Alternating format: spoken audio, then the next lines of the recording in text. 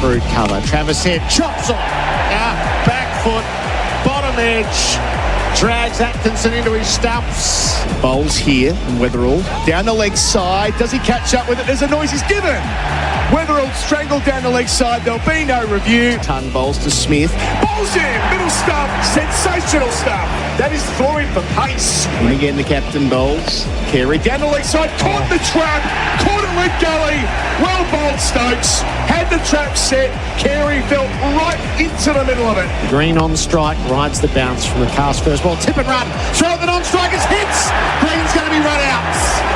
Disastrous for Cameron Green. What a waste. Tun's got 4. He's bowled beautifully. Southern end delivers here. Bowled. Caught at second slip.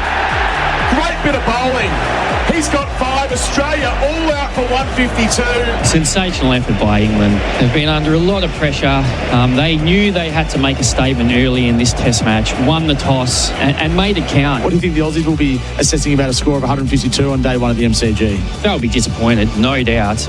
Anytime you get bowled out for 152, you are. The ball definitely nipped around a bit there with the new rock, so it was just a matter of trying to find ways to put pressure back on their bowlers. England landed the first blow with its best bowling performance of the tour that tightened the questions around aspects of Australia's batting. Stark over the wicket to him. Duckett pops it up in the air. He's gone. Caught and mid-on. He should just keep walking to Tullamarine. Edging. Caught. Speckle's gone. Nice has made the breakthrough. Umpire gives it belatedly. The rout is on here. Stark over the wicket, bowls to Crawley. Full edge caught. Crawley's gone. Catch taken at second slip. Steve Smith. Stark's got 2. We might try to break more records today. How many wickets can fall on a Boxing Day? Last chance is over. Nisa to root yet to score. And he is caught behind. Has it carried? Nisa thinks it has. Brooke wrapped on the pads. Boland got him. Stone dead. LBW pinned in front. Holland to Jacks. Jacks is cut in half. Has he got it inside edge? He has. Bowler at the MCG again. Nisa bowls. Out. Caught at second slip. Stokes is gone. He can't believe it. Last ball of the over. Nisa in bowl. Short ball. Taken on. Top edge. Down to fine leg. It's carried. It's gotten there. Casters hold out as well. Atkinson on the move. Opened his stumps up. Got bowl. England all out for 110. And it'll be the first time in 74 years that 20 wickets have fallen on day one of a test match in this country. Wow. What just happened? 20 wickets. Yeah, it looks like England was shot. The way they played in that innings, yes, it was doing a fair bit out there, but they just didn't want to know about it. It feels like they're already on the BA flight home, and we haven't even hit Sydney yet. I hope we play a very positive brand of cricket. We try and put pressure on the opposition and take it back to them. Obviously didn't work as well today, but we're going to come back again. But Australia landed the heaviest blow. It's bowling far too good for an England batting lineup that boarded on concession, ensuring the margins are tight in a low-scoring match. 10 millimetres of grass. It's a bit soft underneath. It's going to swing. I think the pitch is doing too much, if I'm brutally honest. Test match bowlers don't need this amount of movement to look threatening. I think the pitch did too much. I'm looking at 4 or 5 days of test match cricket. That's when we want to see these players tested on the pitch. That it does something, but then it deteriorates. Then we see a bit of spin. There's no chance in a million years that spin will play a part here. That can't be good for the test game. I hope it doesn't quicken up and nip more, because I think it will be a 2-day game. I can't actually see it going much longer if it's like that. Let's just remember that this pitch is as it is because of this man. They changed that pitch. It was too easy to bat on and made it more bowler friendly because of Sir Alistair Cook. So it's your fault. Go and say sorry to those batters. The ground staff walking towards the chief exec. Not sure they're going to get too much in the way of a pay rise if they're asking about how good the surface is. And it hasn't been great. Too much grass on the pitch. Will it be over tomorrow? A bit of a whirlwind. A lot of wickets fell, but going into it, you kind of knew it was going to nip around with the amount of grass there, but traditionally it can flatten out here, so we'll see how it pans out. And a record crowd for Test cricket. Witness deeds that are unnatural for the long form of the game, and the guilty party lies in the middle of the MCG, covered by 10 millimetres of grass. This is day 2 of the Boxing Day Test on SEN Test Cricket. Live across Australia and around the world on the SEN network. The Ashes on SEN Test Cricket. Stranger things dropped on Boxing Day, and it wasn't just on Netflix. An existential crisis. What is Test cricket in 2025? 20 wickets, 264 runs, 457 balls. Was it just me, or the ropes around the pitch just set a little bit deeper today? CSI MCG, who done it? Shoddy batting or that vicious strip in the middle of the ground? The Bunnings build-up. Victor made for Australia. Goodness me. 152, 110 and none for 4. There was a lot to digest last night. Simon Katich, good morning. Good morning, Gerard. Good morning, Bucky. All our listeners. Chris Rogers, hello. Morning all. What theories are we running this morning as we reconvene? What's primary in your mind, Kat? I'll go the combo. Yes, definitely what's out in the middle there. There's no doubt. Having gone onto the surface today, I didn't get out right onto it yesterday, but was told about it. It's definitely too furry. Yeah, it was thick, thatchy grass, 10 mil, and the ball has taken some grass with it yesterday, so there are some little indentations from what I could see at both ends. And the combo with England, given where they're at in the series and where a number of their batters are at, both technically and mentally, I think it's a combo of both, because what I saw from Australia yesterday, I thought most of the Australian batters tried to apply themselves. You saw guys get starts, get to 20, 30 and try and make it easy for the next guy coming in. But then what I saw from England was a mindset where they were spooked before they went out to bat, because a number of their players, both Brook and Jacks, ran at the first ball they faced. Now, to me, indicates they've already gone away thinking, I can't bat on this thing normally. But the irony is they end up facing the second ball batting normally and just chop and change. So it becomes a bit of a lottery ticket. Am I going to charge this one? I'm going to sit back. And I think that's the pressure that this Australian attack has created in their minds. And I think a number of them have been tested technically, and a few of them are short of the mark technically with their defence, because they don't practice their defence. Because Bazball is all about hitting the danger front head on and all that, and they just go hard all the time. And it sounds like, having listened to Bharat, watching them at practice, there's no blocking going on, there's no leaving going on. And in these conditions, you have to be a good leaver of the ball, and you have to have a good forward defence. Chris Rogers, what's your overriding thought? Pretty hard to go against that, Kat. I would say too, the interesting thing around selection these days is a lot of times you're picking the players with high attributes, the ones who hit the ball the hardest and score the fastest and those kind of things. You rarely pick the guy who's best defensively. So when they come out and they play on this kind of pitch, they are found wanting. So I just for England's case, would these be the best players defensively? And you'd probably suggest no. They probably have some other players who could, but in their conditions won't be as successful as the players they have selected. So it's a bit horses for courses. And on the MCG, where the ball is doing quite a lot, they have been found wanting. So, it's a challenge for them. How do you adapt to different conditions around the world if you want to be the best team in the world? But clearly yesterday, and it wasn't just England. I think Australia were short of the mark a little bit as well with their batting. So, very tough conditions to bat on. But both sides have got a chance second time around to make amends. And in Test cricket, sometimes that's what it's about. You learn from your mistakes. Can you fix them on the go? And who's going to be the people who stand up and are counted in the second half of the game? 94,199 was the crowd record for a day of cricket at the MCG, world record for attendance for a day of Test cricket.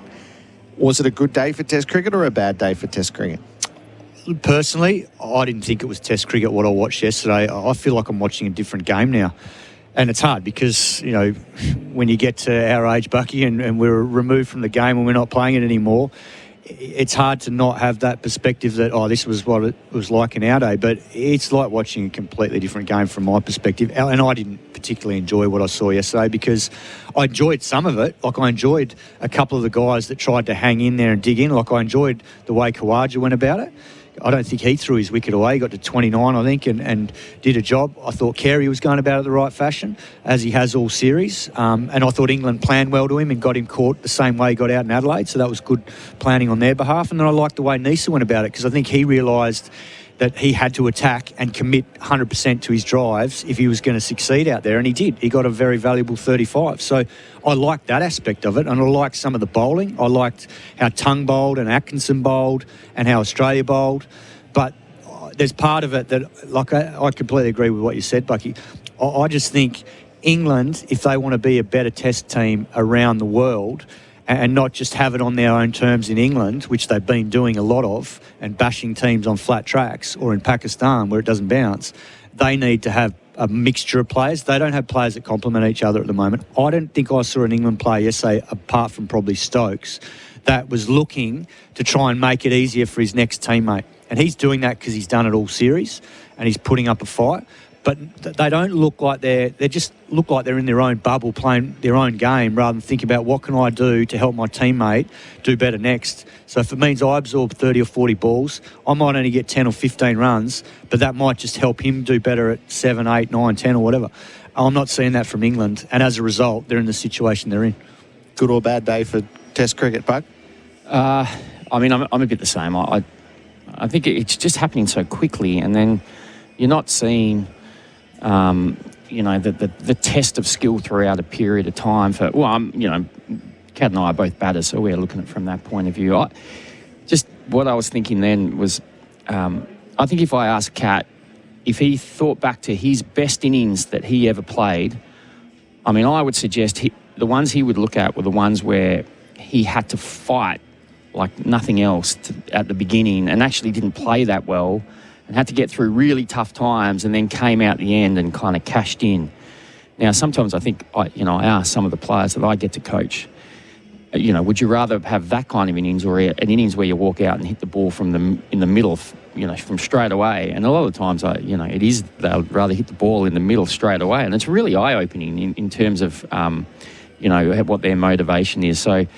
That yesterday was the day where you fought like nothing else, and then got through, and then it got easier as you went along, and then you got a score of substance that made a difference in the game. And the other one I was thinking then too was batting with Mike Hussey, and I just clearly remember him always saying, "Come on, let's do a job for the team. Let's do a job for the team." And that stuck with me throughout the whole of my career, and particularly as a top order batter, how can you help the guys who are coming in? So, for instance, if the opening bowler or the best bowler comes on and he's just begun his spell, you knuckle down, because if you get out, then the next batter has to face a whole spell of that best bowler, and the odds are it's going to go against him. So little things like that. How do you read the game and play as a team?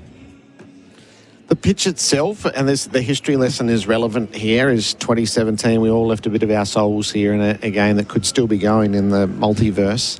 And then in 2018, there was a ball in the first over against India that just never made it through to the keeper. And he went, the pitch was dead. And honestly, dynamite was about the only thing I could think of to fix it. So they've used the grass, and Matt Page has done a brilliant job of resurrecting this pitch. There's been a change in technology with what's underneath, but the grass is his main tool. So 4 years ago, when it was over before lunch on day 3, it was 11 to 12 mils. Last year it was 7 mils in a game that went the duration, and India malfunctioned in the last session, which allowed for a result. But I think everyone was left with tremors going, if you do much more of that, we'll be back where we were. It comes up as 10 mils. Because it's cool at the start and the heat comes midway through the test, which we may not get to. There's a hell of a lot at stake here. Day 3 is sold out. So if Perth was a $4 million refund, Melbourne will be an $8 million refund. And day 4 has sold really well. We're not getting to day 4. So there are a lot of competing forces here. And Todd Greenberg, the Chief Executive of Cricket Australia, will join us in this hour. You know the pitch better than anybody here, Buck, and the experimentation and what's left and what's not. You told us perfectly yesterday it would speed up late in the day, and it did. And some of what Nisa and Boland sent down late was almost unplayable as it got quicker, and then what it does today. What are your impressions as someone who knows all the different variations that they've used? Yeah, I mean, I've spoken to Pagey a bit. They had crisis meetings after that 2018 match against India, and it was a clear decision that this was the way that they were going to go. They were going to prepare these hard, grassy wickets and have a different version of the MCG pitch that had been for many, many years. And I think they went too far. And then I mean, I used to, watch our top order batters around about 2020, 21, 20, and it was really, really tough. Like, it was really hard to bat on and felt for them. But then it kind of came back. And felt he'd got a really good balance. We played on some excellent pitches last season out here, and even this year we played on a pretty good pitch. There must be a reason why he's left more grass on than he has of recent times. That would just be the interesting thing to know why.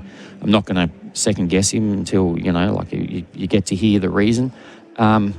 But yeah, clearly, it feels like it was too much in the favour of bowlers yesterday. There was some high class bowling, and as a batter, sometimes you feel it's a bit of a lottery. You almost need to make a bigger mistake and play a miss than make a smaller mistake and edge it.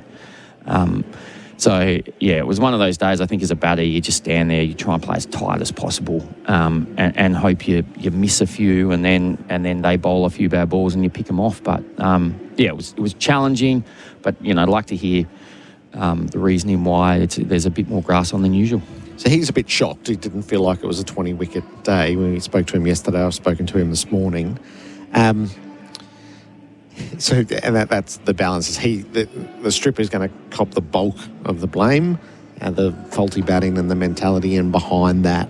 What did you see when you had a feel for it this morning, Simon? Yeah, it just felt really thick and furry, and also it just looks like there's some little markings or indentations from whether it's the seam or the ball hitting that spot maybe repeatedly, which you'd expect would have happened yesterday because someone like Scott Boland, he doesn't miss that patch. Same with Nisa. We saw it in Brisbane, the pitch map for him when he got all those wickets in the Fifer. There's a little handkerchief that goes down and they're consistently hitting balls there. So you'd assume if that ball hits there 2 or 3, 4 times in the same spot, it's going to take grass with it and create that little indent that's potentially going to help the ball seam when it does hit a seam and go, particularly with the wobble seam delivery being used so much now. We saw a lot of it yesterday, particularly Atkinson using it early. So, yeah, from that perspective, and if it's hard underneath, like we saw yesterday, the first session probably was slightly easier because it was slower paced than after lunch when Stokes got the ball in his hand. That it felt like things really started to rush the batter. So, and he's not bowling express pace. So then once Stark gets on it and bowling and these guys that are quicker than him, it's a different ball game. What happens today in the natural course of things, do you think, Buck, with the pitch? I think it starts to settle down. So, traditionally, I would say that the first part of is hard to score. So day one early is hard to score. You tend to play and miss a lot just because of the slow nature of the sidewards movement. And then once it quickens up, it tends to take the edge, which is the end of day one, probably the beginning of day two. But then end of day two into day 3 and day 4 is pretty good. So, England aren't without hope here because you think that they're actually going to get to bat in the best of the conditions. If the pitch just starts to die, the pace goes out of it. And if they can make early inroads this morning, then, the game might swing back a little bit their way. But I guess that lead of however many it was, 40 or 50, it's not just that. I think it's more. Particularly even with the big boundaries and the slower outfield and things like that, you're talking probably, it feels more like 60 or 70. So, it's a low-scoring game at the moment. So every run's going to be critical. But England without hope, I think the pitch will get better. They just have to bowl really, really well this morning and follow the plan Australia showed yesterday, and what they did at times very, very well in the first innings. So the risk for Australia is the World Test Championship final, which was hard to bat on, and then Australia made a mess of the third innings, and by the time the pitch had flattened out, they were down to Stark and Hazelwood, and the chase was a doddle. So the risk for Australia is they don't bat adequately in the third innings and present England the best of the batting conditions for a chase in the mid-200s. Absolutely spot on. We only have to look back to the first test in Perth, where England butchered that third innings of the test, and then by that stage, the end of it, Australia they came back and ambushed England. They knew what they were going to expect in the second innings. They were ready and waiting for anything short, and that's when Head obviously opened the batting, and the wicket started to play, a little bit better as it has in the last few years as the test progresses, and that is exactly what could happen here if Australia do take a bit of the sting out of it towards the end of their innings. But if there's damage early, particularly today, and they lose 3 or 4 in the first session again like yesterday, then that's what could get England back into the test. But that's still a long way to play out, isn't it? I think just the one thing for Australia, that they'll know with this amount of coverage of grass, they'll still be able to create movement, and there still will be opportunities to create chances. So, I don't think it's going to get flat. It just might become a little bit better to bat on. The individual performances from yesterday, so Michael Neser top scored for Australia with 35 and then took 4 for 45, having taken 5 for the last time he played, which was in Brisbane. So I think this has been emblematic of the Australian team right throughout the summer, is when the moment has arrived for each of these depth players, they are so ready to seize their opportunity. And Neser looks the new version of Boland when he finally got his chance. He's a ready-made test player. Yeah, and they've pulled all the right calls at the right times, because they played him in Brisbane when we all thought Lyon would probably play on a wicket that looked pretty flat, 3 mil of grass, and it was a good test wicket up there at the Gabba. I think, what stood out is they're well prepared. Every time they step in, they've either come out of the Sheffield Shield, and Buck knows this better than me because he's involved in it. All the players have come in with a body of work. When you look at England, and I hate to use this example yesterday because this young kid's been set up to fail. Jacob Bethel's 22 years of age. He's played 26 first-class games, doesn't have a first-class 100. He's been set up to fail here. Biggest day in Test cricket in Australia, Boxing Day. Huge pressure for a young kid to walk out there and resurrect their innings at 3.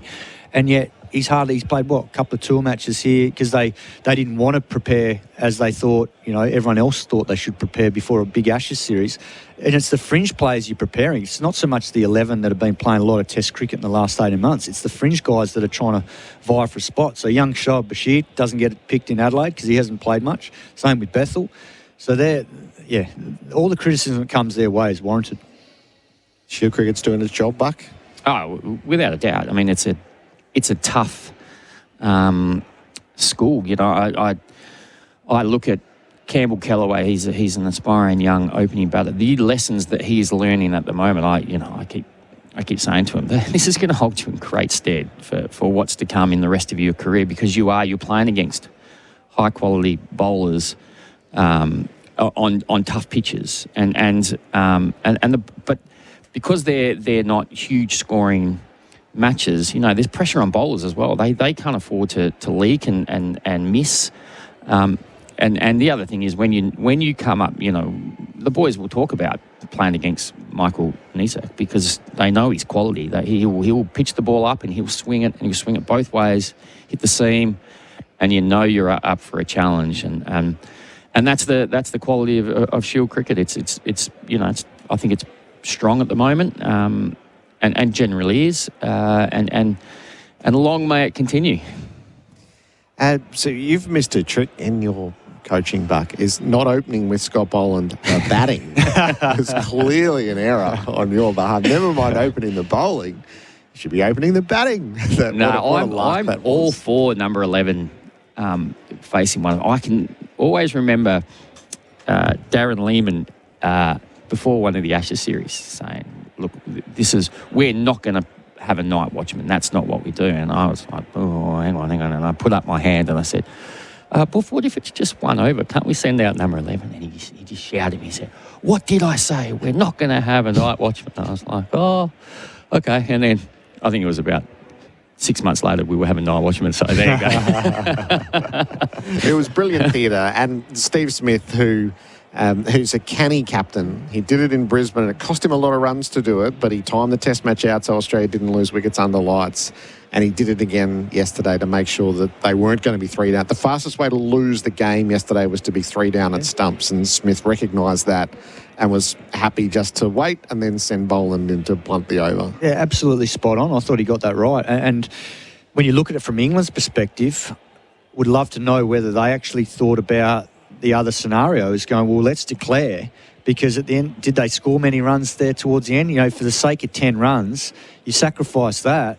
And I know they got the runs, obviously, in Brisbane, but that was a good surface up there. Then here, you go, well, what's more value to us? It's probably 2 wickets late yesterday, and if it's both openers, then you take that every day of the week. Well, you know, if it's 2 overs, Scotty's not walking out. So it was almost the worst case scenario for England that they got bowled out straight with 1 over to go. So then Australia could send out number 11. But yeah, if it had been 2 overs, they declare with 2 overs, then they would have got a proper chance of the openers. Oh. And I know as an opening batter, I've been told, mate, Cam Green, bowl down leg side, please. Just don't hold the stumps. All right, let's see what lies in store. Day 2 at the MCG. Chris Rogers and Simon Katich set us up for it. Michael Neese is going to join us in a moment. Stuart Broad's view as well. This is the Ashes on SEN Test Cricket. The Bunnings Build-Up brought to you by Spec-Rite Mobile Decking.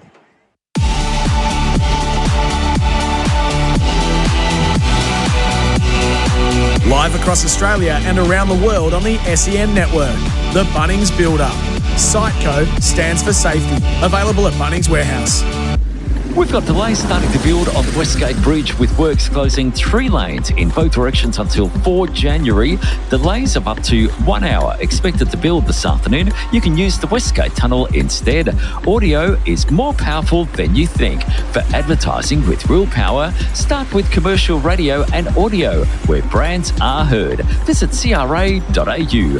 And SEN continues as your home of sport this summer, with every ball of the Summer of Cricket live. The end of year sale is here. Grab the Asus Swift Go AI. Ultra thin, AI powered and lightning fast. Shop now and save at Harvey Norman. Did you know you can watch all your favourite SEN shows on YouTube? Subscribe today. Real people, real products, real fun. No matter who you are, Sexyland has something real sexy for everyone. With Australia's biggest range of sexy costumes, lingerie, couples toys and fun gifts and games for adults. Sexyland. 11 stores in Melbourne and Geelong, open till midnight 7 days a week. Or shop online for 2-hour delivery.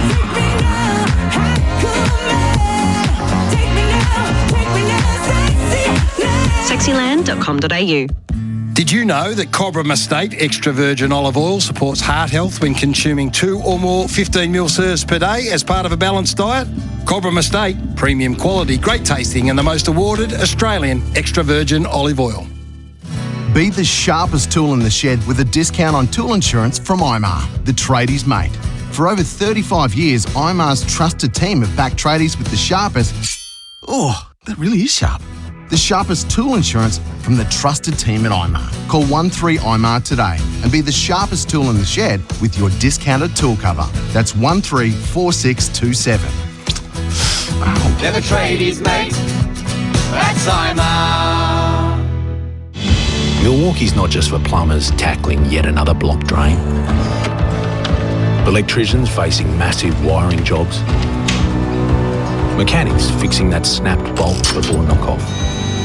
Or carpenters putting that last nail in the frame. It's for everyone in the trade. Not just for today or tomorrow. Forever. Milwaukee. Forever for the trade.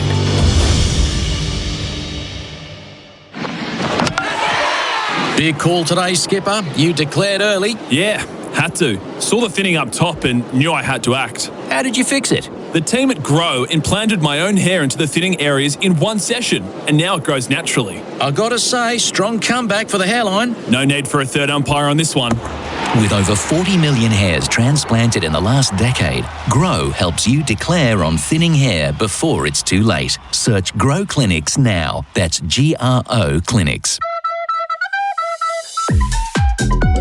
Say yes to a day of batting that finishes with a 2 a.m. battered serve. Say yes to cheap trips so you can do more. Say yes, I dee. Yes, I dee. In this new era of ChatGPT and AI, the tradies of Melbourne have spoken. Us blokes want the real robot. Robots got it. Carpentry, fencing, engineering projects and DIY. Robot building supplies can help you get the job done. Robots got it. The original robot since 1946. Find us in Notting Hill, Sunshine, Preston, Dramana, Pakenham, Coldstream and Darnham. We're robot, but we're human. Robotbuildingsupplies.com.au. ROBOT, Robot Building Supplies. Sherlock Wheelbarrows and Carts, trusted by generations of Aussies. Built tough to last, season after season. The original, still the best. See the full range at sherlocklastslonger.com.au, available at Bunnings Warehouse.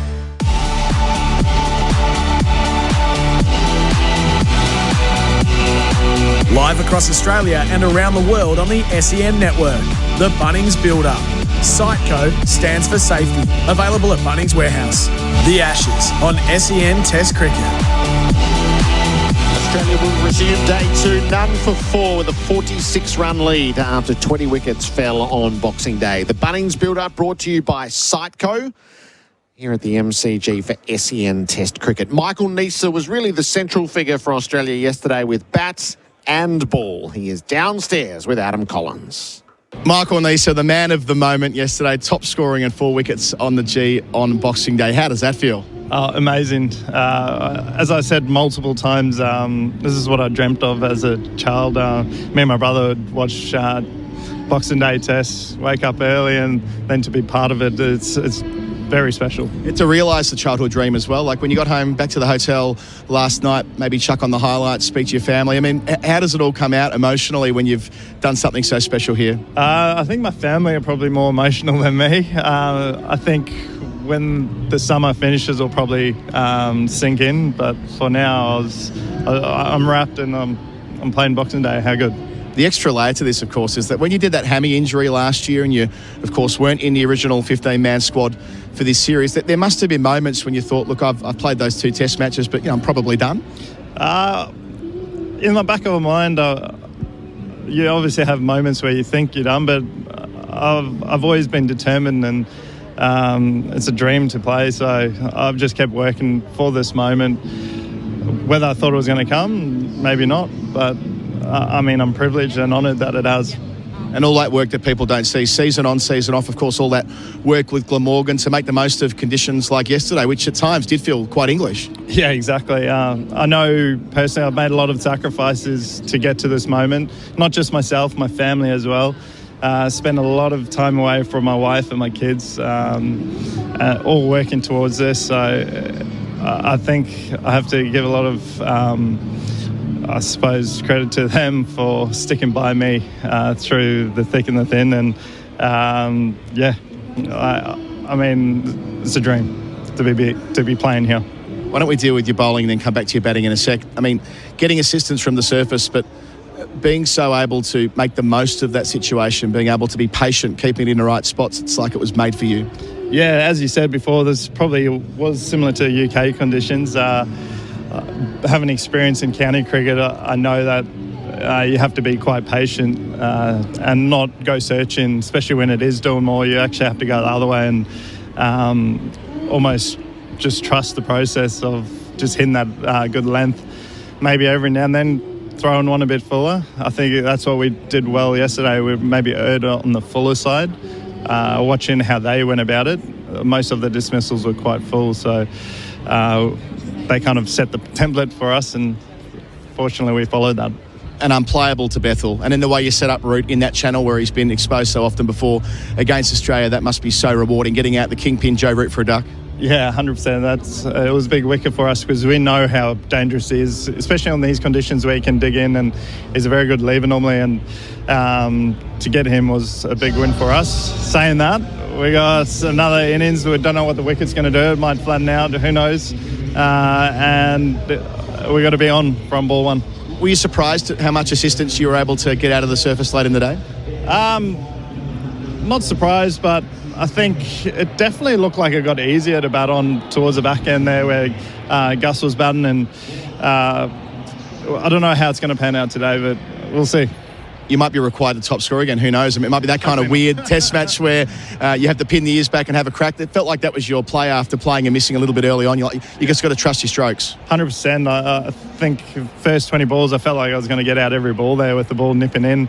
So I thought, oh, bugger this, I'll have to put some pressure back on them and look to score, because I felt like I was a sitting duck out there. Got Travis Head walking out this morning, weirdly, with Scotty Boland. Actually, playing with Scott Boland on the G, let's come back to that for a moment. What a thrill, the reception the crowd give that guy. 94,000 people here yesterday too. Yeah, I know. He can put that on his resume, opening day one at the G. So, no, the crowd loves Scotty, and so do we. He's a class performer, and he's just a great team, man.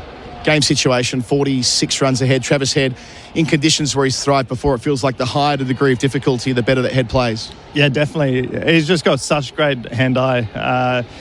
It's so hard to bowl to when a guy who, like Travis, you can bowl the same ball and one could go for 6, the other one could just be a leave, and he just seems to have such great ability to put pressure back onto the bowler and seems to get more mistakes out of them from how attacking he is. Michael Nisa, Australia's superstar on Boxing Day. Well played. Enjoy it. Thank you. Cheers. He's a total ripper, isn't he, Michael Nisa? And a ready-made cricketer for Australia, a star in this series there with Adam Collins. The Chief Executive of Todd Greenberg is about to join us. The Cricket Australia's boss. There's a lot at stake today to get the game into tomorrow, a sellout day 3 at the MCG. This is the Bunnings build-up. Siteco stands for safety, available at Bunnings Warehouse. The Boxing Day test live from the MCG on SEN Test Cricket.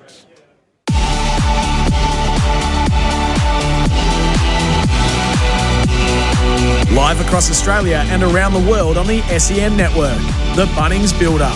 Siteco stands for safety. Available at Bunnings Warehouse. For on-the-go cover, go BizCover, Australia's #1 online business insurance service with over 280,000 small business customers. Join thousands of small businesses who've switched to BizCover for easier, hassle-free insurance. Simply compare quotes, buy online and get instant cover. Looking for insurance for the first time? BizCover is insurance made easy. From tradies to professionals, allied health, retail and hospitality, even small businesses looking to save. Shop and compare quotes for different types of cover in one go at bizcover.com.au. Did you know you can watch all your favourite SEN shows on YouTube? Subscribe today.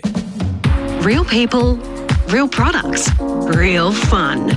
No matter who you are, Sexyland has something real sexy for everyone. With Australia's biggest range of sexy costumes, lingerie, couples toys and fun gifts and games for adults. Sexyland. 11 stores in Melbourne and Geelong, open till midnight 7 days a week. Or shop online for 2-hour delivery.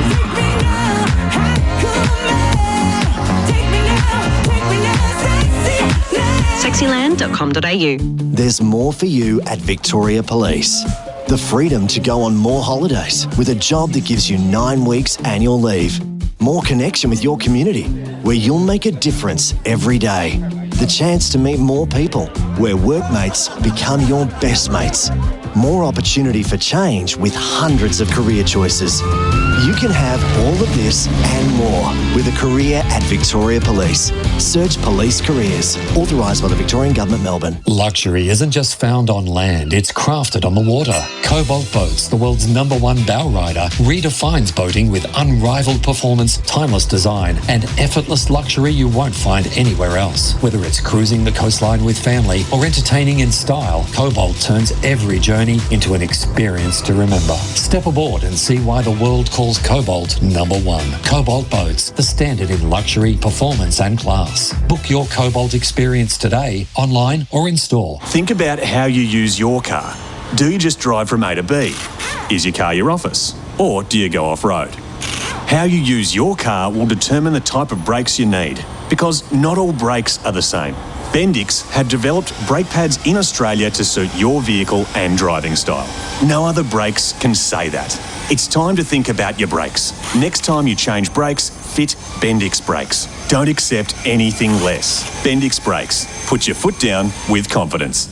If you're a tradie or business looking for some secure storage before Christmas, call a Wilson Storage Business Hub. And right now, December's on us. Move in December and don't pay rent until January. With a range of Business Hub facilities across Melbourne, secure your business assets and equipment before the break. At each Wilson Storage Business Hub, you'll find the cleanest, safest warehouse storage space with logistical support, freight solutions and nightly patrols. Enjoy no lock-in contracts, 7-day access and great security. Run your business from Melbourne's best business storage network. Visit wilsonbusinesshub.com.au. Conditions apply. Get ready for Clean Up Australia Day. Let's get our gloves on Sunday the 1st of March 2026 to give back to a place that we all call home. Register now at cleanup.org.au. Tired of slippery pavements and floors with inferior solutions that fade faster than form slumps? It's not just annoying, it's dangerous. Trips, slips, injuries and the same old costly maintenance. OmniGrip Direct is the smartest surface solution. Quick curing, no smells and made from recycled Aussie materials, it lasts 5 times longer, saving time, money and hassle. Don't use inferior products and get ripped off like a streaker's pants. Do it once, do it right with OmniGrip. Visit omnigripdirect.com.au. Some say 5 days of cricket is a long time. We say it's a good start. At Popolo, we air dry our salumi for weeks, not days. Because like cricket, you can't rush the good stuff. Popolo, made slow.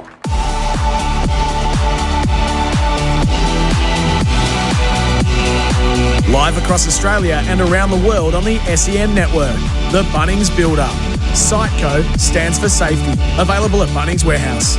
The Ashes on SEN Test Cricket. A world record crowd of 94,199 saw 20 wickets fall on the opening day of a test match for the first time in 74 years. There's a lot to digest in all of that. The Chief Executive of Cricket Australia, Todd Greenberg, joins us in the Bunnings Build-Up Victor 18-inch Classic Cut Mower, available at Bunnings Warehouse.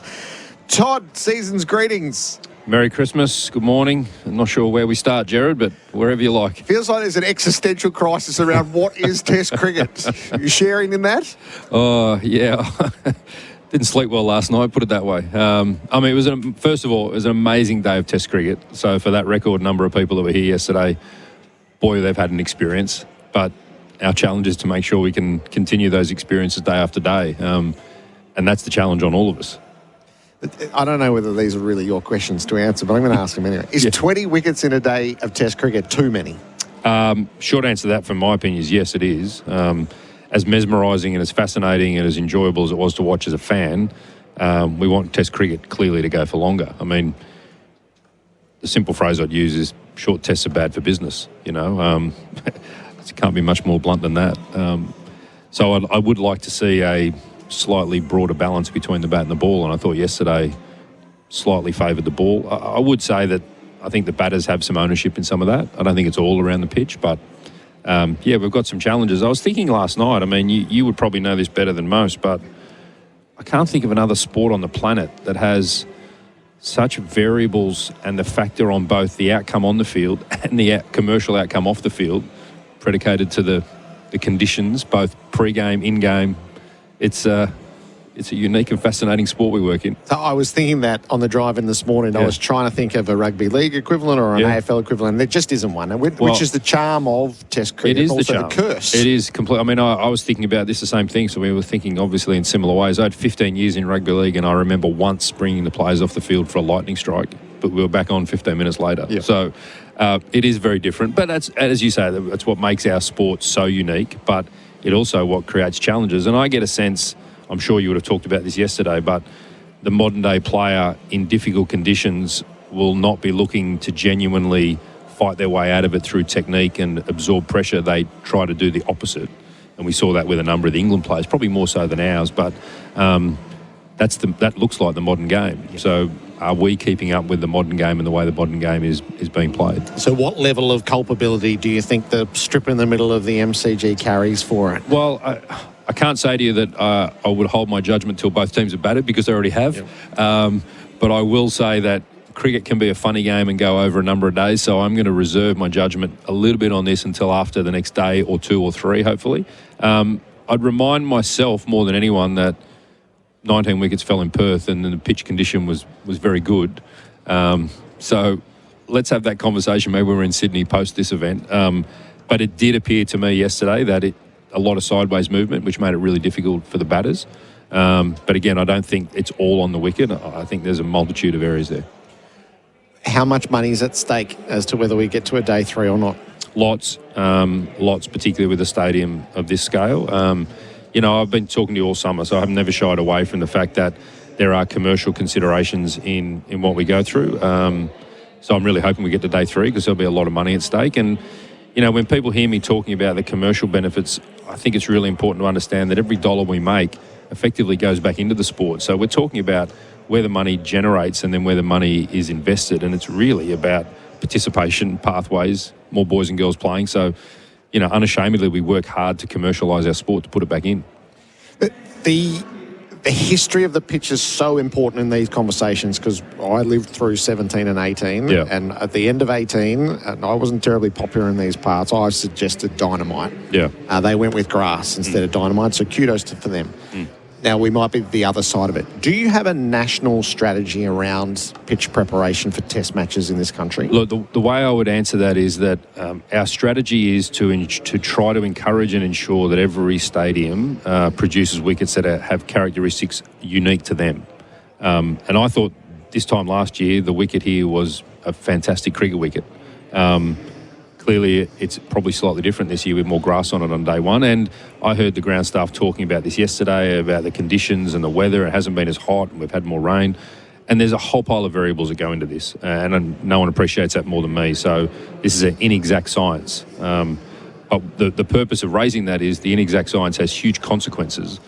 But so there have to be accountabilities on everybody. Me, ground staff, players, we're all accountable. Are you prepared to be more interventionist on that front as a governing body? I think that's something we'll have to look at the end of this series because historically we have taken a hands-off approach on all of our wicket preparation and, as I said, allowed the staff and the conditions in those characteristics to be presented. But it's hard not to get more involved when you see the impact on the sport, particularly commercially. So I'm not suggesting I'm going to go around talking to ground staff, but we do have to have a careful eye on what our expectations are over the course of a summer. And, as I said, short tests aren't good for business. Yeah.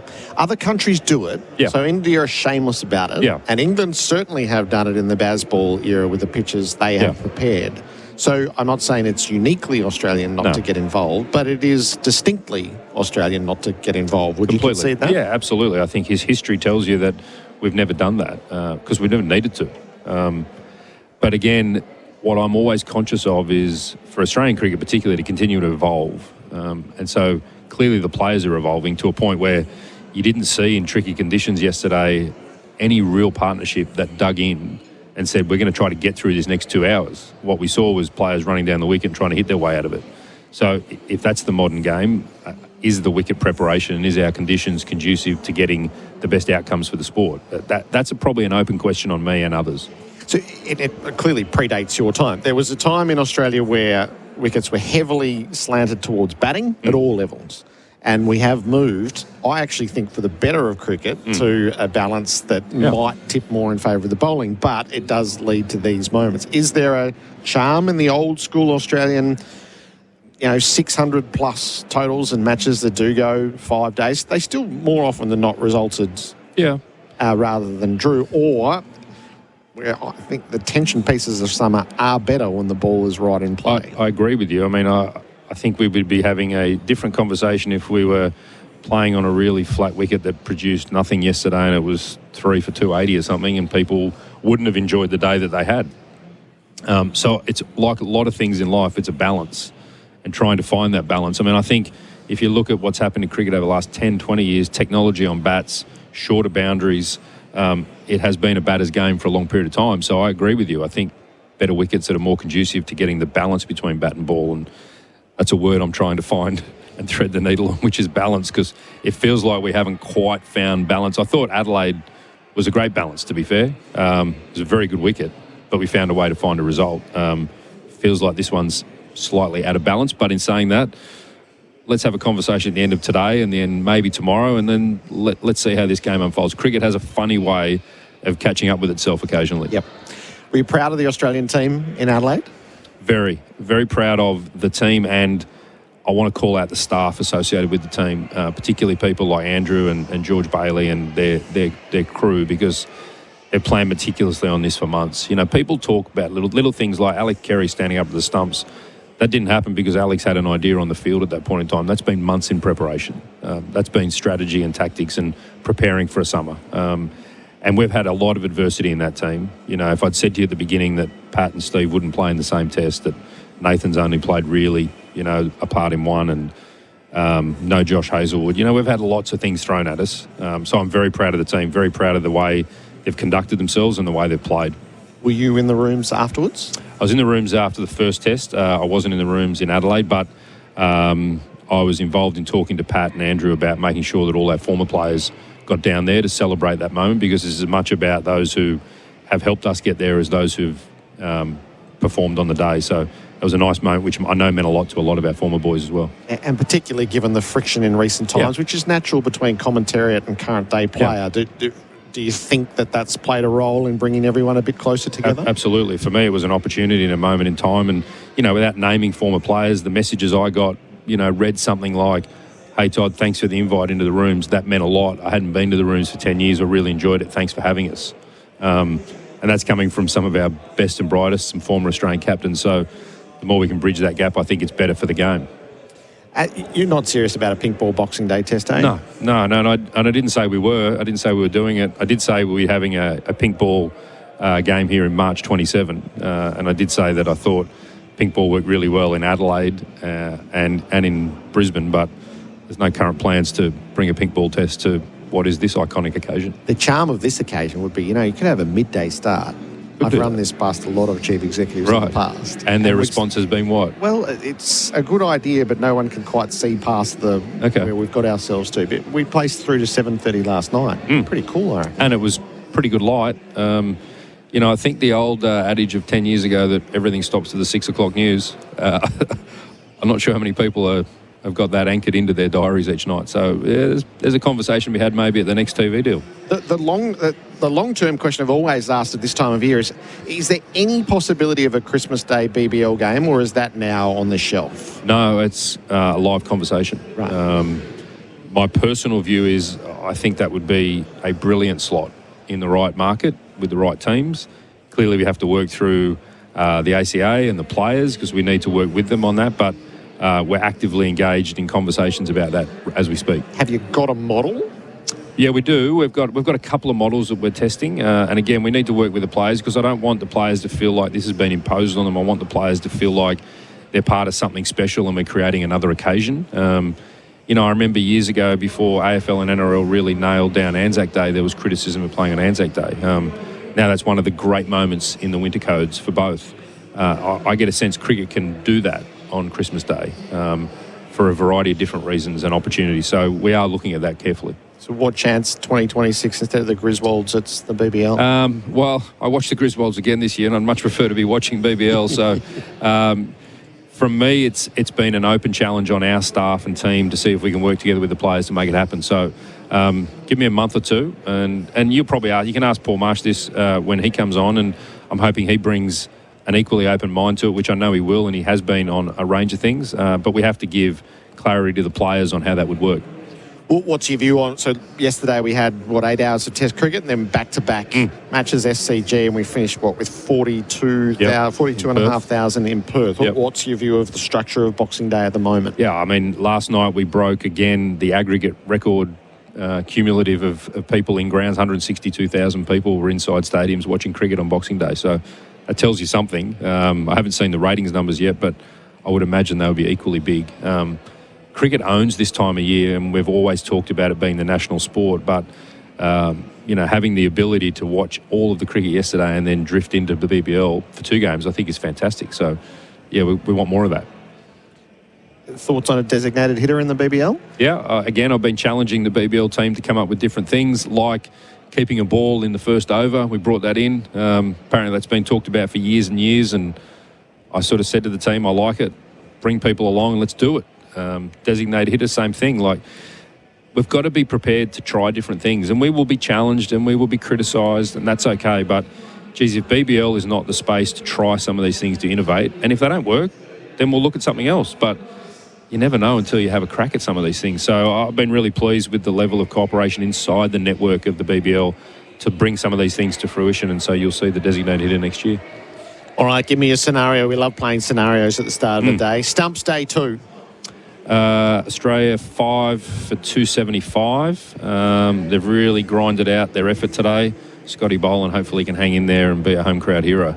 And we'd be here on day 4. That would be exactly in my run sheet. So if you can deliver that for me, that would be the best Christmas gift you could provide, Gerard. So thank you. Todd, thanks for stopping by. My pleasure, thank you. Good on you. Good luck for what lies ahead. The Chief Executive of Cricket Australia, Todd Greenberg, joins us on day 2 throughout the Test summer. Australia none for 4 when play resumes with a 46-run lead. Stuart, Broad and Damien Fleming to give us their view. So a couple of opening batters to get us going and a couple of bowlers who might have enjoyed the conditions next. The Bunnings build-up Spec-Rite Merbau decking available at Bunnings Warehouse from the Boxing Day Test at the MCG.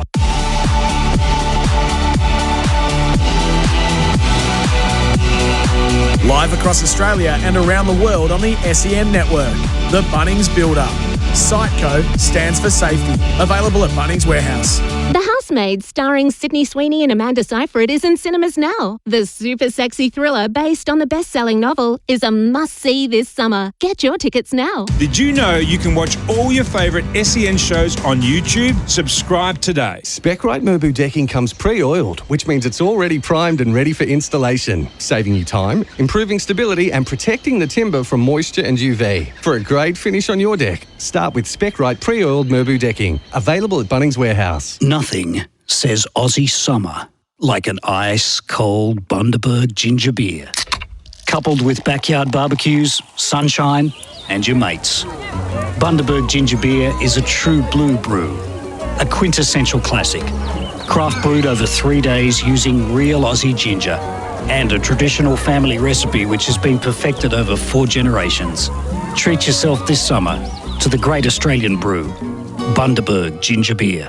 Go Harvey Norman half-yearly clearance. Unbeatable deals store-wide. Up to 35% off Windows 11 computers. 10% off already low prices on selected big brand mattresses and adjustable bases. And up to 50% off rugs. Don't miss Gasmate Odyssey 2-burner barbecue with bonus pizza stone and cast iron dish, just $394. And save $300 on Hisense 503-litre bottom mount fridge, now under $1,000. Best brands, best range. Best clearance prices. Harvey Norman half-yearly clearance on now. Conditions apply. G'day, Flem here. If Program Commercial Painting were a test bowler, they'd take every painting maintenance job's wicket. Repaints, bowled. Graffiti, caught behind. From schools to local businesses, hospitals and beyond, get them bowling for you. Visit programcommercialpainting.com.au. Beaumont Tiles is proud to sponsor Test Cricket on SEN because cricket and renovations are 2 Aussie traditions built on passion and performance. This summer, make your home renovation part of the season. With over 65 years of trusted style and advice, Beaumont's helps Australians create spaces they love, from the family bathroom to the builder's latest project. Visit tile.com.au or your local store. Beaumont Tiles, hard to beat on style. Real cricket fans watch a test match for 5 days straight. That's sustained performance, just like Host Plus, who have sustained strong long-term returns over 20 years. A top-performing super fund? That's a plus. Issued by Host Plus Pty Limited. Host Plus balanced My Super investment option based on super ratings data as at September 2025. Consider the PDS and TMD at hostplus.com.au before deciding. Past performance is not a reliable indicator of future performance. Search Compare Host Plus today. G'day, Alex Carey here from Goodwee. With the warm weather and sun shining, I reckon there's 2 things on everyone's mind: cricket and solar power. The new Goodwee ESA battery system is packed with leading performance and safety features. It's a game changer that's perfect for Aussie households and small businesses. Until the end of March, you can get up to $500 off a battery install, on top of the federal rebate, exclusively with Solar Heart. Visit solarheart.com.au. T's and C's apply. To the doers. Why do what you do? The doer who shows up when worn down, who stretches out when stretched thin, who breathes deep and does it all over again. Whatever your do is, and why ever you do it, by protecting what matters most, at AIA, we'll help you do it for life.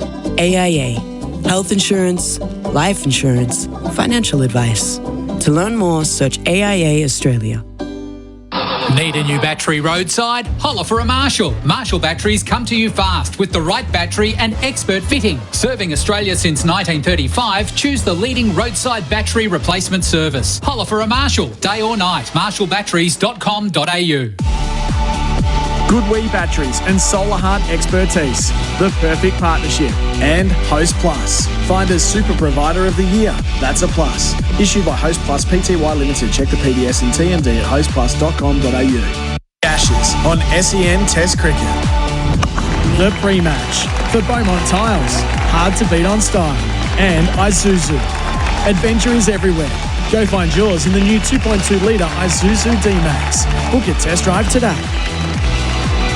An absolutely remarkable Boxing Day, a world record crowd for a day of Test cricket. 20 wickets in a day, the first time that's happened in this country since 1951, and you had to go to the dim days of the earlier 20th century to find corresponding times here at the MCG in an Ashes Test match. So where does today take us? Australia none for 4, the third innings of the Test match after Australia 152, England 110. 46-run leaders, Australia. Scott Boland opened the batting with Travis Head. Our pre-game is for Beaumont Tiles, hard to beat on style, and for Isuzu, test drive the new 2.2 litre Isuzu D-Max. We lived through the day with Stuart Broad and Damien Fleming. Let's check in with Stuart Broad here, not only the English perspective, but the view of a seamer as to how this pitch at the MCG played. He's with Adam Collins. Thank you, Gerard. Yes, Broady, different day to yesterday. Sun shining at the MCG. All the focus on the pitch. Quite remarkable, isn't it, that only the 9th time in Test history where the third innings has begun on day one. Good morning to you. Good morning. Yes, it was an interesting day, wasn't it? One of those days where I got back to the hotel after watching the whole of the Boxing Day. Couldn't really soak in what happened. Like, so much to talk about. The toss felt so long ago, didn't it? And England got themselves in a really good position at bowling Australia out for 152. And then by the end of it, we're walking off a bit devastated, weren't they? So, ultimately, yes, Australia are ahead in this Test match, but England's mindset will be, well, if we bowl really well and put Australia under pressure, this pitch will still do enough. And then hopefully they'll be thinking you could maybe chase 220, 230 in a bit of an ODI chase like Australia did at the Optus. Yeah, and look, England had a great opportunity having bowled out Australia for 152. Bowled out, though, inside 30 overs. How have you reflected on the way they were going about it in that final session? Well, you could tell the heads were a bit scrambled in the sense that I thought Will Jacks's first ball was a really interesting one. Someone who's played really nicely throughout the series with the bat, and he danced down, tried to hit his first ball over Scott Bond's head for 6. That's a preconceived idea because they're nervous on the pitch. So, when Cam Green and Nisa were batting, what was the ball then? Sort of 35 overs old, and it didn't look overly threatening, did it? I just wondered, Ben Stokes comes in, the ball's 6 overs old. And Will Jacks comes in, the ball's 15 or 18 overs old. Be interested to see what this ball pitch does if a ball gets to 40 overs old, and it's just whether the teams feel like they can do the hard yards to get there, or whether they feel like they've just got to score the runs before a ball's got their name on it. And such a difficult task against those Australian quicks early on who were unrelenting and went through the top order, which has been a theme of the series, of course. Yeah, some good balls as well. It's amazing how the flow of Test match cricket just keeps you so intrigued. Ben Duckett played the sort of shot where you've been on the front page of the newspaper and your head's all over the place to get caught mid-on. And then thought Jacob Bethel got an absolute beauty. Very difficult to play that as a left-hander, particularly when he's probably never faced anything of that quality before. Zach Crawley, you get a couple of good balls and you're under pressure. I don't think Harry Brook had done anything about his delivery. Joe Root, it was sort of a carbon copy of how Pat Cummins got him out in Adelaide. So I think Australia were relentless in the areas they hit. And actually, they're the easiest days to bowl. Yes, there's pressure to get people out, but you don't have to chase anything. You don't have to do anything particularly different. You have to just hit the top of the stumps as relentless as you can. And when you've got Michael Nisa and Scott Boland, who that's what their job has been for the last 20 years, they're going to be pretty relentless at doing it. You mentioned Harry Brook as well, going at his first ball the way that he did. It becomes almost an emblem for the way that England have thought about the surface. You've been out there just before. I mean, what do you make of the 22 yards that matter most? Well, yesterday, before the toss, I spoke to someone on the on the pitch and just said, look, what do you think? And he said, I think it's a bat first because day 2 will do more than day 1. Well, I hope it doesn't do more than day 1 because day 1 went all over the place. But what I was looking for and what I used to look for as a bowler, I'd like to look at the pitch every morning and see if there's a particular area that I could aim for and if there's any damage to that surface. And I think there's indentations in the surface that now the pitch will harden up slightly, which will bring in indifferent bounce and seam. So I can't see this pitch flattening out today. It might do tomorrow potentially, but I think this pitch will still move, particularly with England having a brand new ball this morning. I think Ben Stokes has to open the bowling. It just feels the most obvious thing in the world to me. You can't let Travis Head get to 30 before we blink and bring on Stokes, who affects the game. He's one of our best pitch-up bowlers and brings stumps into play. So I would go Gus Atkinson, Ben Stokes to start with Josh Tongue as my first change. Yeah, something to aim at, certainly, at both ends of the pitch. And, yeah, you mentioned Josh Tongue there. 5 for 45 yesterday, pitching it up, getting rewarded for it. I think as soon as Labuschagne and as soon as Steve Smith come to the surface, he gets the ball. You know, he's got Steve Smith out every time in red ball cricket he's bowled at him. So there's something that Steve Smith isn't lining up particularly well, a bit like Joe Root does with Pat Cummins. And, he's got a slightly unusual action, Josh Tongue, and he's bowled some really good balls. I think the ball to Steve Smith and Michael Nisa yesterday were superb, almost unplayable when they nipped back and hit the middle stump. So, yeah, England have got some hope there in the sense that this pitch will continue to move, and if they bowl well, they can restrict a lead to maybe a 220. And like we saw with Travis Head in Perth, if you've got a small chase and someone comes off at the top of the order, you stand a very good chance of winning. So, it's going to be a result. There's absolutely no doubt about that in this Test match. Whether it's today or tomorrow, I'm not sure. Do you think there's too much assistance to quicks in Test cricket at the moment? There's maybe been an attempt to redress the bat over ball imbalance maybe 6 or 7 years ago, and now around the world we're seeing the ball dominate the bat in a way that is a little bit out of kilter? In Australia particularly, I think England, in the English summer, England played India and every single test went 5 days and there's a lot of runs scored. I think Australia, you see that list of the 5 pitches that have moved them out most. 3 of them are in Australia. Centurion and the Basin Reserve in Wellington are the other 2. So I think the Australian pitches have gone the other way. And Test match bowlers do not need as much assistance as this MCG pitch has given them. They just don't need it. They're the best in their country at what they do. They don't need this level of help. And it's yesterday was not a fair balance between bat and ball.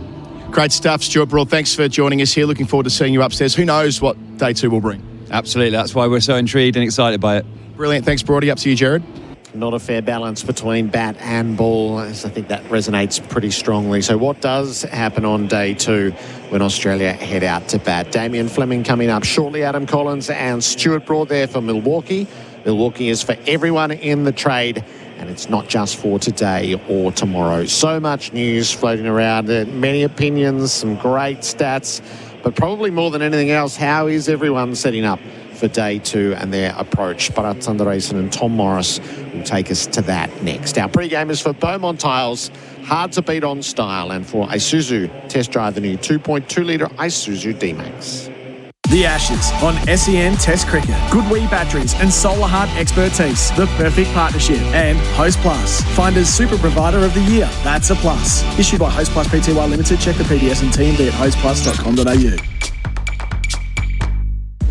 We've got delays now easing after an earlier crash on the Monash Freeway at High Street with all lanes open and a breakdown in Nunawading on Springvale Road heading south at the Eastern Freeway with one lane closed. It's the sales season at David Jones. Don't miss out on up to 50% off selected fashion. Pay it in full with Afterpay. T's and C's apply. Australian Credit Licence 527911. And SEN continues as your home of sport this summer with every ball of the Summer of Cricket Live. Want SMS updates during a power outage? Give your contact details to your electricity retailer. For more power prepared tips, visit ausnet.com.au/AMP. Did you know you can watch all your favourite SEN shows on YouTube? Subscribe today. Did you know Steve Smith has an oat milk brand? No. Yeah, it's Aussie made with Aussie oats and no seed oils. OMG, what's it called? Well, that's it. Huh? OMG oat milk goodness. The everyday Aussie champions. Get yours in the fridge at Woolworths. Go Harvey Norman half-yearly clearance. Unbeatable deals store-wide. Up to 35% off Windows 11 computers. 10% off already low prices on selected big brand mattresses and adjustable bases. And up to 50% off rugs. Don't miss Gasmate Odyssey 2-burner barbecue with bonus pizza stone and cast iron dish, just $394. And save $300 on Hisense 503-litre bottom mount fridge, now under $1,000. Best brands, best range, best clearance prices. Harvey Norman half-yearly clearance on now. Conditions apply. At Capital.com, we know markets don't wait. They bounce, crash and soar, sometimes before the first innings is over. Markets move fast, so should you. Capital.com, a trading platform without delays. Refer to Capital.com Australia's PDS and TMD, AFSL 513393. For over 40 years, Cox Auto Service Centre have been helping car owners of Melbourne keep their vehicles going from A to B. Family-owned South Melbourne-based Cox Auto Service Centre service and maintain all vehicle makes and models without voiding warranties and without the dealer's price tag. State-of-the-art workshop, diagnostic tooling, a fleet of 15 courtesy cars and even complimentary hand wash and vacuum, Cox Auto Service Centre makes servicing your car easy without paying dealership prices. The car service Melbourne trusts, coxauto.com.au. The Toyota Tundra is all about hitting the road in the most enjoyable way possible. Combining supreme comfort, luxurious space, and backed by a 3.5-litre V6 twin-turbo engine, Tundra delivers exhilarating performance with seamless acceleration. It's our most powerful Toyota yet. But power like this can't be described. It has to be felt. And the feeling starts here at your local Toyota dealership. Book your Tundra test drive today. Oh, what a feeling. Toyota. Spec-Rite Merbau decking comes pre-oiled, which means it's already primed and ready for installation, saving you time, improving stability and protecting the timber from moisture and UV. For a great finish on your deck, start with Spec-Rite pre-oiled Merbau decking, available at Bunnings Warehouse. G'day, Alex Carey here from Goodwee. With the warm weather and sun shining, I reckon there's two things on everyone's mind: cricket and solar power. The new Goodwee ESA battery system is packed with leading performance and safety features. It's a game changer that's perfect for Aussie households and small businesses. Until the end of March, you can get up to $500 off a battery install, on top of the federal rebate, exclusively with Solar Heart. Visit solarheart.com.au. T's and C's apply. Ring-a-ding-ding! It's almost time to celebrate. This New Year's Eve, elevate dinner with award-winning Farm 88 from Tasman Butchers. Indulge in a pasture-fed yearling beef porterhouse steak, beautifully juicy and full of flavour. Or impress with a pasture-fed lamb rack, tender, elegant and made for a special night. It's premium Farm 88 quality, created for people who truly love great food. Celebrate in style and ring in the new year with award-winning Farm 88. Available now at Tasman Butchers, the meat specialists. Fresh, local, delicious. Goodwee Batteries and Solar Heart expertise, the perfect partnership. And Host Plus, Finder's Super Provider of the Year. That's a plus. Issued by Host Plus Pty Limited. Check the PDS and TMD at hostplus.com.au. The Ashes on SEN Test Cricket. Our pre-game is for Beaumont Tiles, hard to beat on style, and for Isuzu. Test drive the new 2.2-litre Isuzu D-Max. When you jam so much into one day, there are so many threads to pull the next morning, just digesting it, dissecting it, and then placing it in its right context, as well as figuring out what comes next. Our new ballers are specialists on this front. They're with us for Good Oil for Cobram Estate, Australian extra virgin olive oil. Bharat, Sundaresan, hello. Morning, Gerard. Tom Morris was seen here last night just before 9 o'clock waiting for roadside assistance. He lived the nightmare. The two worst things that can happen to your car at a sporting event is A, it gets broken into, and B, the battery goes flat. Tom Morris, hello. Hello, Gerard. Hello, Baz. RACV came and they helped me, and I drove off at about 8:15 last night from the MC. I got some seriously bizarre looks, Gerard. Geez, I got some weird looks. I was waiting for my car. It was just one of those days with you in the car, right? The security guy, Anton, asked us to drive through traffic, or through incoming traffic, human traffic, to get to your spot. And if it went to court, I would be in trouble, because I was the one who pressed the distress light, because you didn't even know where it was in your car. I didn't know where the hazard light was, no. And then the security guard sent me an Instagram message at 2 p.m. saying you've left your hazard lights on. So anyway, it was a dark day, Gerard, but looking forward to today. The image of the hazard lights being on all day at the MCG was pretty fitting, to be honest. So, yeah. Good day for cricket, bad day for Test cricket. Where did you land? Not a very good day for Test cricket. And the sad part is that we weren't surprised. And it's become a thing now, Gerard, wherever you go around the world. And once you hear batters in particular start talking about a pitch 1 or 2 days from the Test match, saying, oh, it's dicey, it's going to be very difficult, invariably they end up being 2-day tests or 3-day tests. It almost feels like the approach has changed. It's more preemptive. Just imagine what the pitch is going to do and change your approach even before you go out there and see what's happening. And then invariably when you talk to them in between a test match, like I did to a couple of Australian batters last night, you hear that, it's I got a couple of messages saying, so when was the last time 20 wickets fell on day one on a test in Australia? I said, it's been 75 years. Yeah, no doubt. This pitch is really difficult and it's only going to get more difficult from here. That kind of tells you that we're going to see more of what we saw yesterday from a batting sense, where there's going to be more aggressive batting. I saw Steve Smith practicing as Harry Brooks in the nets this morning. So he's going to come out, and I would be surprised if he doesn't start taking the game on.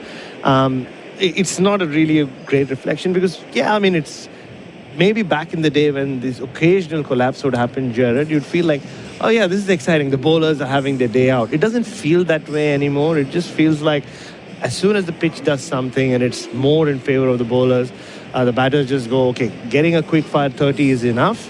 And that's why we're seeing these collapses more and more and more and more, and it's becoming a bit too predictable. I want to pick that up with you on a tick. Good day or bad day for Test cricket? No, I'm with Baz. Not a disastrous day for Test cricket, but and I'd prefer that than 1 for 350, but I don't think it's a great day for Test cricket, no.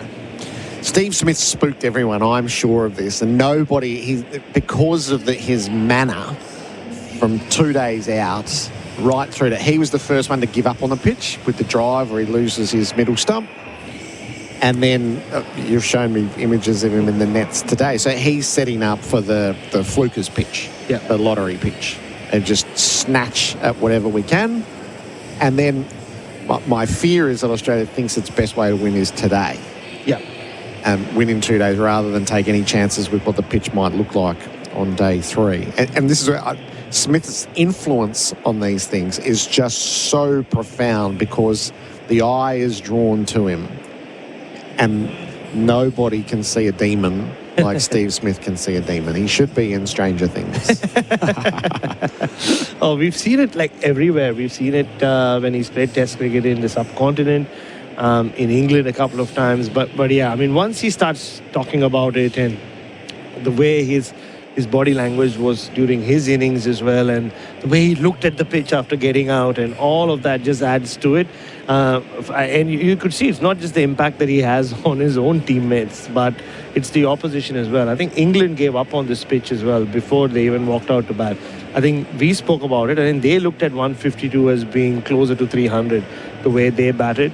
But yeah, Australia want to finish it off before the pitch, or the risk of this pitch drying out, or maybe the sun coming out tomorrow and getting slightly easier to bat on.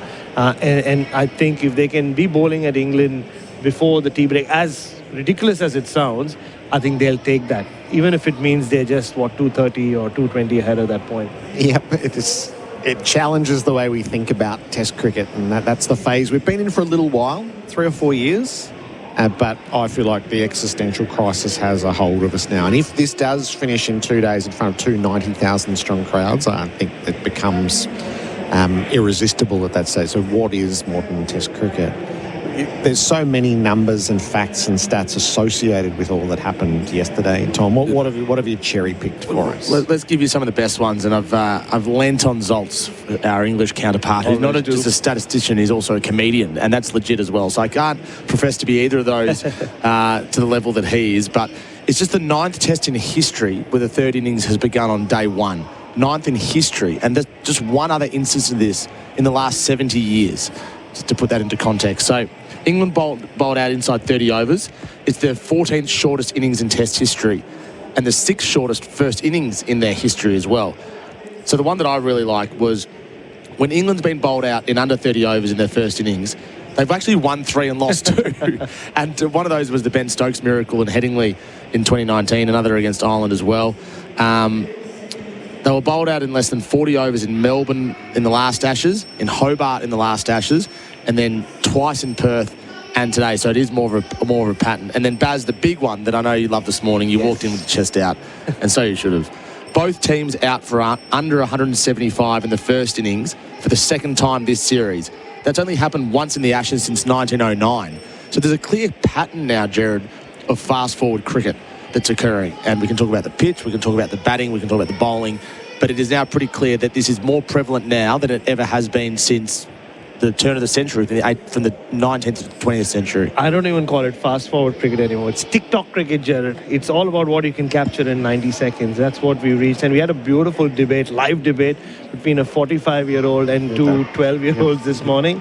And the 12-year-olds were like, this is great, we want it. I think one of the 12-year-olds said that anyway. And the 45-year-old spoke about the death of Test cricket if this goes this way. And I think there is room for this occasionally, but the fact that these collapses, and another one from Zolz was both teams being bowled under 175, well, there was a 43-year period where it had happened once. Now it's happened 4 times in the last 9 tests on Australian soil. And the other thing is, the spinner might be made redundant at this stage, Jerry. We've seen 2 tests where the spinner has been done away with. And if we get the same pitch we got at the SCG last summer, then probably Todd Murphy doesn't play Sydney either. And that is another thing you don't want to lose with Test cricket over here. I started the conversation with Todd Greenberg. It's a much longer conversation, but what should Australian pitches be? So childhood was run fests, 600s, and most of them resulted. And it's not like we died with draws all the time. And then we've had a turn. And I think cricket is better when the ball is more influential, but there is no national curating policy around pitches that have been prepared, and the fact that you've given us the twice in 43 years, both teams under 200, and it's happened 4 times in 2 summers. So that's 9 tests. And who's to say it doesn't happen in Sydney, because that's where it happened last year. So that does go to the what is a summer of cricket in Australia, and whether it is time for that conversation, whether it's time for a level of intervention. There are no answers to these questions at the moment, but they're prominent questions. All I'll say is the pitch heads have come up with a lot of pitch takes from the subcontinent, Gerard. They have been looking at it. There have been a lot of talk about, hey, when this happens in our part of the world, you guys go after us, and look what's happening in Australia, which is where, and we're coming off 2 flat pitches as well, and those 2 are exciting test matches. And what about the MCG test from last year, Gerard? It was a classic, wasn't it? An all-time classic, the way it ended. And that pitch had everything in it. So, yeah, I think Matt Page just got it wrong. I think maybe it's just an error. Maybe he thought it was going to get hotter earlier, or I'm not sure what it did, because for someone who created such a great pitch last year, I think it just comes down to he's made a mistake, and I'm sure he'll put his hand up and admit to it. Well, we hear from Matt Page 3 days out from the Test match, Gerard. I think from a news perspective, when this Test match finishes, I think it would be apt to either hear from him or cricket or the MCC themselves. Yeah, I think Stuart Fox will need to, and he's never shied away from it with pitch problems here in the past. Tom Morrison, Bharat, Sundaresan, our roadside reporters for Marshall Batteries. Holler from Marshall Battery. The pitch has been cleared. The warm-ups are completed for Ream. Steady, hot and strong. The rather thrilling sight of Scott Boland opening the batting with Travis Head is coming up. Our pre-game is for Beaumont Tiles. Hard to beat on style, and for Isuzu, test drive the new 2.2-litre Isuzu D-Max. The Ashes on SEN Test Cricket. Goodwee batteries and solar hard expertise. The perfect partnership. And Host Plus. Finder's Super Provider of the Year. That's a plus. Issued by Host Plus Pty Limited. Check the PDS and TMD at hostplus.com.au. Get ready for Clean Up Australia Day. Let's get our gloves on Sunday the 1st of March 2026 to give back to a place that we all call home. Register now at cleanup.org.au. Did you know you can watch all your favourite SEN shows on YouTube? Subscribe today. What's better than winning the match? Winning the series. Host Plus has been named Finder's Super Provider of the Year, judged on strong performance, low fees and great investment options. That's a plus. Awards and ratings are only one factor to consider. Issued by Host Plus Pty Limited. Past performance is not a reliable indicator of future performance. Consider the PDS and TMD on our website before deciding. Search Compare Host Plus today. For 100 summers, Pope has been in the backyards of Aussie homes, keeping lawns lush and gardens thriving. And just like backyard cricket helps grow our future Ashes stars, we're celebrating how Pope has helped grow gardens for generations. From hoses, sprinklers, reels and carts to tap timers and irrigation, Pope's got the gear to keep your patch going strong. Pope, celebrating 100 summers together. Available at selected hardware and garden stores. Find out more at gardeningwithpope.com.au. You asked, and Macca's heard. The fan favourite is back at Macca's. The iconic Chicken Big Mac is back for a limited time only. Tackle 2 juicy Aussie chicken patties, lettuce, cheese, onions and pickles, all stacked between a beautiful soft sesame seed bun, and finished off with the iconic special Big Mac sauce. So, sweep into Macca's and pick up a Chicken Big Mac in between bowling spells or after the game. The Chicken Big Mac. Ho-ho! Hurry into your local Macca's before it's gone. We grew up watching classic catches on the telly, impersonating those gags about 2 for 22, and dreamt of hitting centuries in backyard cricket, all in the shadows of the Aussie shed. Best Sheds design and produce quality Australian manufactured sheds. Standard or customised, their batting lineup of sheds comes in all sorts of shapes and sizes. And in true blue Aussie fashion, Best Sheds gives you a 20-year manufacturer's warranty. Best Sheds, raise the bat. Visit bestsheds.com.au. Stop what you're doing. The Chemist Warehouse Boxing Day half-price vitamin sale is on now. Get half price off RRP on selected big brand vitamins like Bioglan, Fusion, Ethical Nutrients, Caruso's, half price. Lifespace, Blackmore's, Nutrilife and Swiss, half price. Pentavite, Crampy, Synovus and Manuka Health, half price. Find more half price vitamins in-store and online. Sale ends December 31. Exclusions apply. Exclusive box sizes. Retail limits apply. For half price vitamins, shop at Chemist Warehouse and stop paying too much. Need a new battery roadside? Holler for a Marshall. Marshall batteries come to you fast with the right battery and expert fitting. Serving Australia since 1935, choose the leading roadside battery replacement service. Holler for a Marshall, day or night. marshallbatteries.com.au. Robot Building Supplies is a family-run business and understands the value of being home with the family. Robot's got it. That's why they have supplies to help you build a man cave, a kid's game room, a tool shed. Robot's got it. Helping build family time and man caves since 1946. Robot's got it. Robot Building Supplies. Notting Hill, Sunshine, Preston, Dramana, Pakenham, Coldstream and Darnham. We're robot, but we're human. robotbuildingSupplies.com.au. ROBOT, Robot Building Supplies. When the makers of better beer asked themselves, how can we make beer better? They knew it had to be crisp and refreshing, but the best bit? It had to be zero carb, zero sugar, and low in calories. So the Better Beer Company was born, the healthier alternative that's become the dream beer of beer lovers around the country.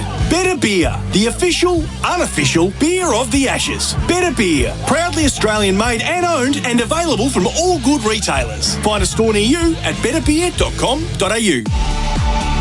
Goodwee Batteries and Solar Heart Expertise, the perfect partnership. And Host Plus, Finder's Super Provider of the Year. That's a plus. Issued by Host Plus Pty Limited. Check the PDS and TMD at hostplus.com.au. The Ashes on SEN Test Cricket. The first session for MEGT. Sign up your next apprentice with MEGT. Day 2 of the Boxing Day tests. Do we get through it? Or does it come to its fruition here? 90,000 expected, beautiful sunshine, fluffy white cloud overhead. It's 17 degrees, heading for a top of 22. The weather for Goodwee Batteries and Solar Heart Expertise, the perfect partnership. Our pre-game is for Beaumont Tiles, hard to beat on style, and for Isuzu, test drive the new 2.2 litre Isuzu D-Max.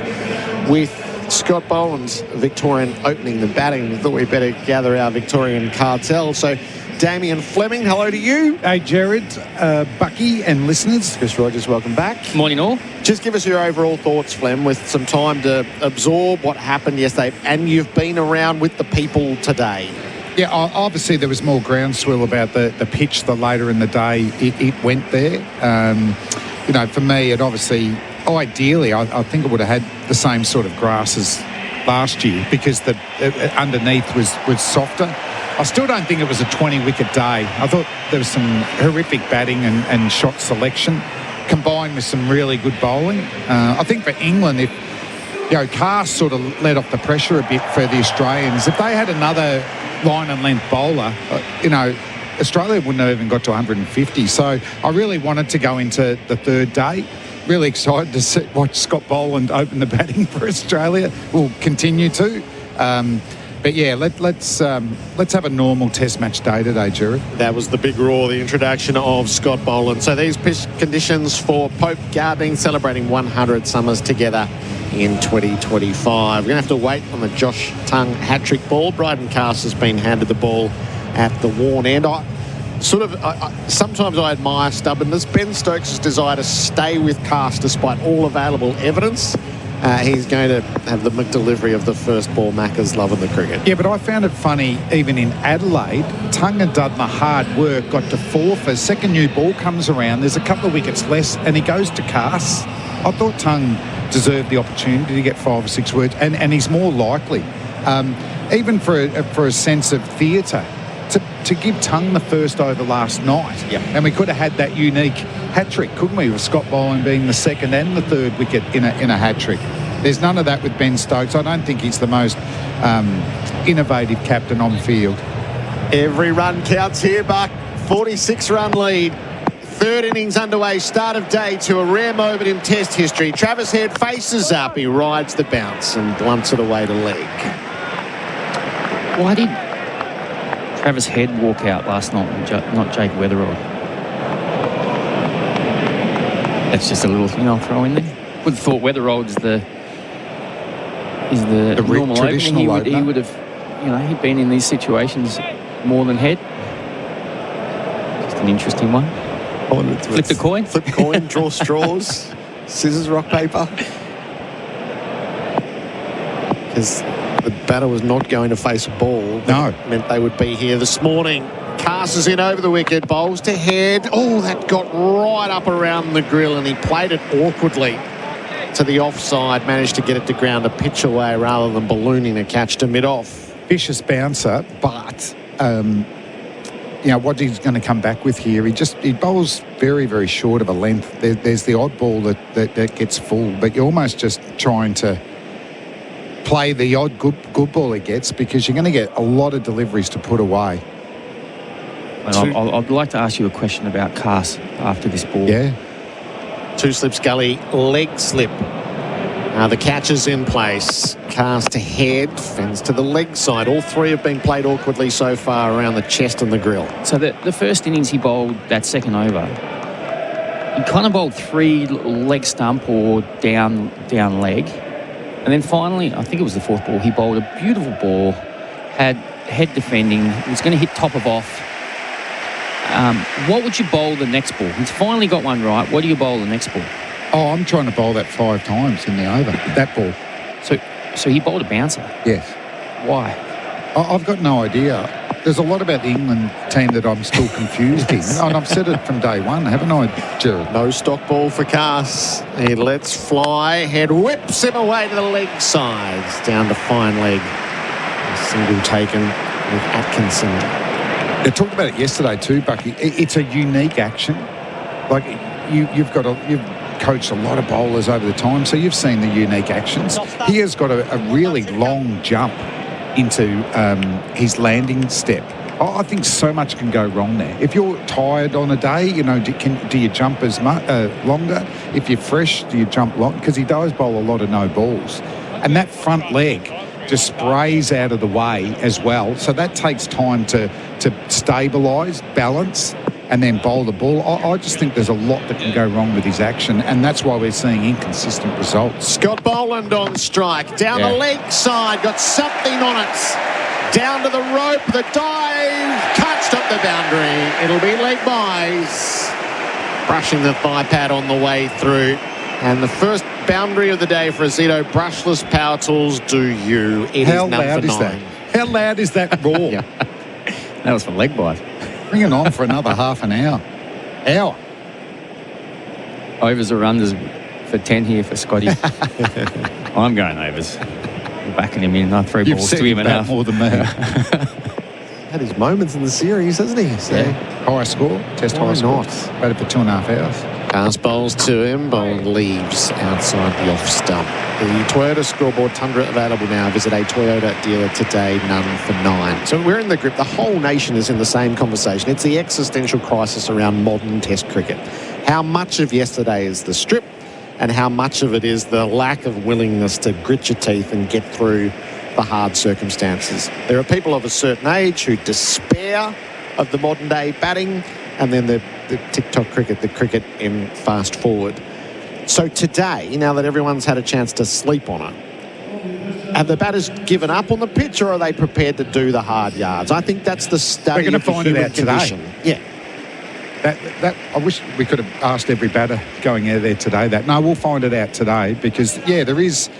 I was at a function this morning and, you know, a father come up and said, I've taken my son yesterday and I want to train him to watch Test match cricket. He's watching a lot of BBL. So, but the kid loved it. It was just like a BBL game, but in whites. And he's going, no, I want to get to day 3 and day 4 and learn about the beautiful ability to play long innings and bowl long spells when you're bowling. It's definitely a balance of both. I mean, we saw a very good Test pitch in Adelaide, didn't we? Gus Atkinson around the wicket, bowls. Travis Head forward defending, bat pad tight together. It went for 5 days and it provided spin.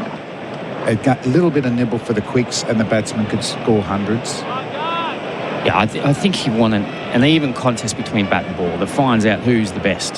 That's generally how you want it. Just a side note here, Flem. Once again, I'm confused. Didn't Atkinson get Head bowling over the wicket in the first innings? Cutting too leg close slip. to his body, yeah. Atkinson to Head, full, defended to mid-off.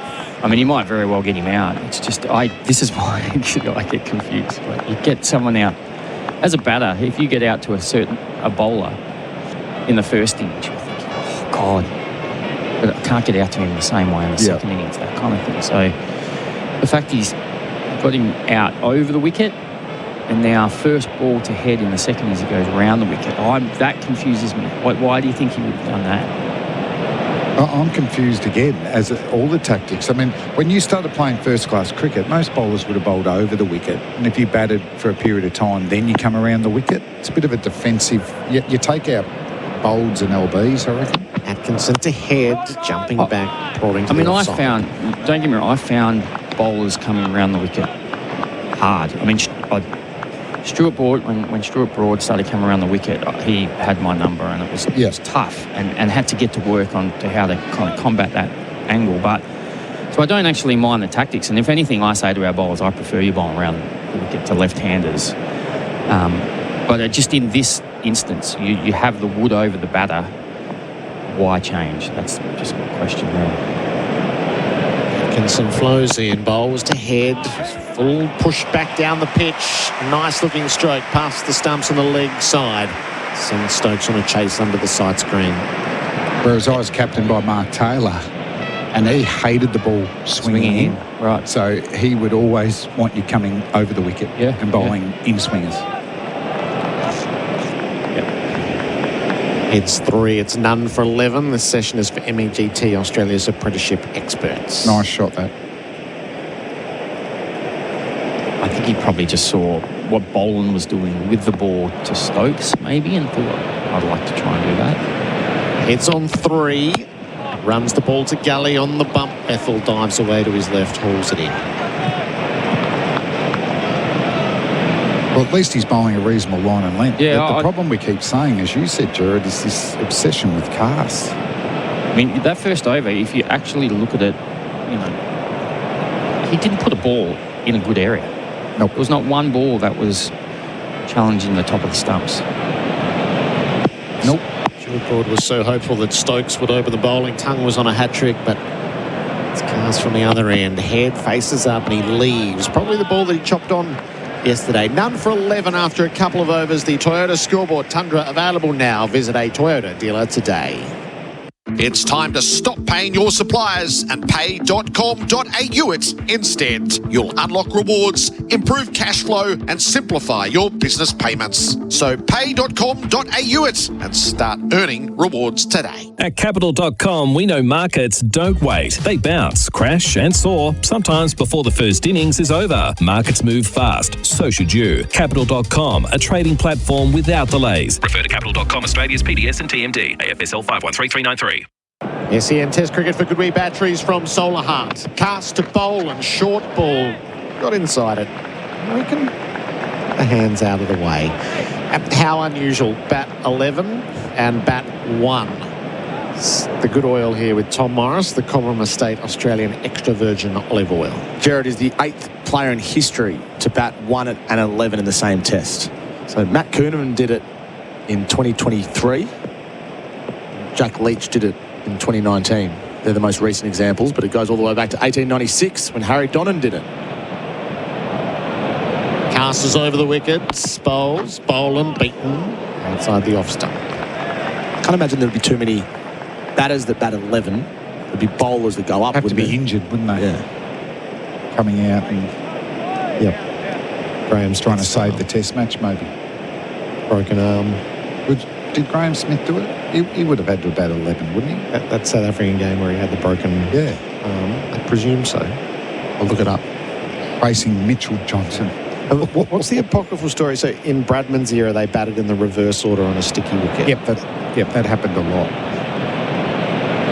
Boland is on 4. He plays off the pads a little ungainly. It falls wide of Carson's follow-through. I think when Australia got to 2-0, they started to look back at series where in Ashes where teams come back from 2-0, and it was 1936-37 that Australia did it. And I think they might have reversed the order in that third test. And so Don might have made a couple of ducks and just punched out 270 or something like that. Some of the records that we're looking at for yesterday, 25 wickets in a day in Melbourne and 20 wickets, these are in the sticky wicket era, the uncovered era. So the pitch would have been diabolical for those circumstances to happen. Boland, full ball, edges out to point, no run. And that could happen in test. Yes, the team scoring 500 and blah, blah, blah, and then they lose on the last day, get bowled out for 42. So we think covered wickets is a good thing.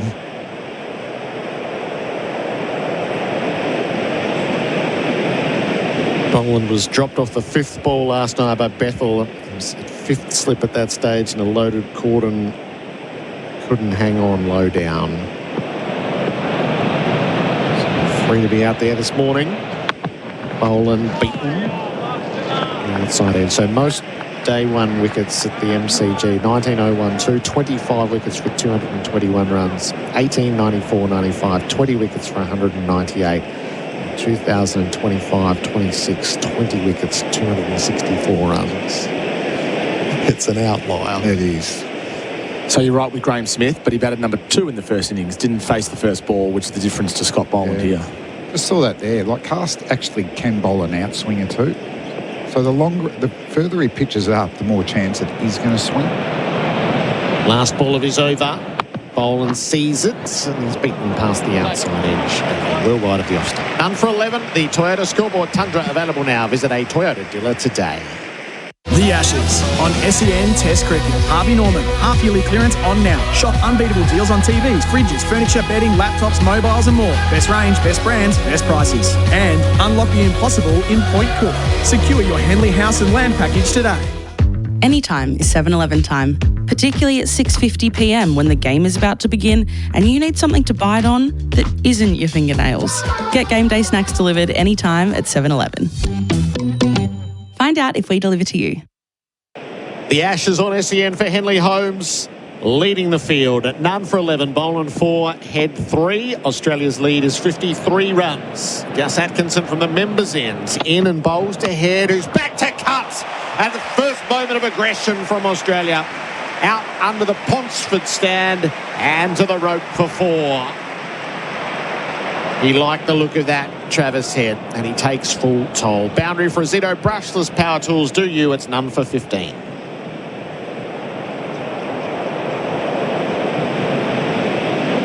Well, that's right where he wants it, isn't it? Fleming just That short ball outside, he almost sets up for that. Kind of sitting on the back foot, just hoping for a bit of width.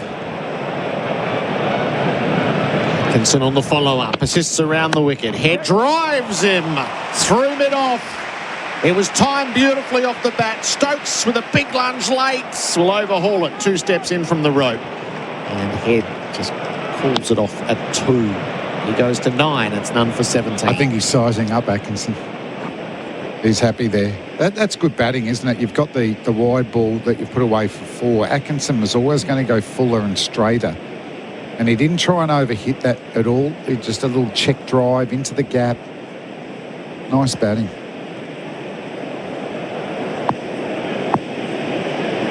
Travis Head tapping away, leading run scorer in the series. Atkinson to him, away from the body, nudges it to cover.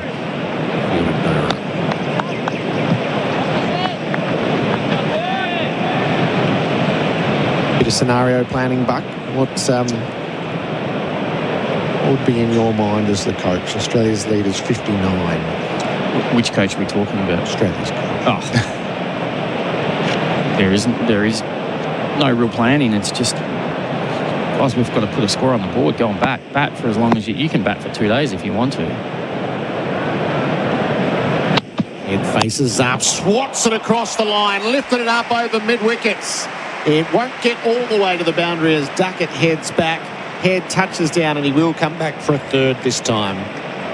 Australia go to 20. Head's getting plenty out of the over. I think it'd be more the conversations would have been, how do we want to play on this pitch? What is your best chance of succeeding here individually? And probably just even having a conversation around, look, we saw that it got easier to bat as it went along. I know it felt hard throughout, but the longer we bat, the ball's going to get older. It's going to do less off this pitch. So can we still see if we can get through the tough time early, spend as much time out there and set the game up for a middle order to come in and try and cash in.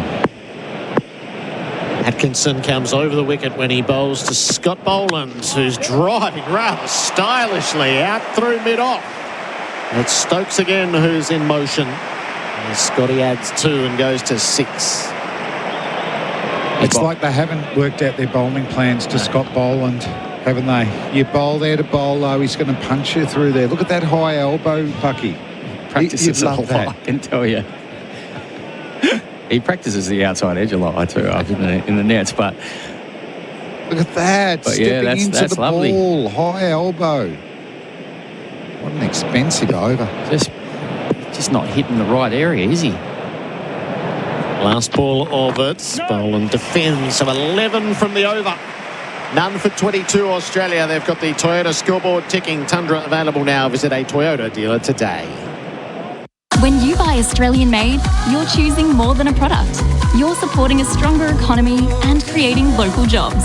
So look for the Australian made green and gold kangaroo and buy Australian.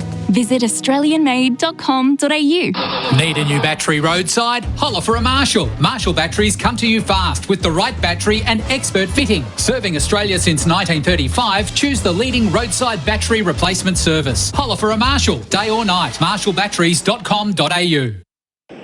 SEN Test Cricket for Goodwee Batteries and Solar Heart Expertise, the perfect partnership. Australia none for 22, Boland 6. Head has the strike, he's on 12. Cass is in to him and Head is pushing back down the pitch. Cass fields in his follow-through, shapes to shy. Head holds his left hand out to Boland. He'll stand as statues for a moment and then retreat. Nice start by Australia. Scoring runs as well. England continue with their erratic bowling plans. You feel like a double bowling change would not hurt them at all. Stokes and Tongue coming into the attack. Leg slip goes to mid-wicket. Heads in the sleeveless cable net as he faces up to Cass. And he's fending for a ball outside the off stump. Would have been better off leaving. Still think Atkinson is the one, but it's probably a conversation, mate. You don't have to take a wicket every ball. Just try and build pressure hang in there, ask questions. And if the pitch does something for you, then good luck. If they defend in the middle of the bat, that's fine as well. But just what he's bowled so far, it's just been all over the shop. I must admit, watching him in England and having that unbelievable start, I just thought he was more accurate than that, what he's produced on this tour. Good first spell up at Perth. Besides that. It has the strike, flashes at a ball that was short. Bit too close to work 3 points. I mean, you'd know as well as anyone. Players go in and out of form. They little things will creep in, and so it just might not be feeling perfect rhythm. No. But I wonder around the mindset. What's he trying to do here with how he's competing with the batter? Is he thinking, okay, because the rate at which this game is going, I've got to kind of take wickets here, or is he just thinking, look, I'll just bowl good stuff. Hopefully it happens for me. Heads tucked up in defence. I think you could trust that the pitch is going to do something. Yeah. So, even if he's just trying to get the ball foolish through to Smith, the keeper, that's not a bad plan. No, I mean, Scotty Boland, he's spoken to our bowlers. He literally gives himself a tick or a cross in his own mind for every ball he bowls. It has nothing to do with the batter. He just walks back to his mark and thinks, did I put the ball where I wanted to put it? Tick. If not, cross. That's it. Beautiful. Like it. Just keep it simple like that. This has a tighter over going here. Bowls to Heads. He's wrapped on the pads. He's jumpy. They ask without absolute conviction. Strangling the LBW appeal. On the day for Liquorland. Score more this summer with Liquorland. Choose to drink waters. That had to be too high.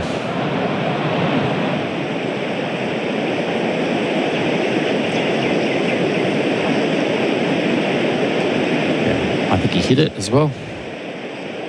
That probably doesn't help your old B.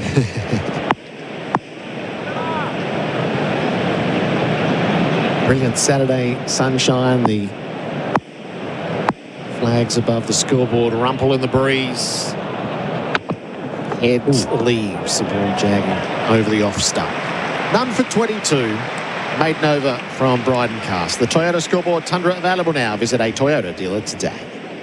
At Capital.com, we know markets don't wait. They bounce, crash and soar, sometimes before the first innings is over. Markets move fast, so should you. Capital.com, a trading platform without delays. Refer to Capital.com Australia's PDS and TMD, AFSL 513393. G'day, it's Alex Carey. The new Goodwee ESA battery is a game changer with leading performance and safety. Until the end of March, you can get up to $500 off, on top of the federal rebate exclusively with Solar Heart. Visit solarheart.com.au. T's and C's apply. The Ashes on SEN for 4 and 20, Australia's original fan food. None for 22. Head is 12. Boland is 6. Gus Atkinson is bowling from the members' end. He delivers to Boland, who's edging and he's caught. Smith dives away to his rights and the night watcher departs early. There'll be no heroics from Scott Boland. Did his job last night. He's the first to go on day 2. Australia 1 for 22. Boland gone for 6. Atkinson claims him. 22-run partnership, though. There'd be plenty of batsmen yesterday that have been happy to be in partnership like that. And that didn't really do too much. It was just a good line of length from Atkinson, which he should have been bowling all through the day so far. And Scott Boland is a hero here at the MCG. You or don't you raise the bat?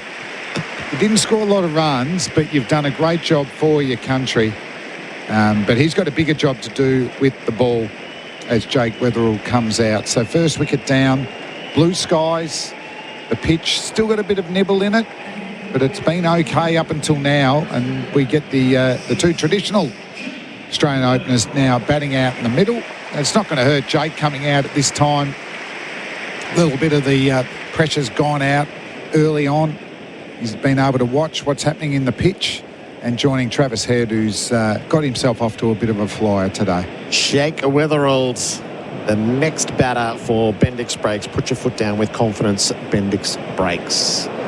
So early stages of his Test career, and he's having that struggle as he looks to adapt a prolific first-class career to the international level. He's having struggles on leg stump.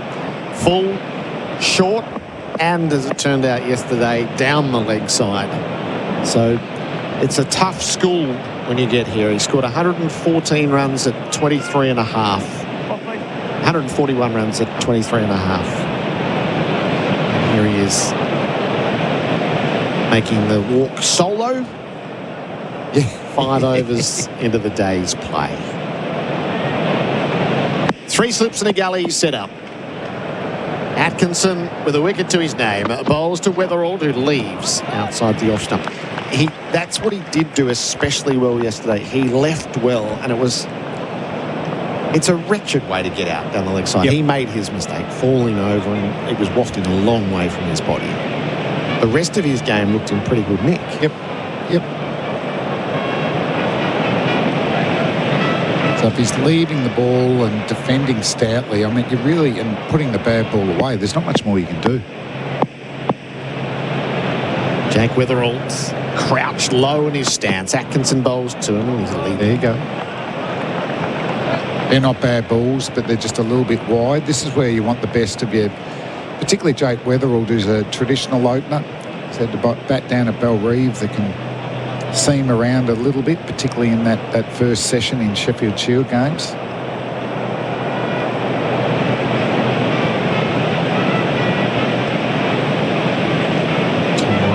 Conversation, the good oil, Cobram Estates, Australian extra virgin olive oil. Atkinson bowls, Wetherald leaves again, high bat lift ball, died on its trajectory through to the keeper. Tom? Flem, one for you in particular, given you are the bowlologist. The average seam movement on day 1 was 0.81 degrees. Day 2 so far, so what's that, 25 minutes of cricket, 1.14 degrees. More. Although it's an average during the day 1. Yep. So that takes in, overs from, well, not that they batted that long, but a little bit older when the ball gets blunted a little bit. So you'd expect the new ball to move more. 0.8 is high. Yes. Atkinson around the wicket, where they're all just tied up on the pads, falls away to the leg side. And the stats say if you get half seam movement, compared to swing, you get more wickets. Seam just gets more wickets because generally you're pitching fuller, and you can't change your shot. You've already decided what shot you're going to do. Whereas swing can sometimes come out of the hand a bit, so you get a bit of a clue. So that's where the wobbled seam's been unbelievable in the last few years. Last ball of Atkinson's over. Delivers to Wetherald. He's beaten. That's a lovely delivery. Past the outside edge. A wicket maiden from Gus Atkinson after going for plenty from the previous. The Toyota Scoreboard Tundra available now. Visit a Toyota dealer today. 1 for 22. Get in the loop because Pool Care just got smart. Meet Loopium. We've taken the entire pool shop and put it in your phone. Need chemicals, equipment, advice? We've streamlined the lot. Now you can balance your water from the sofa, with or without pants. Got a weird pump noise? Just ask. We'll walk you through the fix in real time. Stop driving and start swimming. Download Loopium for free today. SEN Test cricket for Goodwee batteries from Solar Heart. Head has the strike. Down the leg side, it flies, and Smith does a great job to haul it in and save casts and buys. 3 overs, 2 maidens, none for 1 cast. This session is for MEGT. Sign up your next apprentice with MEGT. So I took a screenshot of a tweet from Rav, who I follow, and it was interesting coming in this test match. He did some stats on the last 12 seasons of Australia's collective pace bowling in stats in day tests at home, so not pink ball. Cast bowls to Head, who's back to cut inside edge, past the stumps, past the keeper. It's how he went yesterday. He survived today, and he'll pick up a couple of runs down to fine leg.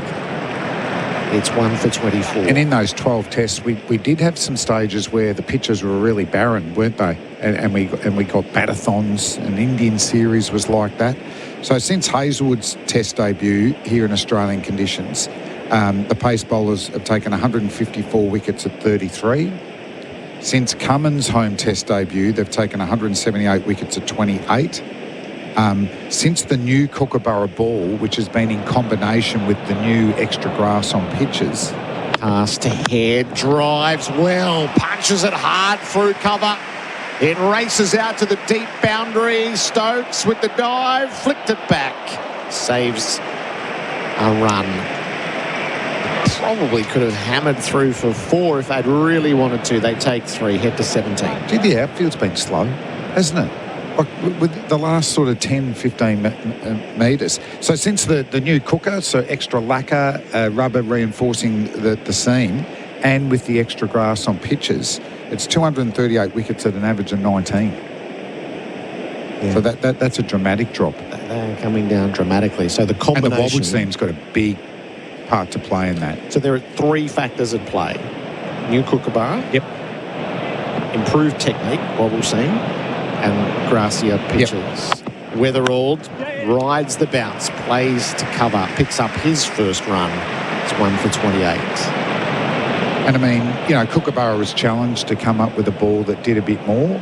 So, you know, I wouldn't be looking to regress that. I think it's more in the pitches that they should be able to work out. I thought Adelaide, Damien Hoff got it right there. That was a classic Adelaide pitch for a drop-in, wasn't it? It was. All skills played a part, and the team still almost chased down a total on the last day, but it was turning and it was still moving a little bit for the quicks. Carter's leaking runs in this over. He bowls to Head, who's back and punching hard through. Backward point for 4. Sized it up so well, Travis Head. Latched onto it. He's 21. Boundary 4. Azito brushless power tools, do you? You just can't give any width to Travis Head. They've been bowling to him for a lot of series now, and they know that he just loves to get inside the line. Happy to show the stumps at times, but if you get a fraction outside of stump, he's going to flash that bat. He's going to hit it hard through that point region, over point. So it's been a great start, hasn't it, for Travis Head? He is running hot for Ream. Steady, hot and strong. 2 hours of Travis Head will really shape this game if that's the way it was to go. Cast to him. He went full down the leg side looking for the Yorker. Smith hauls it in. 10 from the over, 1 for 32. The Toyota scoreboard. Tundra available now. Visit a Toyota dealer today. Adam Collins coming in for Butterberg Ginger Beer, the great Australian brew. The Ashes on SEN Test Cricket. Start your next innings with a career that gives you more. Search Police Careers, Victoria Police, and Oldham Construction Lawyers. Your experts in construction law, ensuring you're never caught out when pressure builds. Echo for quality chainsaws, mowers and trimmers professionals rely on. Designed to renowned Japanese build standards for cutting performance and durability, and backed by Echo's industry-leading 5-year domestic and 2-year commercial warranty. Echo, power on and on. Available at Bunnings. Australia have added 28 runs in half an hour this morning, losing Scott Boland. Weatherald here, facing Atkinson, 3 slips behind him, away from us. Bowles here, tucks into the onside, won't get a single behind square. Our coverage is for Good We Batteries from Solar Heart. Adam Collins with you. Damien Fleming with me. Good morning, Flem. Hello, how are you going? Better today, beautiful day. Yes, sun's out, big crowd again. Good start by the Aussies.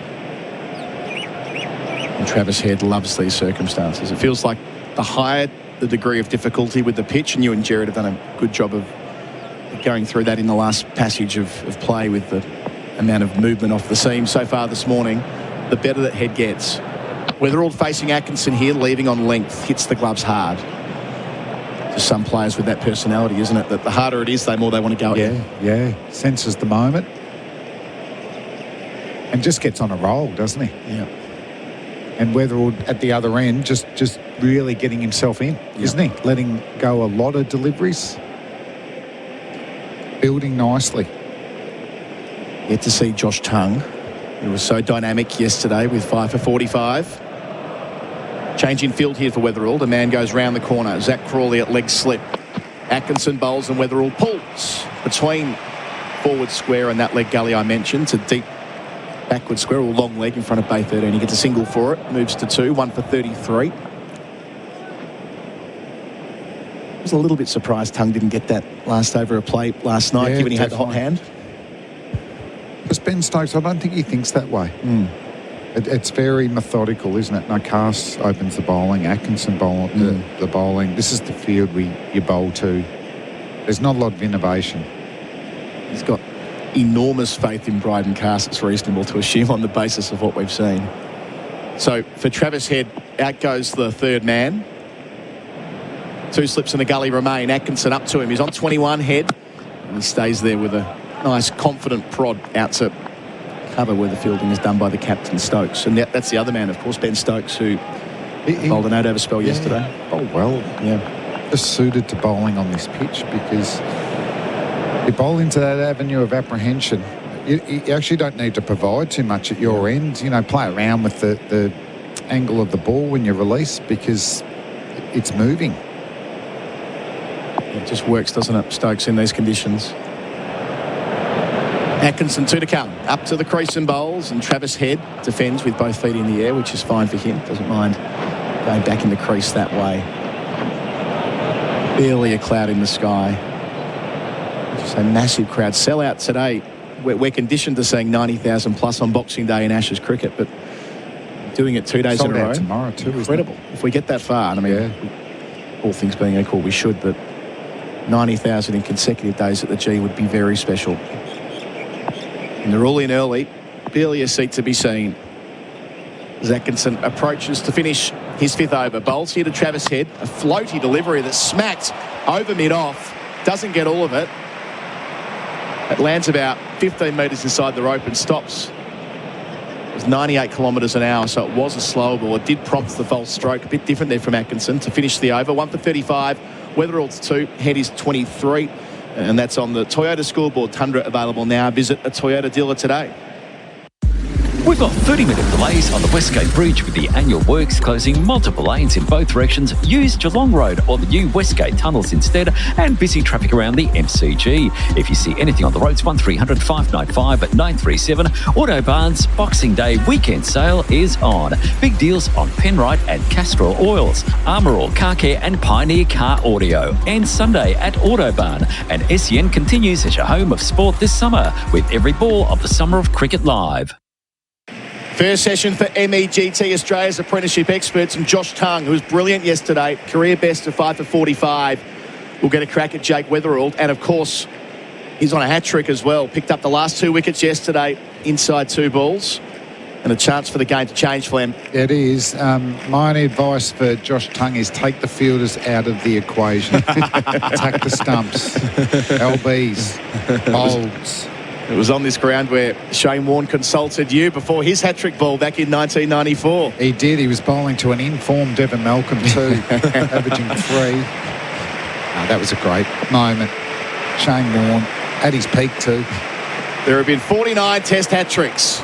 Josh Tongue wants to make a 50. Round the wicket, bowls to Weatherall here. His first ball is clipped through the onside for runs. Well played, right under his eye, the South Australian, Northern Territorian. Comes back for 3, moves to 5, 1 for 38. They are rare. Got to be a good bowler to get full one. And straight. Yeah. He's got the angle across, didn't he? Weatherall's been very watchful, head down, letting the ball go. Bringing in the only England bowler with 2 Test hat-tricks for AIA. Protect what matters, do it for life with AIA. G'day, Brody. Right. Yeah, I would have thought this bowling change should have been 35 minutes ago. We all thought the same thing at the same time. Everyone in the ground, apart from Ben Stokes, was on the same wavelength on this. Yeah. Anyway, he's in the attack now. His second ball, his first crack at Travis Head. 2 slips to the gully. Tongue delivers down the leg side and doesn't catch up with a bit of interest from the guys behind the wicket. I think it's moved. I think it's moved this morning. Yeah. It's still jagged around a little bit. I just don't think England have been quite as consistent in the area that they've hit. Tommy's got those numbers, roadside reporter, Marshall batteries, hollow for a Marshall battery. Yeah, so we said before, Flem, so yesterday 0.81 degrees of sea movement on average, today 1.14. It's moved. Yeah. Flem made the point, this new ball though, but we'll do more. Tongue's bowling to Head. 23 round the wicket, Head. Inside edge, not far away from the woodwork, through for a quick single. Out to square legs, squirts it there. 24 for him, 1 for 39. Brody, you were out there this morning with the having a look at the surface and seeing those just like those little white marks about 7 or 8 metres away from the bat. Yeah, it definitely dented. You had to look quite closely, actually. There wasn't red mark balls where the ball had left any leather or anything. But it had damaged the surface of the grass, quite thatchy grass. I always used to look in the morning of every day as a bowler because I wanted to find little areas that I should be aiming for. Leads 81. Bowling here is Tongue to Weatherald, who leaves alone in the channel outside the line. And whether I'd need to be wider on the crease, closer to the stumps to be able to expose different cracks or areas where the pitch had been slightly damaged. And definitely on an area there were just marks on the pitch that will bring seam movement and a bit of extra bounce throughout this day. Gee, just another variable. I think England were a bit too short, Bryden Cast, just that sort of hip height length that's no good in Australia. Through left for Tongue, 1 for 39, bowls here, and defending is Weatherald off the inside edge into the thigh pad out to point no run. But really, you could have said that about any of your Cast's spells in this series. He just hasn't been able to adjust. Whereas I think Tongue's been an excellent inclusion. Thought he bowled really well in Adelaide. Yeah. Backing up here at the G. Unique action, releases at 1 o'clock. But pacey enough, bouncy enough. Earning plenty of admirers, Josh Tongue, completing the first over for him in this second innings. Up here to Weatherald again, and Weatherald defends under his eye, out towards mid-on. No run, 4 runs from it, 1 for 38. The score for Australia in their second innings. On the Toyota scoreboard, Tundra available now. Visit a Toyota dealer today. Get ready for Clean Up Australia Day. Let's get our gloves on Sunday the 1st of March 2026 to give back to a place that we all call home. Register now at cleanup.org.au. Did you know you can watch all your favourite SEN shows on YouTube? Subscribe today. Need a new battery roadside? Holler for a Marshall. Marshall batteries come to you fast with the right battery and expert fitting. Serving Australia since 1935, choose the leading roadside battery replacement service. Holler for a Marshall, day or night. marshallbatteries.com.au. The Ashes on SEN for Henley Holmes leading the field, and leaving the field, Gus Atkinson, which prompts a bowling change for RSEA Safety, trusted by tradies across Australia. What have you spotted, Tommy? Yeah, just his left hamstring. He left the field after he bowled that 98 km/h slow ball, and there's now a change in bowling as well. So certainly one to watch, but he grabbed at his left hamstring and went straight off. I've just been following it for the last few balls. Tommy Morris will keep watching that for Marshall Batteries mobile and store service. Holler for a Marshall battery. I don't think it was a deliberate slow ball. I think he damaged his hamstring mid-ball. Oh, right. That's why it was came out floaty, like that. wasn't it? It didn't come out with his fingers run down the seam. So Stokes is the new man. Into head on 24. Bowled well yesterday. Round the wicket, northern end.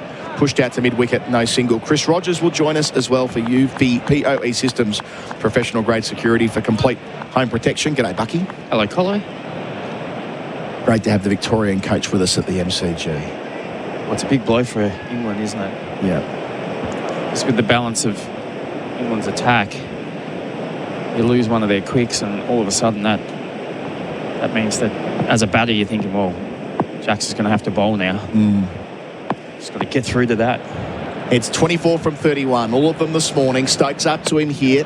Head goes back and plays with one hand off the bat, tries to whip it, but hits the stickers out to mid-on, no run.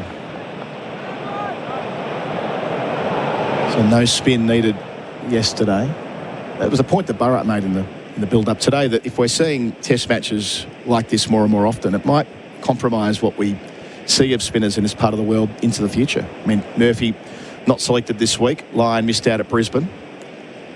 It's not necessarily it's a challenging time for spinners, put it that way, to impose themselves on a test match when innings are finishing so quickly. Stokes up here, bowls on the hip of Head, who works it out to deep backward square. One of two fielders in that direction. He's 25 with a single, 1 for 40.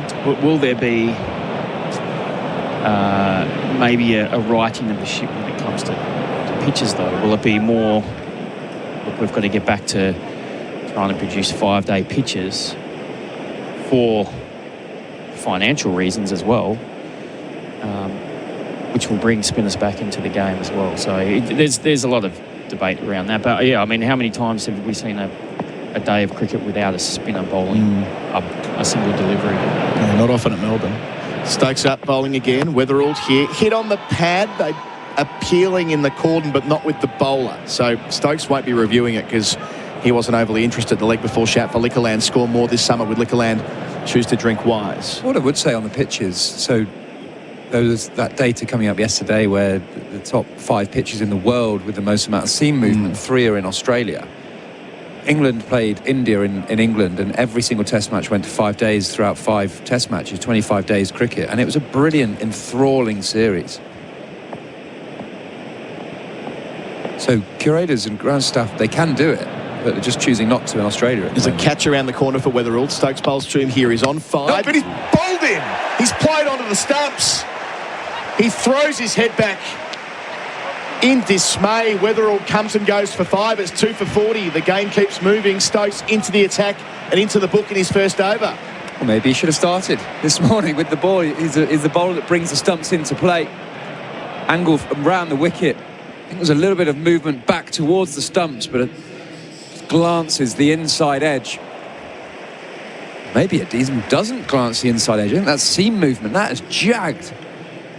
Yeah, watching it back for the first time on the Chemist Warehouse screen, Bucky, that's done loads. Yeah, I think, well, he's left it.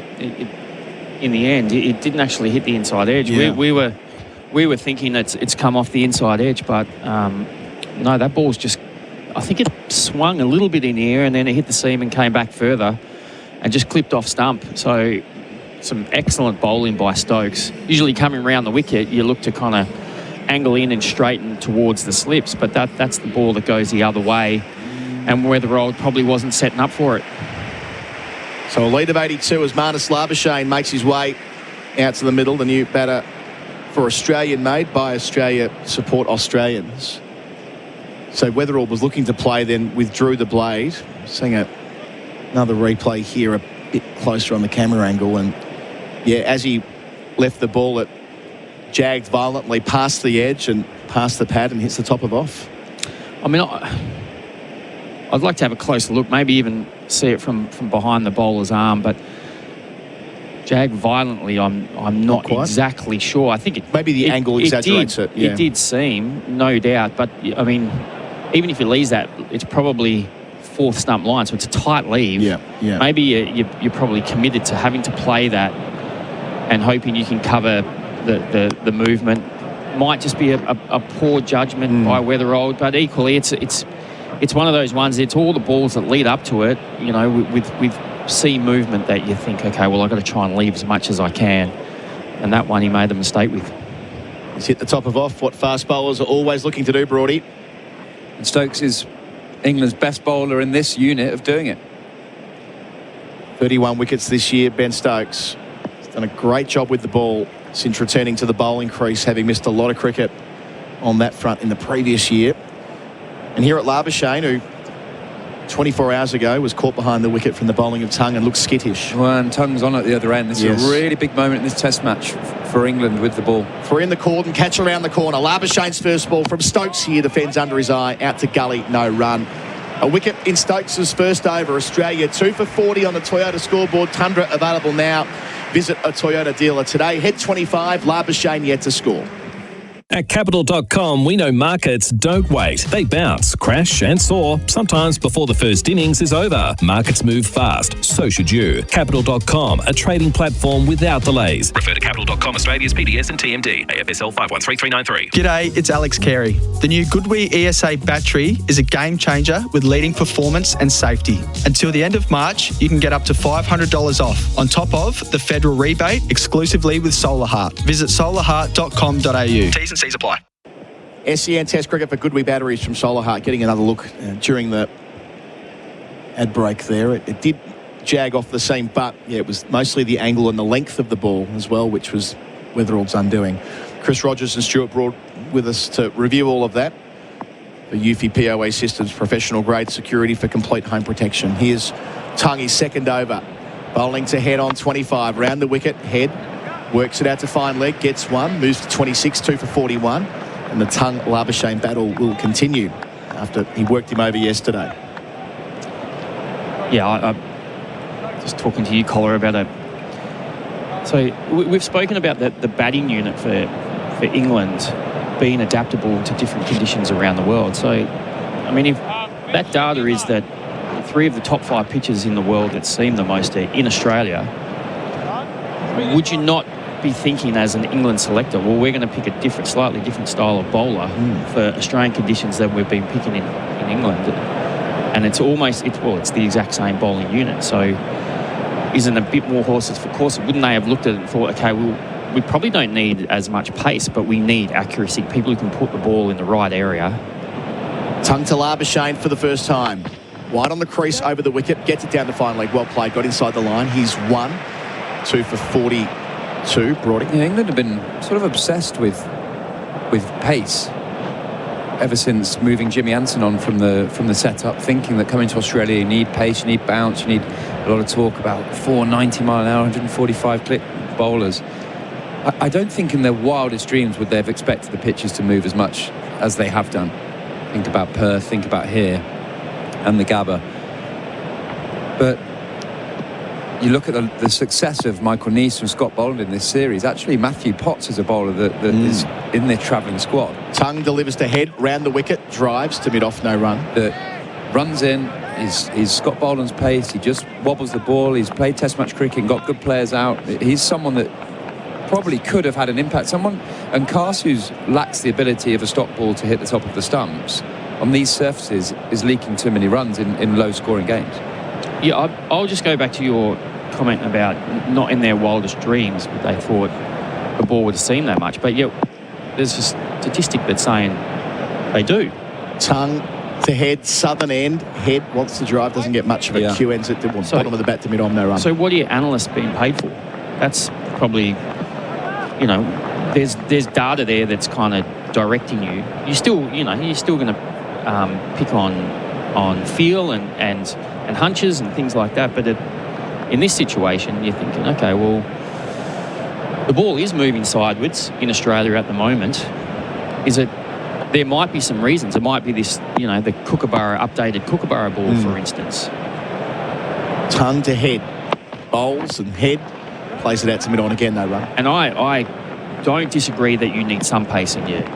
You need it still, you'll get flat periods where you need to create, but wouldn't there be a balance with, I look back to the Adelaide selection, which of those bowlers were just guys who built pressure and bowled line and length?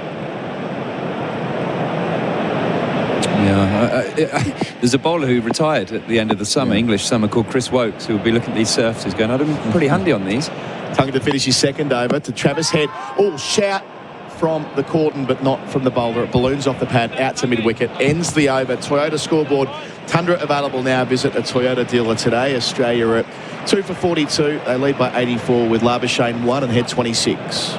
The Ashes on SEN Test Cricket. Harvey Norman, half-yearly clearance on now. Shop unbeatable deals on TVs, fridges, furniture, bedding, laptops, mobiles and more. Best range, best brands, best prices. And Henley Homes, hard to beat. Ask other builders, then come back to us. henley.com.au. Ozito brushless power tools. Tested by Grit and built to work. When it comes to doing tough jobs, do it yourself. Ozito.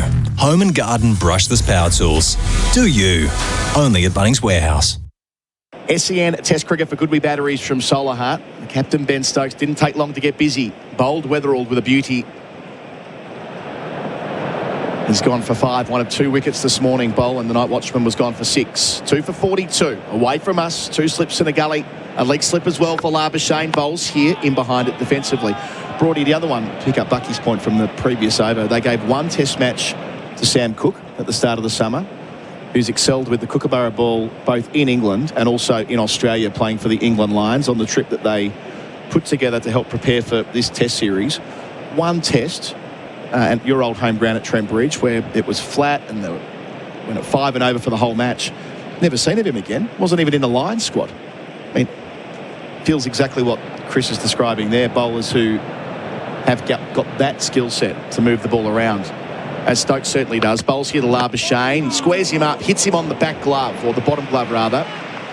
He's waving his hand away. He'll have to tough that out. Well, just on that, the interesting one in Shield cricket, the leading bowlers, a lot of them at the moment are the ones who hit the seam. So I look at Fergus O'Neill, and I think, he's almost first on our team sheet, and all he does is runs in, high skill, puts the ball in the right area, and challenges forward defence in a day and age where players don't practice forward defences much at all. So Labuschagne, I should say, has taken his glove off, and he's just taking a moment here after his bottom hand was waxing, and again on the Chemist Warehouse replay screen, that wouldn't have tickled. But yeah, I mean, I felt like a broken record in the UK all year talking about this, that Australian pitches have changed. You can't do what Generals do and try and win the war before it, or indeed the war of 17-18 where it was so flat. It has changed. Yeah, and Sam Cook's an interesting one because his numbers in county cricket have been exceptional for a long period of time. He gets good players out. Stokes away from us, bowls to Labuschagne on one, close to the stumps, leaves alone on length. I mean, this is a good example. Stokes is, he's 135 kilometres an hour at the moment. He's just running in, he's putting the ball in the right area, and it's hard work as a batter. The idea that you don't need to blow up the speed radar. I mean, the truth is that Anderson Broad Wokes would be extremely useful in these conditions relative to the ones you often got, Broady, when you played in it. But were hopeless in 17-18 Well, I mean, the conditions were different in 17-18 is my point. Stokes bowls here. Again, he's hit on the hand, and this time he throws the bat away.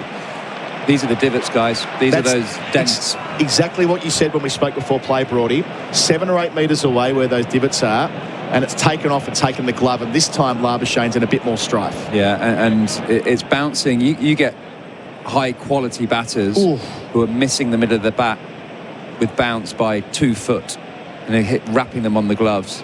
That's virtually unplayable bounce. How do you reckon Nasser Hussain would go on this? He'd break both hands pretty quickly. So Labuschagne's waved off the medical staff. He'll tough it out. It's an important innings for Marnus Labuschagne. Just stalled in the series after half centuries at Perth and Brisbane where he looked fluent. Anything but in his last couple of hits. Well, his last couple of years have been nasty numbers for him, haven't they, with a man who was averaging over 50 in Test match cricket. Stokes has hit the gloves twice in a row. 2 balls left in the over. Into Labuschagne here, who gets it round the corner. Square of the leg slip, down to fine leg for 1. He'll want 2. Good running, good positive running from Labuschagne. Gets a couple, moves to 3. 2 for 44. Stokes is having a real pop at someone out there. I think he's a cast. He said, throw it, man. Just the time it took to pick up and throw frustrated the bowler. You're seeing it again for Chemist Warehouse on the screen. He just took a moment before throwing it in. Labuschagne was safely through anyway. Yeah, I think this will be part of everything you two are touching on about the setup here with who they've picked. That'll come under the microscope when they're back in the UK after this. Stokes bowls here to finish, and Labuschagne through the cordon 4. It was to the left of gully. Bethel would have needed to have done remarkable things to have dragged it in. He doesn't. It's 4 more for Australia. 2 for 48, which takes the lead up to 90. Labuschagne 7, gutsing it out. Head on 26. Toyota scoreboard Tundra available now. Visit a Toyota dealer today. Snooze Super Summer Sale is on now. Up to 40% off selected bed frames. Plus, for a limited time only, take an extra 10% off selected bed frames on already reduced prices. Did you know you can watch all your favourite SEN shows on YouTube? Subscribe today. Did you know Steve Smith has an oat milk brand? No. Yeah, it's Aussie made with Aussie oats and no seed oils. OMG, what's it called? Well, that's it. Huh? OMG oat milk goodness for everyday Aussie champions. Get yours in the fridge at Woolworths. New over tongue bowls here, squares up head. Extra bounce again. Balloons out into the offside. No run out coverage for Goodwee batteries from Solar Heart. Great to have Broady and Chris Rogers with us this week on the coverage. I think Travis Head is felt that ball did all sorts, almost kind of made him do a 360. Felt it was going down leg, tried to open up, and then by the time he hit it, it had straightened and he kind of had to flip back.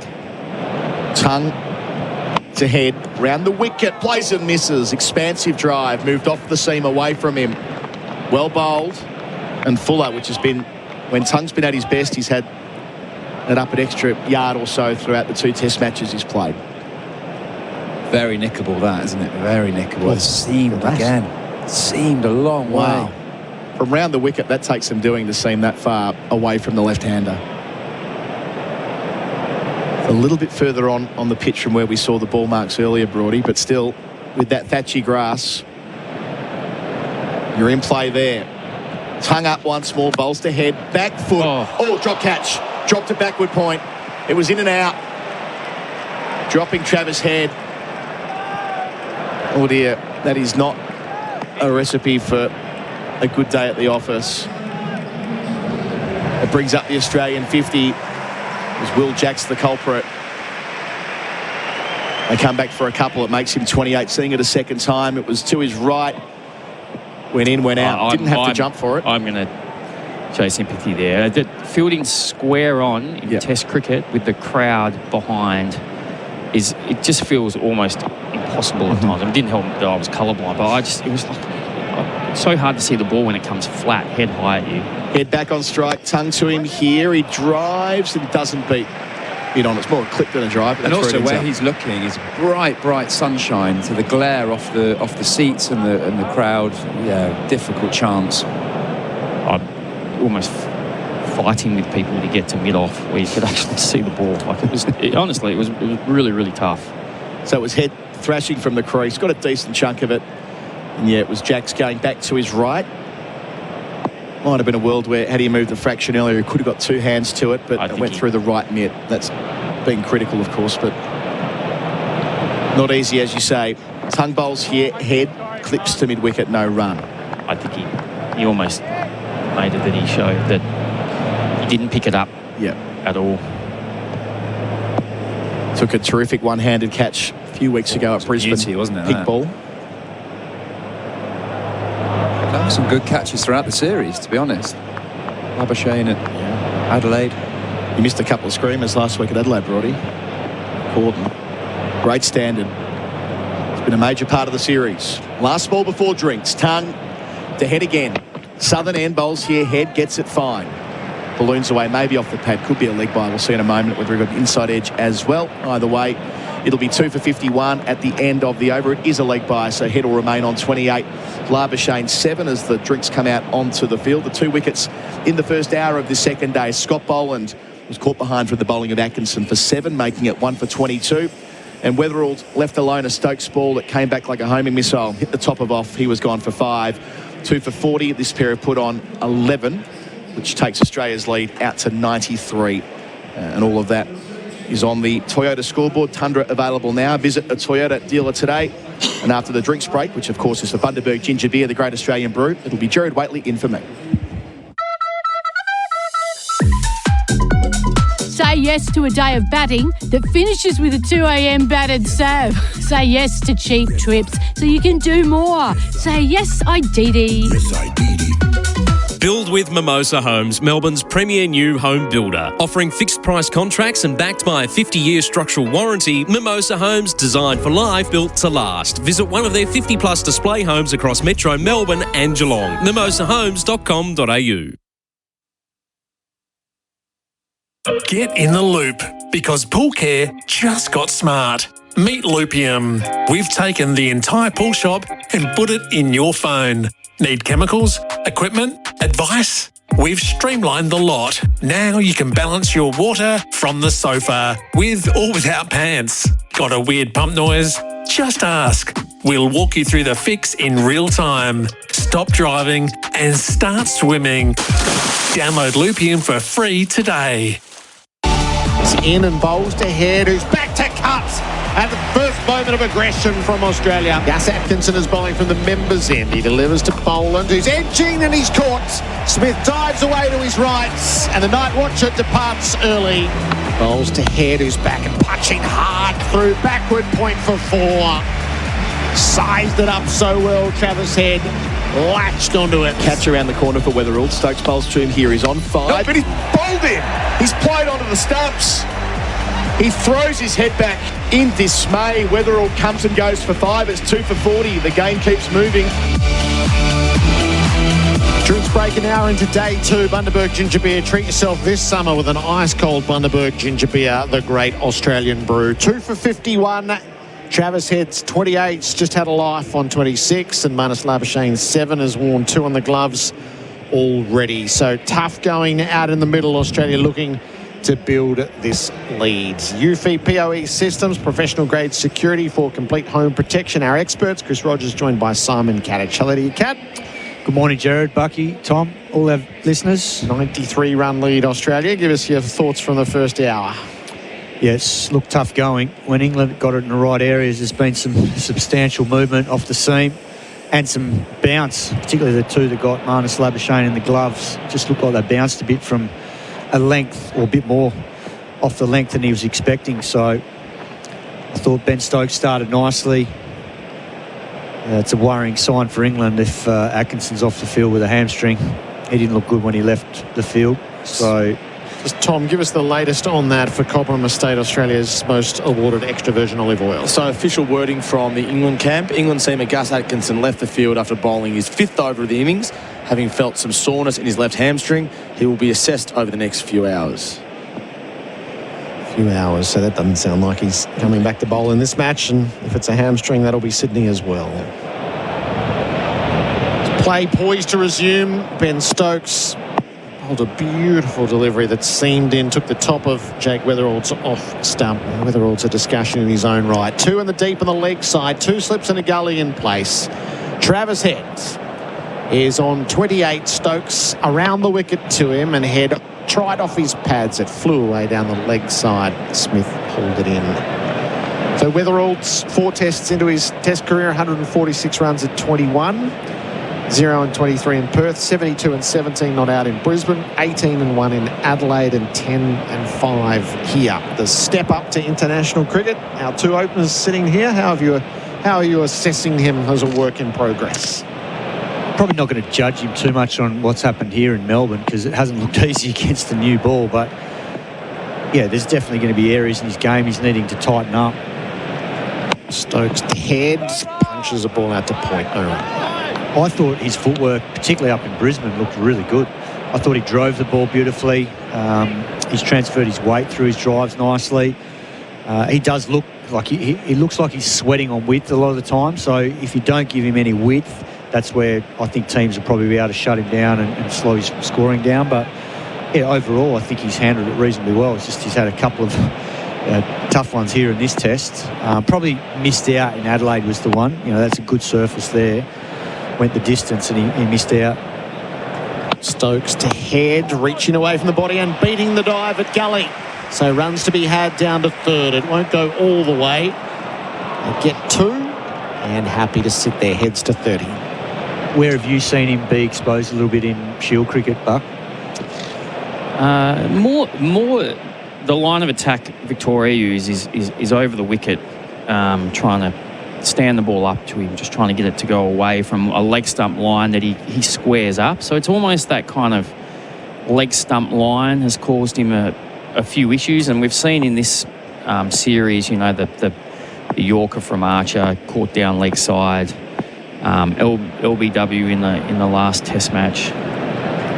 Head faces up, cuts straight to points. Can't find a run. I think he's a good player. It's an interesting stance getting so low. Yeah, I agree. What do you make of that? Well, I was surprised at how low he is. And I think the area that England have exposed, as you rightly say, like even today, first ball tongue bowl to him was full and straight. So they're no doubt trying to go for that Yorker that obviously Archer got him with in the test at the Gabba. And then they're using the short ball well to him as well. Stokes to Head, tried to flick off his pads, missed. Yeah, it's a... I think when you come in later on in your career, you probably don't have as many chances to make it count. So, I mean, there is a bit of a conveyor belt kind of lining up to take that opportunity. I mean, the likes of Constas, Renshaw, Kellaway, even McSweeney. Head edges through the cordon Down to the boundary for 4. Not in control of it. Stokes stands with his head in his hands at the end of the over. The boundary for Ozito brushless power tools. Do you head 34? It's 2 for 57. The Toyota scoreboard Tundra available now. Visit a Toyota dealer today. Honda's lawn and garden tools are built to last and last. Like Darren's 13-year-old Honda mower and trimmer. Both still start easily and run like a dream, and that's a problem for Darren. He wants a new Honda Versatool and an award-winning Buffalo mower, but his current Hondas won't quit. He won't be visiting his local Honda dealer soon, but you should. SEN Test Cricket for Goodwee Batteries and Solar Hearts expertise, the perfect partnership. Australia's lead is 99. Tongue bowling from the worn ends to Labuschagne, who leaves. Simon Katich and Chris Rogers mid-conversation on Jake Weatherald and Australia's pool of openers. Yeah, and so as an older player, you have to make these chances count, and he's just exposed himself here really to the selectors and what direction they want to go on in, because there's 21 tests coming up in 10 months. And you wonder if there's going to be a bit of turnover and how they want to rebuild this team. Labuschagne on 7. Clips from his toes straight to mid-wicket. No run to be had. Because it is it is an ageing side. At some stage they're going to have to make, pull some moves with it. But and where Weatherald sits in that. Yeah, because I think when you look back at the initial decision, it felt like it was a 50-50 between probably him and Renshaw at the time. Obviously, Renshaw was in the ODI setup, and he's since gone and made Shield 100 since, after making a couple of early ones. And a BBL 100 as well. Labuschagne squared up defence. And he is only 29, so he's slightly younger. So it feels like that will probably be on the horizon for the selectors again, that discussion. I think he'll still play in Sydney. I think they'll give him a little bit of leeway here, because this hasn't certainly been easy to face a new ball on. But then, if you've played 5 tests and haven't made the most of that opportunity, then I think that's a decent sample size. Leg slip in place. Tongue to Labuschagne, who leaves. And also because of the opposition too, I think. England's bowling, you look back to that innings at the Gabba, yes, he played well, but then part of it was the first 20 overs. That's some of the worst test bowling I've seen served up since doing this job. It was horrendous, short and wide, and that's exactly what he and Travis Head wanted. And it's not their fault. They can only, play what's been bowled to them. But I think as soon as England have bowled with a much more disciplined line and length and attacked that straighter line, used their Yorker, used their bouncer to him, it has been more of a challenge for him. This session is for MEGT. Sign up your next apprentice with MEGT. Labuschagne drives to mid-off. And then obviously you know better than me that the youngster you're coaching at the moment, Campbell Kellaway, has obviously got good raps on him, and another young left-hander. He's been making runs and obviously developing nicely, so you'll be able to elaborate on that better than I can. Yeah, I like him a lot. I think he's learning so much in the game at the moment, but his best innings have been so good against really tough challenges. Last ball of Tongue's over. Labuschagne tried to turn to leg. It got onto his pads. A maiden over, 2 for 57. The Tyre Power Scoreboard, your trusted tyre experts. The Ashes on SEN Test Cricket. Start your next innings with a career that gives you more. Search Police Careers, Victoria Police, and Oldham Construction Lawyers, your experts in construction law, ensuring you're never caught out when pressure builds. Imagine homes where luxury isn't an upgrade. Build a solar all-electric Henley home with up to $95,600 of standard inclusions others call extras. Imagine luxury at no extra cost with Henley Homes. Australia's lead is 99. The Ashes on SEN for 4 and 20. Australia's original fan food, 2 for 57. Heads 34. Labuschagne is 7. Ben Stokes is bowling from the members' end. Meanders in. He's around the wickets. Bowling to Head, who's on 34. Gets away down the leg sides. That'll add 1 to a total that stands at 58. Chris Rogers on Campbell Callaway. Yeah, so I mean, I like the way he lines the ball up too, and for me, the bit that stood out was when he was facing Mitch Stark against New South Wales at the SCG, and it wasn't the easiest to bat on, and Starkey had a new ball. We were, as the Victorian side, we were kind of looking over the top of mid-off, almost the bowler, and Stark was swinging the ball, and just the way Callaway was lining the ball up, he was covering the swing, he wasn't cutting across the ball, he was hitting into it. It just said to me that, you know, that's the kind of thing you need at the top level. You need to be able to have your game in order that you can face the best bowling, not just feast off poor bowling. You have to get through really, really tough, high-class bowling. Australia's lead is 100. Labuschagne faces up to Stokes. He's running the ball off the outside portion of the bat to gully. No run. And that sounds simple, you know, lining the ball up, but not everyone does, do they? Particularly in the modern game. Yeah. We only have to look at, if we analysed a lot of the techniques we saw out there yesterday, and you look at the highlights of the dismissals, there's some poor technical positions that players get into. Jamie Smith's one, and he's done it consistently throughout the series. His front foot goes nowhere. It's caught on the crease, and then it opens up gaps between, you know, the bat coming down and the stumps, and it's no surprise you see him getting bowled. And there's a number of that happening, and that's what happens because the mind gets scrambled as soon as the ball starts seaming around. Stokes lets fly. Labuschagne drives to mid-off. And part of it, I think, because having listened to Bharat, you know, talk about what he sees as the net whisperer, watching all these sessions, there's not a lot of leaving the ball and forward defence going on with a lot of the England players. So it's no surprise that when you've got a game plan based around trying to score at 6 and over, you're not looking to defend too many balls in a set of 6. So it stems partly from that, but then also partly the players and the type of players that England want to pick are all these aggressive types. And you mentioned it perfectly in the pre-game. You know, you need to have a balance of different types of batters in your batting lineup. They can't just all be gung-ho, go out there blazing. Labuschagne nudges away to leg and finds a run at square. He goes to 8. Otherwise, we see what we see here yesterday. England bowled out under 30 overs.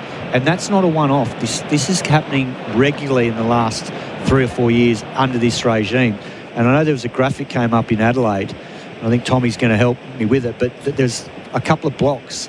And those blocks of periods for sub-60 over innings from England, it's gone through the roof in the last couple of years under Bazball.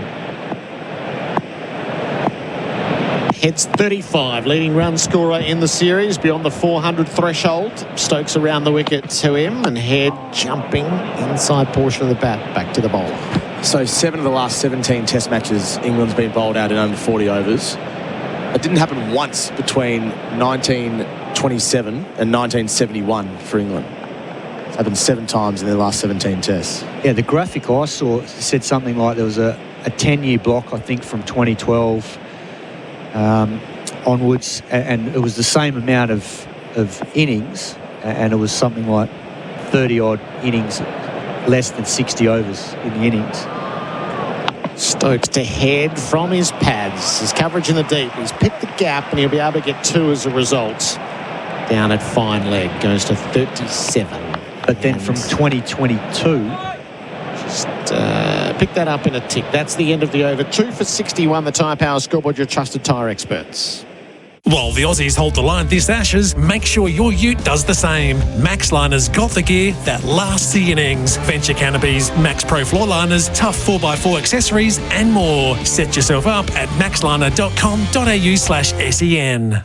Builders, homeowners, time to upgrade your windows? Melbourne Window Company delivers Australian-made aluminium windows and doors for new builds and replacements. Built tough, measured right, installed on time. Visit melbournewindowco.com.au. Melbourne Window Company, quality that never cracks. SEN Test cricket for Goodwee batteries from Solar Hearts, Australia. 2 for 61. Labuschagne is 8. Travis Head is 37. Our experts for UFI PoE systems, professional grade security for complete home protection. Simon Katich and Chris Rogers on the quality of batting and the top of various orders. Labuschagne on strike. Edges, Root low down. Now, Labuschagne says it didn't carry. Root says it did. We will need the replay for that. Usually Labuschagne says that before the catch is even taken, but it will be interesting to see because Root is absolutely convinced and Labuschagne is convinced. Labuschagne immediately signalling off the turf into the hands. The DRS here for Aymar. Trusted Tradies Insurance Call 13 Aymar. I didn't think you were allowed to do that, Buck. Well, umpire while you're at the crease. Don't get me started because there is on the a crease, nice and slow outside edge. Root. I think that's a catch. I think they're going to give that. Can I have any other angle, please? His hands are Yeah, nice and slow. Fingers underneath.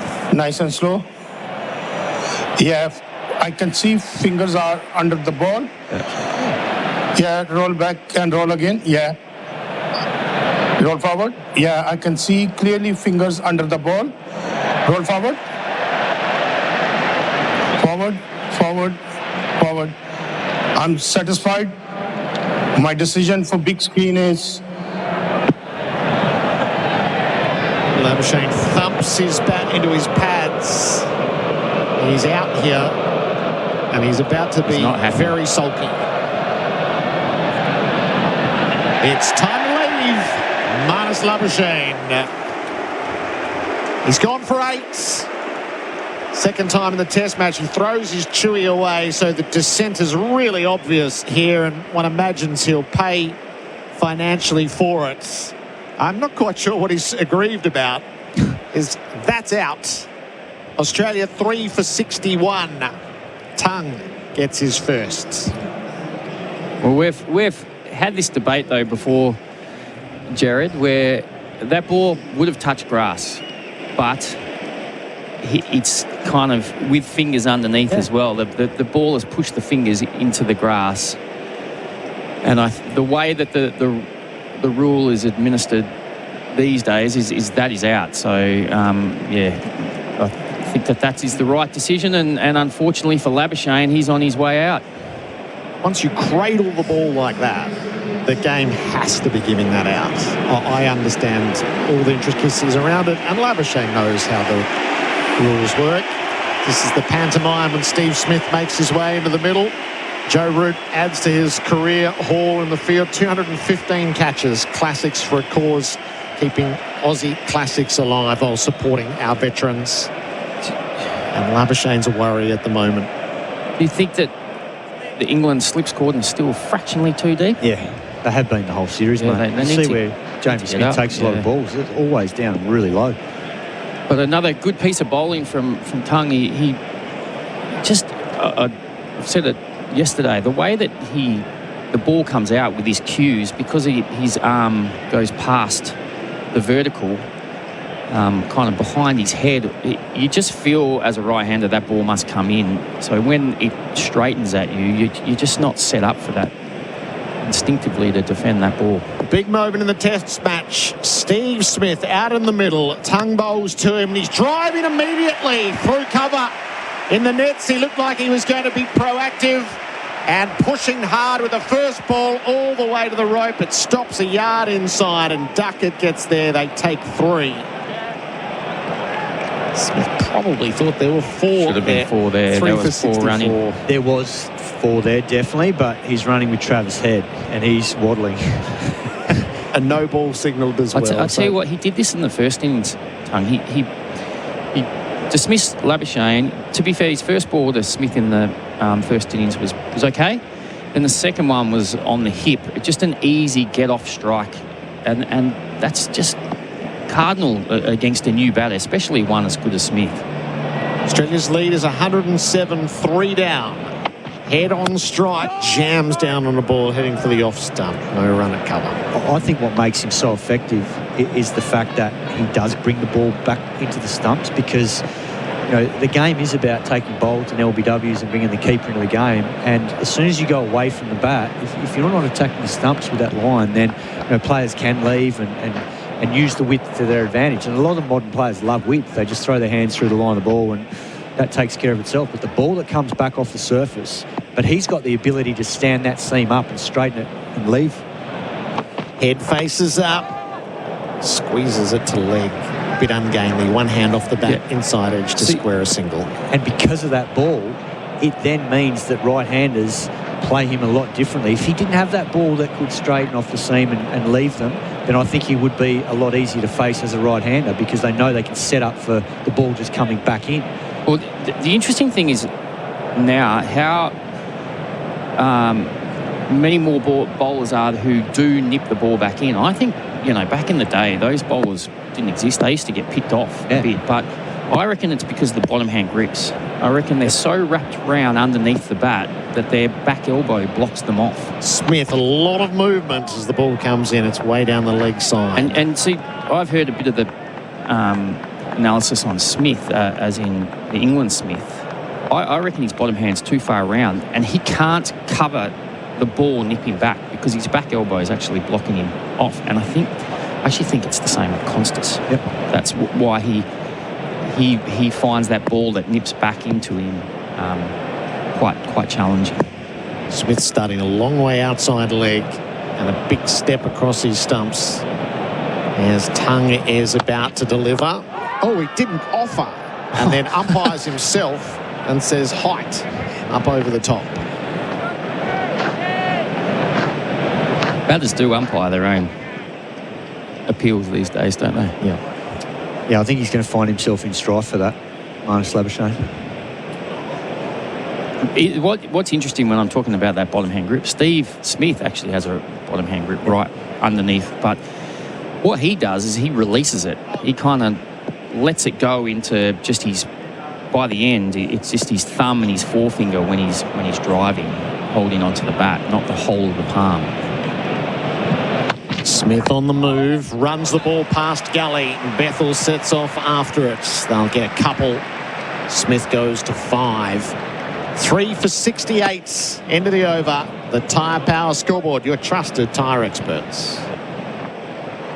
Since Ray White opened their door over 120 years ago, they've helped their clients open thousands of doors of their own. When you're ready to open the door to commercial real estate, no one's better than Ray White Commercial. Learn more. Visit raywhitecommercial.com. While the Aussies hold the line this Ashes, make sure your ute does the same. Max Liners got the gear that lasts the innings. Venture canopies, Max Pro floor liners, tough 4x4 accessories and more. Set yourself up at maxliner.com.au/SEN. The Ashes on SEN for Henley Holmes, leading the field.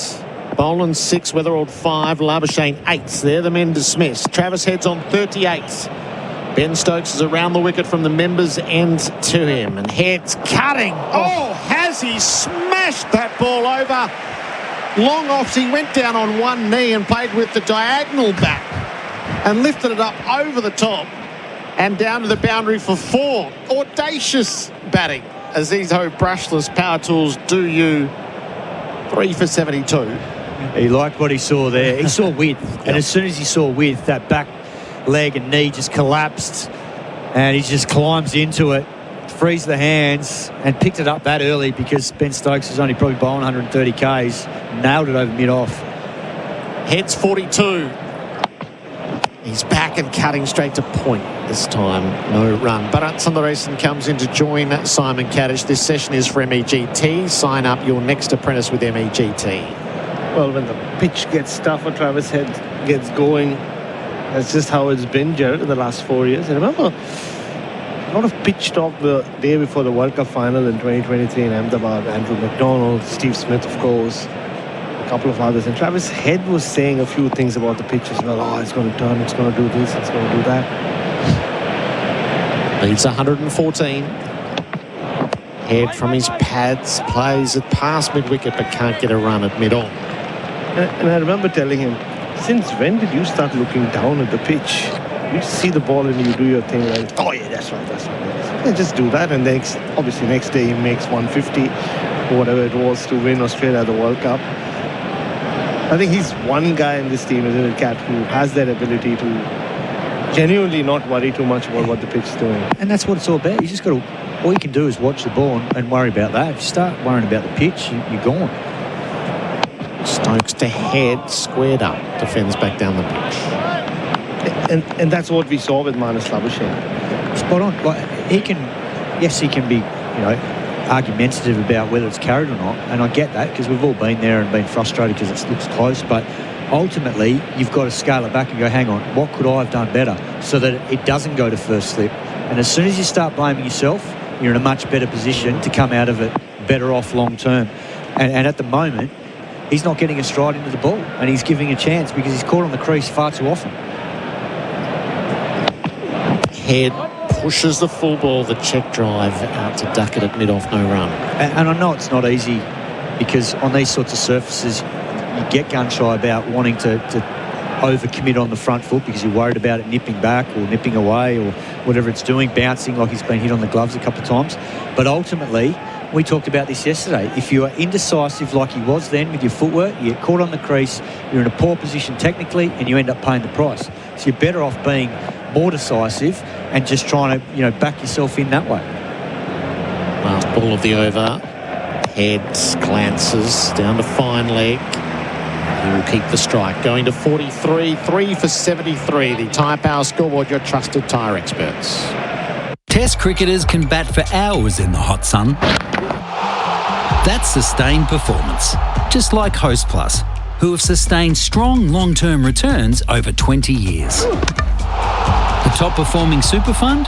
That's a plus. Issued by Host Plus Pty Limited. Host Plus balanced My Super investment option based on super ratings data as at September 2025. Consider the PDS and TMD at hostplus.com.au before deciding. Past performance is not a reliable indicator of future performance. Search Compare Host Plus today.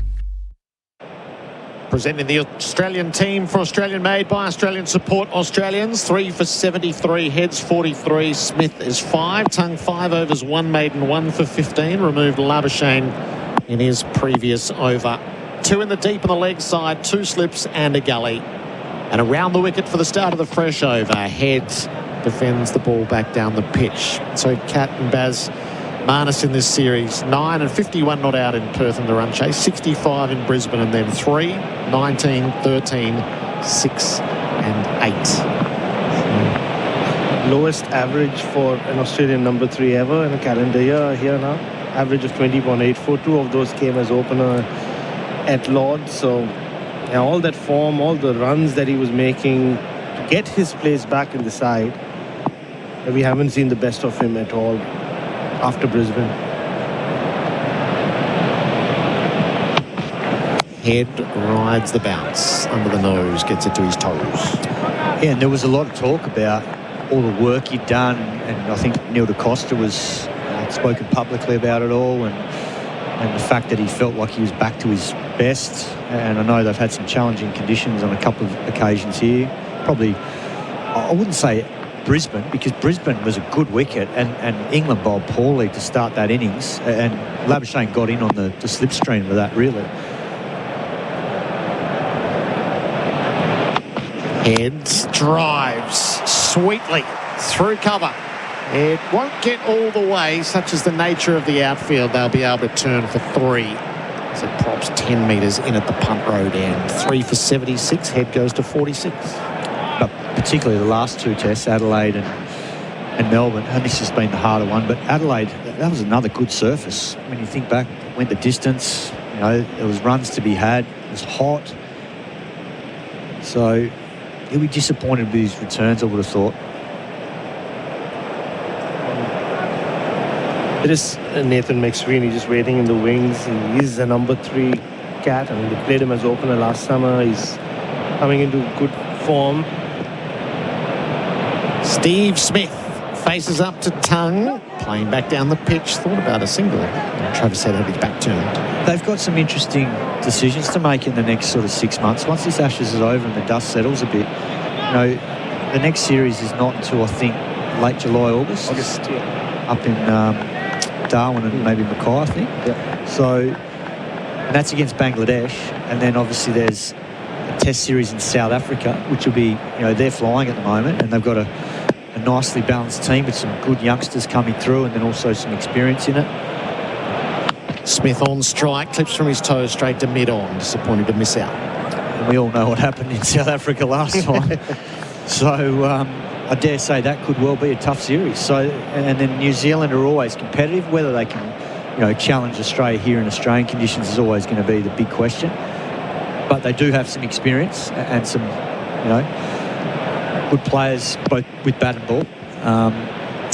So, yeah, there's some interesting selection decisions coming up for the balance and makeup of this Aussie team. It stands for pay.com.au, points for business. Tongue bowls to Smith, squared up, squirts away, past Gully, runs down at third. Smith didn't have it under control. It's just tapped by Brook inside the rope. They'll get 3. Smith to 8. 3 for 79. The Tyre Power scoreboard, your trusted tyre experts. Adam Collins will come in here for Bundaberg Ginger Beer, the great Australian brew. Another wicket down, and no one wants to be caught out on a duck. Same goes for your four-wheel drive. Don't settle for second best. With Razorback 4x4 seat covers, you'll get perfect protection, comfort and style. They're tailor-made to fit like a glove and easy to clean after making a bit of a mess. Thousands of Aussies have already given them 5 stars, and unlike some covers, there's no ducks here. Protect your pride and joy. Check out razorback4x4.com.au today. SEN Test cricket for Goodwee Batteries from Solar Heart. The lead's up to 121, but Australia have lost 3 wickets this morning. Boland caught behind for 6. Weatherall bowled by Stokes for 5, and Labuschagne caught by Joe Root and slipped from the bowling of Tongue again for 8. 3 for 61, now 3 for 79. This pair have put on 18, and Bryden Cass will return to the attack for RSEA Safety, trusted by tradies across Australia. Away from us, northern end, bowling to Smith on 8. To the crease here, Smith turning through the leg side through square leg where there isn't a fielder. There's a man round the corner catching and a fine leg, so there's room to return for 2. Smith to double figures, 3 for 81. G'day, Cat. Good afternoon, Colo, Bharat, all our listeners. This is a big spell for Cass, because if he doesn't get it right here, I could see Travis Head taking him to the cleaners. He's well set now on 46. Steve Smith's looked busy as well, and he's just so inconsistent with his lengths. I mean, Ben Stokes started with him again today, and there was such a big difference between, you know, he bowled a full ball to Travis Head that got him going through cover, then he was short. Cass up here, bowling to Smith, who's hit on the pad leaving, but it's going above the stump, so no concerns there. But with Atkinson off the field and looking highly unlikely to come back, given the way he sort of limped off, you know, this is a big spell for Cass, because if he doesn't get it right and Australia attack him, then Stokes is going to have to bring Jacks on. Or keep bowling Tongue and himself, and they're going to be bowled into the ground by lunchtime. Well, you know what he'll do? He'll bowl himself into the ground. Yeah. Right, it's just the way Stokes does it, right?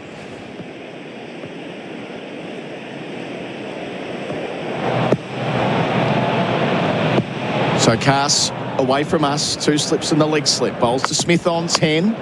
It's full and straight and pushed to mid-off where there really can't be a single. There really cannot be a single to mid-off there right now. 3 for 82.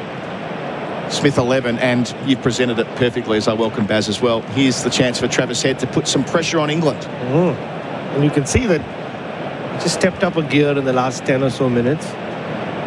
And just on Bryden Cass, I think the difference so far between the teams has been Bryden Cass and his bowling. I mean, yesterday, even during that Neser-Cam Green partnership, singles was so easy. All of Cam Green's singles came on the onside, but he could just push it away. And I would be surprised if Head doesn't really charge at him or go after him, whether he charges at him or not. Cass is operating away from us at the northern end. Over the wicket to Travis Head for the first time in the spell, and Head immediately wanting to whip him through the onside. Only gets as far as mid-on. There won't be a single, but you can see the intent. And just before Cass ran into ball, Travis Head just peeked over his left shoulder to see that there's nobody at third. I wouldn't be surprised if this one's short. He just uppercuts him or just guides him away. Yeah, and stays really leg side of the ball if he goes upstairs. Because he knows he bounced him in the first over and he played one quite awkwardly. So I think he knows it's coming with the 2 back. Second most test runs in the world this year. Travis Head now facing Cass, inside edge onto the pad, played with both feet off the air, no run. So 817 runs at 43. Head with those 2 remarkable Ashes tons in this series. Yeah, now I saw a graphic earlier today that he's averaging over, I think, 108 in the second innings, which I think adds up, because when you look at the way this series is played out, because England have batted, and we talked about it earlier, they're so short their first innings a lot of the times that they don't give their, and these guys are quite young. It's quite a young, inexperienced attack, so they're not, you know, been going for 5-10 years. They're young. Other thing is he's averaging 90 when opening. Head. There's so much pressure. He's facing Cass here, and he's bowled in. What a seat that is. Bryden Cass, we've been waiting for that. Fuller nipping away. Takes the off stump of Travis Head, who's bowled for 46, an important moment in this test match. 4 for 82. And you don't often see that, a smile on a batter's face after they've just been knocked over, which I'd say is an absolute beauty from Bryden Cast. It is. It's pitched on leg and hit the top of off, so good luck playing that. He wasn't just smiling, he was laughing. He was giggling away Travis Head. And not just after the ball hit his stumps, but for almost 15 seconds after that. So it's taken a special delivery from Cast to get rid of him. Seam movement has been the story of the morning session. Australia lose a 4th wicket. Travis Head departs for 46. And that's all on the Tyre Power scoreboard, your trusted tyre experts. 4 for 82. The Ashes on SEN Test Cricket. Harvey Norman, half-yearly clearance on now. Shop unbeatable deals on TVs, fridges, furniture, bedding, laptops, mobiles and more. Best range, best brands, best prices. And unlock the impossible in Point Cook. Secure your Henley House and Land package today. When you buy Australian made, you're choosing more than a product. You're supporting a stronger economy and creating local jobs. So look for the Australian made green and gold kangaroo and buy Australian. Visit australianmade.com.au. SEN Test Cricket for Goodwee Batteries from Solar Heart. So Bryden Cast, Cat, you set it up beautifully. It was such an important over for him. He needed to be influential, and what does he do? He bowls an absolute seed to Travis Head. Borderline unplayable from that leg stump line, jagging away, hitting the top of off. Superb. Well, it's a perfect ball for Travis Head because he wants width, but as soon as he sees it pitching on leg stump, he's going to temper his hands and not free them as much, and then he's not really looking to whip the ball leg side, and once it decked away, top of off was in play, and it was a beautiful piece of bowling. So it's a big strike for England. Travis Head was looking dangerous on 46. It's not easy out there against the new ball. Only 21 overs old still, so there's still enough happening. Usman Khawaja's the new man. He's down the non-strikers end. A chance for me to bring in our guest, Will Sutherland from the Melbourne Renegades, the skipper of the Renegades. Big man behind me on the bench and an enormous mace that he's carrying around with him as well. Yeah, the mace, all a bit of carry on, but good to have something to play for the derby. The Big Bash mace. Here's Josh Tongue. 6 wickets in the game. Bowling to Smith here. Gets inside the line and works it just to forward short leg where there isn't a man. Might be a leg by based on the body language. It is. It'll take the score to 4 for 83. So that mace is the winner of the Stars and the Renegades, clearly. It is, yeah. 1.4 metres, they tell me, and 10 kilograms. So it's a hefty thing, but yeah, hopefully to be holding it after both games and knock off the Stars. So you haven't played for it. This is the new trophy, right? Yeah, just come in this year. So nice to have a trophy of sorts to represent the intensity of the derby. It's quite an impressive thing. Lugging it about all day, you'll put on some more muscle. Not that you need it. 4 for 83. Here's Tongue away towards us. Sorry, Bowling Khawaja for the first time, pushing into the onside. No run. So Renegades have started their season. A couple of games so far. Yeah, we're 1-1 and a lot of cricket to come, right? Yeah, lots to come. We've got 8 games left still. Find ourselves on the bottom of the ladder somehow, being 1-1. So yeah, shows how tight I guess the season is. Every team's quite good, but yeah, good opportunity of games coming up for us. And how's the surface been? You haven't played at Marvel yet, have you? Haven't played at Marvel. Could be anything. 4 for 83 as Tongue bowls to Khawaja. Short ball. Takes it on. Down to fine leg. Taken! Khawaja's gone for a second ball duck. Couldn't ride the bounce. Took on the short one. Tongue gets another. It's 5 for 83 at the G. This is going to be all over today, Colo. Yep. The way it's tracking. Second ball, straight down fine leg's throat. I think it was Ollie Pope down there, wasn't it? The sub fielder.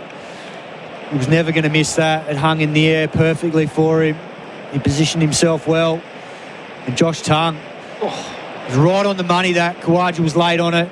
Almost sort of thinking about leaving it halfway down and then end up playing it. He pays the price. And Alex Carey now, he's already in the middle. He's raced out with Australia at 5 for 83. Well, that lead, which is the most important number on the board right now for Australia, only 125. Australia have lost wickets at 22, 40, 61, 82 and 83 this morning. No partnership getting beyond 22, and now they find themselves in a precarious situation in this match. Alex Carey had a superb year and a great series, but needs to put in a shift today with Josh Tongue onto Khawaja far faster than he realised, Baz. Oh, yeah, he got into a terrible position in the end, Usman Khawaja. He couldn't even call it a pull shot, was it? He almost tucked himself, his eyes were off the ball. He can get a little awkward against that short ball, especially he has in the last 18 months or so. But he got enough of bat on it for it to carry that far. Simple catch for Ollie Pope. Yeah, this game was always already in fast forward, but it just quickened up in the last 20 or so minutes. 25 wickets inside 4 sessions, still quarter of an hour to go. How many more before the long break? Will Sutherland's came in at a very busy period of play. So Carey's first ball. 2 slips a gully, a leg slip as well. Up here's Tongue, 7 for the match. Carey goes back and defends to where short leg isn't. Yeah, no, it's amazing cricket. Heard yesterday it was a wicket every sort of 3.5 overs, so tough to sort of come in for a commentary stint, but yeah, always plenty going on here. Yeah, I mean, the BBL was supposed to be the exciting, action-packed part of the summer, not this. There's more action going on here, probably more wickets than a Big Bash game, so which is amazing. Tongue's found an extra yard too, Kat. That was 144 kilometres an hour. Yeah, he's got a whiff of it here. It was excellent yesterday. All the numbers for pay.com.au, points for business. Sorry, Kat. Tongue earning a lot of respect. Bowling here to Carey. His second ball, round the wicket, Carey. Tries to punch hard, but he thuds it into the turf fire. A bit of protective equipment, maybe a boot. Ends up landing about a metre from where he played it. Well, I know when we were up in Brisbane, I was stunned that he didn't play their pink ball test. Having seen him firsthand in England and what he's capable of. And those conditions would have been right up his alley with the pink ball.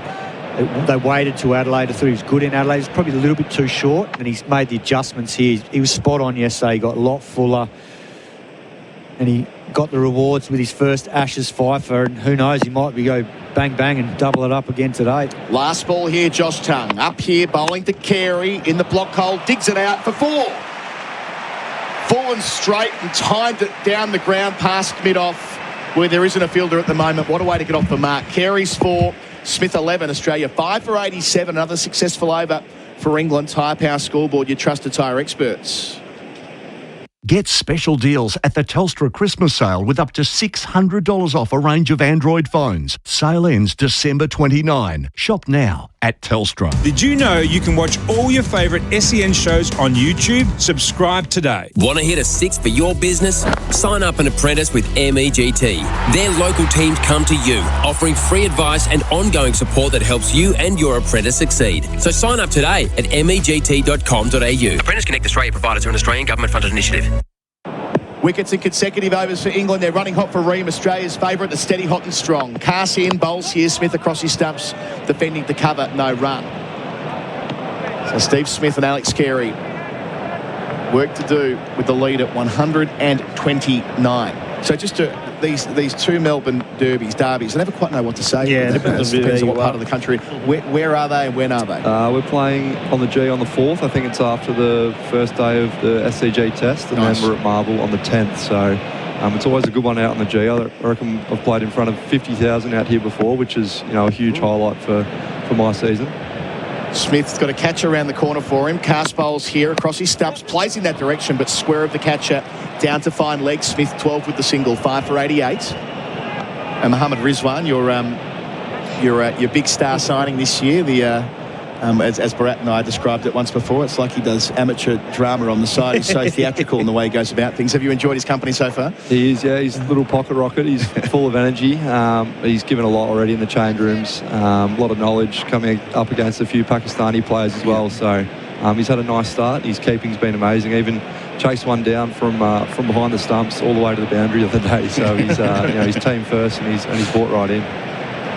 I'm looking forward to the first big social media moment with him, Baz, with Mohammad Rizwan. There'll be one eventually, for sure.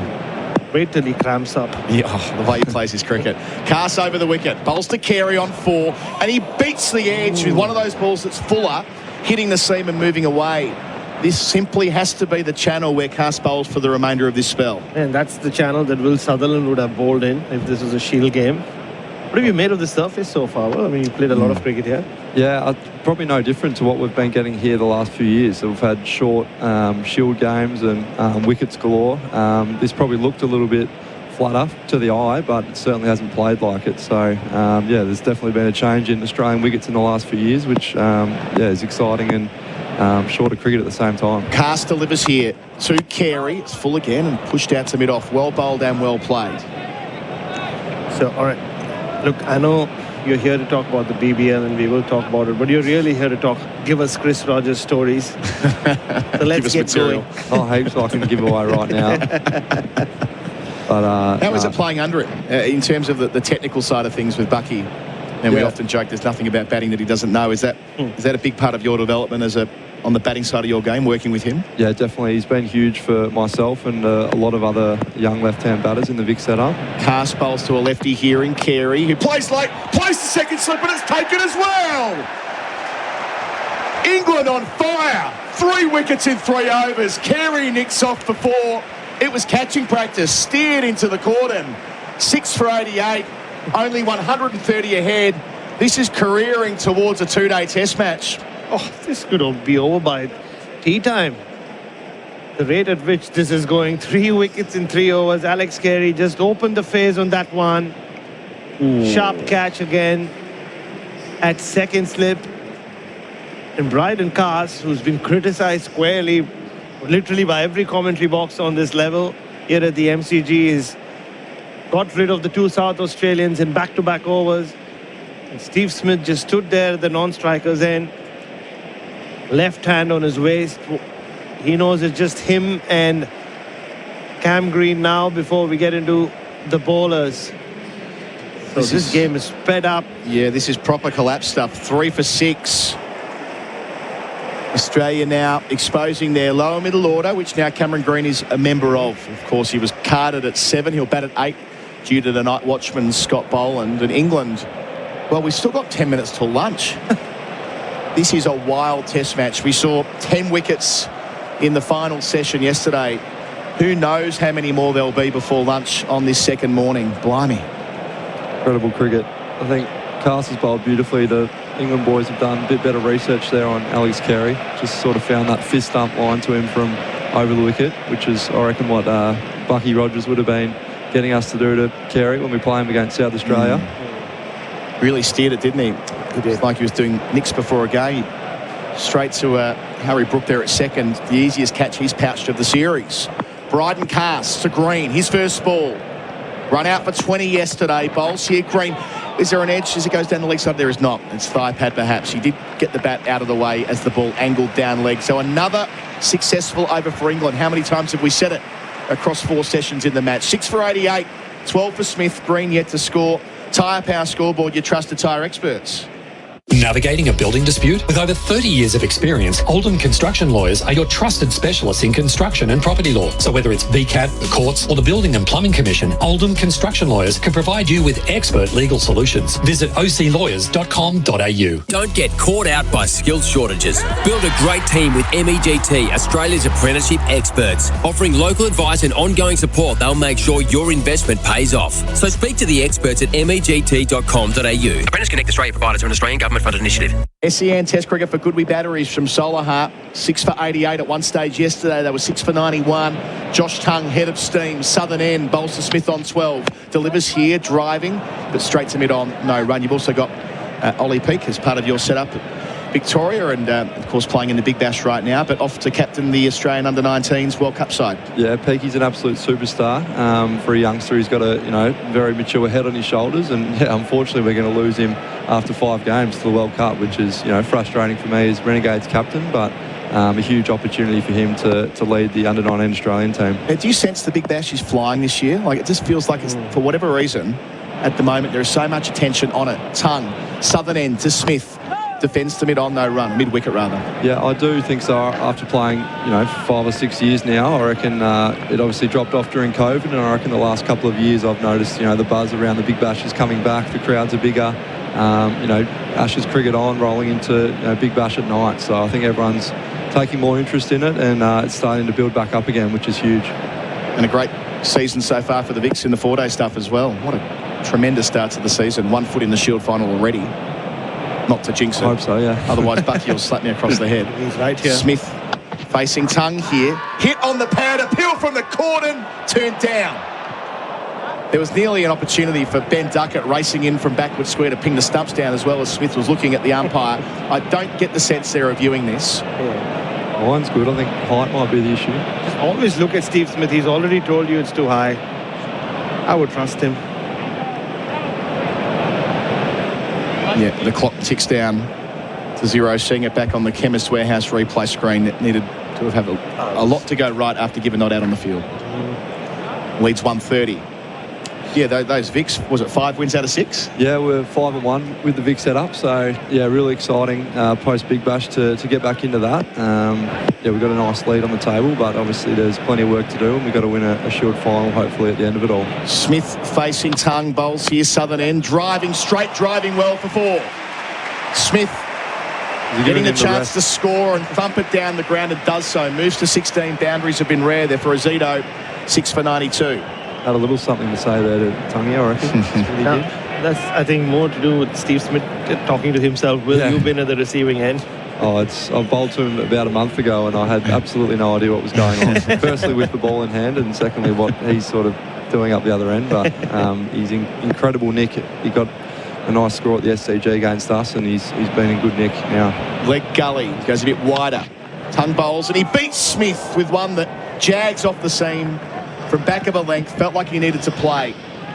Again, plenty going on when the ball hits the seam from both ends. I think you won a lot of admirers a couple of years ago, Will, when you guys didn't get the job done at the pointy end of the season. You're quite emotional about how well that team had done, and just how committed this Victorian team that you're leading at the moment are to trying to get up and win a Shield. Yeah, touch embarrassing. I still get a bit of stick from the boys about shedding a tear post season, but all the boys are incredibly passionate about the Vic stuff, and we've come close over the last few years and not quite got the chockies, so hopefully change that this year. Great to see, love it. Tongue to finish here, Bolster Smith down the leg side, bit of interest again from the cordon, but he's missed it. There'll be no review there either. 6 for 92, I believe we're letting you go. Will, thanks for joining us. Good luck for the rest of your season, both for the Renegades and for the Vics. Chemist Warehouse replay screen has all the numbers on it. 6 for 92. Smith's on 16, Green yet to score. Imagine homes where luxury isn't an upgrade. Build a solar all-electric Henley home with up to $95,600 of standard inclusions others call extras. Imagine luxury at no extra cost with Henley Homes. Navigating a building dispute? With over 30 years of experience, Oldham Construction Lawyers are your trusted specialists in construction and property law. So whether it's VCAT, the courts, or the Building and Plumbing Commission, Oldham Construction Lawyers can provide you with expert legal solutions. Visit oclawyers.com.au. The leading run scorer for Australia, Travis Head, made 46. Pretty grim reading across the board. He's the only Australian, apart from Smith, who's reached double figures. That's for TAC. Speeding, how your holiday ends is your choice. This will likely be the final over before lunch. Bryden Cast, who's picked up a couple of wickets in his last 2 overs. Bowls to Green, his second ball here. Green, who leaves alone in the channel. Those 2 wickets for programmed commercial painting maintenance for 6, Baz. Just looking at Australia today, and the nets, not a lot of them are there. Steve Smith was definitely there. I spoke about how he's practicing his.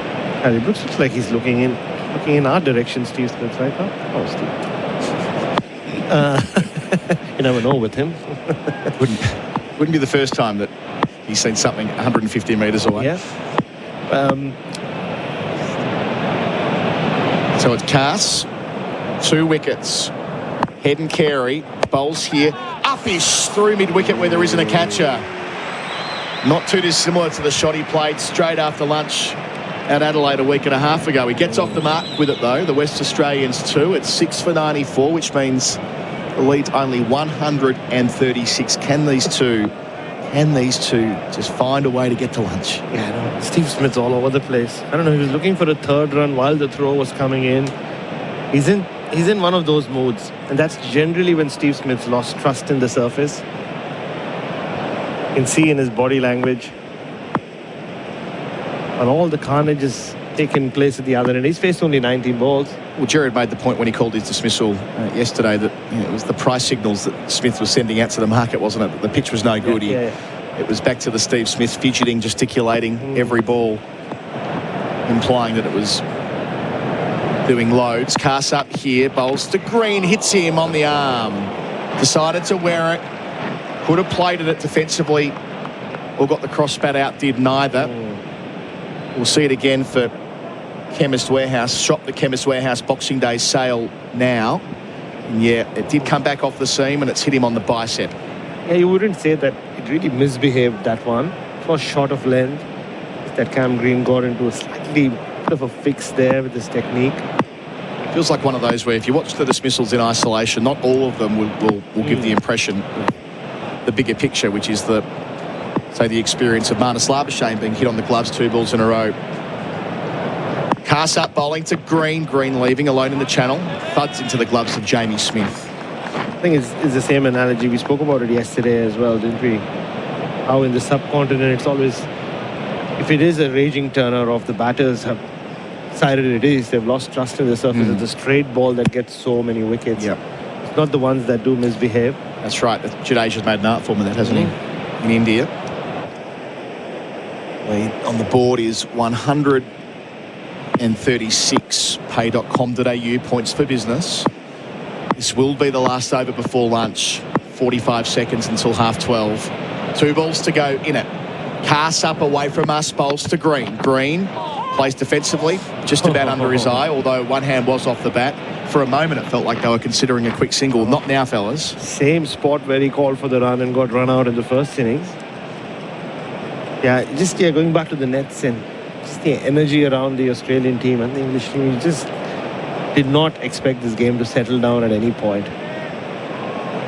Thought that it'll find a new gear, and it has. For a while there, when Travis Head and Marnus, more about Travis Head was batting, it felt like probably if you could get a bit of sighter, like Travis Head gave himself this morning, you could hang in there. But for that, there's only a partnership of 21. Indeed, the biggest partnership was for the first wicket when Scott Boland added 22 with Head, first man out today. We're only into the 25th over of the innings. England all out yesterday in 29.5. Extra slip jumps in. Last ball of a most eventful session.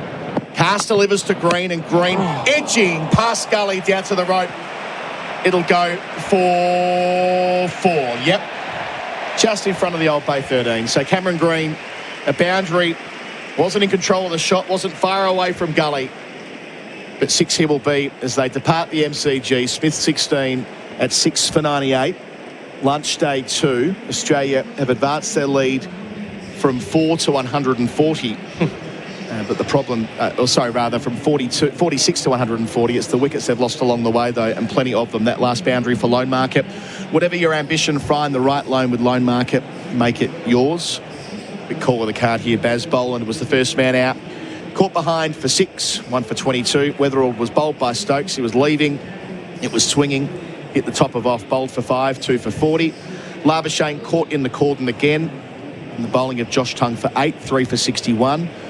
In a collapse, well, it was one long collapse really, but 3 for 5 fell when Travis Head was bowled by Carson. Absolute beauty for 46, our top scorer across the session for pay.com.au. Points for business.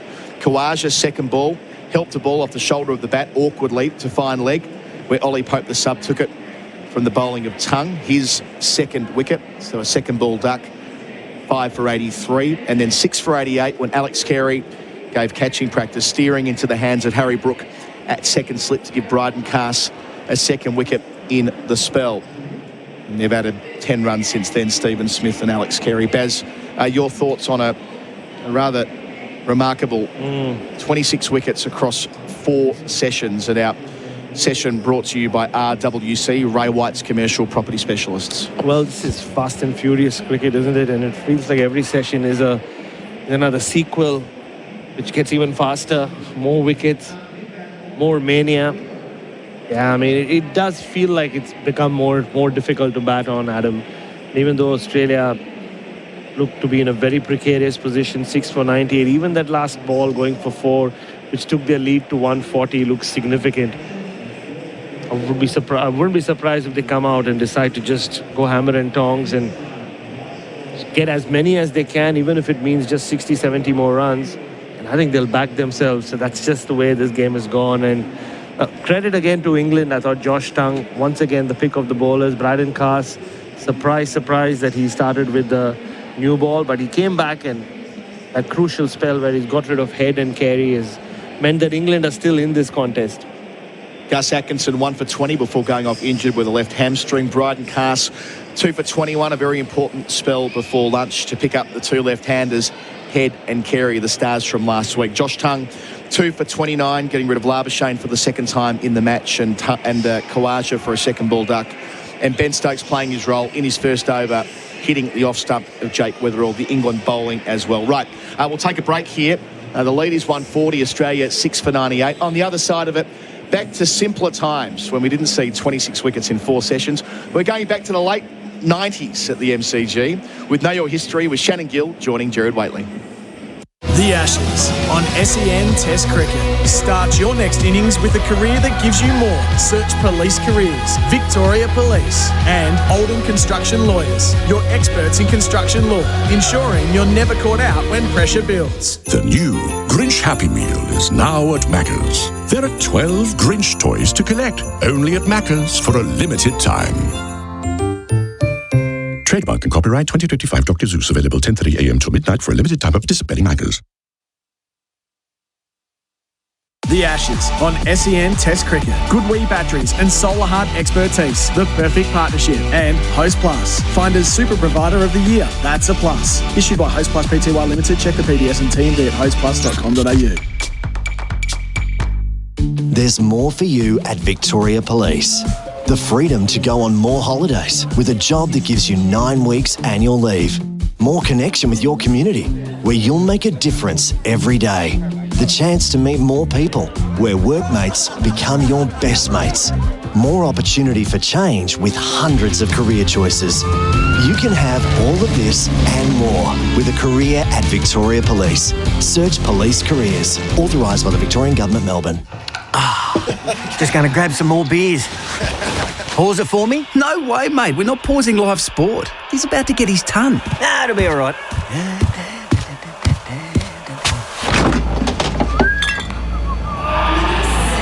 Oh, what? Oh, no. Did I miss it? Come on, mate. You got to rewind it, please. Oh, not a chance, mate. You can catch it on the highlights reel.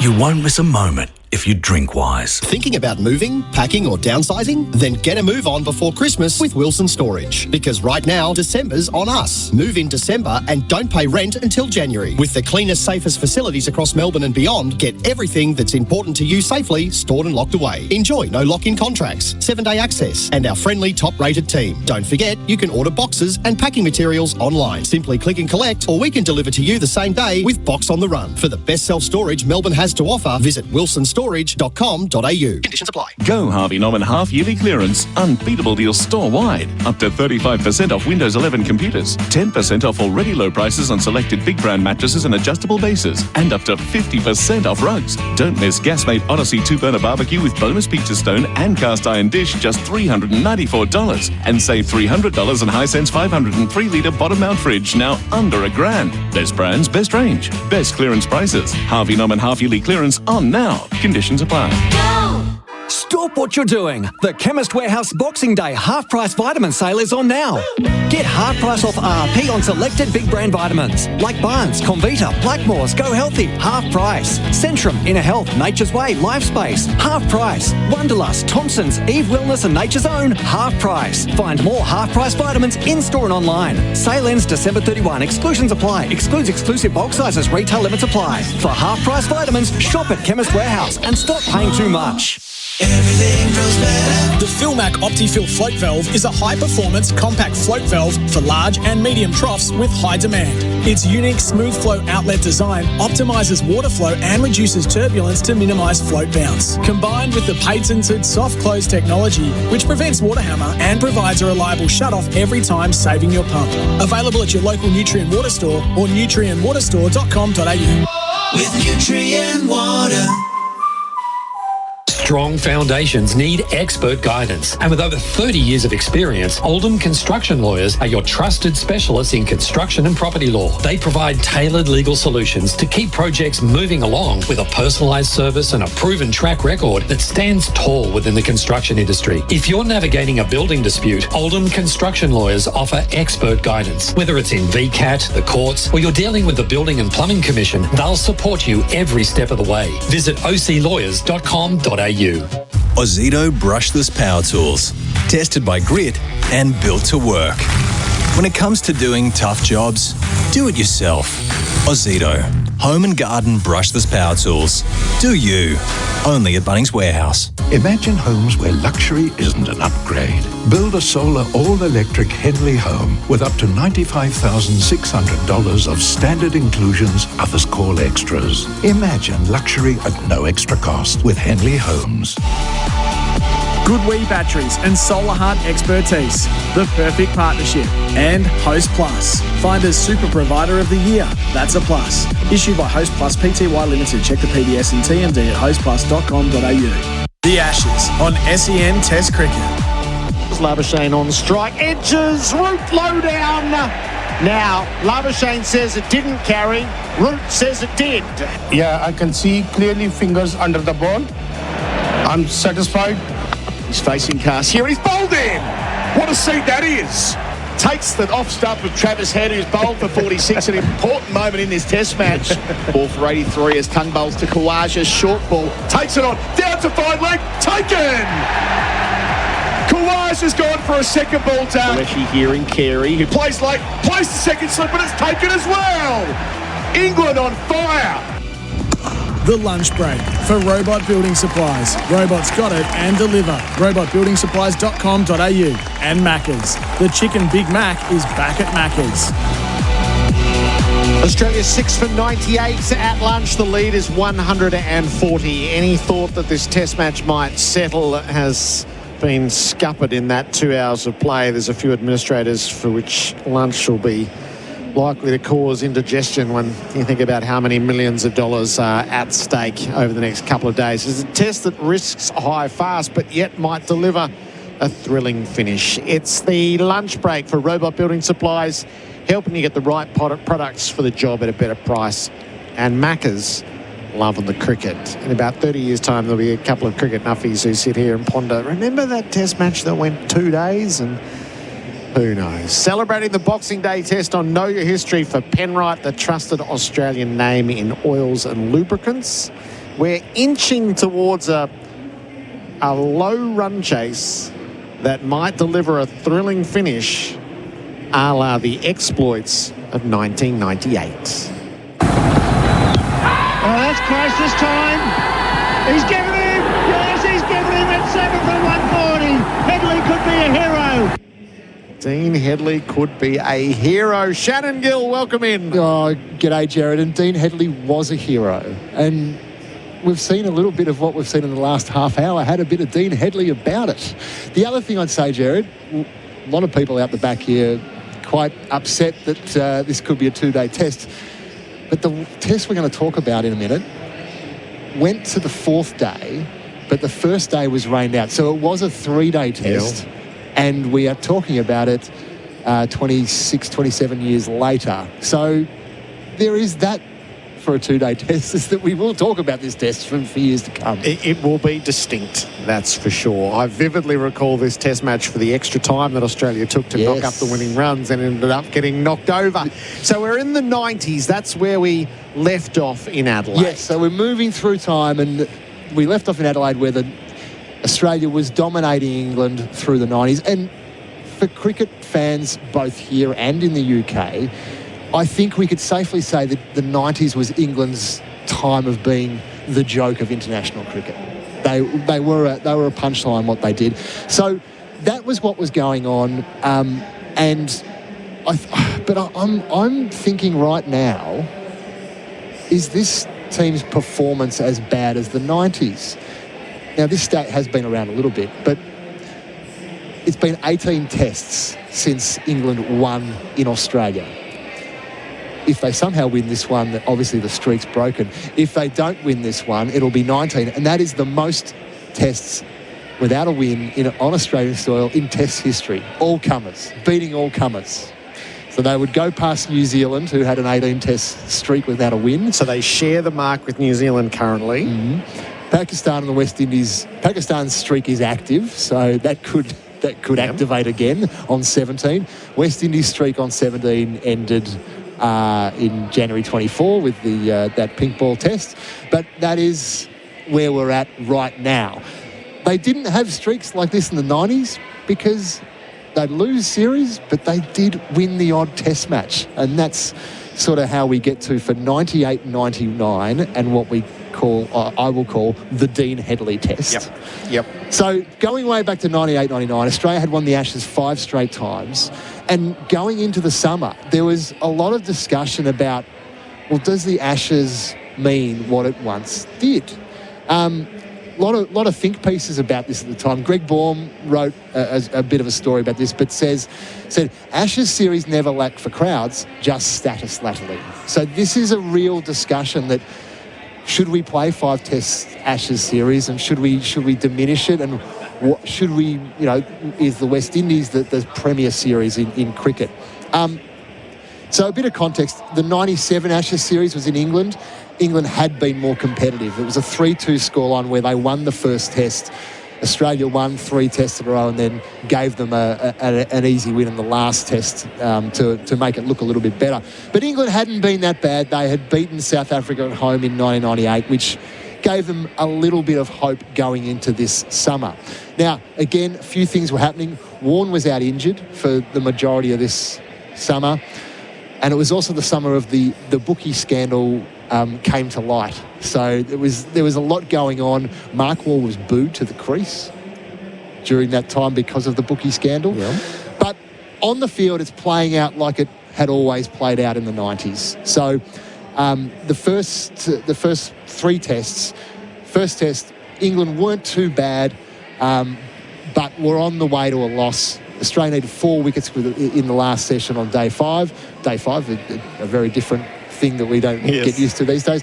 And it rained. Oh, right. Rained the last session, draw. Second test, I don't know where Flem is, but Flem, 9 wickets and player of the match in the second test. Well done, him. A match that was over midway through day 3. So this is not new. It's not new. Flem got, I wonder whether he's got the gold goblets still. I feel like he's got them somewhere. I'll ask him. Yeah. Third test, another Australian win, pretty simple. It went 5 days. Ashes is retained. But there's a bit of a flat feeling because, as Greg Baum wrote, Australia secured the Ashes for a 6th successive series at the Adelaide Oval, but it felt not so much like a climax as the handing in of an assignment. The next 2 tests at the 2 biggest grounds will now be dead rubbers. Duly, the issue becomes whether future Ashes series ought to consist of fewer, less prestigious matches. So Baumy's riding this hard. Baumy was actually, well, I won't say he was campaigning, but he was certainly putting it out there that less tests in an Ashes might be what we need. Now, I'm not sure if Baumy's listening, but that will change. And I think part of what will change is this test is probably the start of a little bit of a renaissance. So this brings us to Dean Headley. Who is Dean Headley? So Dean Headley is the grandson of West Indian legend George Headley. So he was a 3-generation Test cricketer. So his grandfather played for the West Indies, was one of their greats. His father played for the West Indies. He played for England. So he was born in England. Quick bowler, nice pace, hit the pitch hard, was skiddy. He actually took 3 hat-tricks in one county season. So in 1996, he took 3 hat-tricks in one season, which either he was really good or county cricket wasn't that great. one of the two. He debuts v Australia in 1997, and while we probably didn't realise it, he's actually sneaky good. Plays the 3rd, 4th and 5th tests, takes 16 wickets at 27. 12 of his 16 were top 6 wickets. The Aussies rated him as a bowler, which is not what a lot of English bowlers in the 90s didn't get that sort of rating. So we get to 98-99, but Headley's on the sidelines until the 3rd test. There was a back injury. They're not sort of picked it's a bit weird why he doesn't get picked, but clearly he should have been around. Well, hopefully that he would have been around for the full series, because he ends up taking 19 wickets at 22 in the next 3 tests. So, but the Melbourne Test is where we remember him. All right, take a breath there. The Boxing Day Test of 1998 in all its glory with Shannon Gill next. It's the lunch break for Robot Building Supplies, helping you get the right products for the job at a better price. And Macca's, the Chicken Big Mac, is back at Macca's. The Ashes on SEN Test Cricket. Good Wee batteries and solar heart expertise. The perfect partnership. And Host Plus, Finder's Super Provider of the Year. That's a plus. Issued by Host Plus Pty Limited. Check the PDS and TMD at hostplus.com.au. It's the season for sunshine and road trips. Make sure your Toyota's ready. Enjoy a essential service from $290 for small vehicles or $350 for SUVs and 4x4s. Book now. T's and C's apply. Visit chadsontoyota.com.au. LMCT 8169. Oh, what a feeling. Toyota. This summer, there are some things Liquorland can't guarantee. We can't promise the snags won't get burnt. Or you'll get a peaceful sleep in. We can't help you hit a 6 or score a century. But there are some things we can help you score, like refreshing summer drinks to share with mates, a legendary backyard barbecue setup, cracking promos to keep the esky full, and great value with every shop. Score more this summer with Liquorland, official gold partner of Cricket Australia. Choose to drink wise. Go Harvey Norman half-yearly clearance. Unbeatable deals store-wide. Up to 35% off Windows 11 computers. 10% off already low prices on selected big brand mattresses and adjustable bases. And up to 50% off rugs. Don't miss Gasmate Odyssey 2-burner barbecue with bonus pizza stone and cast iron dish, just $394. And save $300 on Hisense 503-litre bottom mount fridge, now under $1,000. Best brands, best range. Best clearance prices. Harvey Norman half-yearly clearance on now. Conditions apply. The Chemist Warehouse Boxing Day half-price cosmetic sale is on now. Big brand cosmetics are half price. L'Oreal and Maybelline, half price. Rimmel and Sally Hansen, half price. And NYX and Nude by Nature, half price. That's right, big brand cosmetics are half price. So hurry into Chemist Warehouse for the Boxing Day sale today and stock up on all your favourites. Savings off RRP. Sale ends December 31. Chemist Warehouse. Great savings every day. Some say 5 days is a long time for a cricket match. We say it's a good start. At Popolo, we air dry our salumi for weeks, not days. Because like a test match, you can't rush the good stuff. Whether you're watching the first ball or the final wicket, slow down with something made properly, the traditional Italian way. Popolo Artisan Salumi, made slow for the long game. Real cricket fans watch a test match for 5 days straight. That's sustained performance, just like Host Plus, who have sustained strong long-term returns over 20 years. A top-performing super fund? That's a plus. Issued by Host Plus Pty Limited. Host Plus balanced My Super investment option based on super ratings data as at September 2025. Consider the PDS and TMD at hostplus.com.au before deciding. Past performance is not a reliable indicator of future performance. Search Compare Host Plus today. At Robot Building Supplies, ChatGPT doesn't get a look in. We ask our own robot. Robot's got it. Got Merbu decking and timber sleepers? Robot's got it. Steel framing and building supplies within 24 hours? Robot's got it. The original robot since 1946. Robot Building Supplies. Notting Hill, Sunshine, Preston, Dramana, Pakenham, Coldstream and Darnham. We're robot, but we're human. robotbuildingSupplies.com.au. ROBOT, Robot Building Supplies. We grew up watching classic catches on the telly, impersonating those gags about 2 for 22, and dreamt of hitting centuries in backyard cricket, all in the shadows of the Aussie Shed. Best Sheds design and produce quality Australian manufactured sheds. Standard or customised, their batting lineup of sheds comes in all sorts of shapes and sizes. And in true blue Aussie fashion, Best Sheds gives you a 20-year manufacturer's warranty. Best Sheds, raise the bat. Visit bestsheds.com.au. Landscapers and tradies need plants? Plantmark is your trusted wholesale nursery with a huge range at true trade prices. They supply landscape projects of all sizes, from quote to delivery. Open 6 days at 4 locations across Melbourne. Plantmark.com.au. Goodwee Batteries and Solar Heart Expertise, the perfect partnership. And Host Plus, Finder's Super Provider of the Year. That's a plus. Issued by Host Plus Pty Limited. Check the PDS and TMD at hostplus.com.au. The Ashes on SEN Test Cricket. If Steve Waugh wants to bat, the Englishmen want to go off, so I'm sure they'll stay. Yes, I think Waugh's got the option here, and I think the umpires will be now be confronted with the situation that says we'll have to go on. The additional time for a successful run chase that went belly up. The story of the 1998 Boxing Day Test here with Shannon Gill. Know Your History lunch on day 2. And Gerard, this was not promising because Boxing Day there was no play. So it rained out all Boxing Day in 1998. What a disaster. Probably a bigger disaster than what we might have here if we don't have a day 3, day 4, day 5. So there was no Boxing Day cricket, which is not a great sign for what's ahead, but it ends up becoming one of the greatest and most memorable Boxing Day tests ever, and one of the most memorable Ashes tests of all time. So England eventually get on for day 2 and bat, and they make 270 in the first innings. Alex Stuart makes 100. It's the only century he ever makes against Australia. So and he's captain.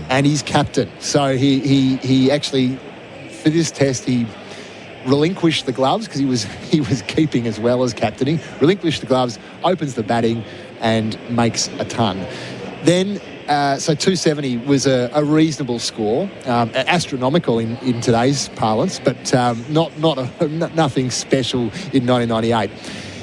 Darren Gough bowls England into a great position, and it looks like Australia will be struggling to reach parity with England in their first innings.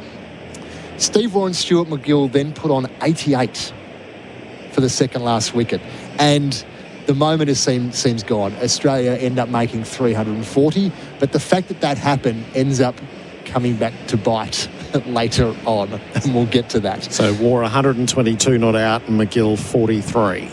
So this is the era where Steve Waugh is gathering the reputation to say, no, I'm going to give my confidence in tail-enders. I'm going to let them bat, give them confidence, and I'm going to bat with them. And it came off on many occasions. Sometimes it didn't come off, though, and we'll get to that. So England get 244 in the second innings. Athers made a pair. Athers didn't have a great test. Alex Stewart made 50. Graham Hick, a guy who was much maligned, ended up making 60, batting at 7 because a guy called Dean Headley was the night watchman at one point. But Graham Hick made 60. That's important. But even more important, a guy called Alan Mullally made 16, batting at 11. It was a very ordinary bat, swung the bat, hit 3 boundaries, and they ended up putting on 23 for the last wicket, he and Angus Fraser. It raised the ire of Glenn McGrath, who ended up getting fined for some of the verbals he was handing out during this little partnership, but it ends up being very important. So the run chase is 175 for Australia. It's the lunch break for Robot Building Supplies. Robots got it and deliver. Robotsbuildingsupplies.com.au, and Macca's loving the cricket. This is Know Your History, celebrating the Boxing Day Test for Penrite Oil. Trust Penrite Oil for reliable performance and protection. And Gerard, if you know your 90s, you know that the Australian cricket team was very, very good, but their kryptonite was chasing anything under 200 in the fourth innings.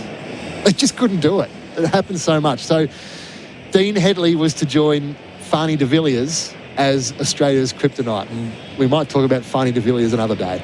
But it didn't start like this. So the fourth innings, Australia is cruising home. They are 2 for 103, cruising home. And then the catch of the summer is taken by a guy called Mark Ramprakash. Not a good attack as that one's... Oh, what a catch! What a catch! He's got it. Ramprakash all fired up there. Come on, lads, he's saying.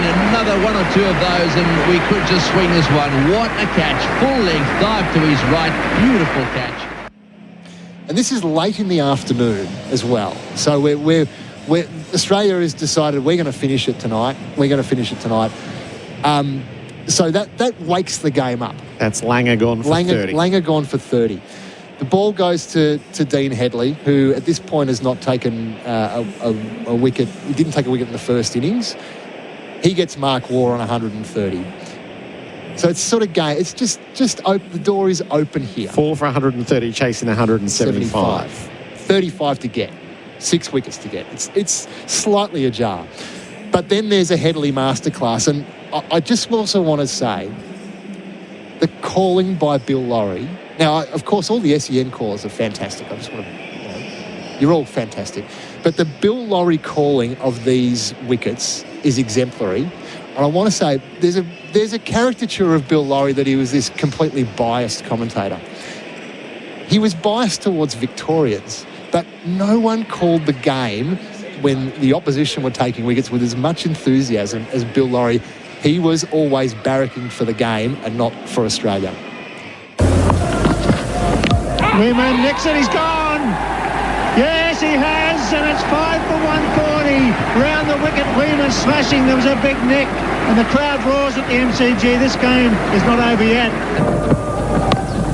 He's got him. Yes, he's gone. It's 6 for 140. He takes the catch. This game is alive and kicking. Oh, that's close this time. He's given him. Yes, he's given him at 7 for 140. Headley could be a hero. He's got him. He's gone. It's 8 for 161.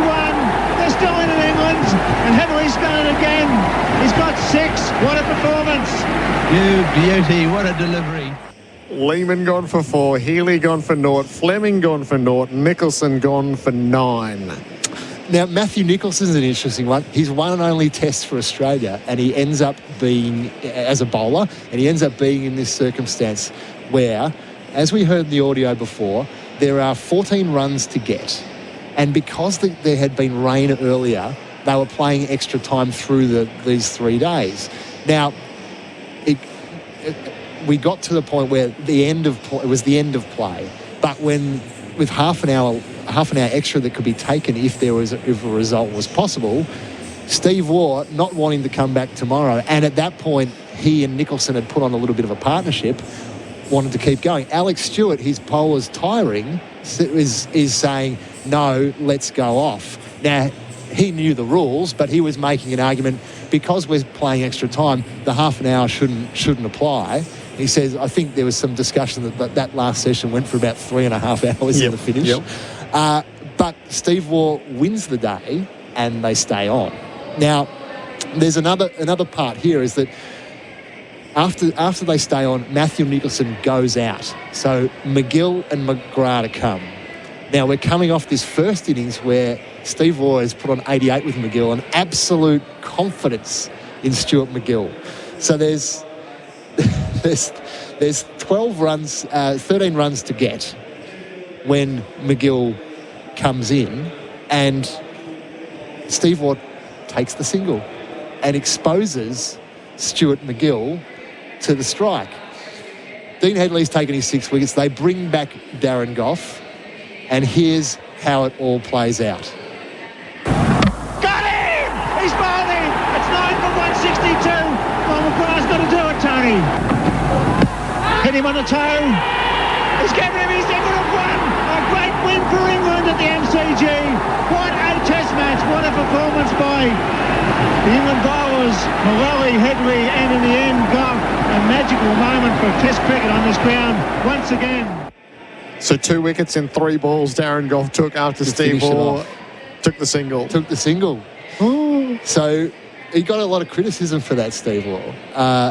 And look, the headlines were reasonably tough on Australia. The choke's on us was how it was reported in the Age. But look, it was lauded as a great cricket match. Peter Roebuck, this was one of the greatest cricket matches. England had seen a beaten side. Headley changed all that. It was a towering performance from a cricketer full of character. And what it actually meant is for how bad England were in the 90s and how terrible we all thought they were. They could have actually drawn the series in the next test in Sydney.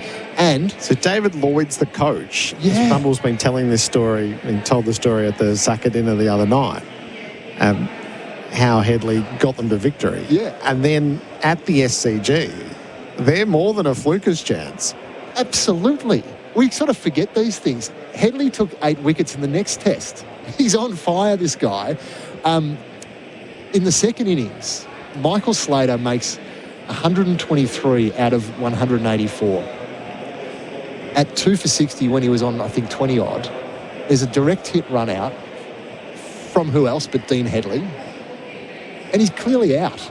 And this is when the third umpire was around, and inexplicably not given by the third umpire. So the way Bumble tells the story is that Simon Torfel pushed the wrong button. Now, Wow. it tells Now, it for, yes, that's- for effect. But it... Well, he did really push the wrong button. Well, yes. He was out and Simon then pushed Torfel the not never, out button. He never got a decision wrong. That's maybe the only decision he got wrong in his career. So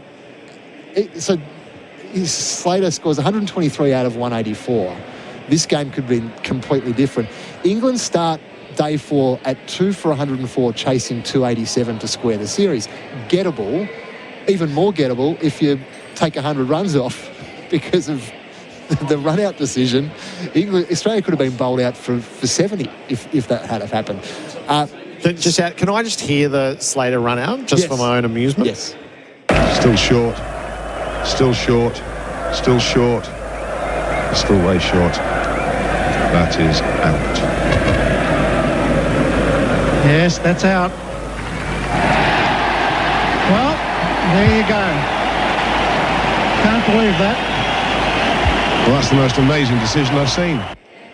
So it's the old traffic light system. Yes. It's green, white and red. And the green light is pushed instead of the red light. And the only explanation is the umpire pushed the wrong button. Pushed the wrong button. And he goes on to make another 100 runs. Oh, my goodness. It is. So this is where, like, Dean Headley and Darren Groff were a good bowling partnership. Dean Headley only plays 2 more tests. It's amazing. Back injuries, 2 more tests. His career is 6 tests for Australia, 35 wickets at 24. Like, it's high-class stuff. Australia will win this test in the finish quite easily. McGill takes 7, so they win the series 3-1. But it could have easily been 2-2. Yep. I've got a hunch this run chase today is going to take us in the direction of 1998. It could well be. Shannon Gill, thank you. Thank you, Gerard. Ream is steady, hot and strong. You can take the heat out of summer in a corporate box at the Ashes. Hurry, register now for your chance to win at iCanWin.com.au. This has been the lunch break for Robot Building Supplies. Robots got it and deliver. RobotBuildingSupplies.com.au and Macca's loving the cricket.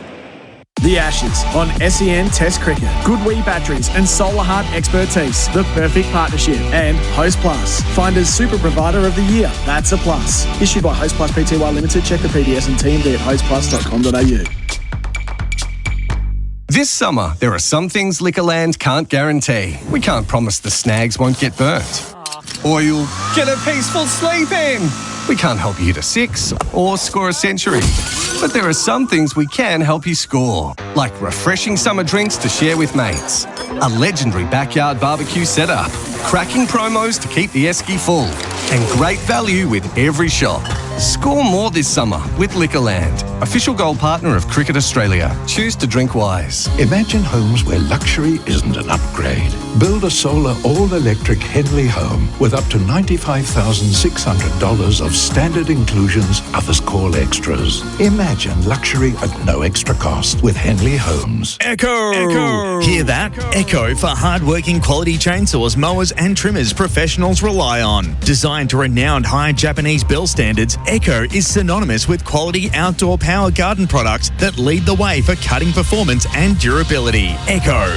Made with professional grade components and precision to ensure maximum value, they're backed by Echo's industry-leading 5-year domestic and 2-year commercial warranty. Echo. Power on and on. Available at Bunnings. New cars, demos and near new. Quality used cars. Great trade-in prices on all makes and models. Wow, they really do have it all at Car City. Up to 2,000 cars on site and even more online. Plus easy off-street parking. Finance available. Even a cafe. For new wheels, you know where to go. 415 Maroondah Highway, Ringwood. Go Harvey Norman half-yearly clearance. Unbeatable deals store-wide. Up to 35% off Windows 11 computers. 10% off already low prices on selected big brand mattresses and adjustable bases. And up to 50% off rugs. Don't miss Gasmate Odyssey 2-burner barbecue with bonus pizza stone and cast iron dish, just $394. And save $300 on Hisense 503-litre bottom mount fridge, now under $1,000. Best brands, best range, best clearance prices. Harvey Norman half-yearly clearance on now. Conditions apply. Down the leg side, he's feathered it through, and Just like Test cricket, Beaumont Tiles is an Aussie original. For more than 65 years, Beaumonts have worked hand in hand with tradies and builders to shape the style of Australian homes. With trusted trade pricing, expert service, and the biggest range of tiles, bathroom wear, and hard flooring, Beaumonts delivers style built to last. So visit tile.com.au or your local store. Beaumont Tiles, hard to beat. Exit signs. You probably don't notice them unless you're in an emergency. Now you'll start to see them everywhere. Smarterlight environmental exit signs are made tough, just like the Aussie cricket team. They reduce energy and maintenance costs, cutting carbon emissions for 16 to 30 years, potentially saving business billions, and even better, no batteries are required. They're also NCC compliant and have been since 2014. So don't get ripped off like a streaker's pants. Smarterlight environmental exit signs. Buy smart, stay safe. Visit smarterlight.com. Ring-a-ding-ding! Welcome to Tasman Butchers, the freshest cuts and the largest variety. Don't settle for the other stuff. Eat better meat with Tasman Butchers. Tasman Butchers, the meat specialists. Darren's days of digging blind are over. Ever since he blindly dug into that internet cable and took out an entire neighbourhood. Ever since his insurance declined to cover the repair costs. And ever since he saw that he was millimetres away from also striking a high-voltage electricity cable. Don't be like Darren. Always search before you dig online before every job to avoid striking buried pipes and cables. Search before you dig online every time. And never dig blind.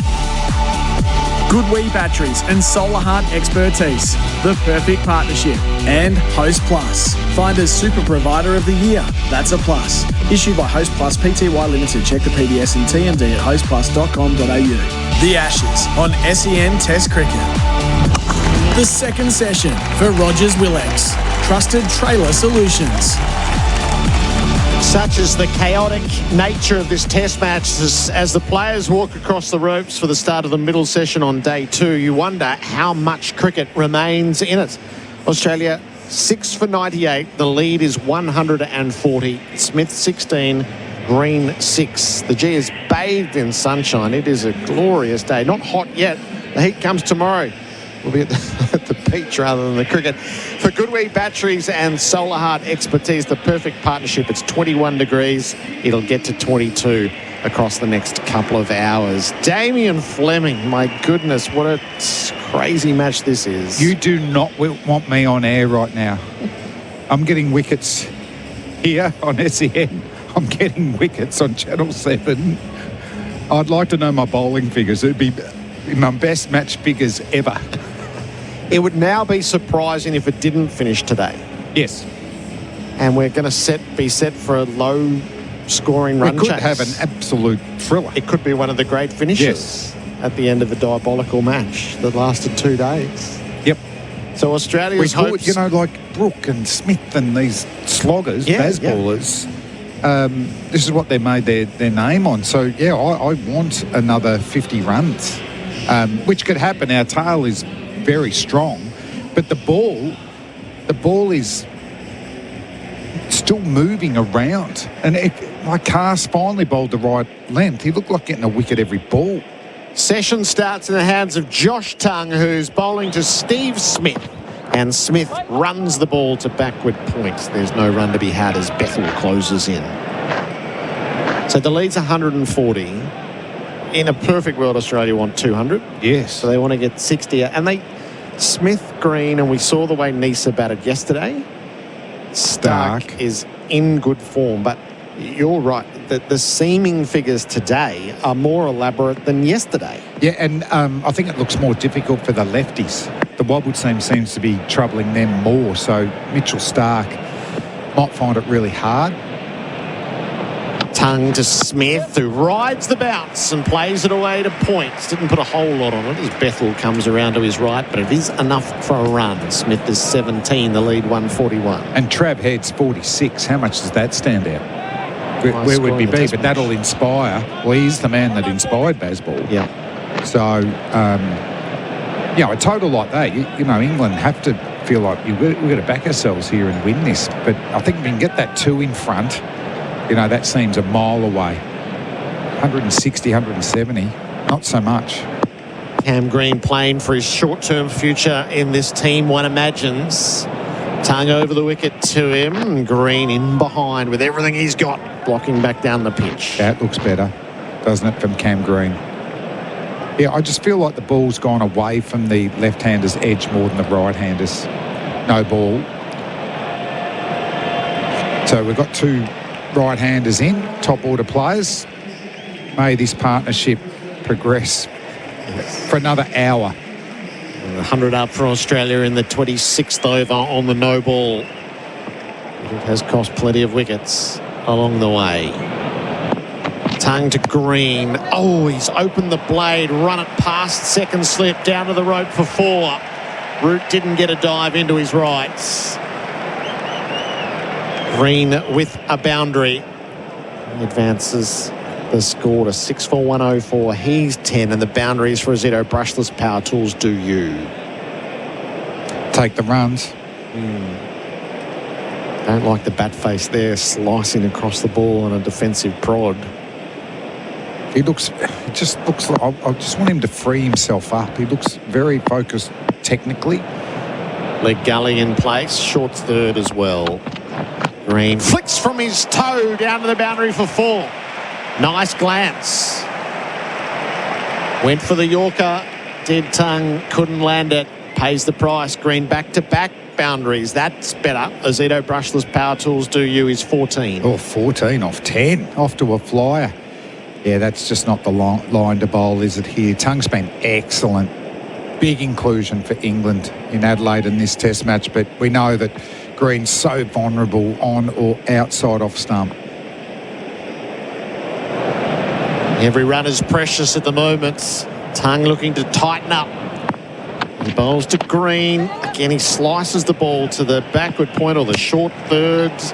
Picked up by Bethel. Throws, hits the stumps. It ricochets away. Bonus runs on the overthrow.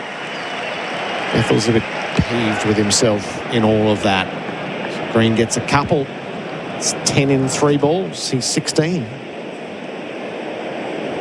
It's a weird position, isn't it? Yeah. If he's in a traditional position, that's a dot ball. Sort of, yeah. It's short third, really, isn't it? The way that he's set up. Deep gully, backward point. He's coming a little bit closer.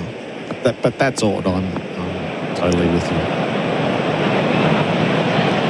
Last ball of the over. Green plays from his pads straight to mid-wicket. So Australia get 12 from it. The Capital.com scoreboard, fast, smart, seamless. 6-4-110. The tale of carnage from that first session.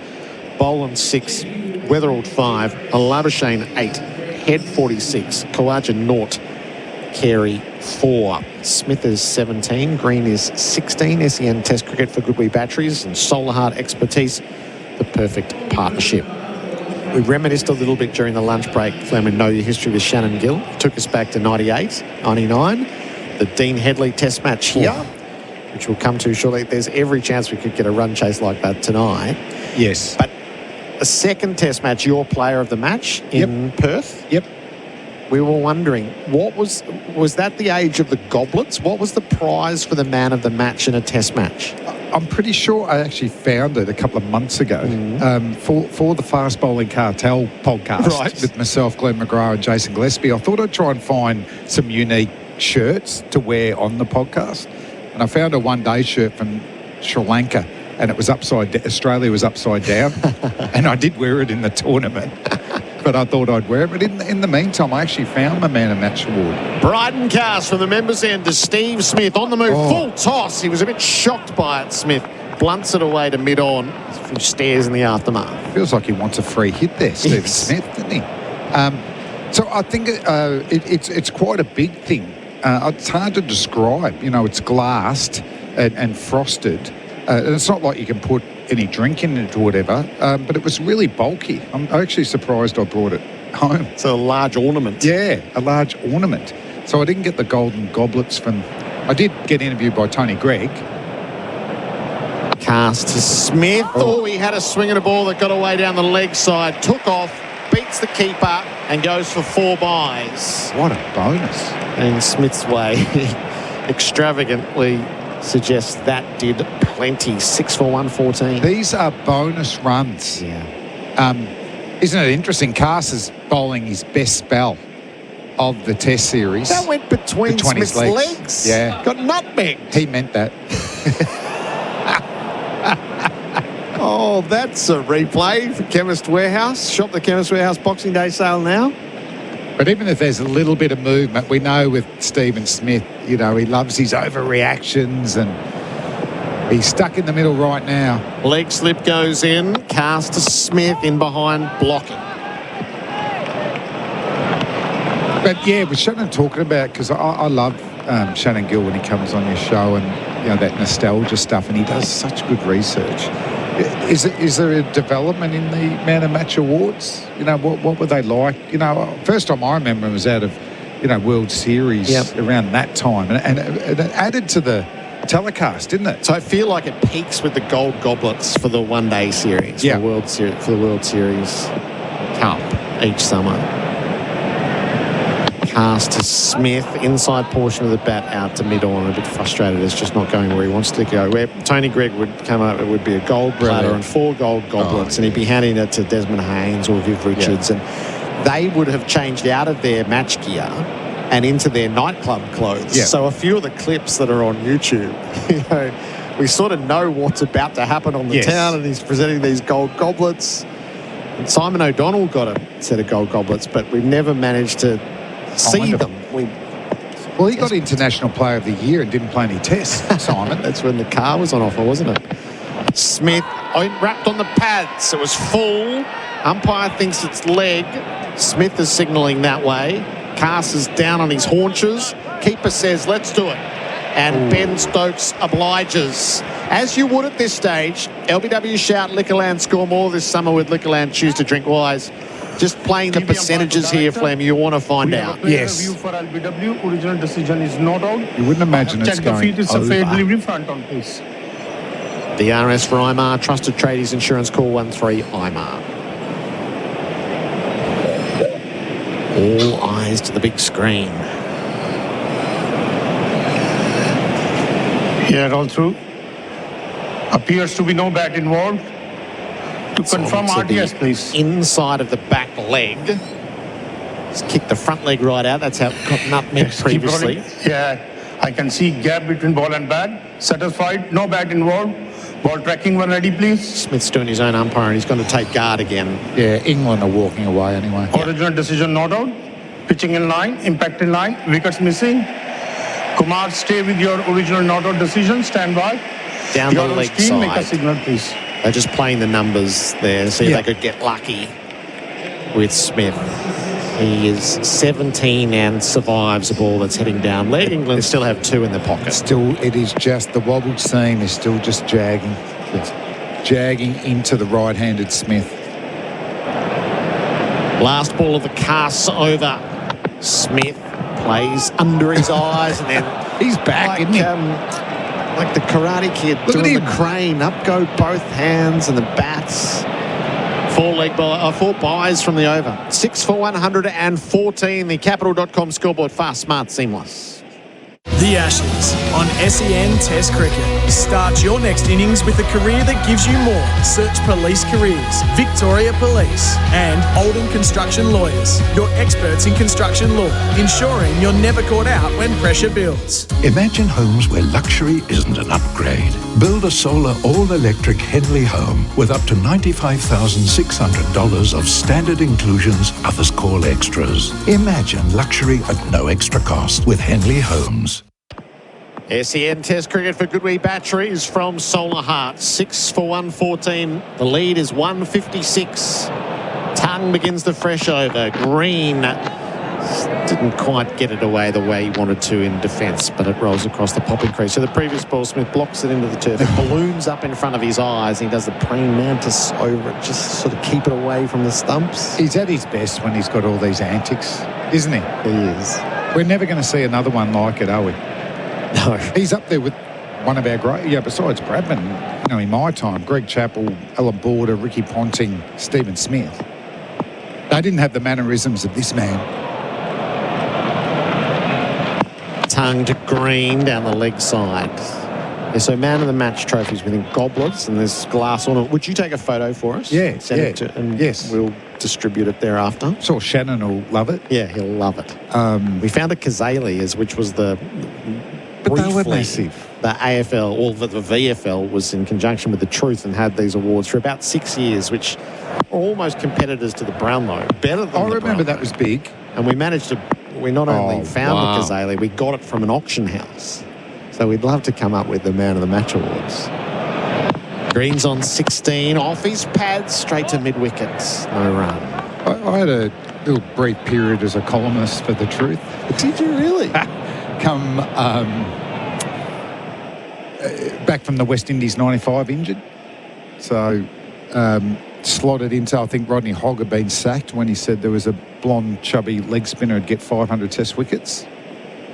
So I think I took over Hoggy's mantle. So they had a daily column, The Truth. Tongue bowling, Green in behind defending. But those sort of things added to, with the Man of the Match award, was it the Sig Chrome Super Test team? I know it was a bit more interest when you had 3 teams playing in the one-dayers. But it seemed to just it added so much around it, didn't it? Yep. Besides the on-field action. And wait a minute, there was a strike rate award too. For the highest strike rate, batting-wise. Tongue to Green, full defended back down the pitch. Because I'm getting into 12th man territory. Yes, I think he called it the Kit Kat. Strike. But there, maybe it was the Kit Kat strike rate award. With our correspondent will know, 0433 98 11 16. So this sort of rich 80s nostalgia on Channel 9. I've been sent this. And the one-dayers were huge. Yeah. Tony to the player of the match. You can enjoy some whiskey or champagne in that Baccarat decanter. Back to you, Richie. Champagne and Baccarat decanter. Oh, no. Very good. Green back foot punch. Can't find a run. A maiden from Tongue. 6 for 114. The Capital.com scoreboard. Fast, smart, seamless. Get ready for Clean Up Australia Day. Let's get our gloves on Sunday the 1st of March 2026 to give back to a place that we all call home. Register now at cleanup.org.au. Did you know you can watch all your favourite SEN shows on YouTube? Subscribe today. Some say 5 days of cricket is a long time. We say it's a good start. At Popolo, we air dry our salumi for weeks, not days. Because like cricket, you can't rush the good stuff. Popolo, made slow. The Ashes on SEN for Henley Holmes. Call 1-800 oi oi oi. 6 for 114. I'd have to talk to Tony about that one, I think. Smith 17, Green is 16. A leg slip has been deployed. Cast 8 overs, 3 maidens, 2 for 21. Smith edges to second slip, didn't carry. Brook lying prone on the turf in the aftermath. Smithy's in his own world out there. So what's the deal with Brook here? Has he been theatrical or is he just a bit the worse for wear?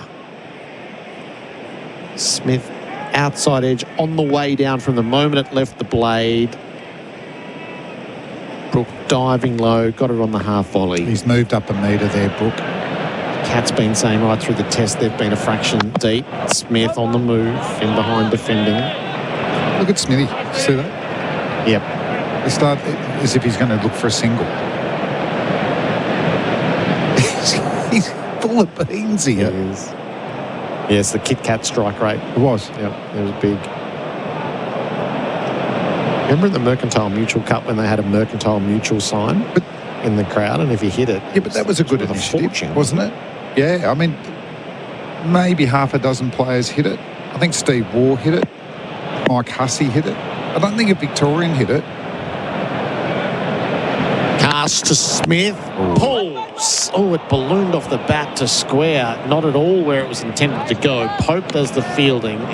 Smith sends Green back. Just puts his hand up in apology. That seemed to get stuck on the blade. Yeah, I was looking backward square, hoping for a boundary there from Stephen Smith. He hasn't bowled. It's funny enough, he's in a really good rhythm at the moment, Cass, that he's barely bowled a short ball. So when he bowled it, it did surprise Stephen Smith.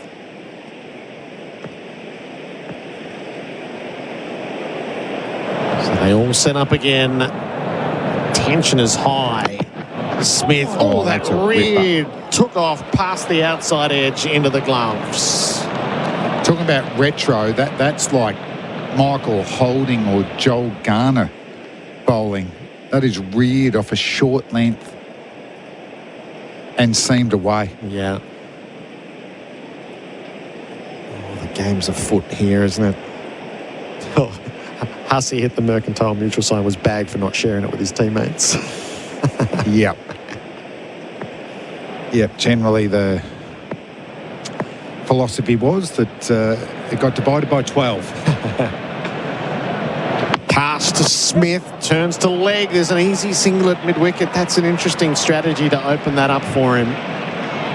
He's been absolutely tied down by Cass. And then you just gift him off the strike by pushing Pope back 15 metres. 6 for 115. Yep, the bizarre fields continue on for England, and they're right in this match. So every run is so crucial.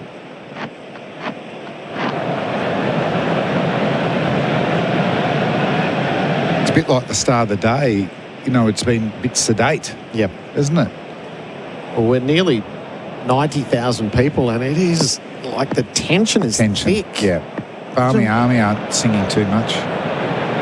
Green on strike, cast to him, pitched up, driven hollow, away from mid-off. They get one. Smith will be keen to come back. No, he pulls out. Stokes did well. Quickly around to his left. Just put enough doubt in the scenario. 6 for 116, the Capital.com scoreboard. Fast, smart, seamless. Cricket season's in full swing, and Alex Scott and staff are stepping up to bat for you. Servicing Gippsland since 1886, they're your local experts in livestock, rural property and real estate. Alex Scott and staff. Gippsland born and bred. Visit alexscott.com.au. Need a new battery roadside? Holler for a Marshall. Marshall batteries come to you fast with the right battery and expert fitting. Serving Australia since 1935, choose the leading roadside battery replacement service. Holler for a Marshall, day or night. marshallbatteries.com.au. 6 for 116 SEN Test cricket for Goodwee batteries from Solar Hearts. Cam Green's on 17. Josh Tongue begins the fresh over. Plays to leg. Smith calls in through for a sharp single. No point shying. Pope slid in on the square, gathered, realised that Green was home. Gavin from Newcastle recalls, I used to enjoy the classic catches competition on Channel 9, and the winners got a trip to beautiful Cable Beach Resort in Broome, Western Australia.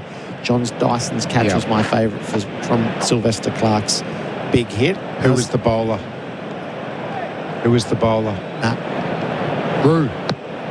Bruce Yardley. But that when Daiso took that catch, that was like insane, wasn't it? Yeah, Someone it could was. leap like that. Smith plays late under the eyes, strokes the ball to points. Bethel comes around from that deep gully position, a single taken, 6 for 118. I only ever got nominated once for the catch, and it was down at Darren Goff was slogging us. Craig McDermott bounced him, and I took a little bit of a hanger down at fine leg. That was one thing I liked down at fine leg, to try and mimic my AFL hanger. So I got nominated, and who I was up against was Phil Tufnell, who just took a regulation catch in front of the hill at Adelaide. But because of who he was, Green for defending. I believe he got 98% of the votes.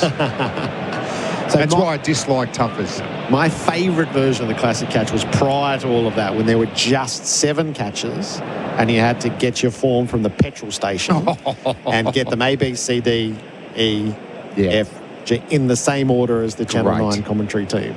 And then they skewed it to 3 at a time in the public vote. But the purity of the 7 catches at the end of the summer and having to get Dad to go to, can't remember what it was, Ampol or Shell, whichever one it was. And it was one particular station that had the contract. Green drives. He won't beat mid-on. Get the form, fill it out. That's a good promo, though, isn't it? Yeah. Forcing you to go to the certain petrol station. All good fun. Great initiatives. 6 for 118. Someone said Steve Ward might have hit the sign twice. Really? The ING or the... I think it was both ING and FAI. Yeah. Great initiatives. Rich parts of childhoods. The slips are creeping ever closer. Bethel's very close now at Gully, having been deep just a few moments ago. Green punches the ball out to cover. Can't find a run. 6 for 118. With 1 to come in the over. Partnership building, 30 runs. Very handy. Just eke out whatever you can. So the last ball of the 30th over of the innings. This session is for Rogers Willex Manufacturing since 1896. Massive Saturday crowd in. Finally, a little bit of sound to go with the action.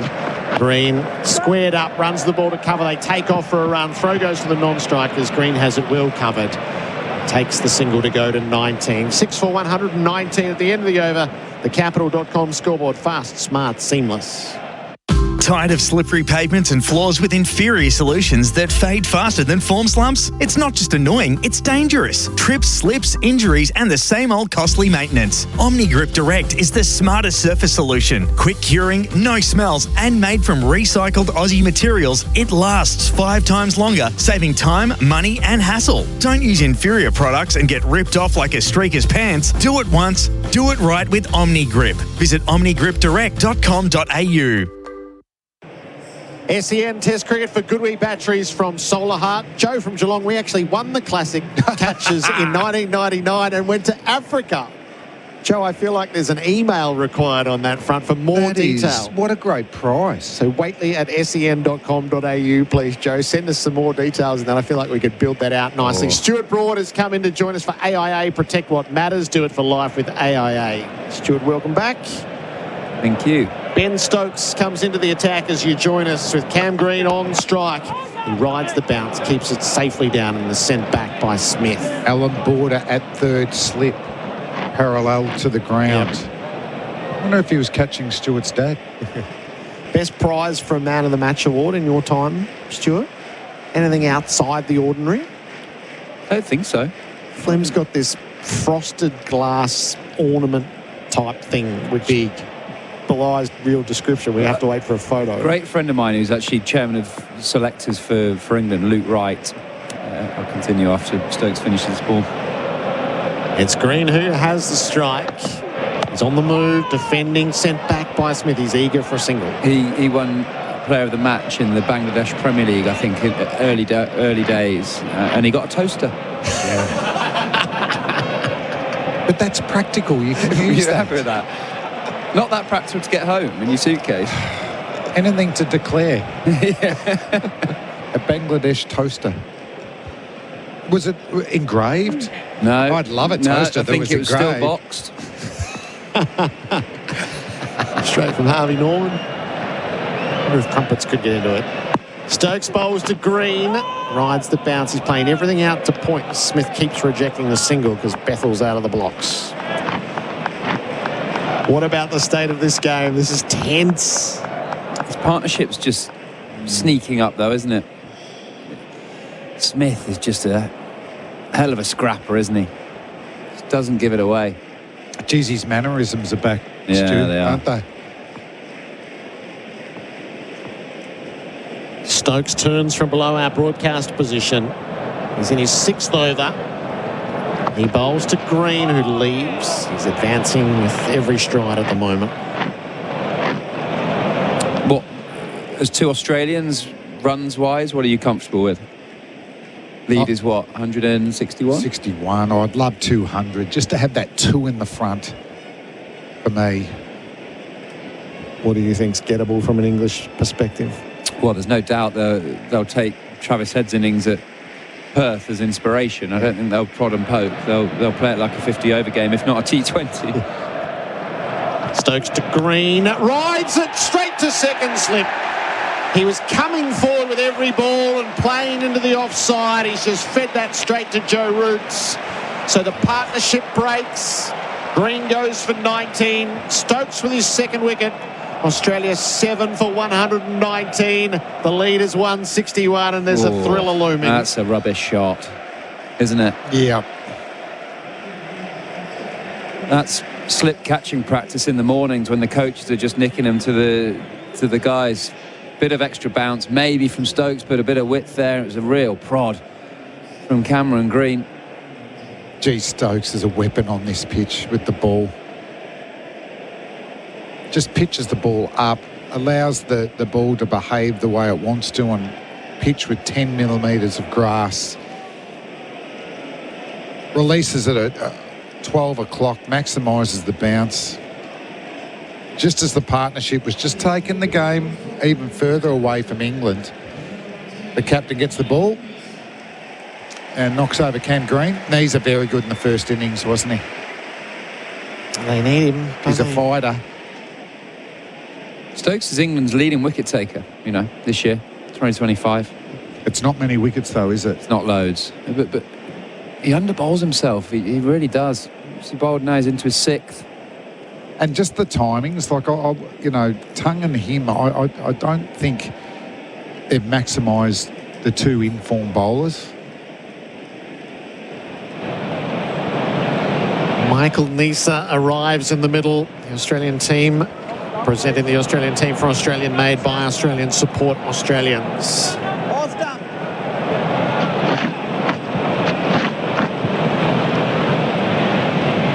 This is so precariously placed. And that is hurtling along to its conclusion on day 2. Australia now 7 down. Stokes looking to round out a wicket maiden. Nisa readies himself. Bouncer down underneath and Smith hauls it in. The Capital.com scoreboard, fast, smart, seamless, 7 for 119. Adam Collins will come in here for Bundaberg Ginger Beer, the great Australian brew. The Ashes on SEN Test Cricket. Harvey Norman, half-yearly clearance on now. Shop unbeatable deals on TVs, fridges, furniture, bedding, laptops, mobiles and more. Best range, best brands, best prices. And Henley Homes, hard to beat. Ask other builders, then come back to us. Henley.com.au. At AIA, we're for the doers. Whatever you love doing, we'll help you do more of it. More cricket, more family time, more fun. AIA. Health insurance, life insurance, financial advice. Do it for life. The lead is up to 161. Our coverage for Goodwee batteries from Solar Heart. Bryden Cass. And have another crack from the southern end. Picked up 2 wickets from the northern end before lunch. Stuart Broad and Damien Fleming with me. Every ball an event right now. 2 slips, bowling here to Smith on 19, who's squared up and keeps it down. Point takes him on. Bethel throws towards the keeper's end but misses the pegs, and Nisa was through anyway. 162 the lead at 7 for 120. And session for Rogers Willicks Manufacturing since 1896. Feel a bit numb watching this. Got to say, it is a weird feeling watching wickets fall with such regularity in a test match. We're just not conditioned to it, I reckon, but maybe we should be conditioned to it by now. And maybe this is no longer the outlier that we want to believe that it is, where so many wickets fall in such a short space of time early in a test match. Although, we are coming off a 5-day test. True. So if you get the pitches right. Yep, indeed. Here's Cass up here. Bollington, Nisa hits him. Didn't get up as high as he thought. They're actually appealing for leg before, would you believe? But no, that's clearly going over the pegs, and Nisa not quite reading the bounce. Well, I did play in that test match where Glenn McGrath got Sachin Tendulkar out ducking. We revisited that on the podcast. I think they did a TV ad, McGrath and Tendulkar. Who was the umpire? And it was about spectacles, was it? Yeah. They were questioning Glenn's. Who gave it? Was it Daryl Harper? I wanted to say Daryl Harper, but I'm glad you said it first. I feel like it was him. I just haven't seen it side on since that time, but it was definitely on the way down. Nisa yet to score. facing Cass, who plays him into the onside. Not a popular decision in India. No, getting Tendulkar out, LB ducking.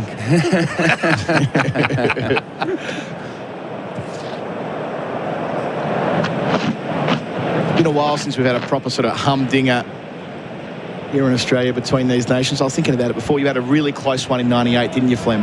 Yeah. The first day was washed out. Yep. And what did England... We only chased 170. Yeah. And to be honest, I don't know if we were totally focused on that chase.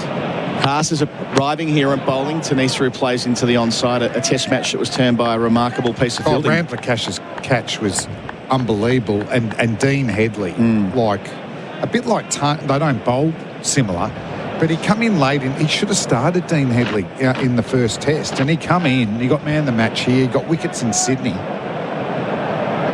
But we were flying before Justin Langer got caught. Myself and Colin Miller, who's 12th man, we were just working out the night's activities. So the depot was rung, Star Bar, we had drinks, free drinks here, drink cards there. Cass 2 left in the over bowls here. Nisa squared up. Oh, what a catch. Caught and bowled. Reflex effort. Nisa's gone for a duck. It was a leading edge. It's 8 for 120.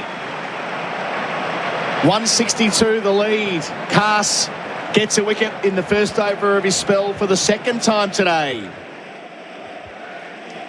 And he's getting them at full deliveries, something he hasn't been bowling throughout this series.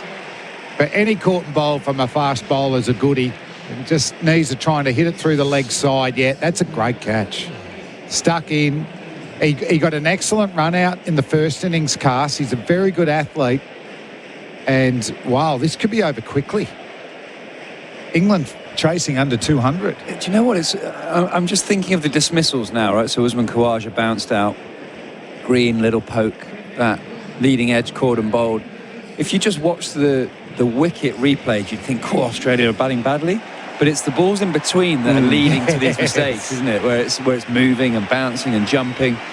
So not often in Test match cricket do you think that a 162 lead, you're well in the game.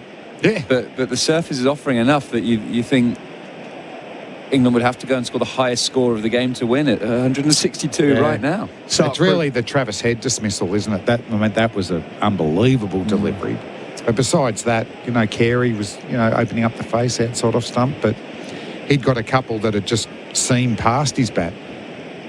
I'll give that a classics for a cause, watching it back on our Chemist Warehouse screen. Sticking out the left mitt, keeping Aussie classics alive while supporting our veterans. And I should also say that if you want to hear more about England's win here in 98, there's a full segment from lunch, chatting Gill with Gerard on Know Your History, which was a conversation that ran through that break, and one I'm looking forward to catching up on later on the pod feed. Australia 2 wickets in hand here, only leading by 162. Stark hold out briefly yesterday. To a no Cass bowls here over the wicket. He plays out towards mid-on, no run. It'll complete the over as well. Cass got 3 wickets. Smith still there on 20. Stark yet to score, 8 for 120. And that is on the Capital.com scoreboard. Fast, smart, seamless. Looking for your next fishing weapon? Bar Crusher is Australia's leading fishing boat builder and lead the industry in design excellence and quality. For the most advanced plate aluminium fishing boats or to build your dream boat online, visit barcrusher.com.au. Landscapers and tradies need plants? Plantmark is your trusted wholesale nursery with a huge range at true trade prices. They supply landscape projects of all sizes, from quote to delivery. Open 6 days at 4 locations across Melbourne. Plantmark.com.au. Cass to Stark bowls here, and he edges the first slip. He overstepped with his previous ball, back to the top of his mark, and he's made it count. Stark gone for a second ball duck. Cass has picked up 2 wickets in the over, 9 for 121. Well, that's a good ball. That looks a really good ball. Yeah. Angling across Stark. How much better has Cass looked over the wicket to the left-handers? And full. Hitting the top of the stumps, that length that we've been talking about has been really successful on this surface. He only bowled that because he bowled a no ball the ball before. Yeah, that's the corridor of carnage there. Wow. Hasn't been easy for the left-handers. The ball has been seaming away from them. Travis Head's been the only one that's been able to deal with it, and he got a magnificent delivery to knock him over as well. Gee, it's happening quickly. 3 wickets in 7 balls since we jumped on, Brody. I mean, it is, as you say, happening rapidly.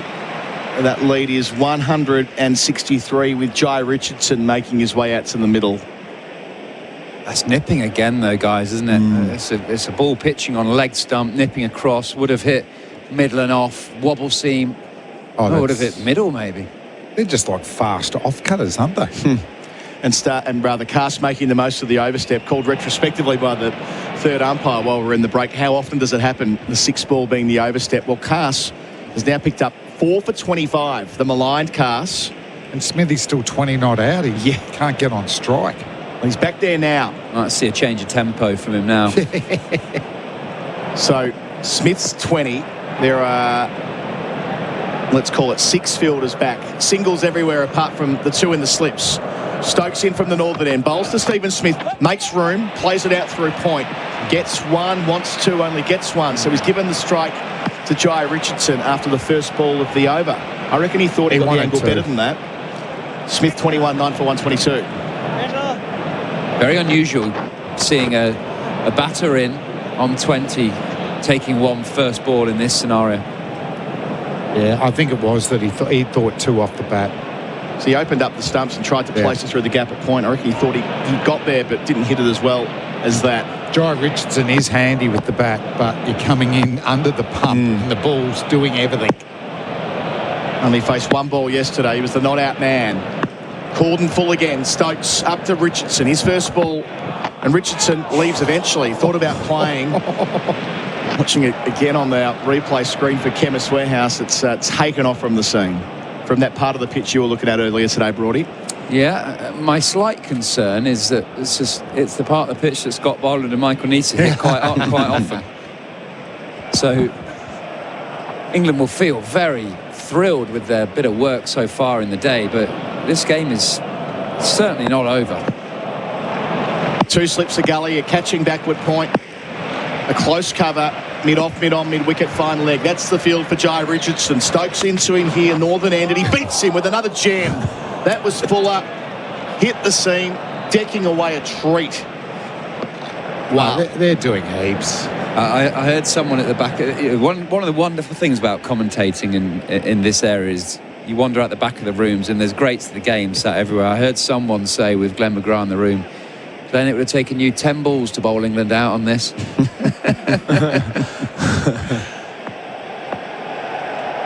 So Stokes has got it on a string. 2 for 23 his figures. Picked up Green in his previous over. There'll be an adjustment to the field between balls. A third slip hopping in. I think that's a good idea. Zach Crawley, and that'll mean they'll get rid of that mid-wicket and chuck him over to cover. So a 7-2. Jai Richardson facing up to Ben Stokes away from us. Bowls here, and Richardson, leg stump line. Thrust it back down, gets it to Ben Duckett at mid-on. Just getting through a ball here might get Smith the chance of some more strike and some more runs for Australia. Yeah, Ben Stokes is making the ball talk there. I think he's gone for the big away swinger there, starting on middle. Well defended from Richardson.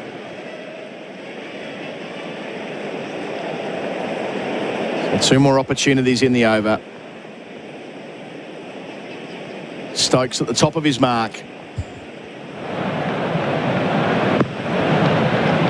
To Richardson with a cordon behind him that's packed, and he plays defensively from the crease back to the bowler. No run. 1 more ball to get through, and then who knows how Smith will play this next over. Whether he'll trust Richardson's defence at some stage as well. I've already started thinking about how England approach it with the bat. Yeah. How do you think they will? Well, I'd be amazed if they take the time. I think they'll be inspired even by Travis Head's innings today. 46. How valuable does that look? Another test match where it'll take the highest score of it in the 4th innings to win. Had a couple of them this year. Stokes to finish, bowls to Richardson and beats him. Goes over the top of the middle stump. Richardson not quite in line with it. Fine bowling again.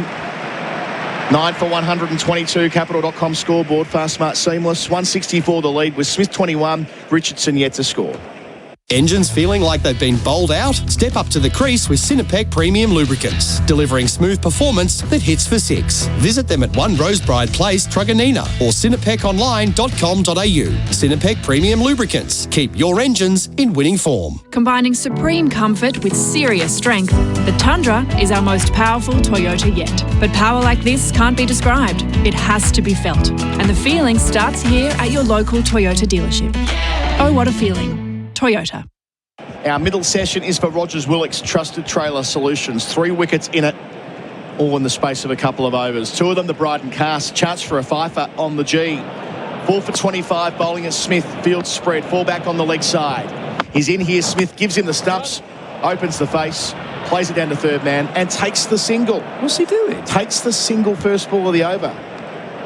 That is most odd. 9 for 123. I welcome Kat for Eufy POA Systems, professional grade security for complete home protection. Good afternoon, Colo, Brody, Tom, all our listeners. Why the 1? 1 might be really valuable. Are we in that? Is it to that extent? Is it that literally every run, rather than giving himself a chance to strike a boundary at some later stage? Well, he probably feels Jai Richardson's got as much chance of middling one as he has. So Castor Richardson bowls here, takes on the short ball. There's the boundary they're looking for. Out towards deep mid-wicket it runs. It may not quite get there, actually. To the punt road end, they'll turn for 3. Richardson gives the strike back to Smith. He's off the mark with that 3. 9 for 126. And how's the applause from the crowd? Yeah, a 3 is being applauded like a milestone. It takes the lead up to 168. Played that very comfortably. It wasn't a proper bouncer, was it? It wasn't a bouncer at the badge of the helmet. It was in between the sort of hip and shoulder height. Now the field sets back again. 2 slips remaining for the nick, but everyone else on the boundary. So Cast 4 left in the over. Up to Smith. Bowls here, gives him the stumps, tries to play it out behind point, doesn't make contact, not far away from the stumps. Tom Morris with the good oil for the Cobram Estate, Australian extra virgin olive oil. Well, Jai Richardson can bat 4 first-class 50s. He averages 21 in that format. And Steve Smith is now the second highest run scorer for Australia against England in Test cricket. He's gone past Alan Border, and he's still about 2,000 adrift of Don Bradman. Beautiful. Good work, Tom Morris. Got here, Cast looking for a 5th bowl, so that man Smith on 22 does the same thing, opens up the stumps, but skews it away to third man. He'll consider a second, but Ollie Pope scampering in off the rope at deep third denies that. Smith 23, 9 for 127. So 2 balls for Richardson again.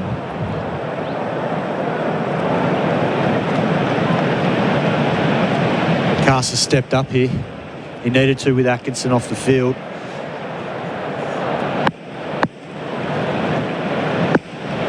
Can he get it right one last time? He's got 4 catching men for Richardson and 2 balls at him. Bowls here a bit wider on the crease. Richardson driving straight. One of the shots of the day. A classical off drive, Joe Richardson. Moves to 7 with it. For Azito, brushless power tools do you. That'll give him a spring in his step. 173 the lead. It's just that over-pitched length again, isn't it? We've seen all day, all test match. If you bowl the top of the stumps length, no batter has been able to own that area, but the ball that, I think height-wise, that would have hit Jai Richardson just above the foot. It's a missed Yorker, really, for length that goes straight down the ground for 4. So Casters takes a moment and sets off again. One last time here. Richardson 7 from 7, all valuable. Faces up to Cass, plays defensively with both feet off the ground, out to mid-off, no single there. Big over for Australia with 9 runs coming from it. That's all on the Capital.com scoreboard. Fast, smart, seamless, 9 for 131. At Capital.com, we know markets don't wait. They bounce, crash and soar, sometimes before the first innings is over. Markets move fast, so should you. Capital.com, a trading platform without delays. Refer to Capital.com Australia's PDS and TMD. AFSL 513393. Trusted, knowledgeable industry leaders. Fosrock are helping build a bright future for the construction industry. Sign up for a personalised account on Fosrock's online portal for tailored solutions and exclusive pricing. Ready to future-proof? Then choose Fosrock. Fosrock.com.au. SEN Test cricket for Goodwee Batteries from Solar Hut. What are we up to now, Tom, in terms of wickets and overs in the match? So 29 wickets and 109 overs. 29 wickets and 109 overs. Thank you, roadside reporting for Marshall Batteries. Holler for a Marshall Battery. Stokes wants to make it 30. Bowling here to Smith on 23. Field spread, of course. Smith again opens up his stance and plays it out to cover. They'll want to. Smith calls it off. They ran the first one hard, but it just wasn't there. 24 for him, 9 for 132. Back to Richardson. So England's chase, Brody. I think we're entitled to think about that now. It won't last too long here. There's players out of form, namely Duckett. I wonder how they'll be feeling when knowing they've actually got quite a chaseable fourth innings target being set for them here. You take inspiration from Travis Head in Perth, don't you? I think they'll say, try and put the bowlers under pressure. If you let the Aussie bowlers just run up and bowl length, then there's 10 balls in this surface to get you out. So I imagine we'll see some movement around the crease, aggressive play, try and get rid of the slips. I mean, it's reasonable to say it's getting more difficult with every passing over, isn't it? I mean, we're seeing balls still do loads. Yeah. 44 overall ball. Stokes up here to Richardson. 3 slips. He defends from the leg stump line. I think the Australian bowlers, 174 lead. Now, they'll be thinking, hell of a chance. Hell of a sniff here. You know, it's not as if the outfield is express and the boundaries are small. It's not like boundaries are flowing. So it'll take a bit of time to get up 175 runs. So that they'll feel like there's enough in this pitch. Extra bounce. It'll be the biggest score of the game, which goes against everything we've seen so far. Saw it at Perth.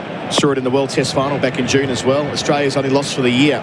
Stokes in, bowls here, pulling high, but not going anywhere. Straight to cover it goes. Smith's already off the field because Richardson's gone for 7. They're all out for 132.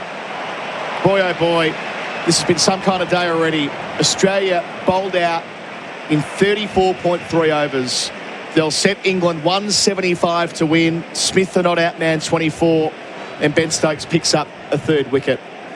Brody, Kat, your thoughts on what we've seen? I was just watching the England fans there, actually, when that ball went up in the air. It was quite a unique scenario. The ball went up in the air, and Steve Smith was already 20 yards towards the changing room by the time the ball was caught. And the England fans were up, celebrating, jumping around.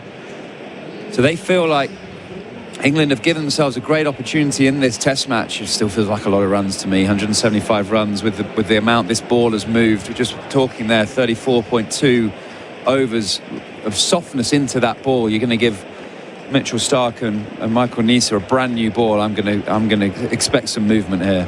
Yeah, I still think Australia win this Test match, even though they'll be disappointed with that innings. The only way I can see England win is if someone just swings and comes off and gets a quick 40 or 50 and has some luck. Duckett's due something, isn't he? That's the only way I can see it happening. And Bazball comes into play and it goes their way for an extended period of half an hour, 40 minutes. Because otherwise, I think Australia's bowling lineup, if they're disciplined enough, will create enough chances this afternoon. It'll be all over today. So 4 wickets for Bryden Cass, 4 for 34. Ben Stokes, 3 for 24. Josh Tongue, 2 for 44. Top scoring for Australia, Travis Head with 46. Smith with 24. Green with 19, who was the first of the 4 that fell in this middle session, Brody. Kat, can I ask you a question? So Gus Atkinson goes off with a hamstring in the first hour of play. Will the Australian batting group be underwhelmed with what they've produced there, in the sense that you're thinking, okay, well, we get these England bowlers, only got 3. Yep. Get them a bit deeper and there'll be runs to had. Definitely. And that should have been part of the game plan, but it wasn't. And I just think it's certainly not an easy wicket to bat on. We know that. But I think, at some point you've got to say, well, can we wear this attack down and get Jacks onto bowl or Root onto bowl? And they haven't been able to do that because England were able to get through to the lunch break and then start up again, and then Cass produce when he needed to.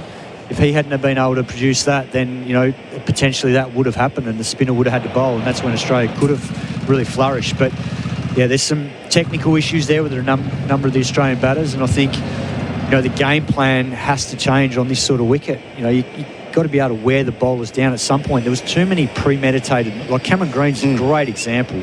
He's premeditated before the ball has left Ben Stokes' hand. And much like Brisbane, where he was backing away from the stumps and gave the bowler a look at what was going to happen, bowl the bottom of off stump. He did the same for Stokes today. In that very set he got out to, he kept charging forward before the ball had been bowled.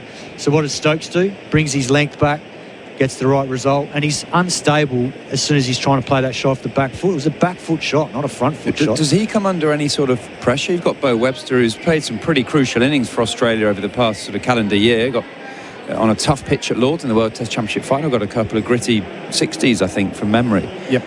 Is Cam Green, he's very highly rated over here, and obviously very highly rated in the IPL with some of the purses spent on him, but he's not an impressive series. He'll definitely be under pressure. If Australia go on and lose this test match, Webster's done absolutely nothing wrong, and that's the role that he's there for. Yep, there are dismissals that become an emblem of a collapse, and Green, he made 19 either side of lunch, but that steer to the cordon, which was the catalyst for the final collapse. There were a couple of them in that innings. Australia all out for 34.3 overs for 132. And for those of you who like it when history rhymes, 175 the target, which is the same as the target was back in 1998, where the test match was resolved by 12 runs here at the G. We should be so lucky as to have another thriller here. It feels like we might. Australia all out 132. The chase to come. This is the Bundaberg Ginger Beer innings break, the great Australian brew. The Ashes on SEN Test Cricket. Harvey Norman, half-yearly clearance on now. Shop unbeatable deals on TVs, fridges, furniture, bedding, laptops, mobiles and more. Best range, best brands, best prices. And unlock the impossible in Point Cook. Secure your Henley house and land package today. While the Aussies hold the line this Ashes, make sure your ute does the same. Max Liners got the gear that lasts the innings. Venture canopies, Max Pro floor liners, tough 4x4 accessories and more. Set yourself up at maxliner.com.au/SEN.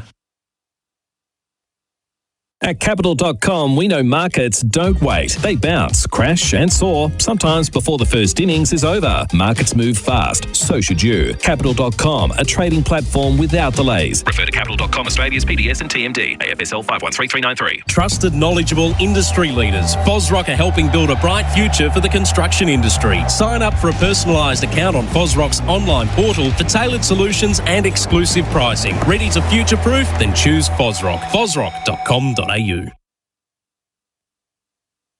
Tyre Power's Big December deals gives you the power to save on a huge range of Toyo tyres. 'Tis the season to buy 3 and get 1 free on selected Toyo tyres, plus more Big December deals store-wide at Tyre Power. Visit tyrepower.com.au. The new Grinch Happy Meal is now at Macca's. There are 12 Grinch toys to collect, only at Macca's for a limited time. Trademark and copyright 2025 Dr. Zeus, available 10:30 a.m. till midnight for a limited time of participating Macca's. Hi, I'm Cherie Barber. I've renovated hundreds of homes, and let me tell you, nothing kills street appeal faster than a daggy old garage door. It's like wearing thongs with a tuxedo. Just wrong. That's why I love Glider All Garage Doors. They've got premium designs that'll actually flirt with your front facade. Think steel, timber, even aluminium that looks so good, the neighbours will pretend they just happen to walk past. So don't let your house wear Crocs on the front. Give it a Glider Roll makeover. Visit gliderroll.com.au today. The Ashes on SEN Test Cricket. Start your next innings with a career that gives you more. Search Police Careers, Victoria Police, and Oldham Construction Lawyers. Your experts in construction law, ensuring you're never caught out when pressure builds. G'day, Flem here. If Program Commercial Painting were a test bowler, they'd take every painting maintenance job's wicket. Repaints, bowled. Graffiti, caught behind. From schools to local businesses, hospitals and beyond, get them bowling for you. Visit programcommercialpainting.com.au. The King Living Summer Sale is on now. Save up to 50% on selected Australian-designed award-winning furniture. Hurry, sale on now. Shop online or visit a King Living showroom today. Did you know you can watch all your favourite SEN shows on YouTube? Subscribe today. Did you know that Cobram Estate extra virgin olive oil supports heart health when consuming 2 or more 15ml serves per day as part of a balanced diet? Cobram Estate, premium quality, great tasting and the most awarded Australian extra virgin olive oil. Stokes to Green, rides it straight to second slip. He was coming forward with every ball and playing into the offside. He's just fed that straight to Joe Roots. There, cast 2 left in the over bowls here. And Nisa squared up. Oh, what a catch. Caught and bowled. Nisa's gone for a duck. Cast to Stark bowls here, and he edges the first slip. He overstepped with his previous ball. Back to the top of his mark, and he's made it count. Stokes in, bowls here, pulling high, but not going anywhere. Straight to cover it goes. Smith's already off the field because Richardson's gone for 7. They're all out for 132. They'll set England 175 to win. It's the same target as was set in 1998 when Australia failed to run down England 175. The circumstances are different here. England's to bat in the 4th innings at the halfway mark of day 2. The only way to salvage this schmozzle of a test match is with a thrilling run chase. Let's see. The leading run scorer for TAC drink driving. How your holiday ends is your choice. Travis Head's 46 and the leading wicket taker in that innings for programmed commercial painting. Hit painting maintenance for 6. Bryden Cast 4 for 34. Simon Katich is in place in the experts chair for UFI POE Systems professional grade security for complete home protection. Kat, hello. Good afternoon, Gerard, Bharat, all our listeners. It's all so disappointing, I must say, as this is my home test match. The prospect of a sellout crowd tomorrow, so everybody who's got day 3 tickets is now knows that there's no cricket for them, refunds. It's bitterly disappointing. Bharat, hello. Hello, Gerard. Yeah, it is. It just... Yeah, I mean, it's not been a really exciting test match. You know, at times you have short tests where there's a lot of action, there's a lot of... What are the highlights of this test match so far? Nothing really. Exactly. It doesn't feel like we're watching test cricket. So the run chase, England need the highest score of the test match on a pitch that it's pretty dire at the moment. As Buck forecast, he said it would be the hardest to bat on from in the final session of day 1 and into the first 2 sessions on day 2 because it would speed up, and so the seaming becomes even more treacherous.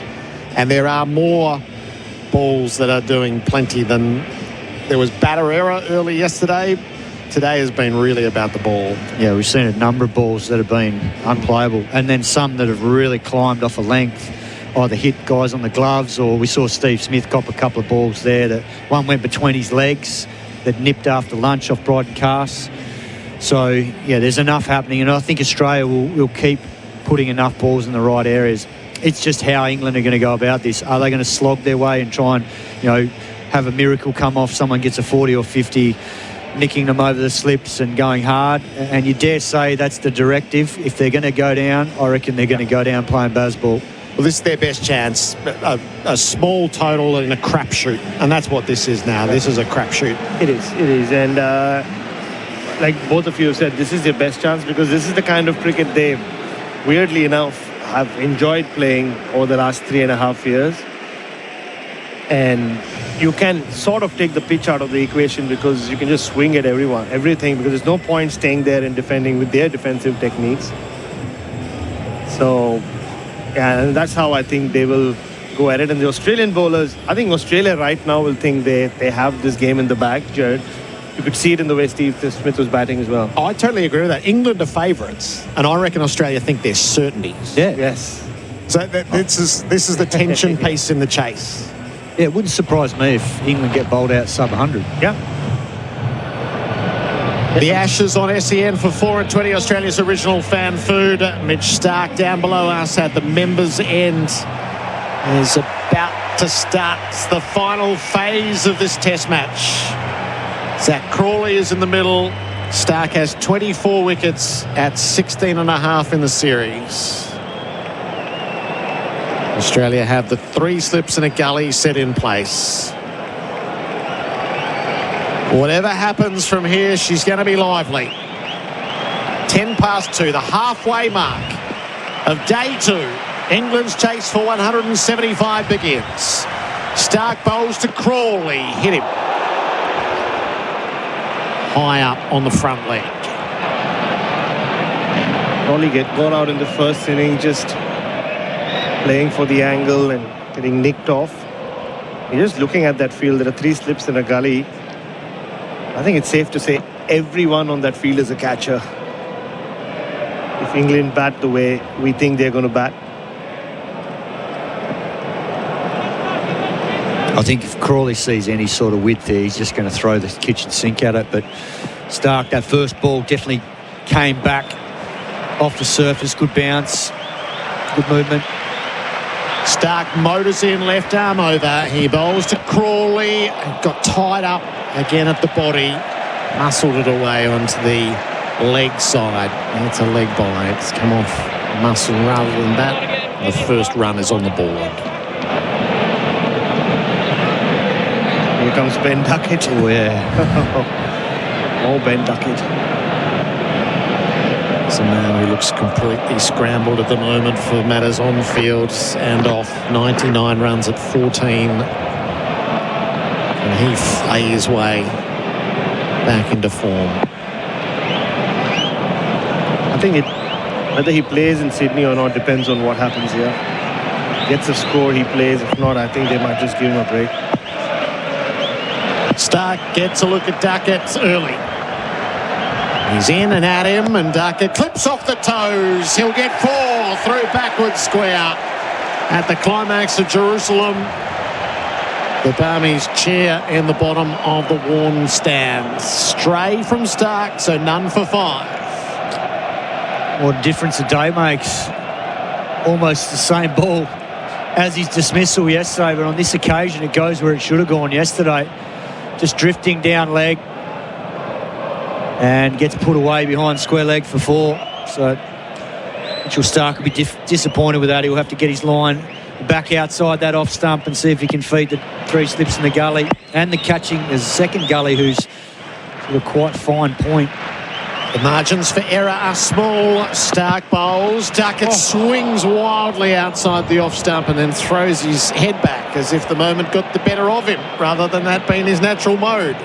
He missed. So wide, that one. Yeah, I reckon he's been given the directive from the Bazball headmaster, the coach. Let's go do your thing. Yep. I reckon he's got a free licence here. Just be ready if you're in that slip cordon if you aren't already. Oh, it's going to be humming. Kawaja, Smith, Labuschagne, Green, and the second of the gullies is Weatheralds. Stark just hasn't quite found the radar yet. He bowls to Duckett. He has now past the outside edge. It flies through to Carey. Oh, thought he nicked him off there. Good shape through to Carey. Oh, that was so close. Felt like swing and seam there. It felt like it did a lot after pitching. And that's the challenge playing Bazball on this sort of surface. You might get a couple away, but if you can do it consistently, well played to you. Yeah.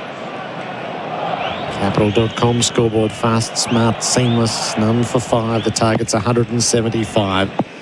Stark's last ball of his first over. She's been his long suit. He bowls to Duckett, dance down the pitch, swings wide outside the off stump and misses. SEN Test cricket for Goodwee Batteries from Solar Heart. It's none for 5 after the first over.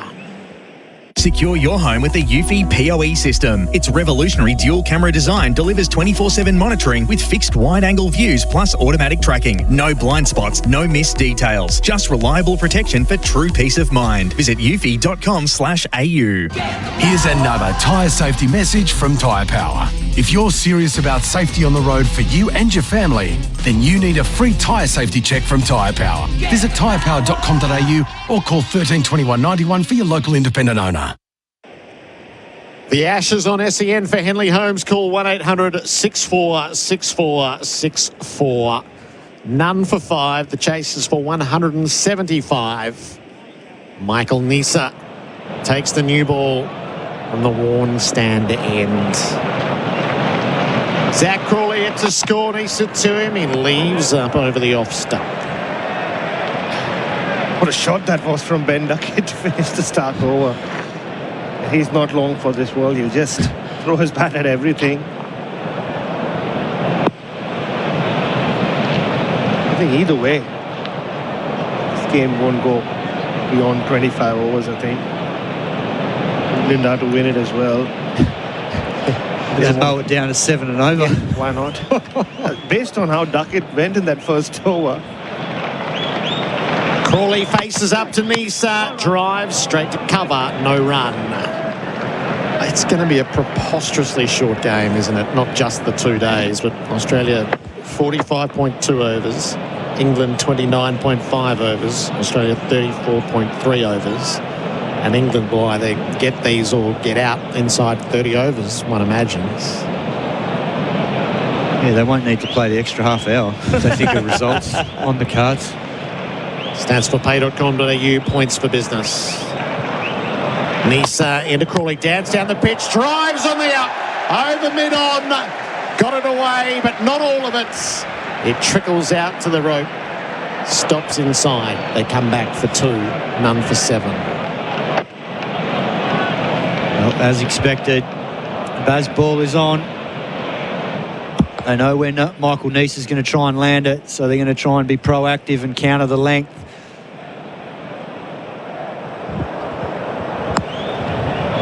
So Nisa, terrific yesterday with his 4 wickets. Australia got early wickets thereafter. Crawley, who's leaving outside the off stump. Tom Morris with the good oil. Cobram Estate, Australia's most awarded extra virgin olive oil. Gerard, Australia batted for 79.5 overs in this test. The least since 1928, which was Don Bradman's debut, for 2 completed innings. A lot of 8-ball overs as well, though. Yeah, that's true. That's true. I guess it's more a question of number of balls. Who cares? It's very short. You're going to have 3 days to ponder all of this. I know. Don't burn it all down. Crawley stays home, swats it across the line. Out through deep backwards square. Richardson gets around in the deep. Keeps it to 2. Crawley to 4, none for 9. Richardson still unable to throw. You could see he just lobbed it to Josh Inglis, who's on the field, who ran all the way down close to him. Who's off the field? It's Mitch Stark, you know. Yeah. Ducked off between overs. Yeah.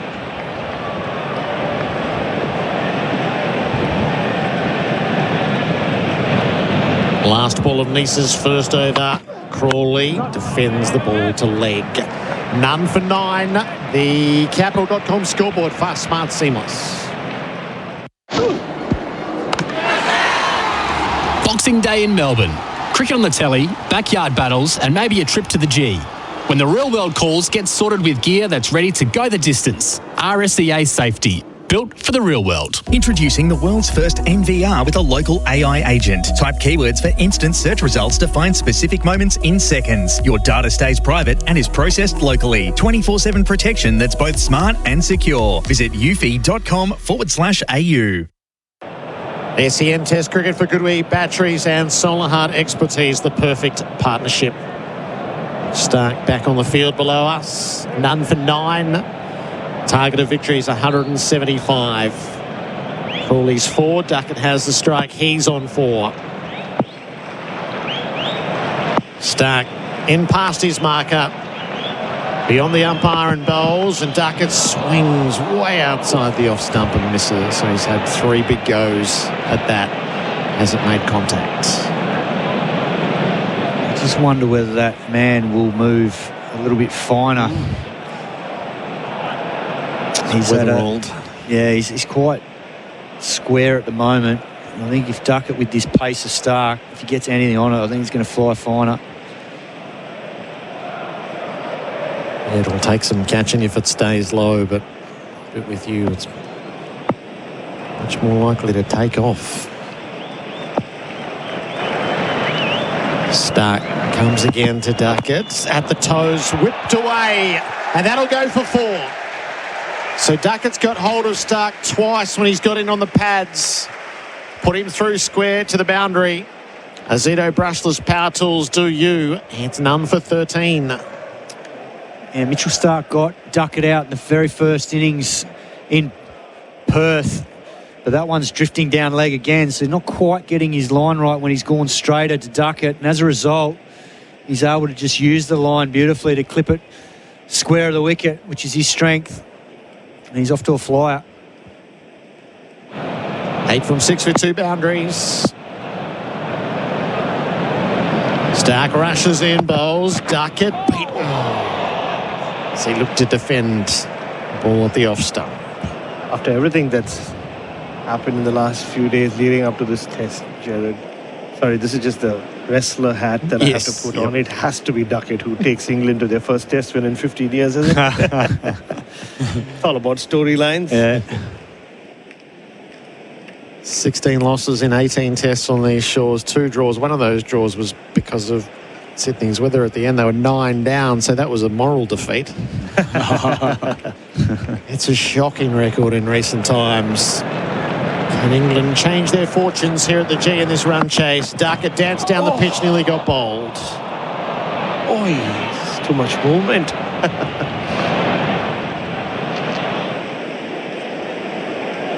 Zach Crawley just walked down to have a chat. I have no idea what they're going to say to each other. That's skid low. Swung too much. Just swung too much movement.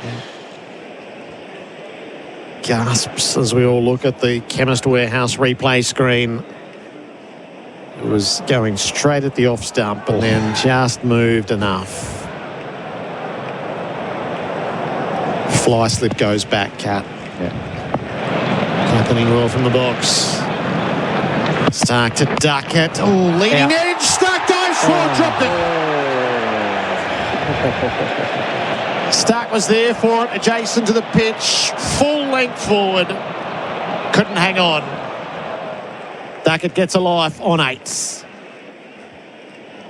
Big leading edge. Played right across the line. How Ben Duckett got that back towards Mitchell Stark. That ball was going miles down leg stump. And Mitchell Stark, who's so athletic, just can't wrap it around. Tips off his fingers there. He's taken one terrific cotton ball in the series already. Duckett alive. Last ball of Stark's over. Let's fly. Duckett cuts. Puts it out through points. Didn't get all of it again, and Weatherall trots around in the deep. Keeps it to 2. Duckett is 10. It's none for 15. The Shark Bite scoreboard. Plumbing perfected Shark Bite Max. The Ashes on SEN Test Cricket. Harvey Norman, half-yearly clearance on now. Shop unbeatable deals on TVs, fridges, furniture, bedding, laptops, mobiles and more. Best range, best brands, best prices. And Henley Homes, hard to beat. Ask other builders, then come back to us. henley.com.au. Combining supreme comfort with serious strength, the Tundra is our most powerful Toyota yet. But power like this can't be described. It has to be felt. And the feeling starts here at your local Toyota dealership. Oh, what a feeling. Toyota. The Ashes on SEN for 4 and 20, Australia's original fan food. 160 to win for England, 10 wickets required for Australia. Duckett given a life. Nisu with the keeper up. Crawley on strike.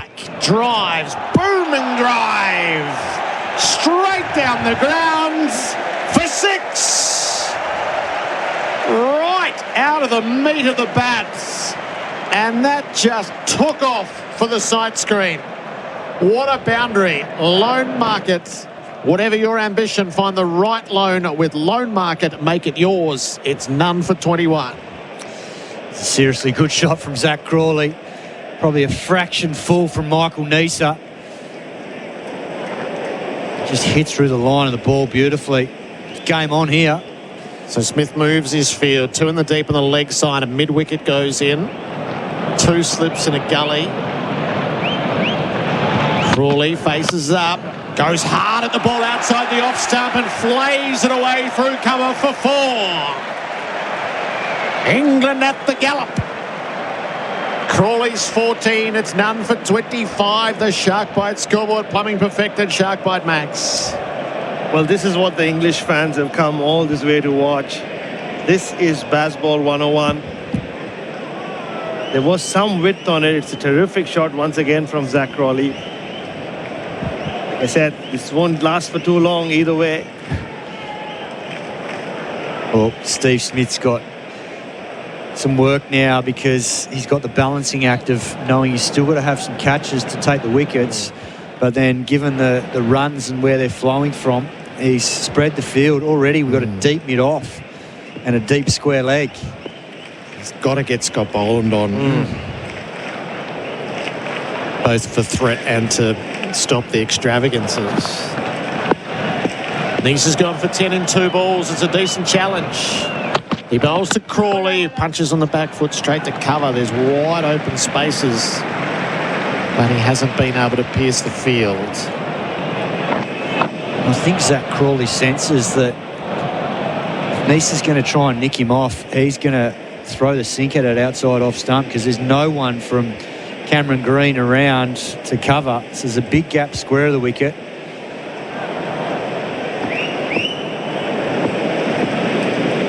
Running hot for Ream, Australia's favourite. That's steady, hot and strong. Crawley from his pads leans on a ball out to deep mid-wickets. Able to take an easy single. Richardson tosses in from the deep. It's none for 26. This will be fun. Duckett versus Nisa. It's the kind of bowler Duckett will... Not that he hasn't run down at Stark. Alex Carey, interestingly, staying back.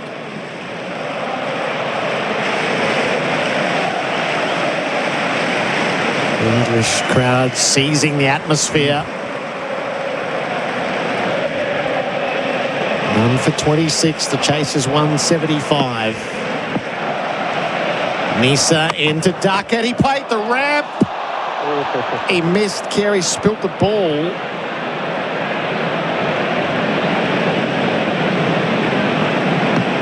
Didn't feather it, did he? Judging by the reaction of some of the players, it felt like they might have thought he got a little tickle on it, but I don't think so. Chemist Warehouse replay screen. Carey just got halfway between fingers up, fingers down.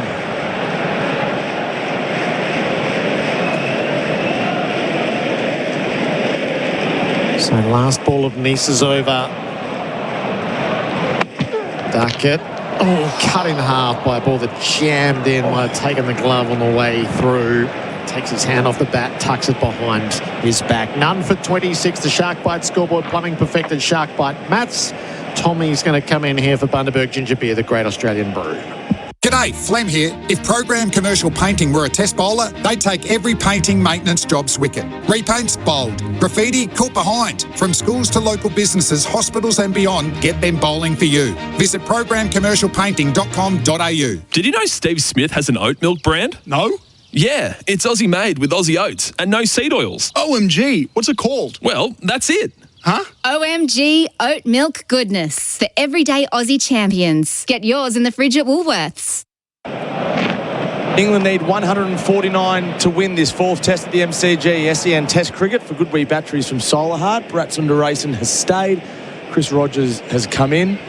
And Mitchell Stark will continue from the members' end with 3 slips and a gully in place. Crawley 15, Duckett 10. What are we watching?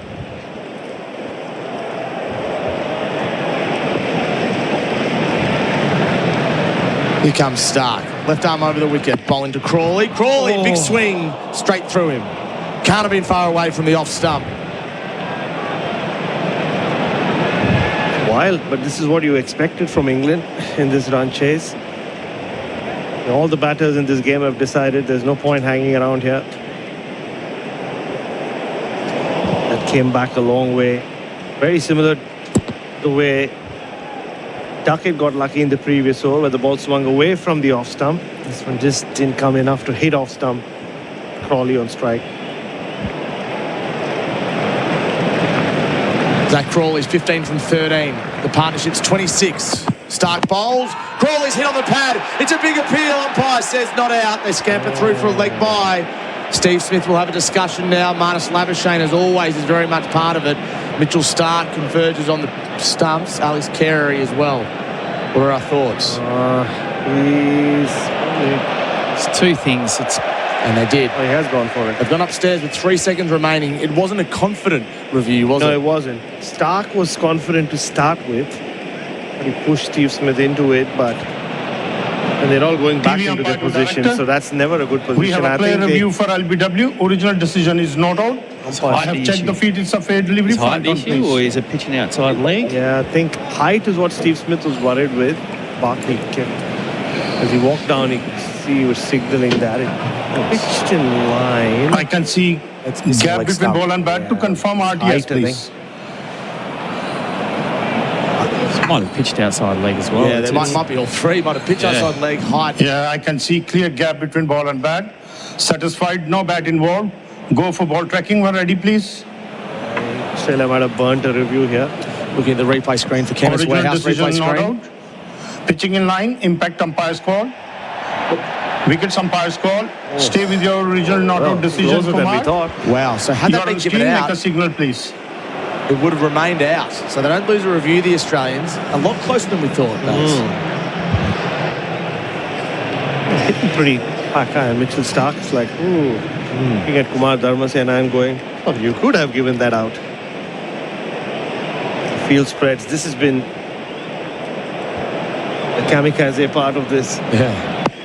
Run chase. Ben Duckett's trying to hit every ball at different parts of the ground. He's had a wretched summer, Ben Duckett. He's playing at the MCG, facing Stark. He's driving straight back past the bowler. In fact, Zach Crawley had to duck at the non-striker's end. He didn't quite collect it as he would have liked, and they'll come back for two.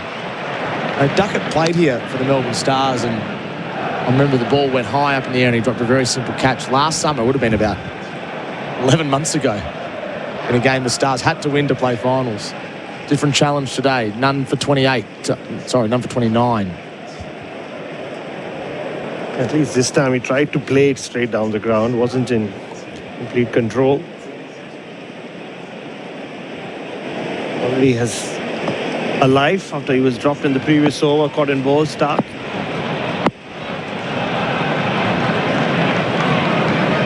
Stark bowls to Duckett. Duckett's hit on the pad again. There's an appeal from the slip cord, and that's going down the leg side. I'm just watching deep backward point. I don't think I've ever seen deep backward point set up as a catcher. Not walking in, just crouching as if he's standing at gully. So that big slash, isn't it? He just goes back so hard outside off stump. Jake Weatherall, the man of deep backward point. Usman Khawaja at a very fine third man, about 5 metres in from the boundary. Any bat Duckett gets on this and just around, it's an easy one.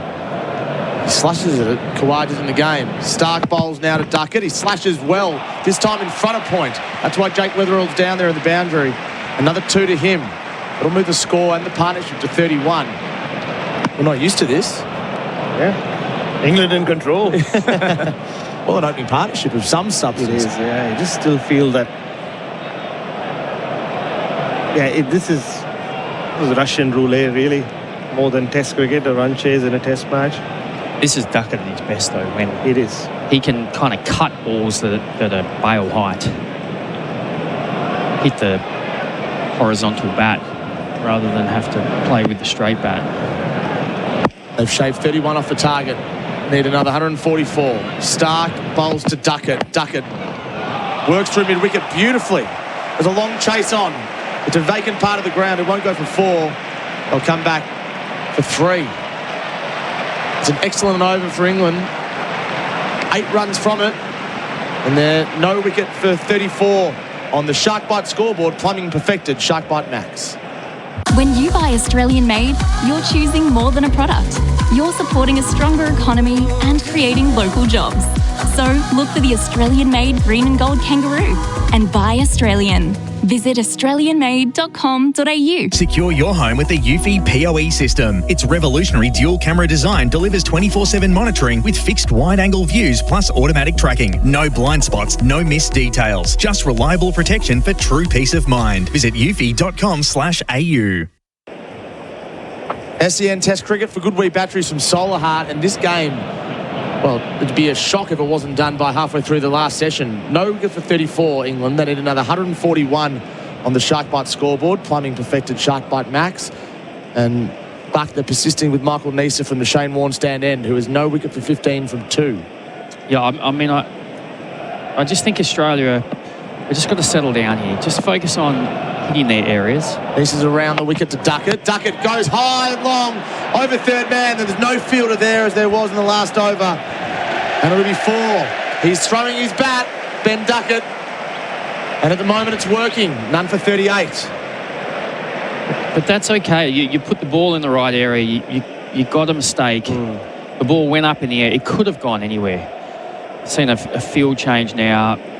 I don't mind this because Duckett's not looking to nudge the ball in and around his feet for a single. So Gully's gone down to a third man. So he's got a deep third man and a deep backward point. There's no one in the ring, square of the wicket on the offside, and Carey now comes up to the stumps. And a third man back. So the only traditional catcher is Steve Smith at first slip, and the ball is... there's two slips, so two slips, keeper's gone up to the... 5.1 overs old, two slips in place. Nisa bowls, Duckett lap over the keeper. What a shot! I think that's gone all the way. Incredible batting. We said he was here for the Melbourne Stars 11 months ago. That's a T20 shot. It is a 6. He moves to 27 from 18. And the English cricketers in all our corresponding boxes are enjoying this. They all had their hands up in the air. This is Ben Duckett at his absolute best, and Steve Smith is chasing the ball here. Mitchell Starc now has gone much finer at fine leg. Remarkable. 4-6, 10 runs from Nisa's third over. He bowls now to Duckett, who defends. But see, Tommy, it's 44 runs here. You have already gone, and you've only had a look at 2 bowlers. So that's a bit of the issue. The game's just getting away from you here. And I'd be thinking next over, you're bringing on Boland. You have to. And just see if you can calm things down somehow. Just get the ball in the right area more often than not. Set the right field. Nisa delivers. Duckett defends into the onside. Picks up a single. I like that batting. He's got the field now where he wants it. There's singles on offer. But just if you're Australia, you know if you get one on this pitch, you could get 3 quickly. So you're not out of it. You just need to kind of not blink, hang tough. 130 more required for England. And the Barmy Army is very vocal in the Shane Warne stand. Chris Rogers wants a bowling change for RSEA's safety, trusted by tradies across Australia. Nisa now to Crawley. There's 2 in a gully in place. Carey's up at the stumps. Hits the pad of Crawley. No run. 130 might seem like not too many, considering there's none for 45. But like you said, Buck, wickets have come in clumps throughout this very short test match. You saw in the morning session as well, 3 in 3 overs just before the lunch break. That broke the back of the Australian innings. So yeah, Australia just need to be patient for now. Nisa bowls to Crawley. Crawley's hit on the pad. There's an appeal from behind the stumps. Must have been bat. Finishes the over with 2 dots. He's gone for 17 from his 3. England a no wicket for 45 on the Shark Bite scoreboard. Plumbing perfected Shark Bite Max. It's time to stop paying your suppliers and pay.com.au it instead. You'll unlock rewards, improve cash flow and simplify your business payments. So pay.com.au it and start earning rewards today. Plumbers, want more time for the cricket, camping or a cheeky fish? Introducing Shark Bite Max, the next generation of plumbing fittings. Smarter, faster and stronger. Get in, get out with Shark Bite Max. Available now at leading hardware and plumbing suppliers. This Australian team's under pressure, presenting the Australian team for Australian made by Australia. Support Australians, because England need 130 now with 10 wickets in hand. And none for 45. Chris Rogers and Bharat Sundaresan alongside me. Mitchell Starc continuing. And Smith has kept with Starc. And fair enough. He's a premier bowler. He's going to back him in. He's definitely earned the right. Certainly earned the right this summer. 24 wickets in this Ashes series. Starc to Duckett. Defends down the pitch. Even defensive shots are drawing applause. I think more than even the other stuff, because that's what they expect from Duckett. There are so many English fans here. English fans in my hotel. English fans on the streets. English fans in the pubs. I haven't heard an Australian accent. I have to come to the radio box to hear one. Just everywhere. And Well, whatever happens, whatever you want to say about the pitch, they will celebrate tonight if England can go over the line.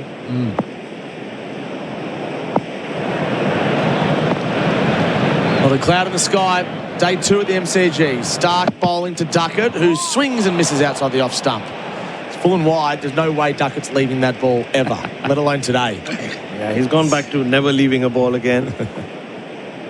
It's just so fascinating to watch. It's such high-risk cricket. But it is the right way to play right now, isn't it? Chasing this low score. I think you have to look to score, yes, no doubt. Whether you're swinging at 100% is arguable, but that's what Bazball is, and that's what they've committed to. Duckett's 28.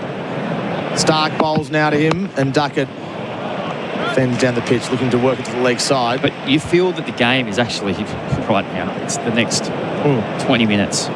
If Australia can't make a breakthrough and these two batters can bat for the next 4 or 5 overs, you feel they're going to make a big enough dent in this target to make the job a lot easier for the batters to come. Feels like a T20 or a one-dayer where there's 3 dots and something's going to explode, something's going to happen.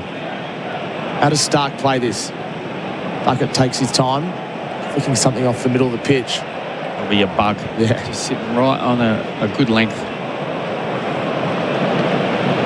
3 men on the leg side. Fine leg, deep backward square and a mid-on. 2 in a gully in place, waiting for the catch. Stark now.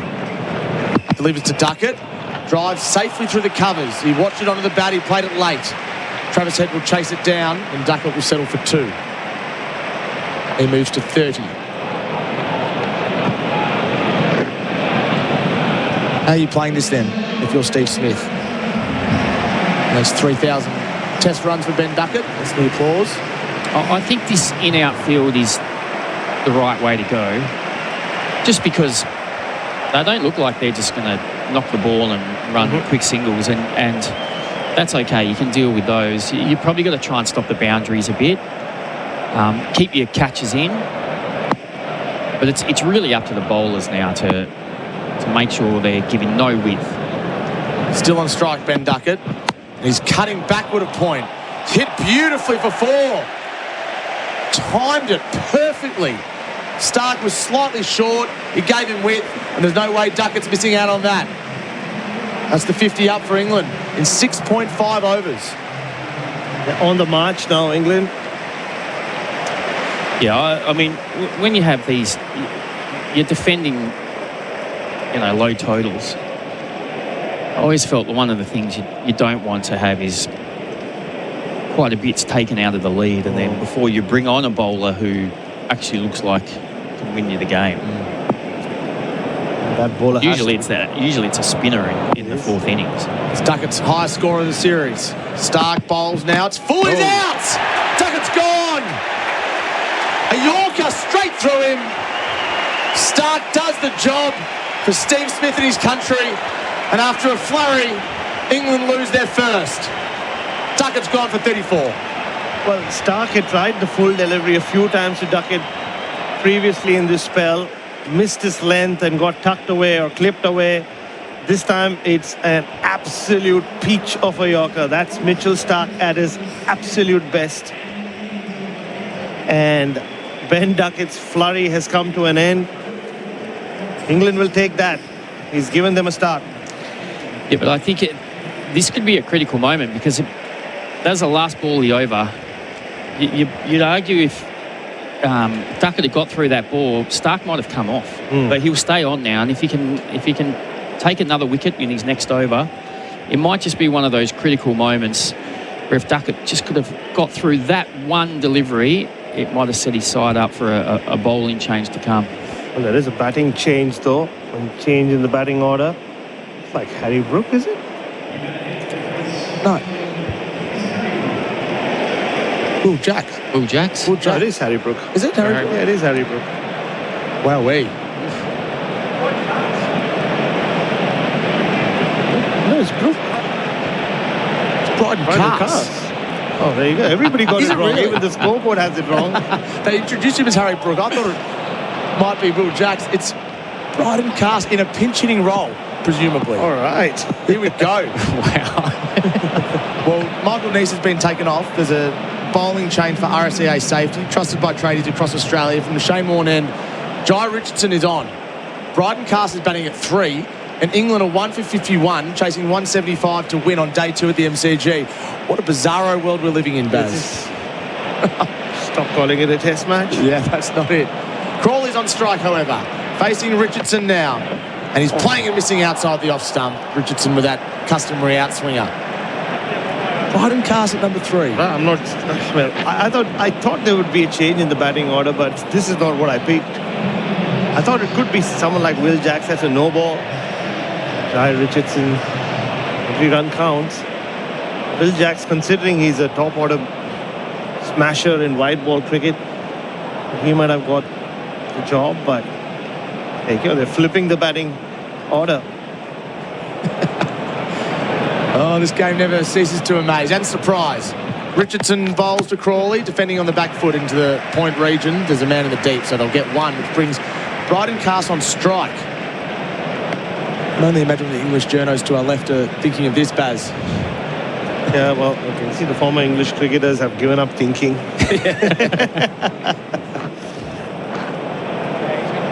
Amazing stuff. So Cast, in the first innings, batted at 10. He made 4. One of Neese's victims. You would think he'd just got to try to clear the field, right? From ball 1? Yeah, you would think so. That's why he's been sent. It's amazing. Richardson will smell blood. He's bowling now to Cast, who dances, and a big swing. That's as Happy Gilmore as I've ever seen. He's missed it by a long way.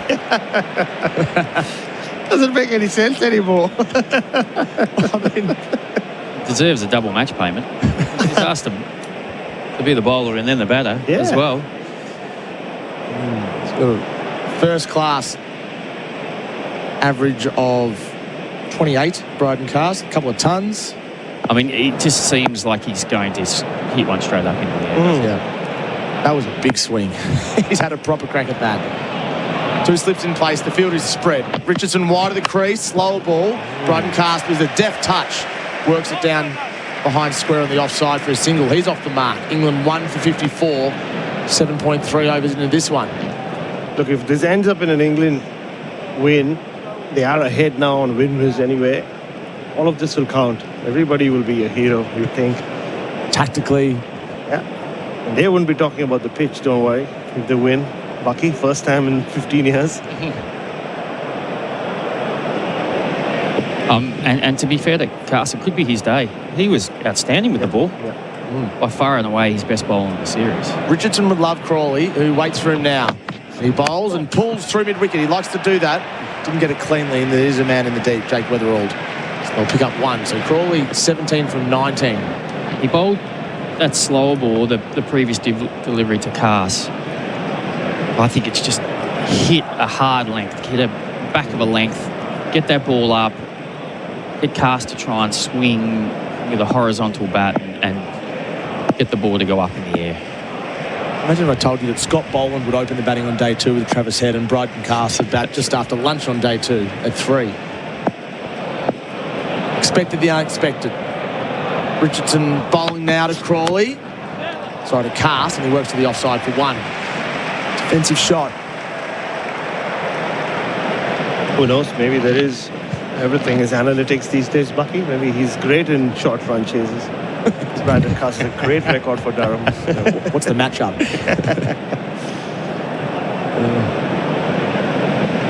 And just short of the English dressing room, Brendan McCullum has taken.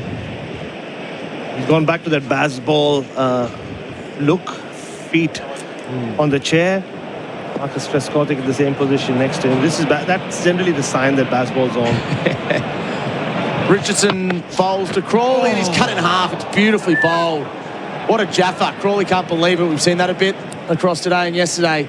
That is the end of Richardson's first over. Oh, very close. 1 for 56 on the Shark Bite scoreboard. Fleming perfected Shark Bite mats. Colo's in for me.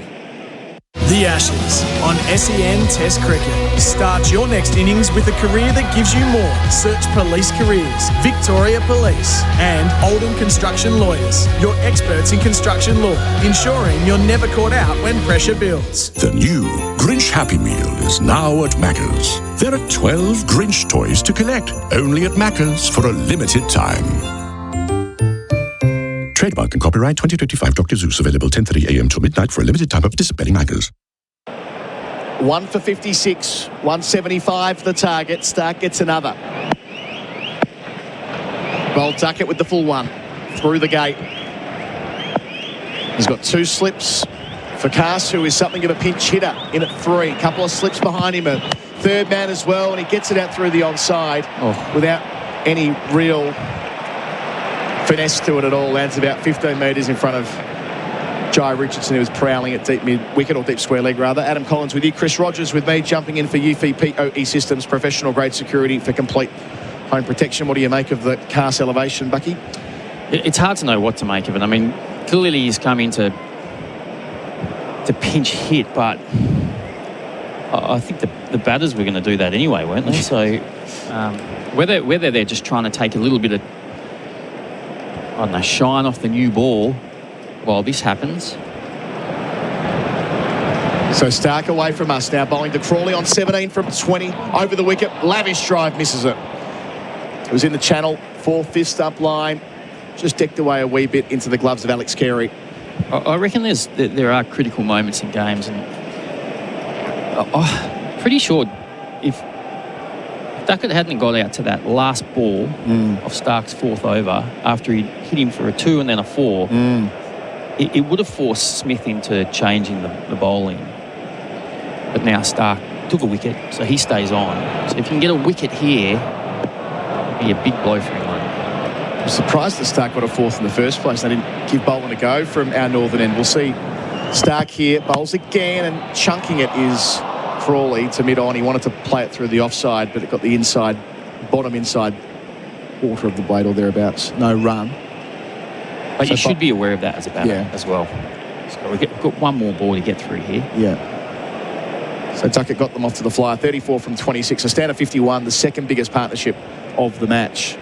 There's been a 52, a 51 and a 50. Numbers for pay.com.au, points for business. To be fair, it was an excellent ball by Stark. Yeah. He'd swung a few away, and that one just went with the arm, tailed in. Stark up bowls here to Zach Crawley. Leading edge, won't make it to mid-on. Sprinting in was Nisa, but it didn't quite get to him. You just feel Australia could get 2 or 3 quickly. Yes. You just get the sense that this game, this chase, what's left of it, 118 to go, there will be several twists and turns. Every ball an event. In all probability, it'll finish after tea.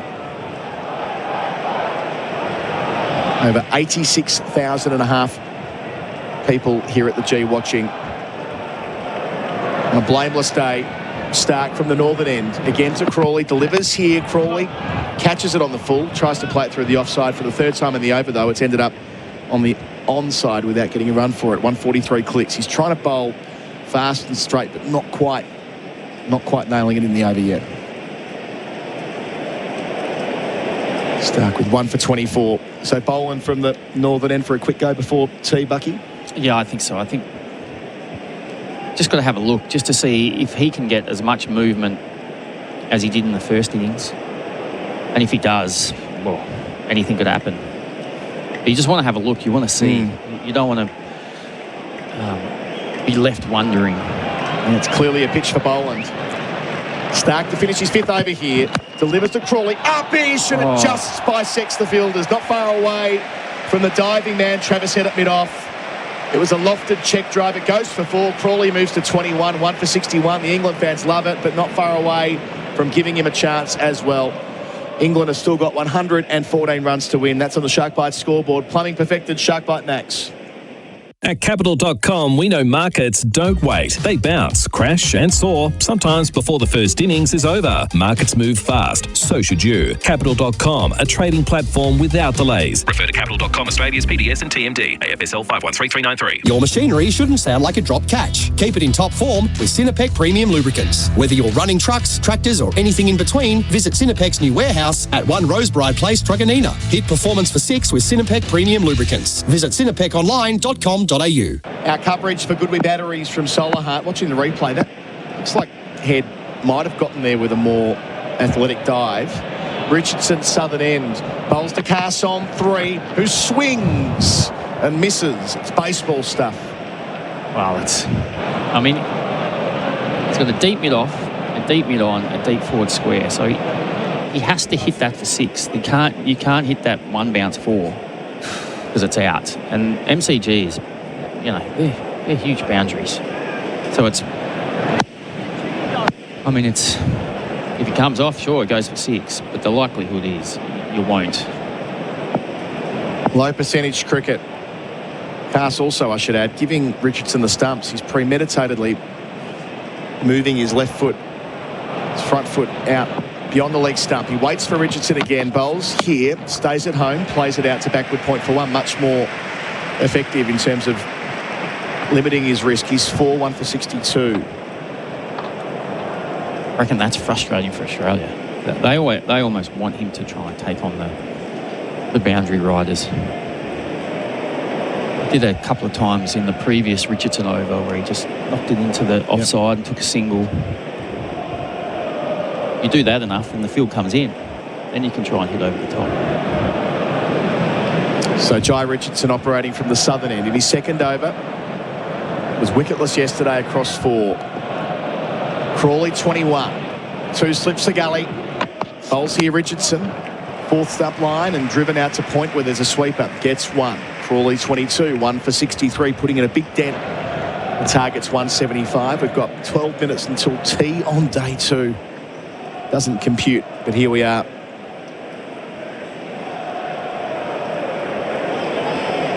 So back to Bryden Cass.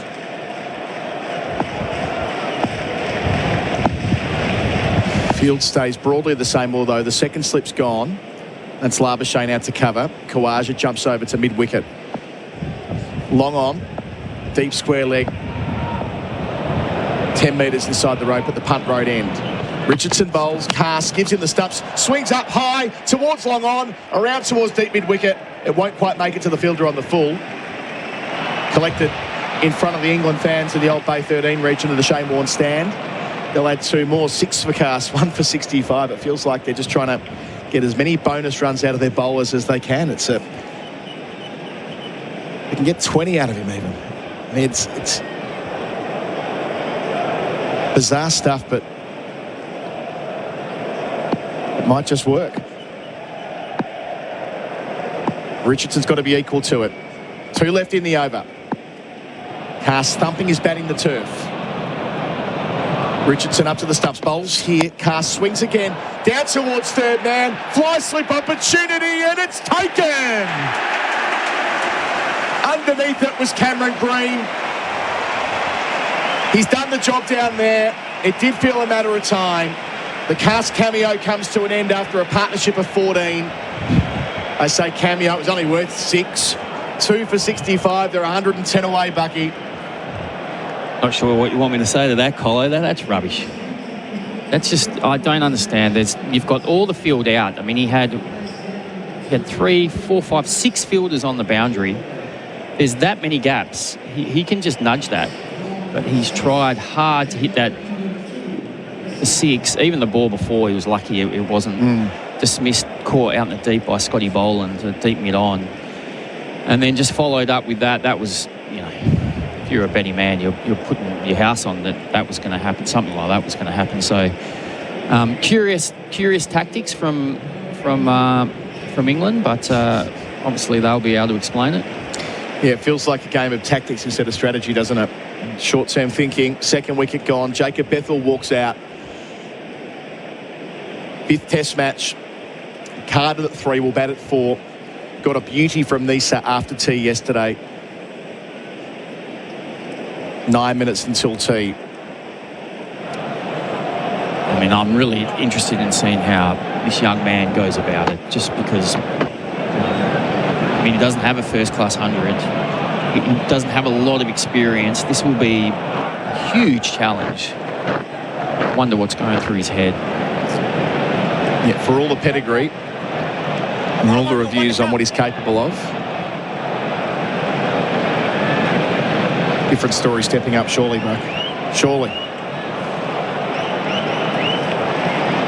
So Richardson's played a role. He's got his first wicket of the match. He's got one more ball here at Bethel. He'll operate over the wicket to the left-hander.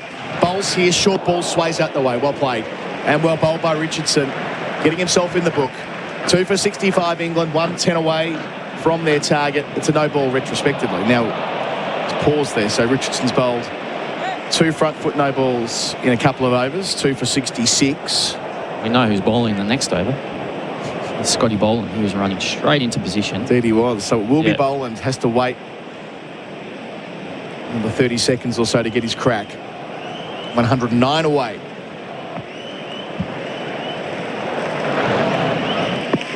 So Jai Richardson running away from the Shane Warne stand. Bethel, his second ball here, bowls, and Bethel, it's edged it over the top of the cordon, trying to pull away, one bounce forward to third man. Deary me. 2 for 70 the score, a wicket in the over. Bethel's 4, Crawley's 22, all happening at the G. Shark Bite scoreboard. Plumbing perfected, Shark Bite Max. Another wicket down, and no one wants to be caught out on a duck. Same goes for your four-wheel drive. Don't settle for second best.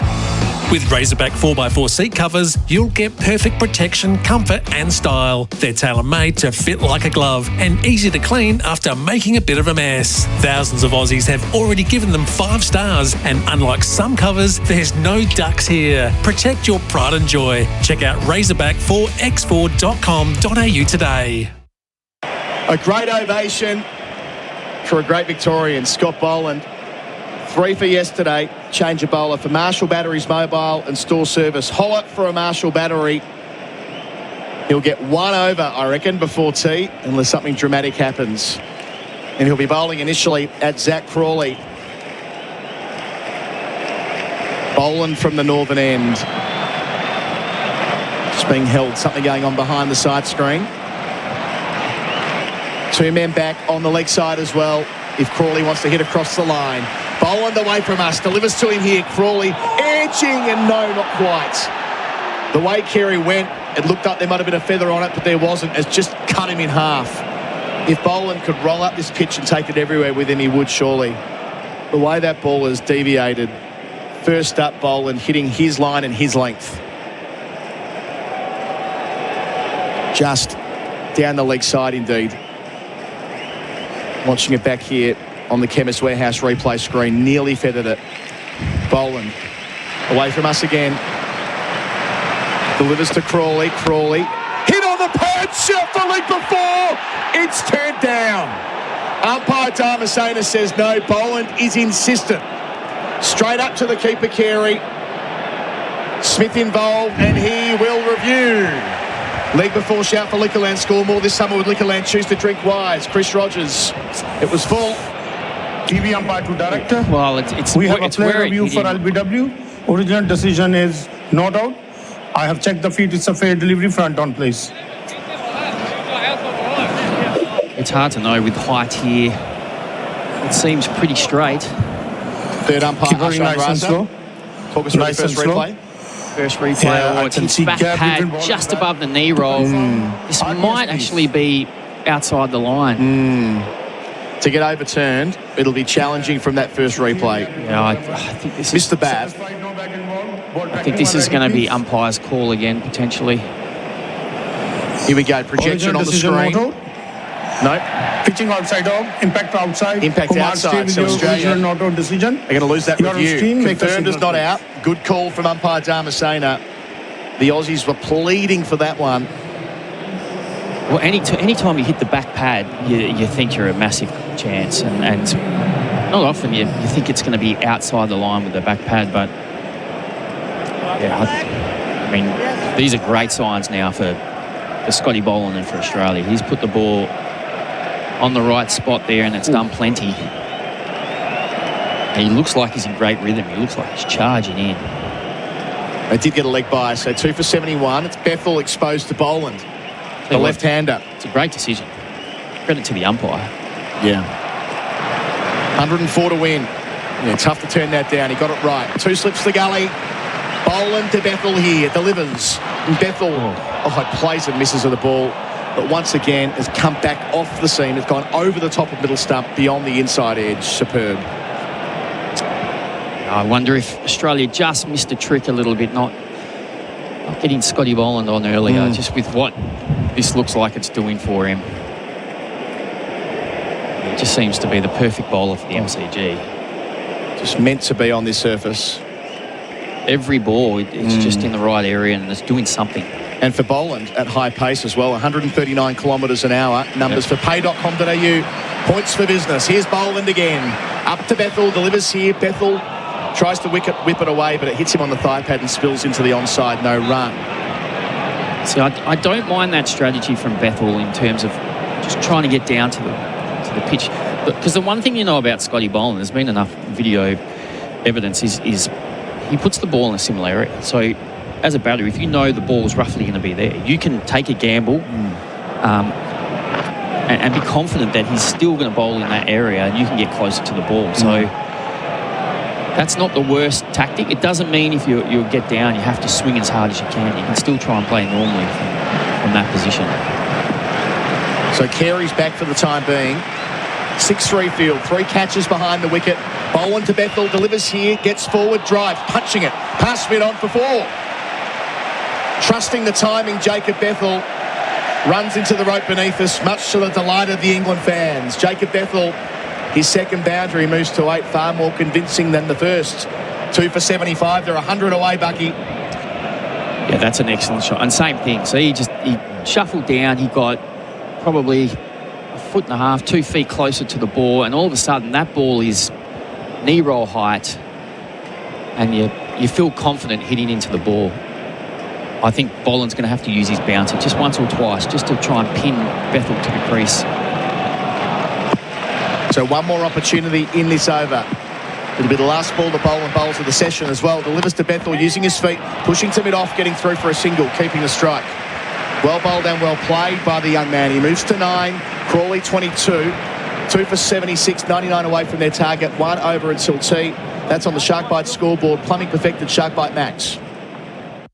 When using a knife in the workplace, safety is critical. Martel provides top quality knives, blades and accessories for safer ways to cut, giving you peace of mind knowing your workers are in safe hands. Martel Australia, the safer way to cut. Visit martelaustralia.com.au. Ring-a-ding-ding! Welcome to Tasman Butchers. The freshest cuts and the largest variety. Don't settle for the other stuff. Eat better meat with Tasman Butchers. Tasman Butchers, the meat specialists. So Bethel gets a strike back, 2 boundaries. Running hot for Ream, Australia's favourite, the steady hot and strong. It'll be Jai Richardson from the southern end to finish. 99 away, or 8 wickets for Australia. Up to the crease with 2 slips and a gully, and Bethel hit on the hip, spills the short leg where there isn't a man. So fielder, let's call it squarish, third man on the rope.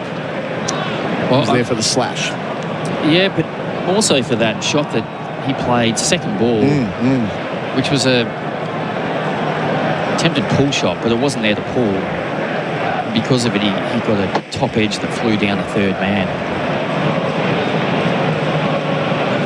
Could we get the thriller? It's going to finish in 2 days, one way or another.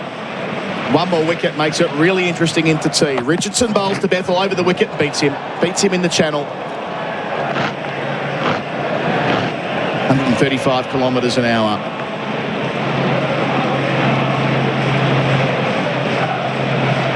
Hit the seam and moved away, and just bowled it a little bit with his hands, Bucky. Seeing it again for Henley Holmes, call 1-800-646464. He's a handsy play. He backs it skill, wants to feel bat on ball, doesn't want to leave a lot, I think. Richardson to Bethel, he's on 9 over the wicket, bowls here, tries to pull, hits him in the mid-drift. They're running through. Richardson will flick the ball back towards his own stumps, but by that stage. Bethel's down the other end, leg by signal. He's 9-2 for 77. 98 away from their target. Good awareness by Crawley, because you know Richardson can't throw either. So, say the midriff, that's a generous way of interpreting where it hit him. Will take a moment to compose himself down the non-striker's end. Even that, he's trying to play that pull shot again. It's waist high. It's not quite high enough. Crawley 22, an important contribution so far, but it'll count for nothing unless he's there when they start this decisive final session. He's got them to 2 for 77. Crawley waits for Richardson. Bowls here. Crawley pulls inside the line. He was looking to play and he just swung the back inside to avoid any risk of the edge. So what have we got? 2 balls left till tea.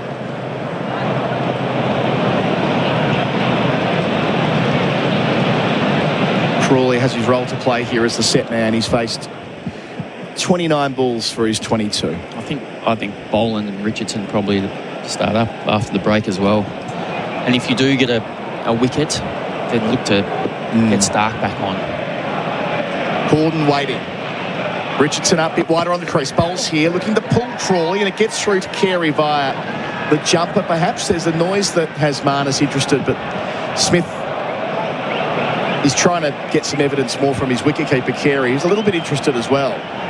The DRS timer's got 7 seconds to run. Surely they wouldn't risk it. No, they won't. Not when they've blown one in the previous over. Well, Richardson fell over on that ball. He was sprawled on the grass on the pitch to the offside of the playing surface. Yes, and the ball before, he slipped. I think he's having a few problems with where his front foot is landing. There's probably a hole there built up from the bowling from the southern end.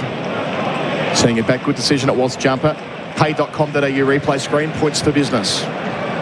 Last ball of the session. Richardson on the way. Southern end, bowls to Crawley. And Crawley plays and misses through him. Deviating back off the seam. Nearly took out the off stump. It would have been fitting. 2 for 77 England. They're 98 away from their victory target of 175. Crawley's still there on 22. Lucky not to be bowled. Final ball of the session. Bethel a couple of boundaries in his 9. The men to fall, Ben Duckett, who's out for 34. Clean bowled by Mitchell Stark and Bryden Cass, who was caught at fly slip by Cameron Green from the bowling of Jai Richardson for 6. Wickets falling with the score on 51-65. Crawley 22. Bethel 9. A quick thought from Chris Rogers before the break. Yeah, I mean, the game looked like it just settled down after lunch with Smith and Green batting pretty well together, but then all of a sudden 1 wicket fell and all 4 fell quickly. And before you know it, Australia back out in the field bowling, and England came out with intent. We had a feeling that they'd come out looking to be positive, and then they were nothing short of that.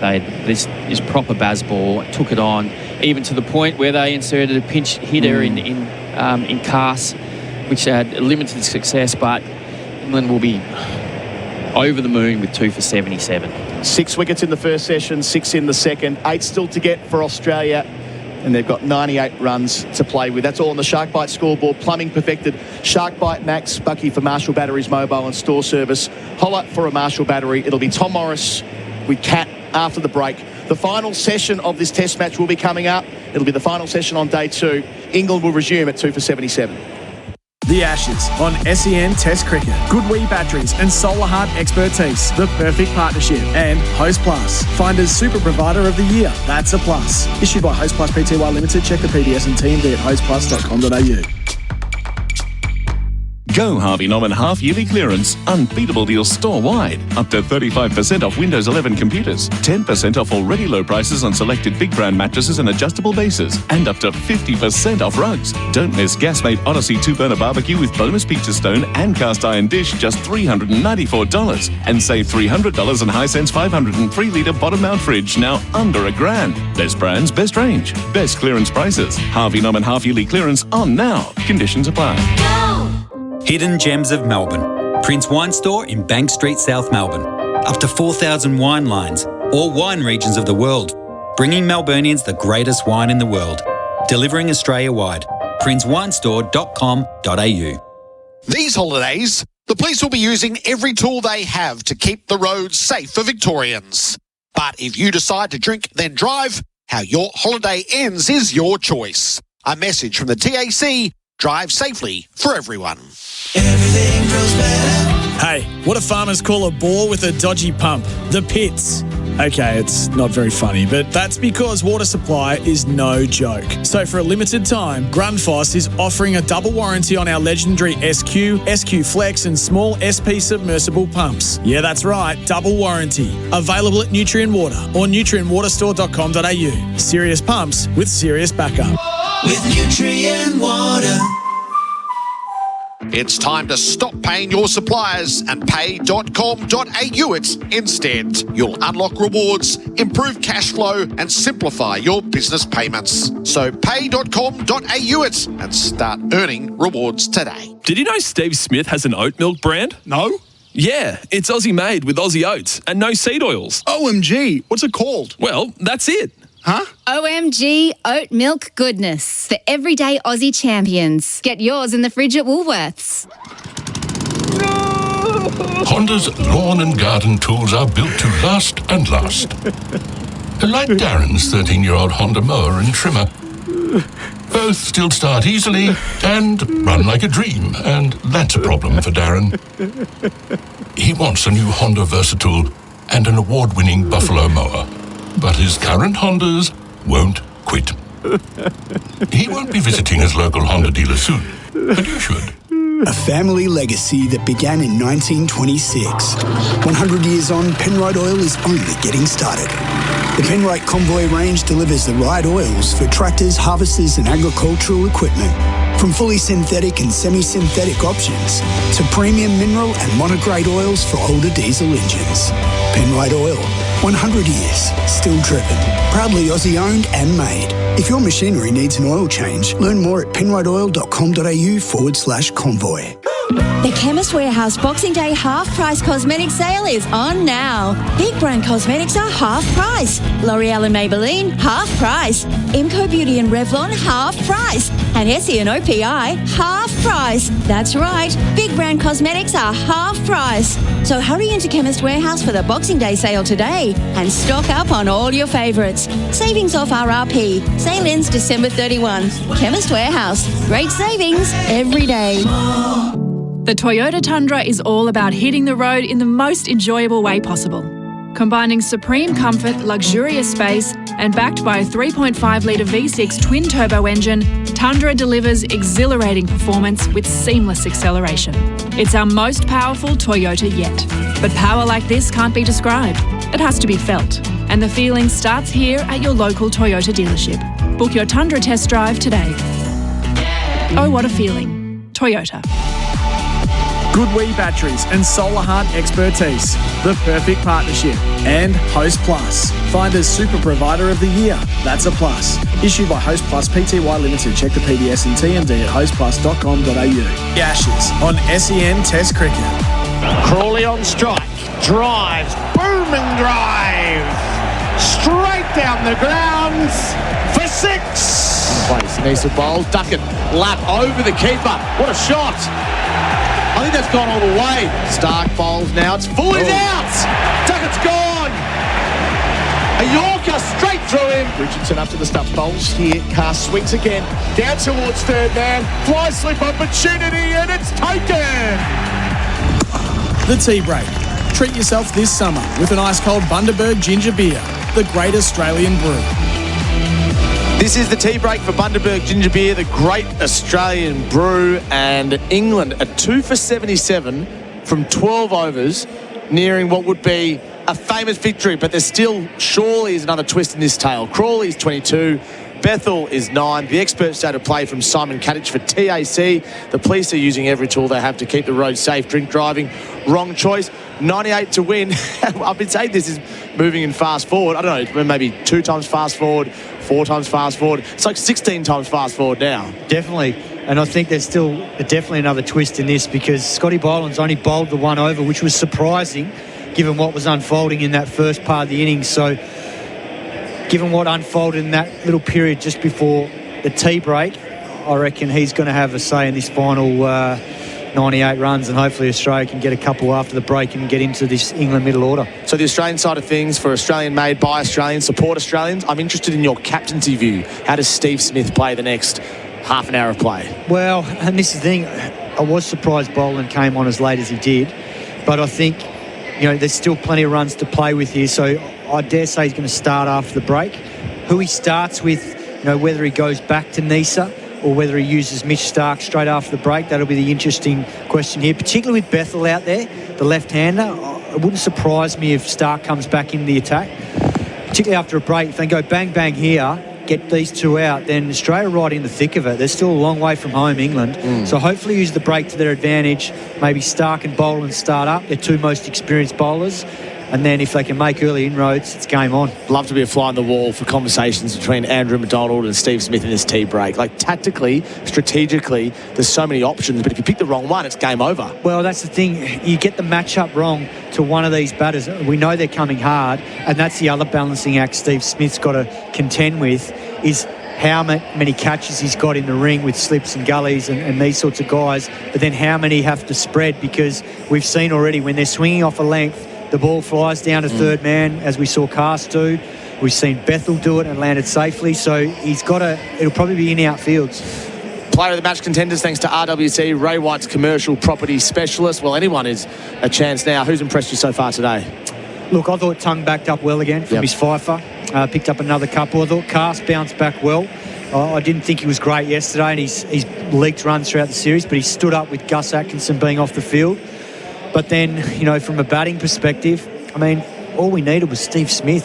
Got someone to hang in there with him for, half an hour, maybe 40 minutes. He didn't bat for that long, but he was finding a way to survive in those conditions. So that's the disappointing part of today, is Australia left the door ajar with their batting, and now England feel like they can play baseball to ram home the advantage. Yeah, Steve Smith ended his innings. Well, he was not out, actually. He was not out 24 from 39 balls. So we'll say he dug in today for Before You Dig, before every job, search Before You Dig online every time. Kat, we look forward to your commentary. I was going to say for the entire last session, it might only be an hour, but I look forward to your analysis. Thanks, Toby. Simon Katich joining us there in the commentary box here at the MCG, where England need 98 runs still to win. The Sydney to Hobart is also a major sporting event that's taking place at the moment. An esteemed SEN commentator across what feels like about 15 different sports is in Hobart, covering the Sydney to Hobart. His name is Matt Hill. He joins us thanks to Marshall Batteries. Holler for a Marshall battery. Matty, it's wild stuff here at the MCG. How wild is it out there on the water? What's going on? It's certainly going to get wilder, Tom. Yes, welcome to Constitution Dock in Hobart. And Master Lock Comanche is leading after 26 hours of racing so far, with Matt Allen and James Mayo at the helm. They've got 314 nautical miles still to go, ahead of Law Connect, who won the race the last 2 years, 4 nautical miles behind the leaders. Then Scallywag, the Hong Kong entrant, in third, and the American entrant, Lucky, in fourth. Palm Beach 11, formerly known as Wild Oats, they are sitting in 5th place at the moment. There was 142 yachts, Tom, that took off on Boxing Day, and there's, now the retirements are into double figures. So things have been quite arduous in the Tasman Sea. Plenty of retirements, particularly in the smaller boats. Plenty of seasickness, and the confused seas are really causing a lot of grief for a lot of the skippers. But everybody is A-OK, which is good news at the moment. But the battle is going to be up the top with Master Lock Comanche, 4 nautical miles ahead of Law Connect, and really it's the opportunity for Law Connect in Bass Strait when it's nice and choppy and windy to try and claw back that margin. They're within striking distance, but it looks as though the winner, whoever that is, will be anointed in around about 24 hours' time. About this time tomorrow, we'll have the winner of the Sydney to Hobart. And what sort of weather are we expecting over the next 24 hours then, if you can say it's been a little bit turbulent the last 24 hours or so? It'll be pretty still as they come in into the Derwents, but Bass Strait is going to be nice and choppy in the next 10 or 12 hours. They've had swells already up to 6 metres, and they're expecting similar. So it looks as though they're in for a bumpy ride over the next 10 hours, and that will decide the race. Matt, really appreciate your time. Look forward to hearing your dulcet tones across the next couple of days and, of course, into 2026. Good on you, Tom. Thank you. Matty Hill, Gun SEN commentator in Hobart, covering the Sydney to Hobart. Well, this has been the tea break for Bundaberg Ginger Beer, the great Australian brew. If you're just joining us, or if you're not, the scoreline is England 2 for 77 from 12 overs. Crawley's 22, Bethel's 9. The English need a further 98 runs to win this fourth test. The Ashes on SEN Test Cricket. Good Wee batteries and solar heart expertise. The perfect partnership. And Host Plus. Finder's super provider of the year. That's a plus. Issued by Host Plus Pty Limited. Check the PDS and TMD at hostplus.com.au. Right now, Chadson Toyota, purchase any Toyota certified pre-owned vehicle and get an extra year of roadside assist absolutely free. But hurry, this offer ends December 31. T's and C's apply. Visit chadsontoyota.com.au. LMCT 8169. Oh, what a feeling. Toyota. Go Harvey Norman half-yearly clearance. Unbeatable deals store-wide. Up to 35% off Windows 11 computers. 10% off already low prices on selected big brand mattresses and adjustable bases. And up to 50% off rugs. Don't miss Gasmate Odyssey 2-burner barbecue with bonus pizza stone and cast iron dish, just $394. And save $300 on Hisense 503-litre bottom mount fridge, now under $1,000. Best brands, best range. Best clearance prices. Harvey Norman half-yearly clearance on now. Conditions apply. There's more for you at Victoria Police. The freedom to go on more holidays with a job that gives you 9 weeks annual leave. More connection with your community, where you'll make a difference every day. The chance to meet more people, where workmates become your best mates. More opportunity for change with hundreds of career choices. You can have all of this and more with a career at Victoria Police. Search Police Careers. Authorised by the Victorian Government, Melbourne. When the makers of Better Beer asked themselves, how can we make beer better? They knew it had to be crisp and refreshing, but the best bit? It had to be 0 carb, 0 sugar, and low in calories. So the Better Beer Company was born, the healthier alternative that's become the dream beer of beer lovers around the country. Better Beer, the official, unofficial beer of the Ashes. Better Beer, proudly Australian made and owned and available from all good retailers. Find a store near you at betterbeer.com.au. Honda's lawn and garden tools are built to last and last. Like Darren's 13-year-old Honda mower and trimmer. Both still start easily and run like a dream, and that's a problem for Darren. He wants a new Honda Versatool and an award-winning Buffalo mower, but his current Hondas won't quit. He won't be visiting his local Honda dealer soon, but you should. Wow, he's hit another 6. That's 5 in a row. This batsman is seeing the ball clearer than ever. Ever since he's been at New Vision Clinics and ditched those glasses, he just can't miss. Talk about 20/20 vision. Hit your glasses for 6 and get clarity of vision with the team at New Vision Clinics. Using Dr. Noel Alpin's innovative laser vision correction techniques, your glasses and contact lenses can become a thing of the past. To book an obligation-free consultation, call 1-800-20-2020. That's 1-800-20-2020. Picnics on the beach, pool days, backyard sport. Whatever your summer looks like, it's always better with a 4 and 20 in hand. Enjoy the classic taste of 100% Australian beef in delicious gravy wrapped in golden flaky pastry. Watching sports, playing sports, or just soaking up the summer sun. Biting into a 4 and 20 pie is the ultimate summer snack for whatever summer you're having. 4 and 20, Australia's original fan favourite. Got a skid steer, excavator or other special plant that needs a trailer? Rogers Willex has been manufacturing quality Australian machinery and plant trailers for over 50 years. With branches in Brisbane, Sydney, Melbourne and Perth, there's a trailer solution for you. Visit rogerswillex.com.au. Ozito brushless home and garden power tools are built to work. Tough isn't something you just claim. It's something you prove. It's about handling the hard, repetitive stuff without giving up. Testing what you're made of and what you're working with. When it comes to doing tough jobs around the home, do it yourself. Ozito brushless power tools. Do you. Only at Bunnings Warehouse. Good Wee batteries and solar heart expertise. The perfect partnership. And Host Plus. Finder's super provider of the year. That's a plus. Issued by Host Plus Pty Limited. Check the PDS and TMD at hostplus.com.au. The Ashes on SEN Test Cricket. The Liquorland last session. Score more this summer with Liquorland. Choose to drink wise. England 2 for 77. The climax of this Boxing Day test is fast approaching. It will end this Saturday afternoon on the big screen. Oscar Piastri has been interviewed for the crowd at the moment, a crowd that stands in the high 80,000s. And I reckon there'll be a few more by the close of it too, 87,674. And if you're scurrying for the final session, you'll see a result. Thanks to Liquorland, your sporting club could score more this summer. Nominate your local sporting club for the chance to win your club a $500 voucher. Our winner here in Melbourne is Craig Newton from the Crib Point Cricket Club. They've picked up a $500 voucher for the Crib Point Cricket Club. Head to SEN Win to enter. T's and C's apply. Beautiful afternoon, 22 degrees here in Melbourne for Goodwee Batteries and Solar Heart Expertise, the perfect partnership. Not a cloud in the sky on a picture-perfect December afternoon. So to the final flurry, Simon Katich, Bharat, Sundaresan, away we go. It's 90 minutes of action-packed cricket, one imagines. Oh, yeah. It'll be a car crash in either way.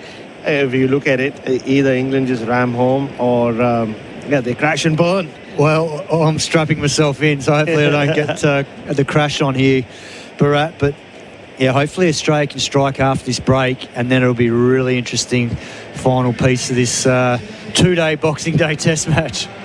Just the last ball before the tea break, to me, the one that just cut him half, and Zach Crawley just stood there and went, yeah. And it almost feels like Kat, it feels like probably sometime yesterday or before the test, 22 players walked out there, looked at the surface and said, we can't play test cricket on this. Yeah.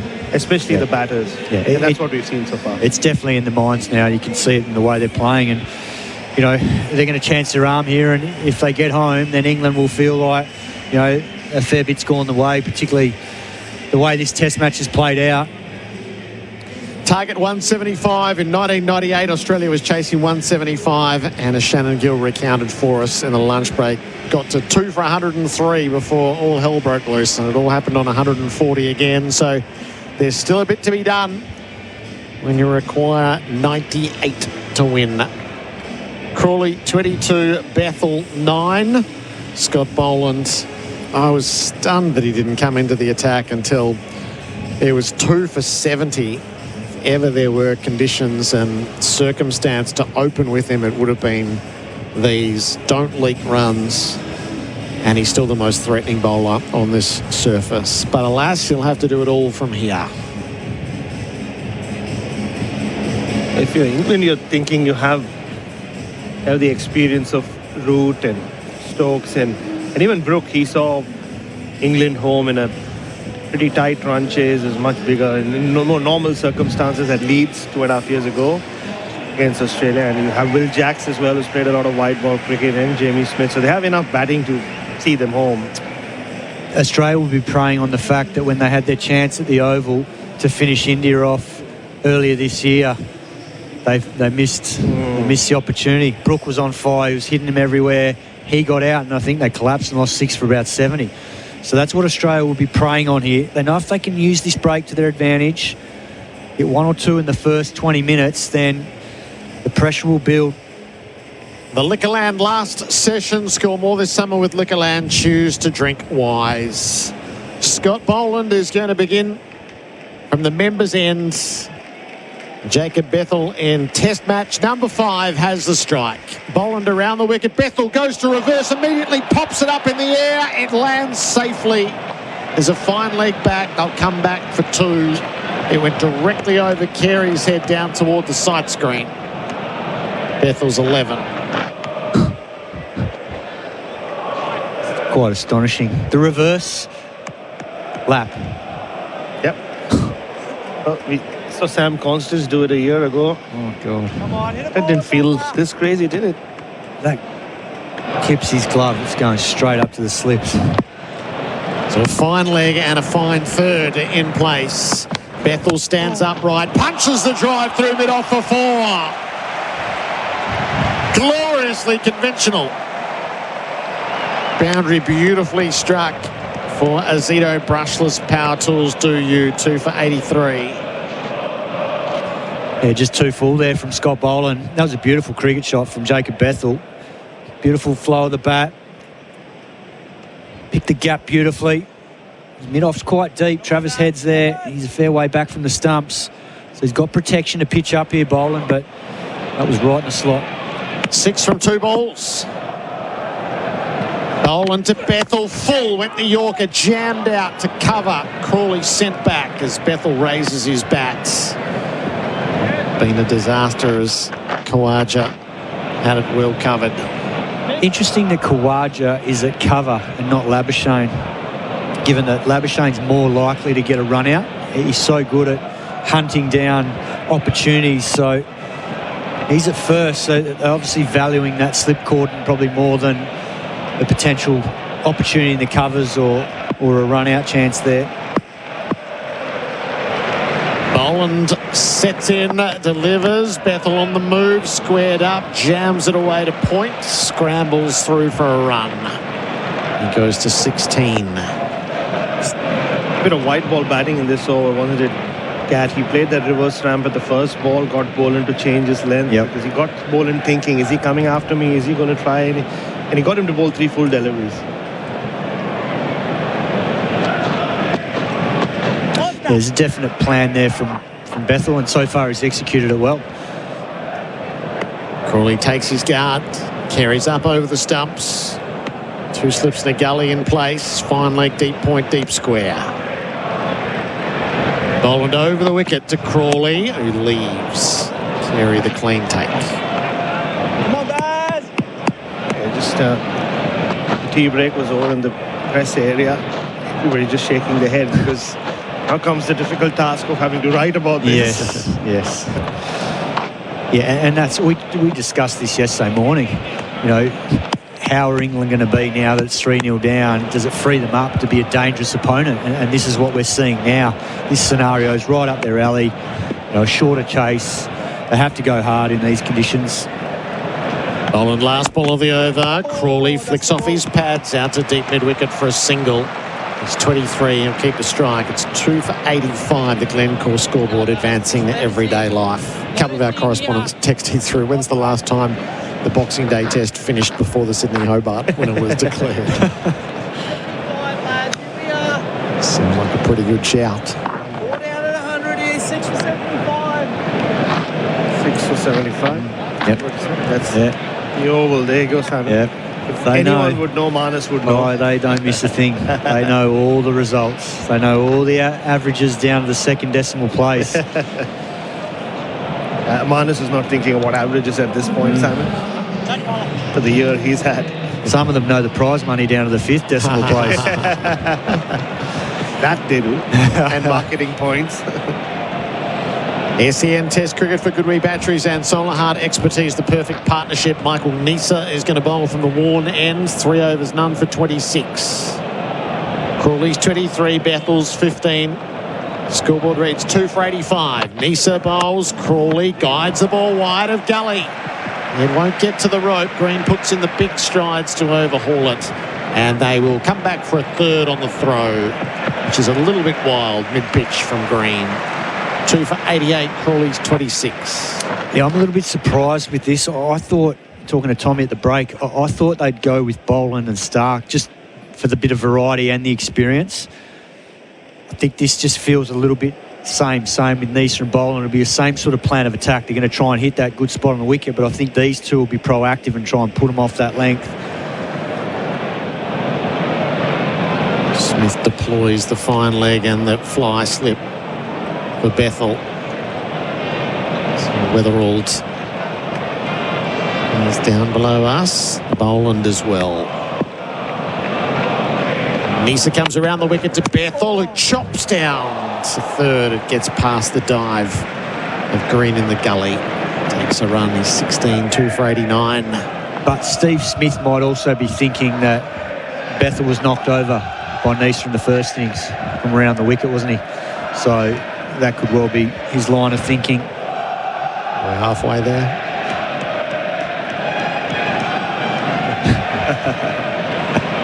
We're halfway there.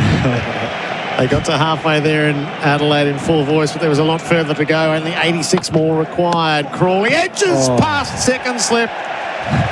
Smith diving to his right, couldn't get it. Into the rope for 4. Azito brushless power tools do you. This is happening fast. I never felt like this would go for more than 25 overs, and I think we're on track now. Proper thick edge. Just the way that Steve Smith would have gone. Still probably fallen short of his third slip if he was in there. If this comes under 50 runs, it won't take too long from there. Australia desperate for a wicket. Crawley drives in the air. He sliced it wide of long off. It lands safely in the outfield. And they'll be able to take 2. As Travis Head came in from the rope. Crawley's to 32. It's 2 for 95. These kinds of run chases, you just feel like everything's going England's way. The edge went in the gap. Even this one, wide of any fielder. Yeah, and you sense that as batter. And you'll keep riding your luck on that, thinking that it could well be Zach Crawley's day here. Runs from every ball. Crawley pushes forward. A dot from Nisa. Yeah, this could well be the last over for Nisa in this game if he doesn't get a wicket. Clearly they've decided beforehand that they'll target him. It's 1 at 9 and over now. Yeah. Come on, lads. Add 2 now. Add 2. And then you call in every club game around every suburb. Regional Australia add 2. They got to get 2. Crawley punches hard. Around from cover comes Khawaja and keeps it to a dot. 2 for 95. The Glencore scoreboard advancing everyday life.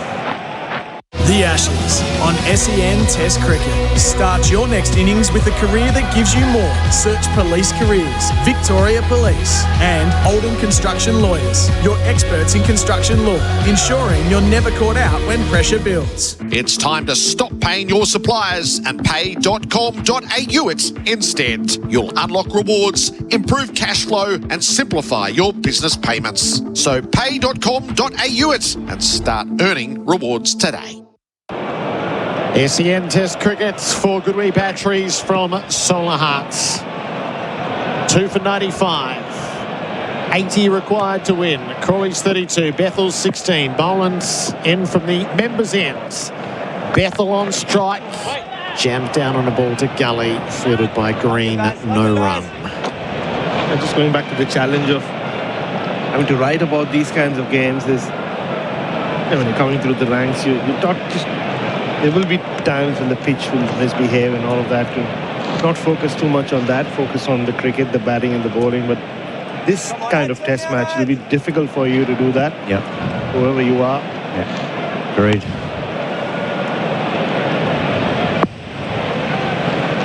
Australia needs a bit of Scotty Boland magic.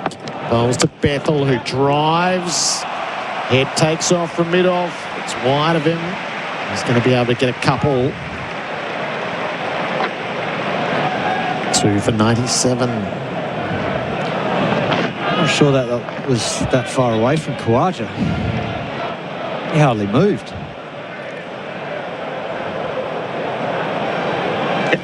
Yes. What I call a bit of media game fielding cat.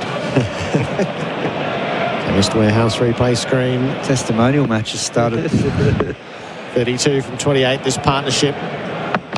Bethel defends a ball that rises at him, drops it to the leg side. It'll be difficult for the pitch not to dominate most of the chat today and in the following days. And it also means that when we get to Sydney, all the focus will be on that surface. Considering Sydney is coming off a bad test as well last summer. And some interesting Shield scores this season as well. Some that the Test boys have played in. One in particular against Victoria where Steve Smith made 50-odd in each innings. Boland to Bethel, backs away, clouts the ball straight to head at mid-off. In 2 scores of 120-odd each. So Vic's only batted once, batted well, and that was game over. Peter Hanscom made 100. Yeah, it feels like it's been a bat first wicket there, otherwise you're in strife. Cracks have opened up and the seamers have done a lot of damage. And yet the square, I was there probably a month or so ago for some clinics, and the square was in immaculate condition. Beautiful grass all over it. Bethel advances, got struck by a bouncer. Just charged straight into it, wore it on the shoulder. Yeah, you normally see the batter charge and looking for a cross-bat shot, knowing that the bowler's probably going to drop short. On that occasion, too quick for Bethel. Took evasive action.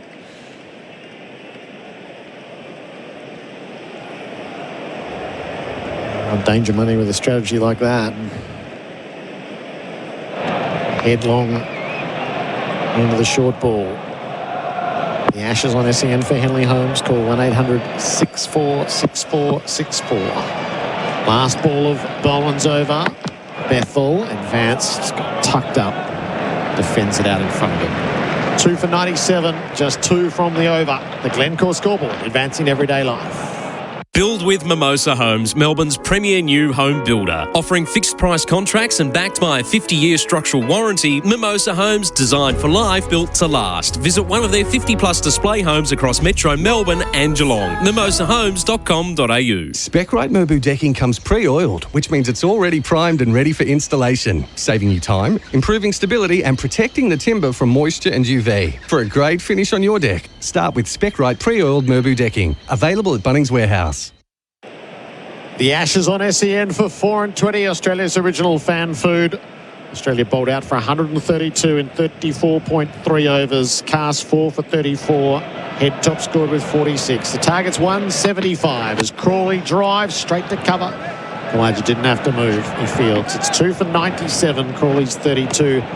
Bethel is 18 on the Glencore scoreboard, advancing everyday life. When you think about it, whatever happens from here, there'll be fewer than 20 days of cricket in this Ashes series after all the hype and all the... Yeah, it's... No wonder. Yeah, both teams' frailties have been exposed throughout the series, haven't they? Probably more so England's, but if England go on to win this, then Australia's will have been shown up. Yep. Beach ball, right there, landed on the side screen curtains. Cameraman hoists himself up to reach it. And Crawley's ready to face up on 32. Nisa going at 9 and over in this innings. He hurries in and bowls. Crawley on the pads. It slews to the onside. Nisa slides, doesn't field cleanly. Single scrambled. We had a debate this morning, Tom and I, on the new ball about at what point is it more about us than them in terms of, like, do we start thinking and writing and broadcasting Test cricket differently? If this is the rate at which Test matches are going around the world, not just here.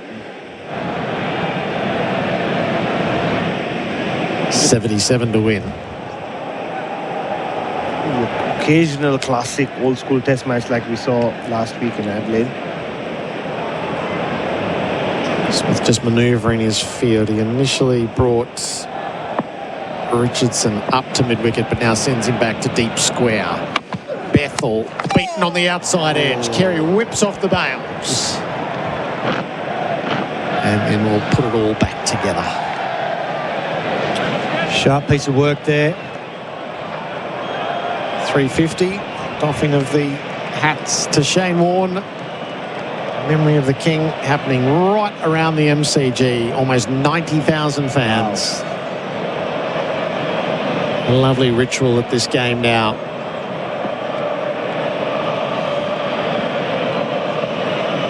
Australian and England fans united in that moment. Bethel inside edge past the stumps. Carey takes off. They'll add a run.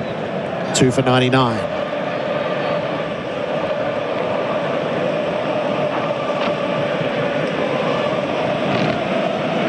So 90,000 today. It would have been the same tomorrow had there been cricket to be played, but not to be in this Test match. And applause for Shane Warne.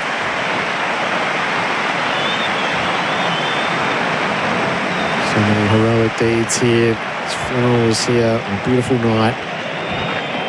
Lives on both through the Shane Warne stands and in the imaginations of cricket fans right throughout the country. Crawley runs the ball out to point. An easy single, 100 up for England. It comes in the 16th over. And the target is ever so close now, 75 to win.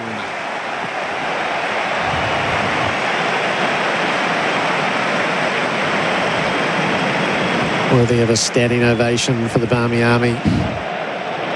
A lot of English fans have arrived only for this and Sydney, so the series was lost, but they're going to see a historic moment if it stays on this path. Since Sydney 2011, as England won a test match on these shores. Last of Nice is over. Bethel pulls the short ball out into the deep. He's got it away for 4. Richardson initially unsighted a deep square and dragged fine enough to bring up the boundary for a Zito brushless power tools. Do you 23 for Bethel, 2 for 104. The Glencore scoreboard advancing everyday life. Did you know Steve Smith has an oat milk brand? No. Yeah, it's Aussie made with Aussie oats and no seed oils. OMG, what's it called? Well, that's it. Huh? OMG oat milk goodness. The everyday Aussie champions. Get yours in the fridge at Woolworths. Plumbers, want more time for the cricket, camping or a cheeky fish? Introducing Shark Bite Max, the next generation of plumbing fittings. Smarter, faster and stronger. Get in, get out with Shark Bite Max. Available now at leading hardware and plumbing suppliers. Scott Boland to Zach Crawley, who's flicking from his pads. Good piece of fielding up mid-on. Throw comes. Was well wide. Stark wasn't balanced. It was terrific stuff to haul it in. Single taken. Crawley's 35. It's 2 for 105. SEN Test cricket for Goodwee batteries and for Solar Heart expertise. The perfect partnership. Serious bit of fielding there from Mitchell Stark. Zach Crawley absolutely nailed that. And as soon as he hit it, he took off. He just knew that was going to be hard to stop, but Mitchell Stark, full stretch to his right, reeled it in and then actually had a ping off balance. I think Zach Crawley would have been safe, but he's a remarkable athlete. Chemist Warehouse replay screen has Stark limbering up with the final roll of the dice for Smith is to get Stark on Boland around the wickets. Bethel on the advance, wears it on the body, takes a leg by. Family feel that like the pressure's gone. Feels too spread out and easy singles everywhere. Well, there was no hustle there at all. That was just given that it was going to be a single. .69 to win, 8 wickets required.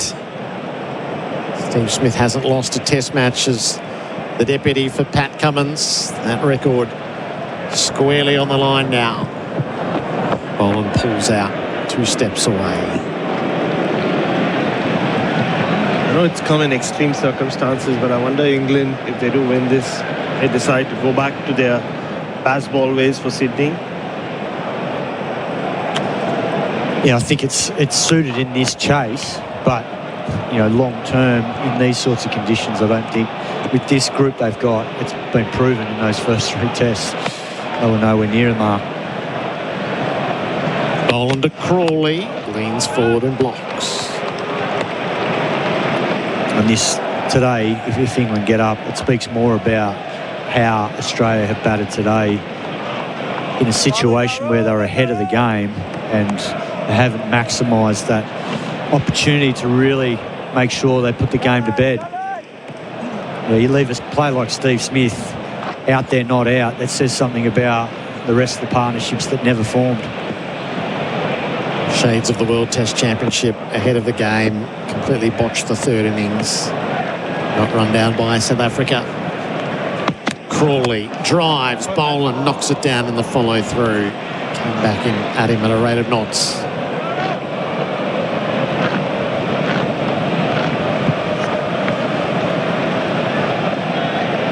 Definitely a much improved bowling performance from England. I think Tongue was brilliant in both innings. Cast got it right when it mattered most. Getting rid of Head and Carey back-to-back overs, I think that was the game. Oh, huge. Yeah, that was huge. Because if we talked about that spell, if he didn't get it right, Head was attacking him, and then Australia would potentially, with Head and Smith there, start to get into really dangerous territory with the lead. Boland to Crawley in on the pads, taken away to fine leg. Another to the total, 2 for 107. Which begs the question and the concern around this batting group is if Head and Smith don't get big runs, and obviously to a lesser extent Carey, then who's stepping up when they miss out? And today's a great example of that. No one has. So you can't just keep relying on those 2 or 3 every time, you know, crunch moments come round. Headfield the score on 82, Khawaja 83, Carey 88. Boland to Bethel, whipped it away to the leg side and able to claim another run at mid-wicket. So England doing this at a doddle at the moment, 67 to win, 2 for 108 at the end of the over. The Glencore scoreboard advancing everyday life. Introducing the world's first NVR with a local AI agent. Type keywords for instant search results to find specific moments in seconds. Your data stays private and is processed locally. 24/7 protection that's both smart and secure. Visit eufy.com/au. Anytime is 7-Eleven time, particularly at 6:50 p.m. when the game is about to begin and you need something to bite on that isn't your fingernails. Get game day snacks delivered anytime at 7-Eleven. Find out if we deliver to you. 31 runs in 27 minutes since the tea break. The Ashes on SEN for Henley Holmes. Call 1-800-646464. Mitch Starc is being brought into the attack at the Shane Warne stand-in. He just wants a bit of thumping done on the popping crease before he's ready to go. This feels like the last roll of the dice. The bowling change for RSEA Safety, trusted by tradies across Australia.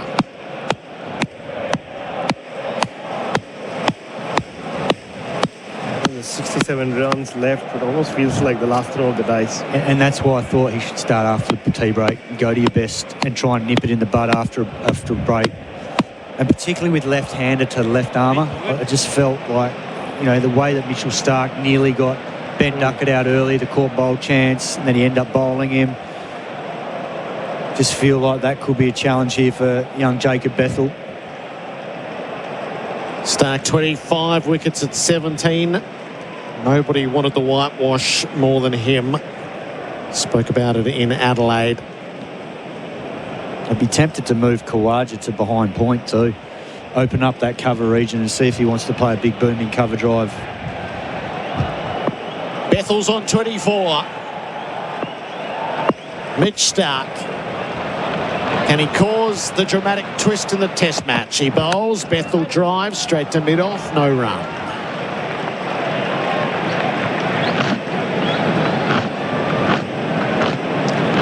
Bethel's played one of the better innings in this game so far, I must say.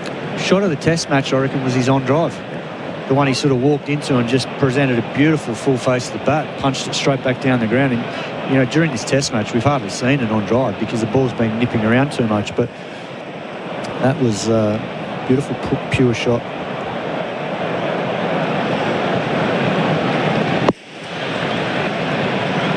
Starc begins his languid approach. Bethel upright in his stance. Guides the ball down to third for a single, 2 for 109. 10-year-old grandson so excited to go to his first test match, the Boxing Day test. Tickets for the third day. He's shattered. There'll be a lot of stories around Melbourne and more broadly as people will have travelled for this as well. Not for a moment anticipating we wouldn't see day 3. I met someone out of Alice Springs who've come all the way for all 5 days. Look for other things to do in Melbourne.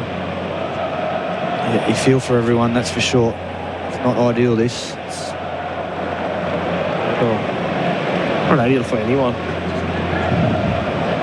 2 slips of gully, deep point cover, mid-off is pushed back, mid-on, deep mid-wicket and fine leg. Crawley faces up to Starc. He rides the bounce out to the deep backward point and takes a run. 110 on the board, 65 to go. The Glencore scoreboard advancing everyday life, just ticking along for England. And another comment there about imagine if Jamie Smith didn't throw his wicket away in Adelaide, could have been 2-all. Then that would have set it up for something special in Sydney. Wow. Like so many of us predicted it will be 2-all going into Sydney, the dream scenario. 4-1 on the nails, I was right in play, Bharat. Well, if it rains in Sydney, Gerard, 3-1s on the cards. Stark bowls, all beaten Bethel. That's lovely delivery. Ripping past the outside edge. Carey dives away, it ends up down the leg side, such was the angle. Yeah, that's the area. That's where I can see Mitchell Stark getting the result here. Oh, that's so close to not only the outside edge, but the off stump as well on the Chemist Warehouse replay screen. That's when you know things are going your way. Exactly. Been way too many near shaves or close calls for England in this innings that they've gone away with. Bethel readies himself. Stark at him. And just opens the blade and takes the single down to fine leg. Liquorland last session. Cheers Liquorland, choose to drink wise. 2 for 111. 64 to go. Ben Stokes is sat in the dressing room, Gerard, saying, #trust the nails. I told him, my nails say you're winning this one. I felt so bad for him that I said, look, and he said this is the first positive thing someone has said to me in the last week. Just happy to milk some singles, see if they can blunt the attack from Mitch Stark. He's got one to come. This is his 6th over in all. His first of this spell. Crawley sees it, goes after wide delivery. Doesn't catch up with it.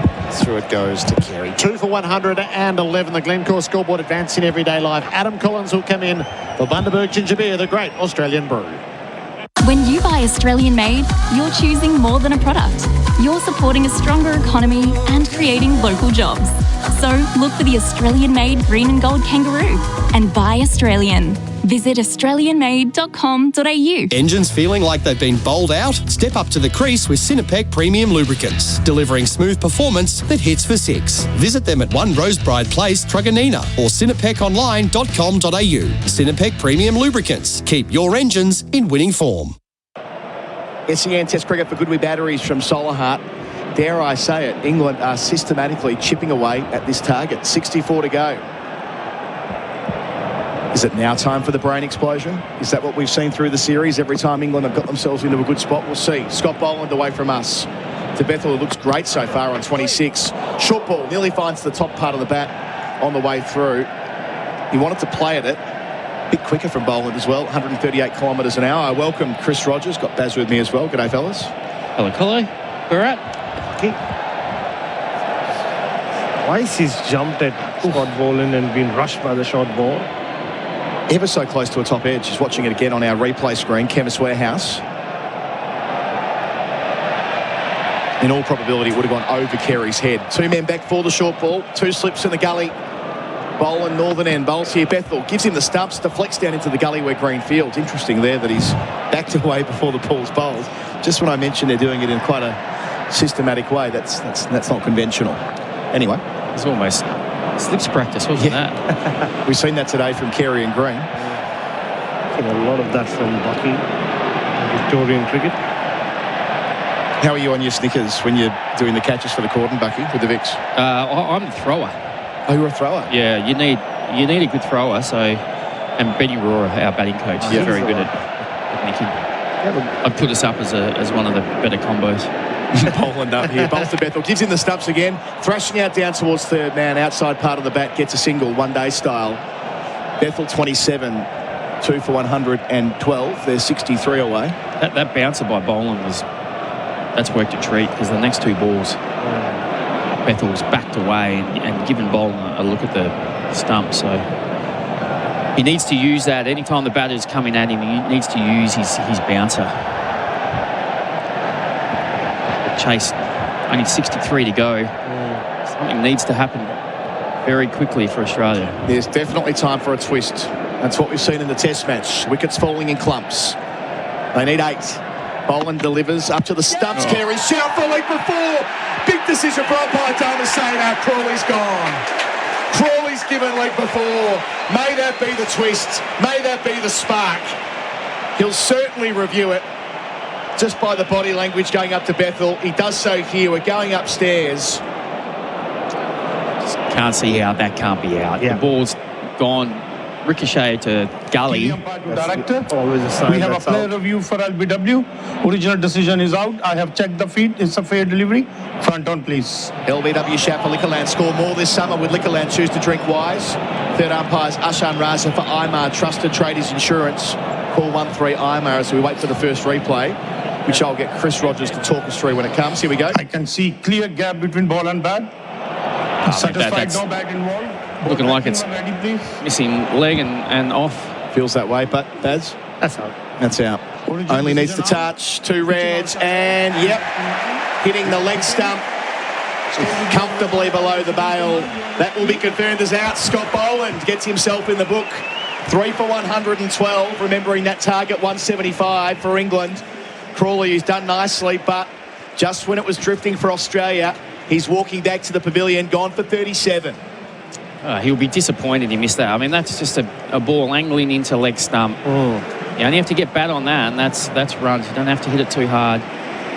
Just to miss that one, I think, is it's a disappointment, but it just opens the door for Australia. And if Australia can dismiss Root quickly, I'll still think that they're a very good chance in this game.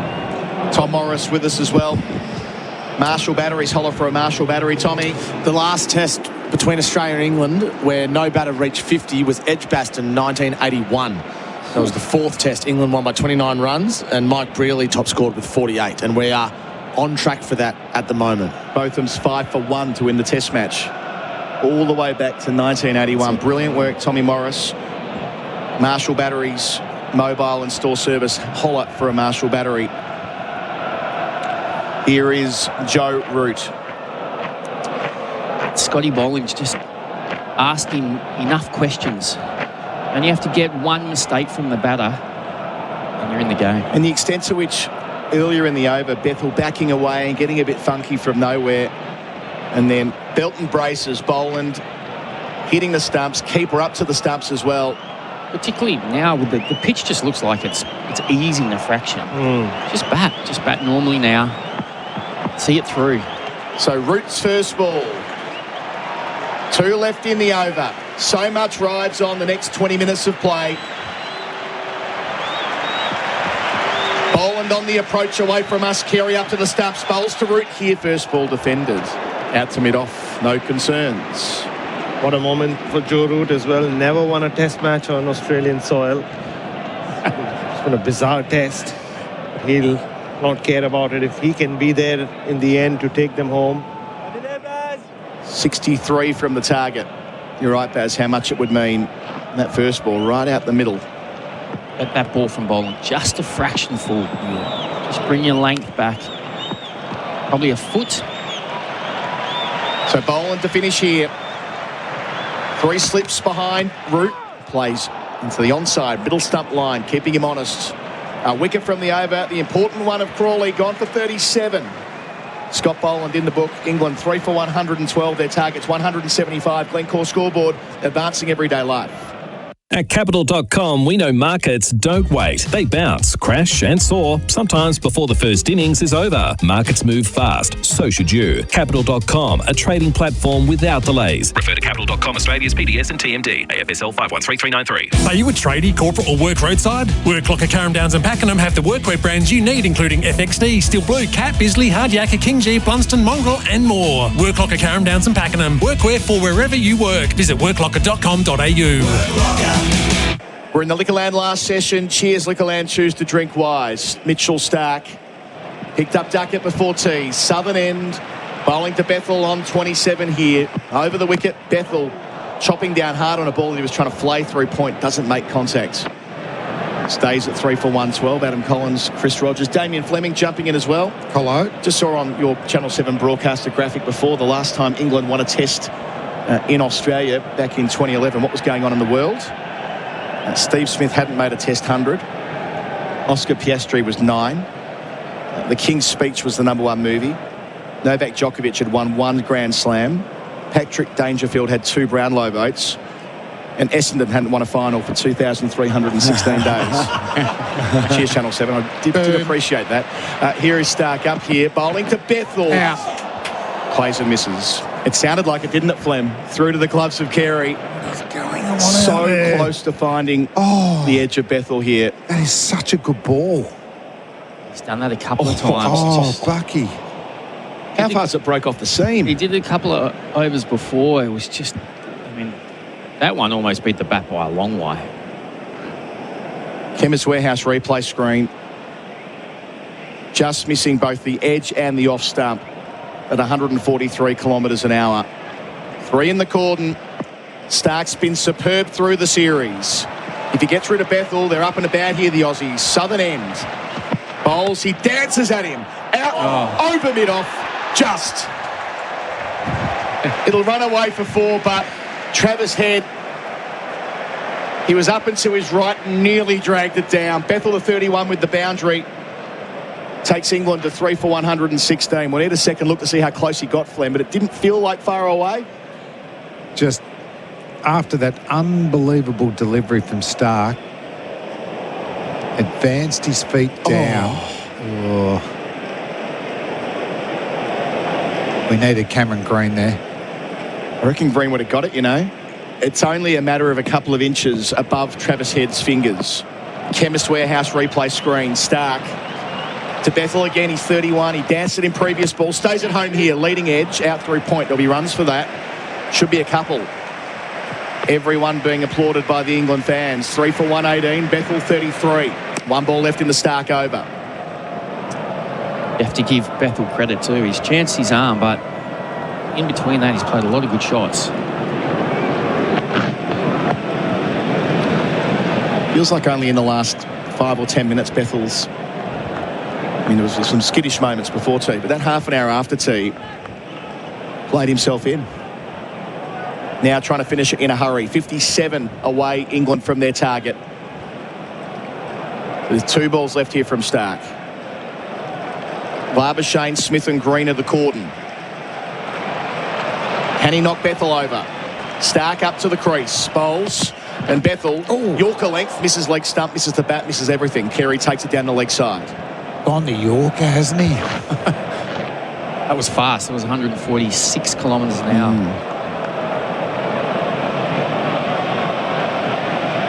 Just feels like the rhythm of this test match that 57 still feels like plenty. Yep. In the context of the match, definitely. Another wicket here. A couple of new batsmen to the crease. So Stark, 6 runs from the over. The boundary that was nearly caught at mid-off. Head set a bit deeper now for that stroke. Into Bethel. And Bethel plays back under his eyes to backward point where there's 1. Green in from the gully. Bethel well played. With the single, he's 34 and keeps the strike. 3 for 119. England are 56 runs away. That's all on the Glencore scoreboard, advancing everyday life. Your machinery shouldn't sound like a drop catch. Keep it in top form with Sinopec Premium Lubricants. Whether you're running trucks, tractors or anything in between, visit Sinopec's new warehouse at 1 Rosebride Place, Truganina. Hit performance for 6 with Sinopec Premium Lubricants. Visit sinopeconline.com.au. When you buy Australian made, you're choosing more than a product. You're supporting a stronger economy and creating local jobs. So look for the Australian made green and gold kangaroo and buy Australian. Visit australianmade.com.au. SEN Test Cricket for Goodwee Batteries from Solar Heart. It's going to be a 2-day test. 56 to win or 7 wickets. Either way, it's going to end before stumps on day 2. And Scotty Boland has picked up a wicket. Got Crawley in the previous over leg before. Gets another look at Bethel. Carey will stand back here. Heads deepish at mid-off. 2 slips the gully. Boland over the wicket to Bethel. Bethel leg stump line tucks it fine for 1. 35 with the single, 3 for 120. There's some chat going on social media, Bucky, that you've picked up on as well, that whether they should play a one-day game at some point during the week here at the G because of the 3 days that are missing. I mean, this has happened before. Go back to the very first one-day international, 1971. It was after a rained-off test match between these countries. It'll never happen. But the first ever in Australia. First one. The idea was to throw a big cash prize out there for the winning side. It's not the craziest idea. Not the craziest idea. Carey up with Boland. In here to Joe Root, who deflects to backward point where there won't be a single. We could maybe get some former players interested in terms of a large cash prize, Chris. This has excited Tommy Morris, who's always with us for Cobram Estate Australian Extra Virgin Olive Oil. A couple of the journalists I was speaking to suggested you actually have mixed teams, so 2 captains that happen to be playing in this game, and they just pick whoever they want, like a schoolyard in a recess. Now we're talking. Who would be the last person picked? Could get list A status if they play their cards right, Tommy. Collins 11 versus Whateley 11. Boland in to Root, yet to score. Delivers here. Root inside part of the bat, out to mid-wicket. Good bowling, yeah. Could hear Carey there.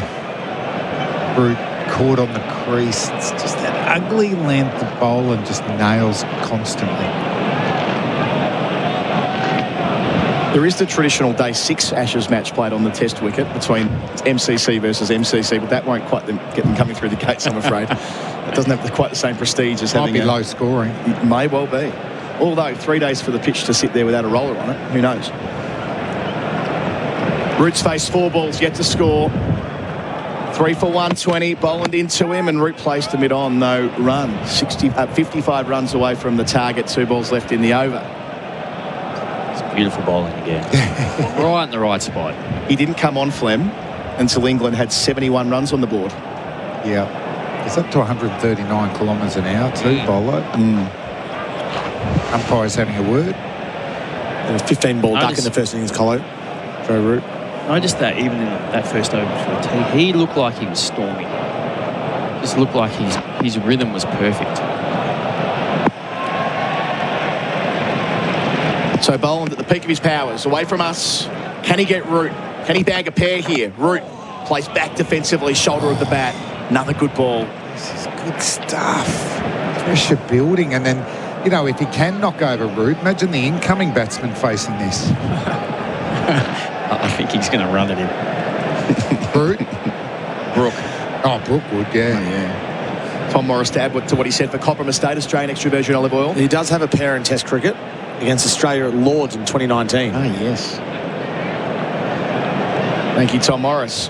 All your numbers, pay.com.au, points for business. Last ball here, Boland. Root's faced them so far. In and pushing, and he's off the pair through cover point with a checked drive. That'll feel good.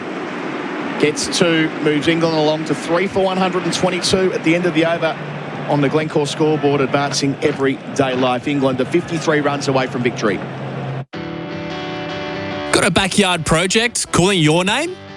Whether you're building decks, shifting soil or reviving the veggie patch, Sherlock wheelbarrows and carts are built for backyard legends like you. Strong, reliable and ready for action, our gear keeps up with your weekend hustle. Because we know it's more than just work. It's your pride, your passion, your project. Sherlock wheelbarrows and carts, made for weekend warriors. Available at Bunnings Warehouse. The Ashes on SEN for 4 and 20, Australia's original fan food. Jacob Bethel, the new man, his first Ashes test match. A chance to be there at the end. It's been so long since England have won in this country. Meanwhile, Root down the other end. So much failure here in Oz. Can he be the man to get them to victory? Stark to Bethel. Bethel plays away from his body, but gets it out along the turf. Deep backward point for a single. First ball of the over. 36 for him, 3 for 123 England. Stark's so often been the man who's changed things through the series. Tom's got his hand up again. Everything coming my way from him is for Cobram Estate, Australia's most awarded extra virgin olive oil. Sorry, a fair bit happening here on socials. So CricViz is saying this is the hardest pitch in Australia on record for batting. Wow. Dating back to 06. The records started being taken. 20 years. Yeah. It's a pretty big sample size. That will be undoubtedly, no matter what happens, that'll be where the conversation will be at the end of this test match, based on the way that wickets tumbled in the first 3 innings. Stark to Root over the wicket. Square leg comes in. Bowls here, Root defends from the crease, quick single, trickles behind point, waits it well enough for the easy single in the end. 3 for him, 3 for 124, chipping away. Yeah, nice soft hands there from Joe Root. Good to keep rotating the strike as well.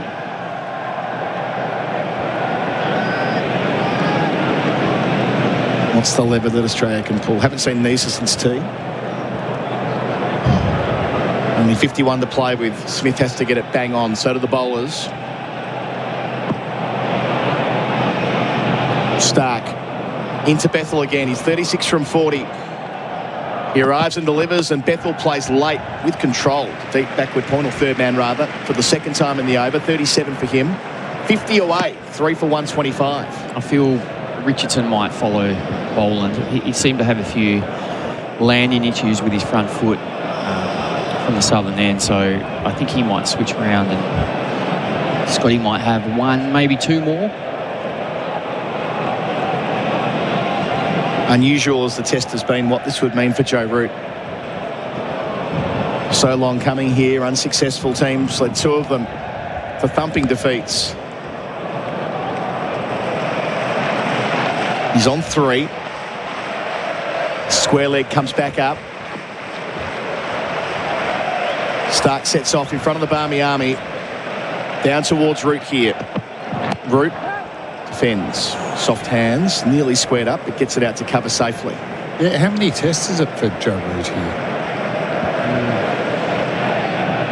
Played a lot of series, hasn't he? Yeah, he's played all 5 in victory. He got dropped in the final test at Sydney in 2014. So he played 4 in that series. Captains the 2 that followed, so 10 there, 14. 3 here, 17. His 18th test in Australia.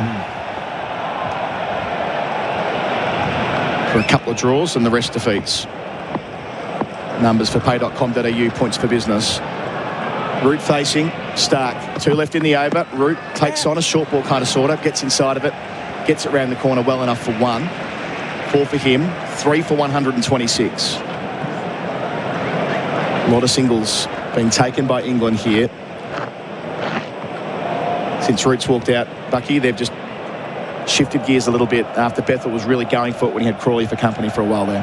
Yeah, I think as a mindset, you're almost just counting down every 5 runs you can tick off. Just working with your partner. Every 5 runs, that's all we need to look for. That's the next goal. So 4 singles in the over. Stark wants a change to the field. He'll send square leg back, telegraphing a short ball perhaps.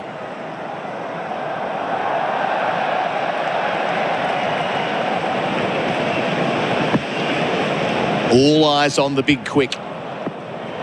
Stark sprinting in and bowling to Bethel. Bethel full ball, and for the 3rd time in the over he finds 3rd man along the turf. Well played.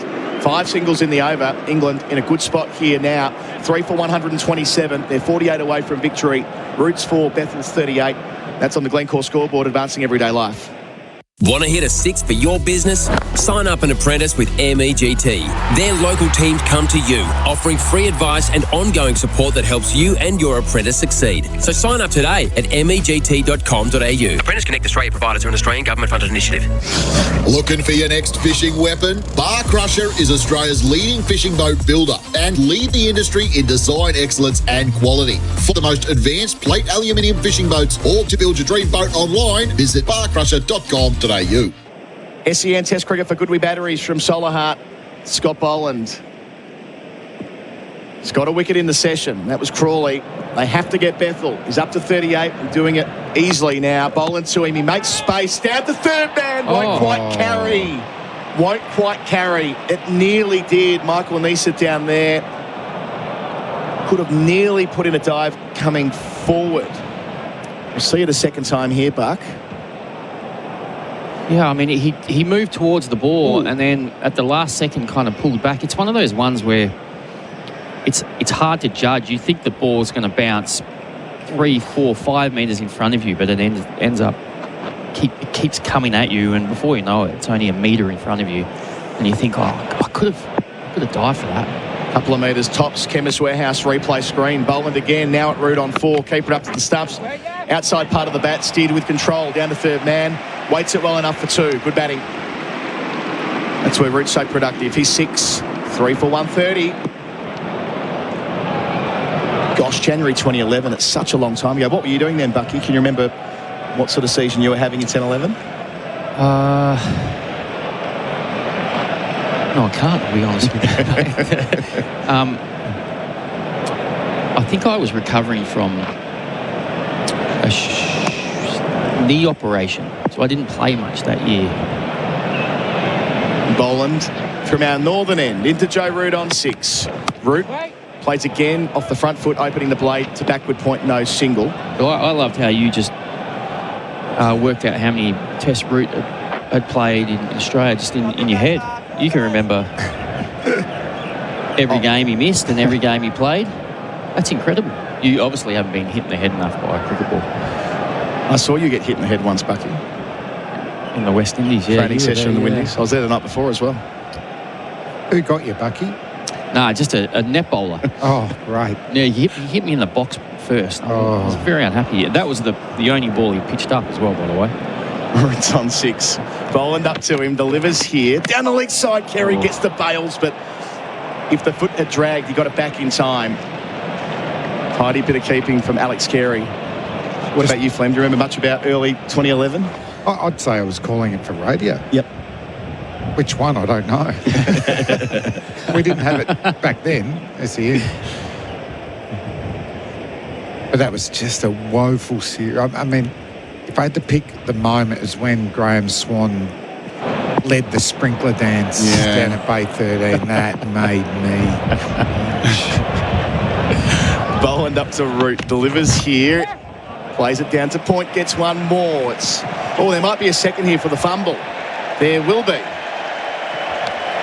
So an attempt to turn and throw in one svelte move hasn't quite played out there the way that Jake Weatherald wanted. 3 for 132. Root advances to 8. Yes, there weren't many people in at the G that day when England wrapped it up on the 4th day. Horrible. It must have been 20,000. It was all over day one too, wasn't it? Like, we batted first and they were past our total.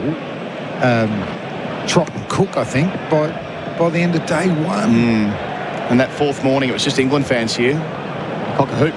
Boland to finish here. Root getting it down to fine leg for 1. And he'll be happy enough with that. 3 for 133 the score. Root keeps the strike. He's 9. Bethel is 39. England are 42 runs away from their target on the Glencore scoreboard, advancing everyday life.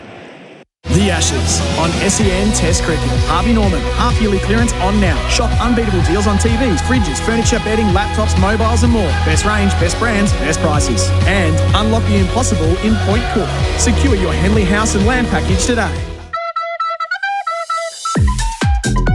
Say yes to a day of batting that finishes with a 2 a.m. battered sav. Say yes to cheap trips so you can do more. Say yes, I-DD. Yes, I-DD. SEN Test Cricket for Goodwee Batteries from Solar Heart. There will be a bowling change. Mitchell Stark to be replaced by Michael Neser for RSEA safety. Trusted by tradies across Australia. 5 overs for 43 when they were really going at him when he took the new ball. Let Carey up to the stumps right away. Bowled superbly yesterday. That ball to get rid of Joe Root in the channel set him up a treat. Can he do so again here? Smith's got 2 slips and a gully in the cordon. Catching mid-wicket or thereabouts as well. So Neser up to Root. His first ball of his spell. Root goes back and plays it just straight at mid-off for 1. Or wide of mid-off, I should say. 10 for Root. 3 for 134. England 41 runs away. Just need a wicket now, Australia, don't they? This pair have just wanted it. Forced bowling changes. I just think with Bethel, he looks well set here, but can he keep playing this disciplined cricket? Does he play a high percentage or low percentage T20 shot? The thing I've liked about him as he's gone, he's started to use the pace more. He's kind of that shot down to third man, square on the offside. Yeah, he's not trying to fight it. He's just going with it. It's been very good batting. Nice around the wicket to that man, Bethel, who defends under his eye and again gets it out behind point for one. He's played so well to that part of the ground so far, advancing to 40. I think left-handed batters, your strength should be square of the wicket on the offside a lot. If you face high-class bowling, just with the swing, the movement, if you can use the pace and go with it with your wrists, that's where you'll score a lot of runs. Running hot for Ream, steady hot and strong, Jacob Bethel. Tom Morris got his hand up as well. Chris Rogers, you're right, just 4 Shield games in 2010-11. 1 half-century, but the next one, 781 runs you made. Nisa bowls here, leg stump line, hits Root on the pad, spills out to the onside, no run. I wasn't just going to say he was injured and didn't have the best season, because in the next season, 781 runs, 300s, 450s, got himself back in the Australian team shortly after. Well, the interesting thing about that was I was out of contract at the end of that year. I played 4 games, and I was over in England playing for Middlesex, and the chairman of selectors asked if I'd like to have breakfast with him and his wife. And we got there and we had a beautiful breakfast. And at the end of the breakfast, he said, "Oh, by the way, we're not going to contract you for next year." What? Nisa bowls to Root, inside part of the bat, ends up with Kerry, or no, rather through to the gloves of Kerry, who took the bails. That was the noise. The only reason I got a contract in the end was because Ashton Agar left Victoria to go to WA, and they had kind of a bit of a last-minute thing. They had 1 spot available, so I got the last minimum contract. Yeah. Wow. And then got picked for Australia and played. Yeah. After that, yeah, it's slightly indoors moments. Yeah. 15 of them against England, Bucky. Here is Nisa bowling to Root, plays out to point. Labuschagne Herring after it, throws at the non-striker stumps, but by that point they're through. Root 11. 3 for 136, 39 from their target of 175. Would you have got a contract for another state, Buck? I don't know. I was actually looking at playing in South Africa or even New Zealand, just playing as a bit of a mercenary. I don't know how that didn't really go anywhere, but I mean, the thing is, you always had T20 to fall back on. I had a year at the Thunder. I captained the Thunder. How did that go? We lost all 8 games. Oh, I'd love to see a documentary of that. Bucky's Thunder, you'd call it. It was horrific. Oh, it was terrible. Finishing here, Nisa. They need something here. Bethel beaten. Taken up to the stumps by Carey. England, they're only 39 runs away from their target of 175 at 3 for 136. Glencore scoreboard advancing everyday life. Root's 11, Bethel is 40. And after the break, Gerard Whateley taking over from me. Ring-a-ding-ding! It's almost time to celebrate. This New Year's Eve, elevate dinner with award-winning Farm 88 from Tasman Butchers. Indulge in a pasture-fed yearling beef porterhouse steak, beautifully juicy and full of flavour. Or impress with a pasture-fed lamb rack, tender, elegant and made for a special night. It's premium Farm 88 quality, created for people who truly love great food. Celebrate in style and ring in the new year with award-winning Farm 88. Available now at Tasman Butchers, the meat specialists. Fresh, local, delicious. SEN Test cricket for Goodwee Batteries from Solar Hearts, 3 for 136. England 1 boundary in the past 8 overs, so did the gouging early and now just steering it home. Root faces up to Boland's, rising delivery kept it down, fielded out of the gully. So Root's 11, Bethel is 40. Our experts for UFI POE systems, professional grade security for complete home protection, Chris Rogers and Damien Fleming. Hello to you both. Hey, Gerard. Just a bit of a timid ending, really, isn't it? I felt like we would get histrionics and thrills, and it doesn't seem it's going to head in that direction. 39 to go for England, 7 wickets for Australia's version of a miracle. Boland to Root, who's on the back foot, running it down to 3rd. And adding another run. The Glencore scoreboard advancing to everyday life, 3 for 137. I wonder where, if England do get up here, and it looks, the chances are they're going to, but where does it leave them? Do they reflect back and think, if only we were more prepared?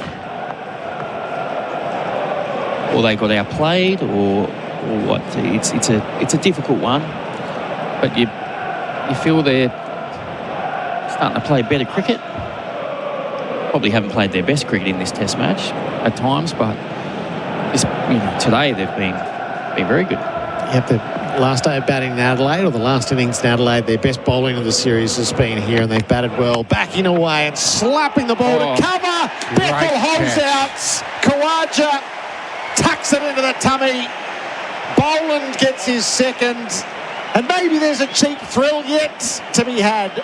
4 for 137 as Bethel departs for 40. Well bowled, Gerard. You were saying it was going to be just a little soft ending with singles. Bethel tries to find the boundary. It's been tough in the last few overs, particularly bowling well.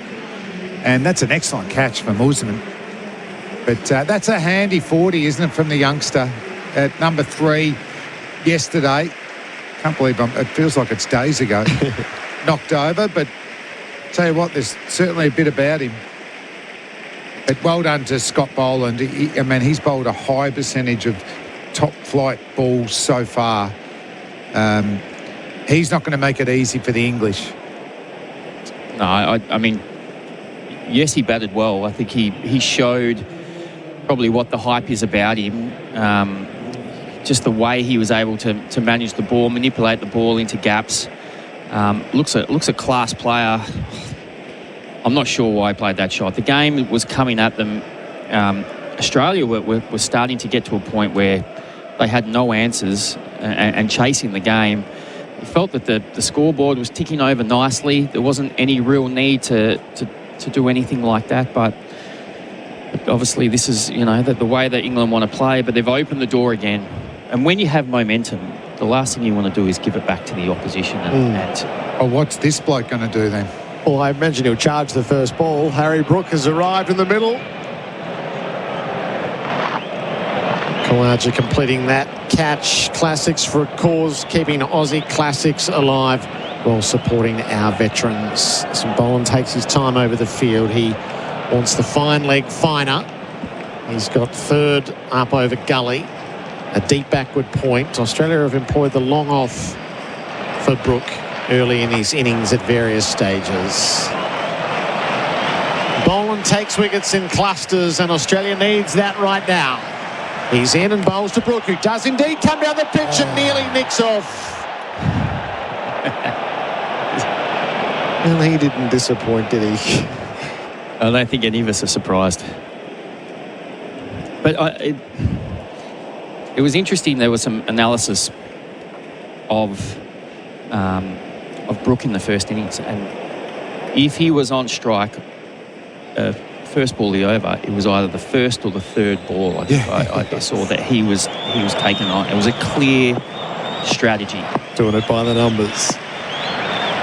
Boland's to Brook, stays up, got trapped in front. It was high up on the pads. I mean, in some respects, you understand the strategy because just about all the wickets that happened on day one were on a good length. So he's trying to get to that good length and shut it down. But yeah, it is a clear strategy. So as a bowler, you know that at some stage he's going to come at you. Just got to see if you can adjust at the last split second. Essentially, there are some analytics around it. He's actually quite successful doing it. So stepping down the track against the quicks, 194 runs off 101 balls, 3 dismissals, averaging 64.5, strike rate of 192. He comes, Brook, dead bats it to cover, no run.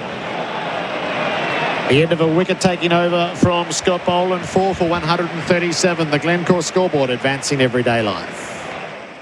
Need a new battery roadside? Holler for a Marshall. Marshall batteries come to you fast with the right battery and expert fitting. Serving Australia since 1935, choose the leading roadside battery replacement service. Holler for a Marshall, day or night. marshallbatteries.com.au. At Capital.com, we know markets don't wait. They bounce, crash and soar, sometimes before the first innings is over. Markets move fast, so should you. Capital.com, a trading platform without delays. Refer to Capital.com Australia's PDS and TMD. AFSL 513393. SEN Test cricket for Goodwee batteries from Solar Hearts. If you're looking for a glimmer of hope for Australia, 1998, Australia was 3 for 100 and It's the first ball of the fresh over. Nisa bowls it to Root. He plays it away to point, no run. It was 4 for 140. England is 4 for 137. And Australia lost by 12 runs. So it all happened on 140. We are approaching the point of no return. Root's 12. Brook is yet to score. Next batter is Ben Stokes for Bendix break. Just put your foot down with confidence. Bendix breaks. Nisa bowls to Root. Squared up. Defends to the offside. If England are to win this, it would be tremendously fitting if Root and Stokes were together in the middle to share in their first victory on these shores. They'll take it any which way.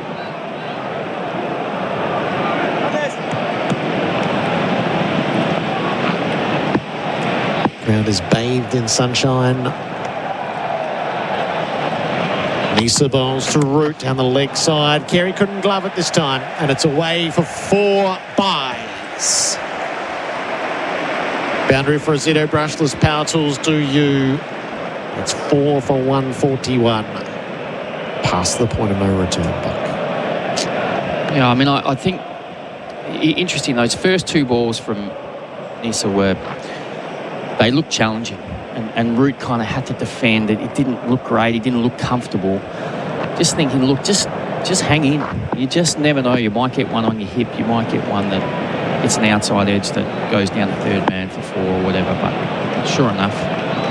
Nisa to Root, playing back down the pitch, fielded in the follow-through. Because I think the bowlers have to do something. They can't just kind of let this,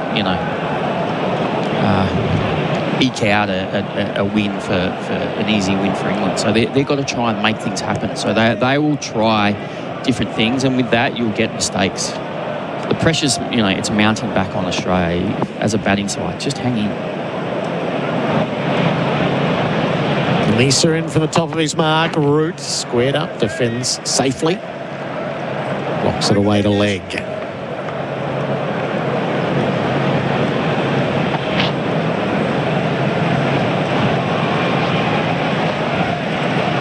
Still feel this is game on.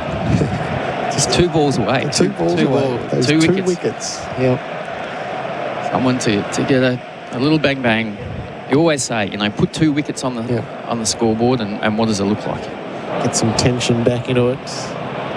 These things are not easily done. Root, back foot punch to point. No run there. Weatherald comes in quickly, and Brook goes back. We're going to take a drinks break here. It's 4:45 on a Saturday afternoon. England is 4 for 141. And this run chase for 175. Duckett 34, Cast 6, Crawley 37, Bethel 40. Root is 12. Brook is yet to score. The drinks break here is for Bundaberg Ginger Beer, the great Australian brew. Engines feeling like they've been bowled out? Step up to the crease with Sinopec Premium Lubricants, delivering smooth performance that hits for 6. Visit them at 1 Rosebride Place, Truganina, or sinopeconline.com.au. Sinopec Premium Lubricants. Keep your engines in winning form. Hidden Gems of Melbourne. Prince Wine Store in Bank Street, South Melbourne. Up to 4,000 wine lines, all wine regions of the world. Bringing Melburnians the greatest wine in the world. Delivering Australia-wide. princewinestore.com.au. Some say 5 days of cricket is a long time. We say it's a good start. At Popolo, we air dry our salumi for weeks, not days. Because like cricket, you can't rush the good stuff. Popolo, made slow. Cricket season's in full swing, and Alex Scott and staff are stepping up to bat for you. Servicing Gippsland since 1886, they're your local experts in livestock, rural property and real estate. Alex Scott and staff, Gippsland born and bred. Visit alexscott.com.au. Bethel stands upright, punches the drive through mid-off for 4. Gloriously conventional. Only 86 more required. Crawley edges past second slip. Smith diving to his right. Couldn't get it. Boland delivers up to the stumps. Carey sit up for a leap before.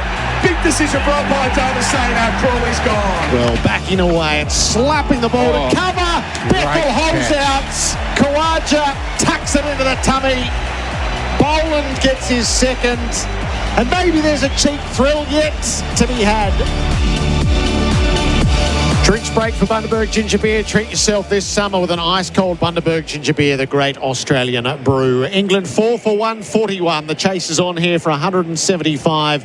Today's crowd is posted at 92,045. So yesterday, 94 and change. Today, 92 and change. The attendance for the test match will be at 186,244. And all will sit there and shake their heads, knowing that there would have been 90,000 here again tomorrow had this test match gone to 3 days. SEN Test Cricket for Goodwee Batteries from Solar Heart.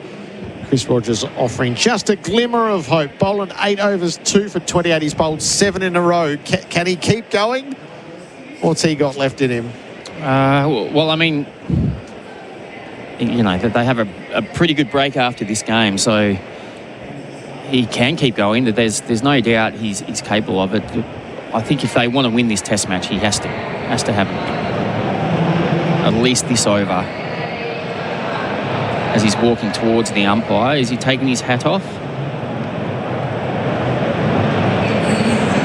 Yes. Yes? He is. Hands his glasses and his hat over. Our experts are for UFI POE Systems, professional grade security for complete home protection. Simon Katich, welcome back.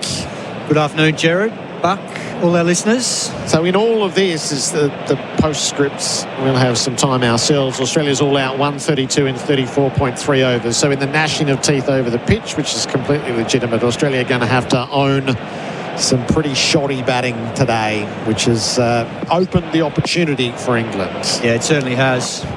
Given the way this run chase has unfolded, another 50 runs or so could be interesting. Boland to Brook. Full, driven, picked up at mid-off. No run.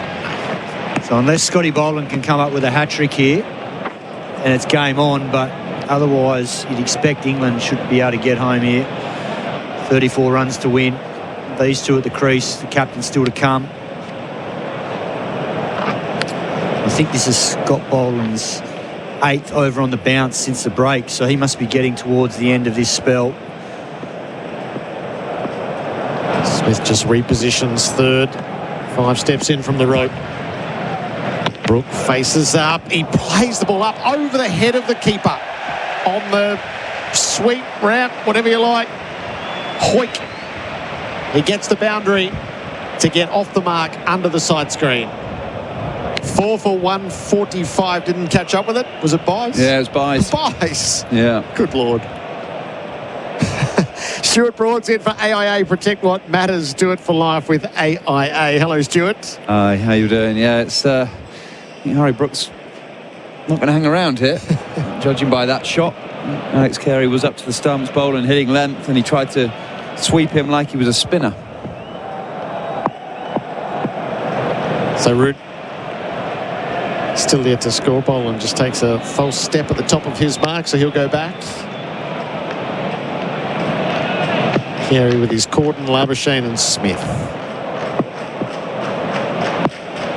Boland at 4 for 145.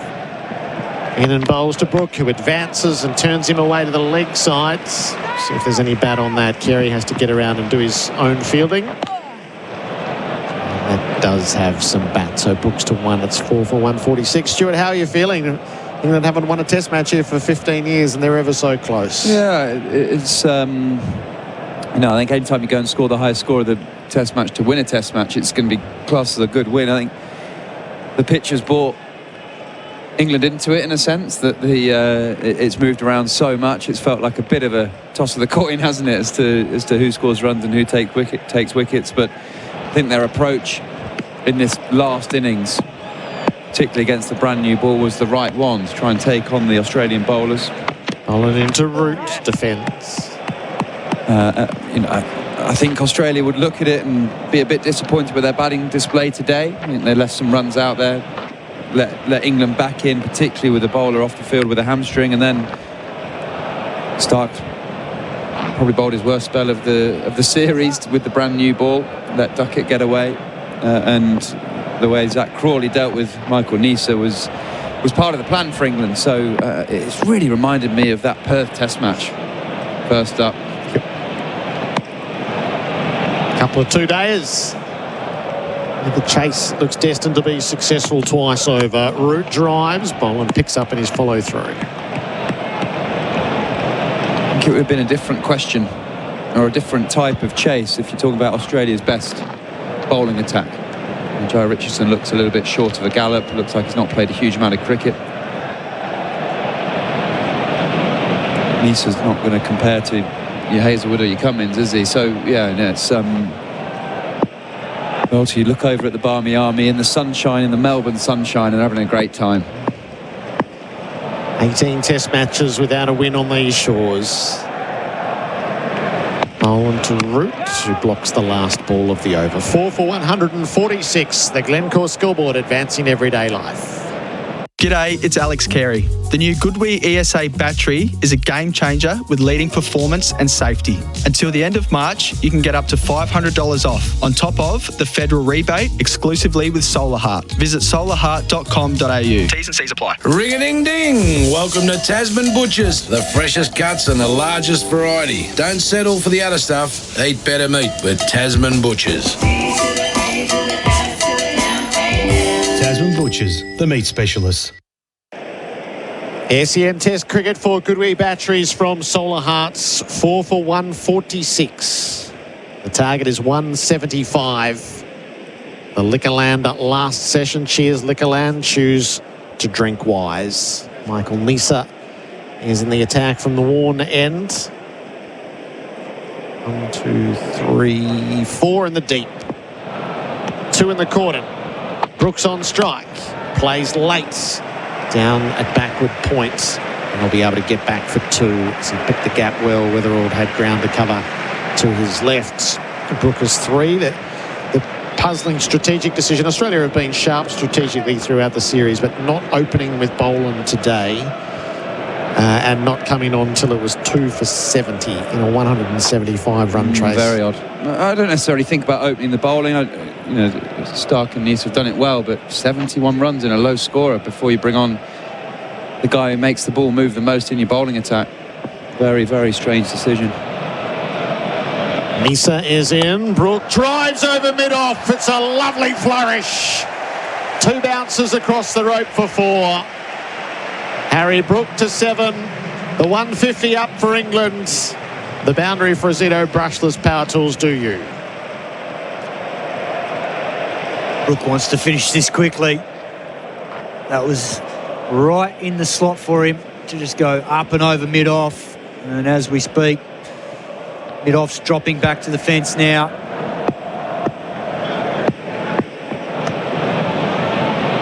Nisa on the follow-up. Brook runs the ball down the third. That's been productive for England in this innings. Stark comes off the road to field. Brooks 8. That's 4 for 153. I feel like it's done less this afternoon, or England haven't allowed the Australian bowlers just to hold length.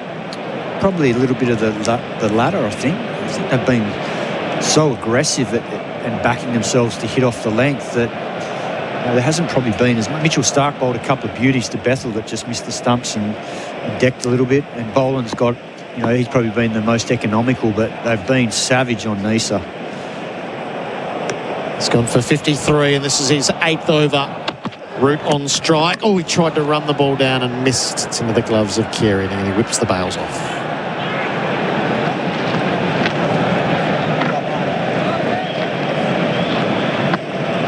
Last England team to win here, Stuart. Andrew Strauss, Alistair Cook, Jonathan Schott, Kevin Peterson, Paul Collingwood, Ian Bell, Matt Pryor, Tim Bresman, Graham Swan, Chris Tremlett, James Anderson. That is properly a generation ago.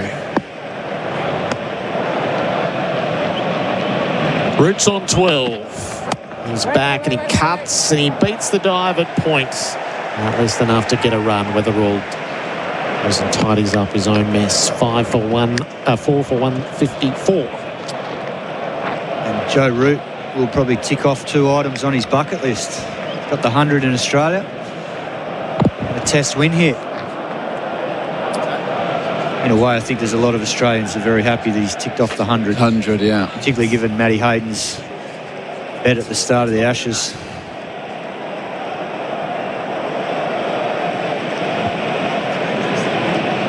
Just a little bit of adjustment on the field down below us. What happened over the keeper's head? Brooks stands up, leans on a ball to mid-on. Needs a dot to finish the over. It cost 8. 4 for 154. The Glencore scoreboard advancing everyday life. Darren's days of digging blind are over. Ever since he blindly dug into that internet cable and took out an entire neighbourhood. Ever since his insurance declined to cover the repair costs. And ever since he saw that he was millimetres away from also striking a high voltage electricity cable. Don't be like Darren. Always search before you dig online before every job to avoid striking buried pipes and cables. Search before you dig online every time. And never dig blind. The Ashes on SEN for 4 and 20, Australia's original fan foods. Boland comes out of the attack now, having bowled 8 straight since tea. In all, 9 overs, 2 for 29. Clearly the most economical and also the leading wicket taker. And that's for programmed commercial painting. Head painting maintenance for 6. Jai Richardson back into the attack. He's bowling to Joe Root, who's on 13, and Roots guides the ball to backward point. No run. So you were just pondering out loud, Stuart, what will the reaction be like to England winning the Test match, having conceded the Ashes in 3? I think it'll be slightly mixed. I look over at the crowd, the English fans now, and they'll have that emotion of being here and saw England win away, singing their songs, having a few drinks with their friends, etc. So I think it'd be very positive in Australia and the English fans that have travelled here.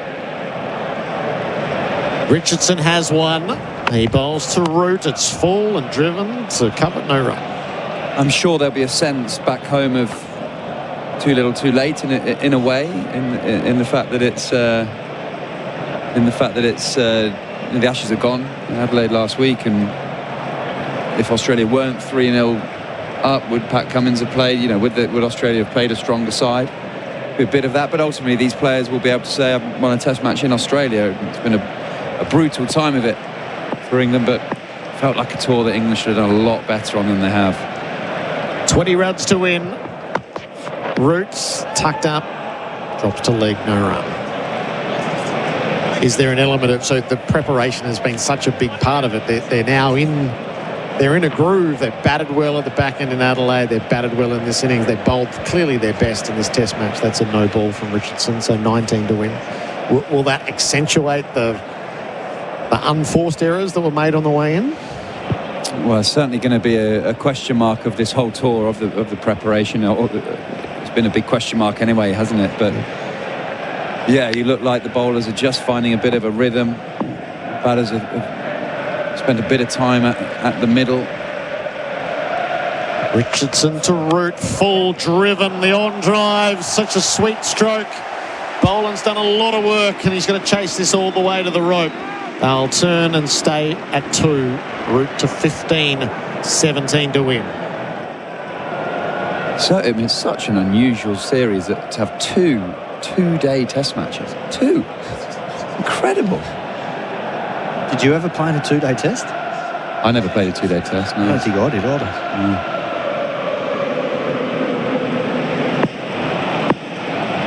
They sing for Joe Roots.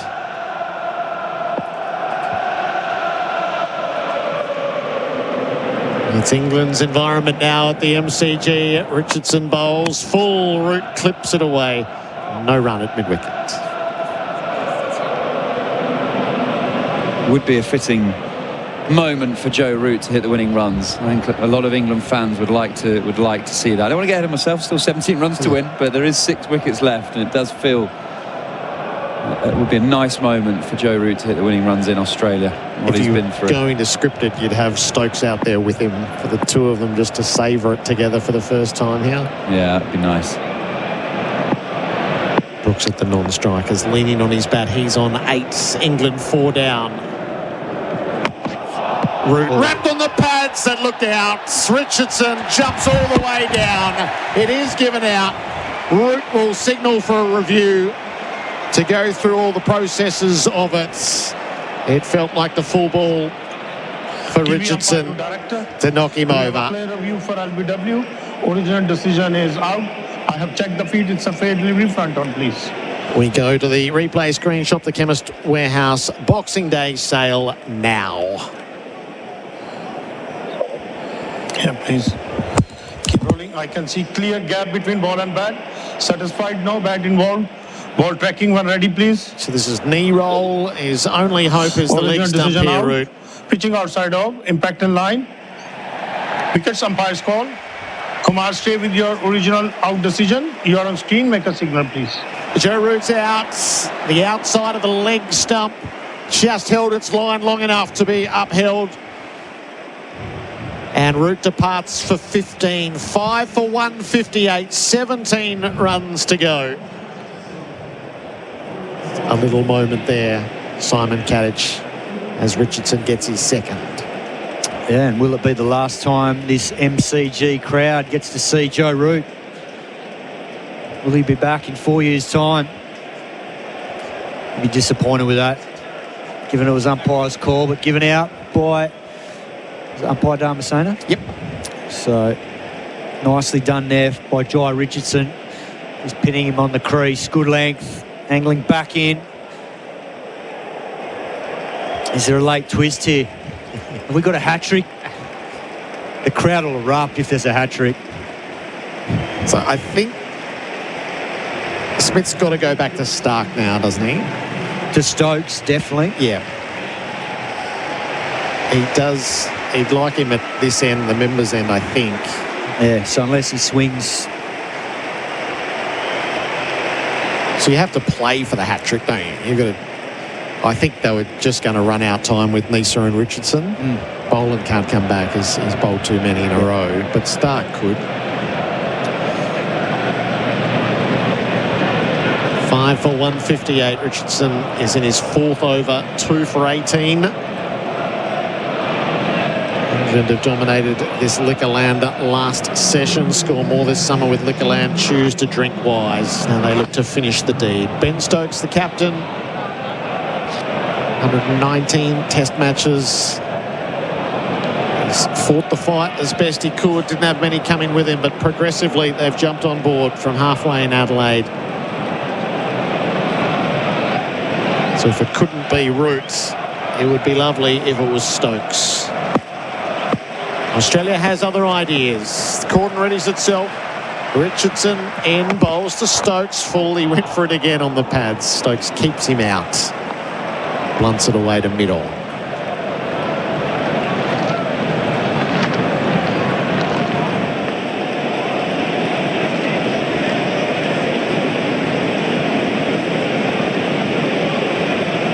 It's going to be an 8-ball over with a couple of no balls that Richardson has sent down, so he has been rusty at test level.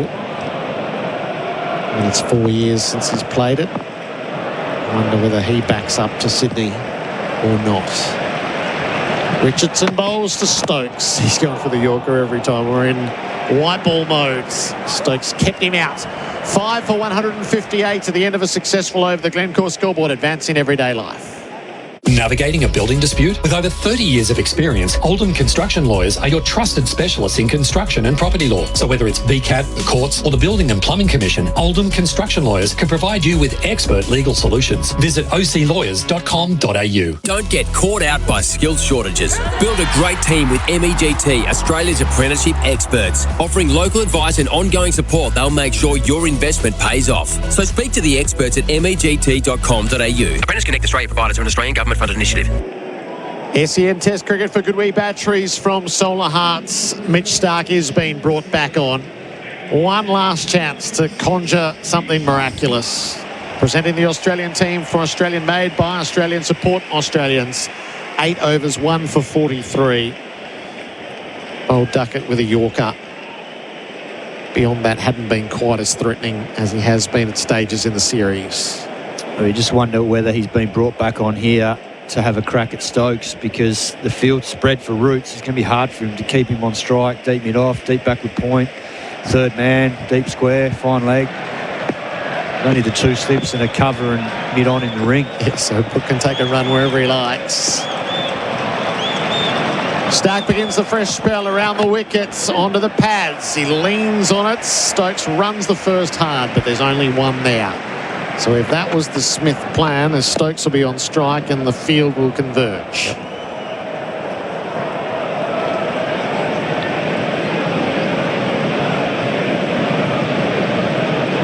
What's he up to? 12 times in Test cricket? Stark got Stokes. Cummins route 13. I'm pretty sure we're at 12. 16 to win for England. 5 wickets for Australia. Scheduled stumps for day 2 is 24 minutes away, so it will all resolve within the 2 full days. Stark from the worn end. Sizes up the England skipper. He bowls to Stokes, who walks at him, defends, and Stark picks up in his follow-through. He's 12. Yep. Tom giving me the thumbs up. The good oil for Cobham Estate, Australia's most awarded extra virgin olive oil.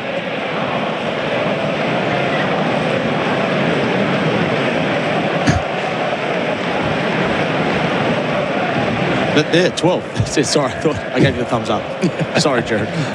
Non-verbal. I don't know whether you were waiting for me or not. 12 times in Test cricket. If he gets him now, it'll be 13 for Cobham Estate. You put the cans on. We all thought you were going to talk.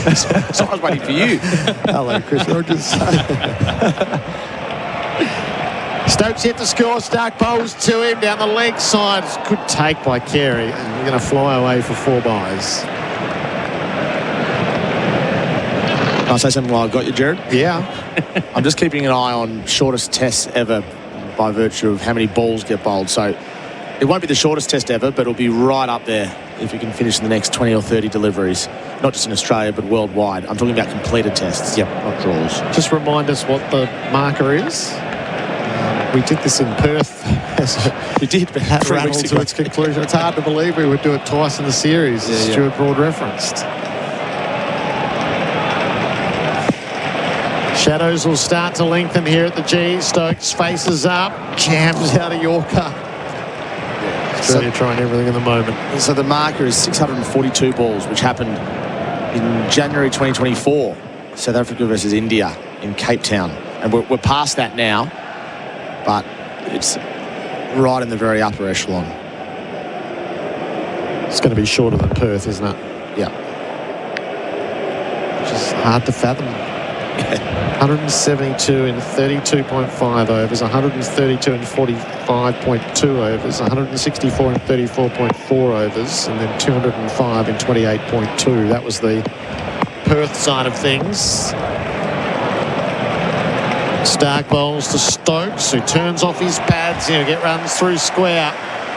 Nisa has to go on the chase. They'll get 2. And it's 14 to win. All the stats for pay.com.au, points for business. Any thoughts as this ticks away, Buck? I mean, always thought it was going to get flatter the end of day 2, and it seems to have just played out that way, but still expected Australia to give this a red-hot go. Whether it's credit to England, the way they've come out and batted. Stark finishes the over. Stokes drives him hard. Stark got a hand to it on the way through and prevented any run. 5 for 161, the Glencore scoreboard, advancing everyday life.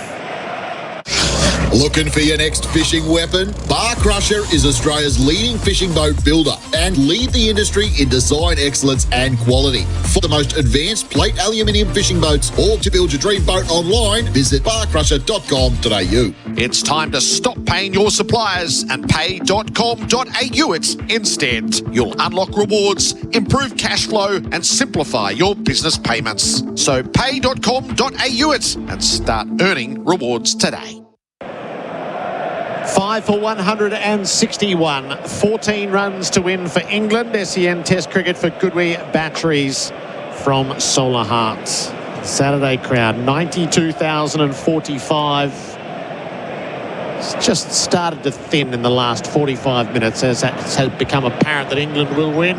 Brooks on 9, Richardson bowls to him. He's forward and defending. Textbook stuff. Chris Rogers with his thoughts on just the way that the last session here has played out. Kat, you captained a lot. When you defend in these fourth innings, a lot of times you think back and think, what else could I have done? What were the choices I made? The bowling changes, the field settings. What do you think about how Smith has gone about this in his last innings? A lot of the times we had more runs on the board to defend. Dances down the pitch, clubs it straight. Great piece of fielding. Boland's out of the blocks to his left, hold it in. In all honesty, it felt like I didn't really have too many of these situations because you'd normally put the game to bed with ruthless batting in both innings, whether it's first innings or third innings of a game. But if it did happen and it's shorter like this, I think generally. And the game was different. It's hard to compare, mate. Because I know. We didn't have teams batting like this and then the ball flying everywhere. It was probably played more traditionally. Brook drives, and again, it's Boland at mid-on who fields. But I only guess with that as soon as the players, the batters, made their intent clear, the field went out. It was in and out field. I remember saying at the time, I think in and out fields were pretty good.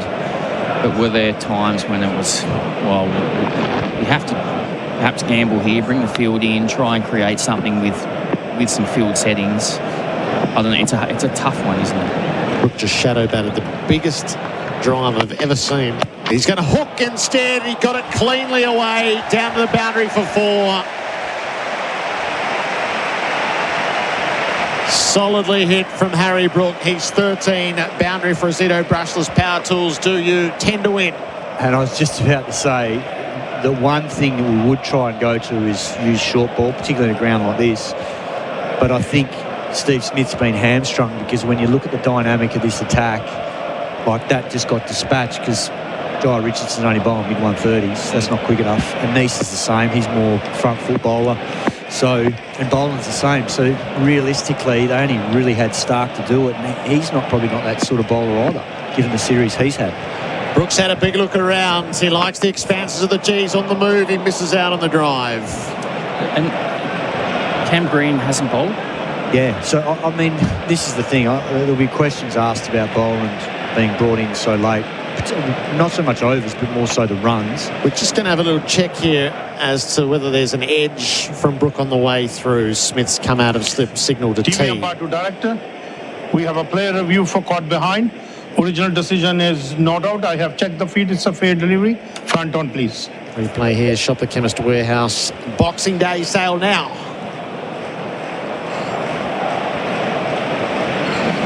Nobody has left their position, so this will be a surprise if he has left it.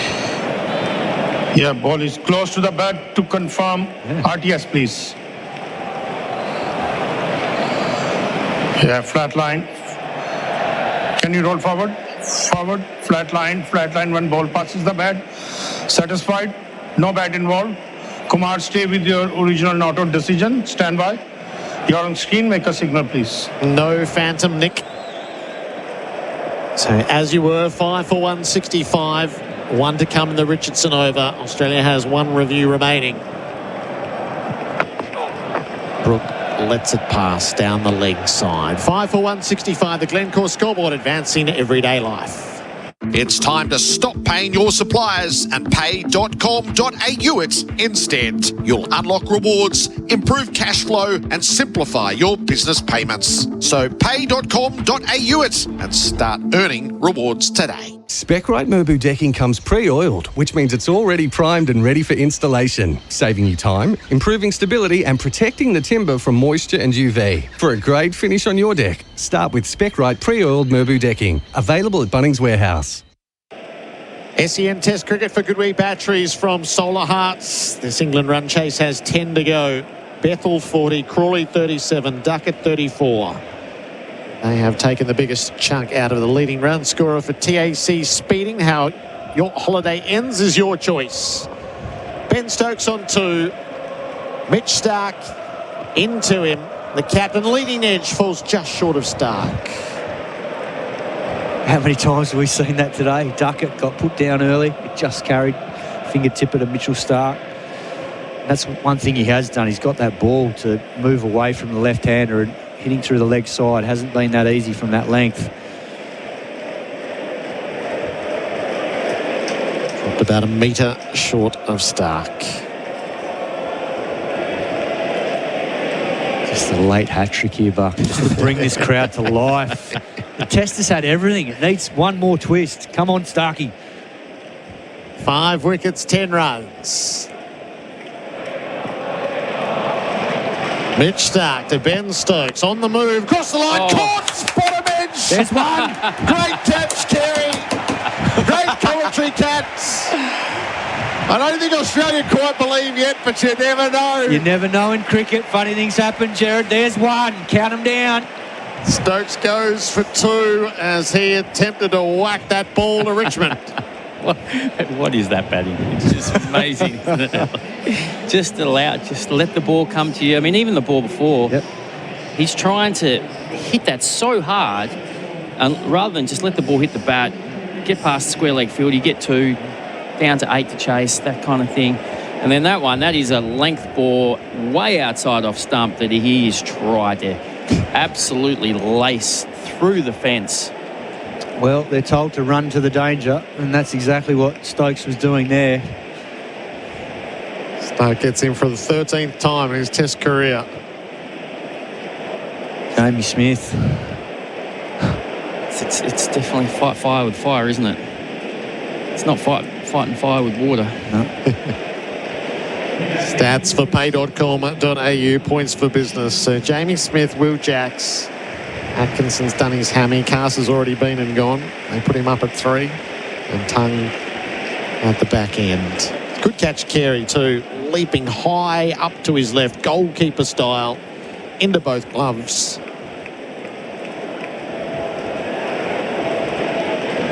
Six down. Only a murmur. The crowd hasn't really arrived yet.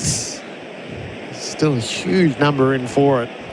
One more wicket might see him go. Oh, yeah. You go bang, bang, and it's 8 for 165. You're a long way from home. 10 to go. Liquorland last session score more this summer with Liquorland. Choose to drink wise. Jamie Smith made 60 in the run chase in Adelaide. Had an injudicious moment. I'll be surprised if Stark doesn't go for his pegs here. He swung the ball away from the lefties today. Jamie Smith hasn't got a front foot board defence at the moment. Can he get it through the gate?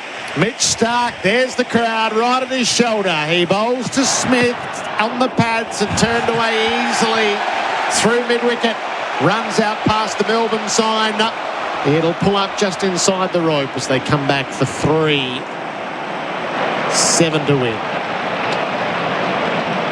That's it. I mean, that is how you play it, isn't it? You just let the ball hit the bat, just time it, take your 3. Well played. But yeah, I think you were right. I think Stark was aiming straight at the stumps, just probably got a fraction leg side, and it was right in the right spot for Smith just to pick off. It puts Harry Brook on strike. I mean, this is the one they want to get to, isn't it? Yep. What have they done here? They've loaded the offside field in the deep. Long off, deep point, 3rd. 7 to win. Stark around the wicket, bowls. Brook clips in the air, wide of mid-on for 4. Down in front of the Barmies. And don't they love it? Brook to 17, 1 good hit away. Yeah, he'll try and bring it up with a 6, surely. Well, he's actually batted beautifully since he's come in, hasn't he? He has. Yeah. Even that pull shot, I thought, to Richardson, he just had so much time. The 2 balls before that, he tried to hit as hard as he could through mid-on. Just looked like he was lining Richardson up. How will Harry Brook attempt to finish this? Stark bowls to him. Brook tried to flick it up over the keeper's head. He walked across his stumps and wanted to put it to our side screen. Yep. He was thinking 6, get some bat on it, fly over. Alex Carey or fine leg for 6. Yeah, I think he's going to become a very, very good... He's already a very good player, but in challenging conditions, it'll be his test to evolve and find the right tempo. But he's just got so much time, and that's something every batter's searching for. 3 to win for England. Mitch Stark sets in from the worn end. Harry Brook faces up, dances down the pitch, edges to cover. Good piece of fielding, Green. They'll scramble a single. Brook will keep the strike. So we'll just stay with you here. 2 to win. 6 for 173. The Glencore scoreboard advancing everyday life. Who's going to bowl? What will be the last over? Richardson was... Oh, no, it's a no ball. It's a no ball. So... Scores are level, and Stark will have to re-bowl the final ball of the over.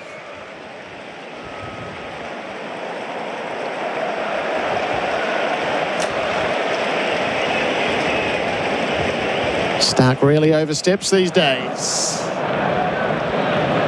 Australia all reset themselves. Stark sets in. Jamie Smith. England 1 run to win. Smith ducks the bouncer. They don't call it a wide. So it will return to Brook. And Richardson jogs in from the deep. SEN Test cricket for Goodwee batteries from Solar Hearts. 6 for 174. Ben Stokes has stayed in the dugouts. And crowds stand in those 5 bays dedicated in the worn stands. And a huge crowd here still.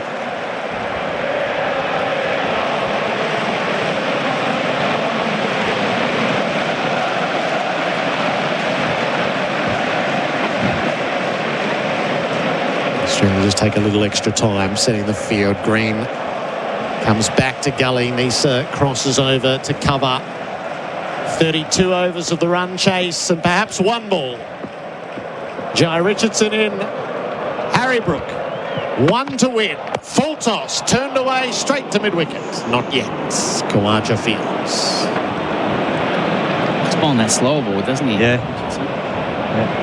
Well, he's probably assuming that Harry Brook might be going down for a ramp or charging, so potentially taking a bit of pace out of the ball, but on that occasion just got it way too full.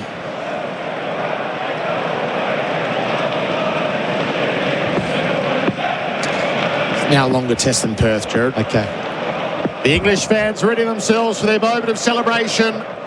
Brook faces up, flicks down the leg side, and the English crowd roars. England win the crapshoots in Melbourne. Its first win on these shores in 15 years. A 2-day test match for Boxing Day. And a test that will live in infamy here at the MCG. England win by 4 wickets. 6 for 178 at the close. 3-1 as we head to Sydney. Well, they finally turned up, England. 4 tests into the series. And credit to them for hanging in there in this test match when all seemed lost starting today. But they fought back beautifully with the ball. I think their young quicks deserve a lot of credit for setting this win up. They bowled a fuller leg. They've learnt the lessons from the previous 3 tests. And then the Baz ballers, well, the chase suited them down to the ground. They knew what the target was.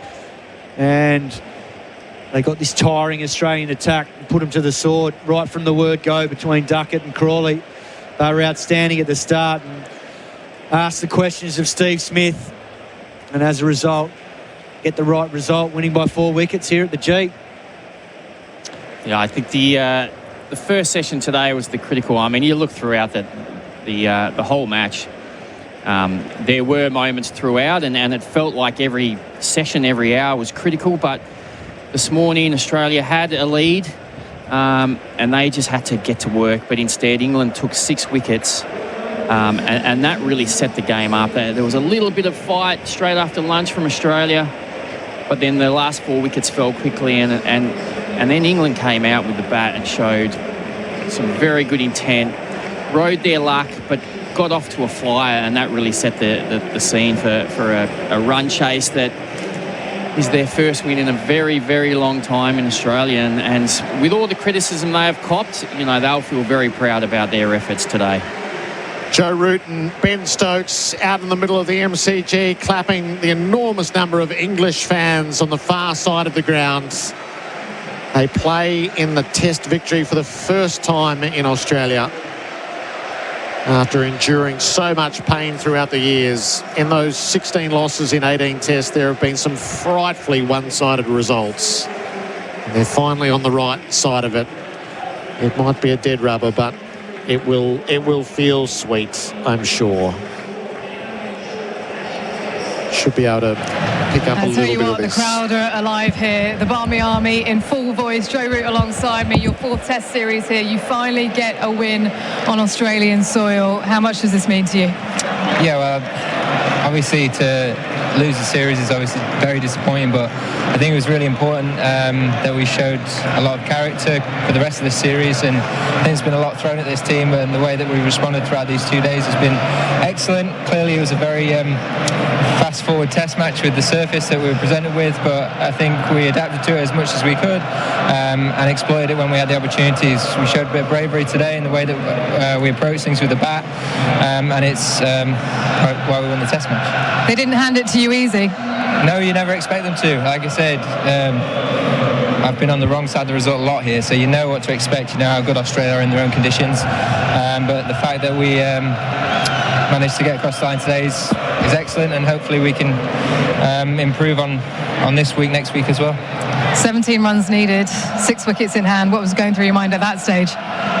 I was pretty confident by that point. It was disappointing to get out at that stage. You want to, be the guy to take responsibility and see your team home, but that wasn't to be. But to win the game, that's the most important thing. And really pleased and proud of all these lads. There's quite a few of them on their first tour, so for them to experience a win here, I think it's really important. And like I said, we've got to make sure we improve on it and take the confidence from it into the next game. Well, they're singing your name loud and proud here at the MCG. Just talk us through that feeling of hearing your name here, Joe. I know it's never about you when you talk about this team. You want to do it for everyone else, but what a special occasion here at the MCG. Very special occasion, and we're so lucky with the support that we get.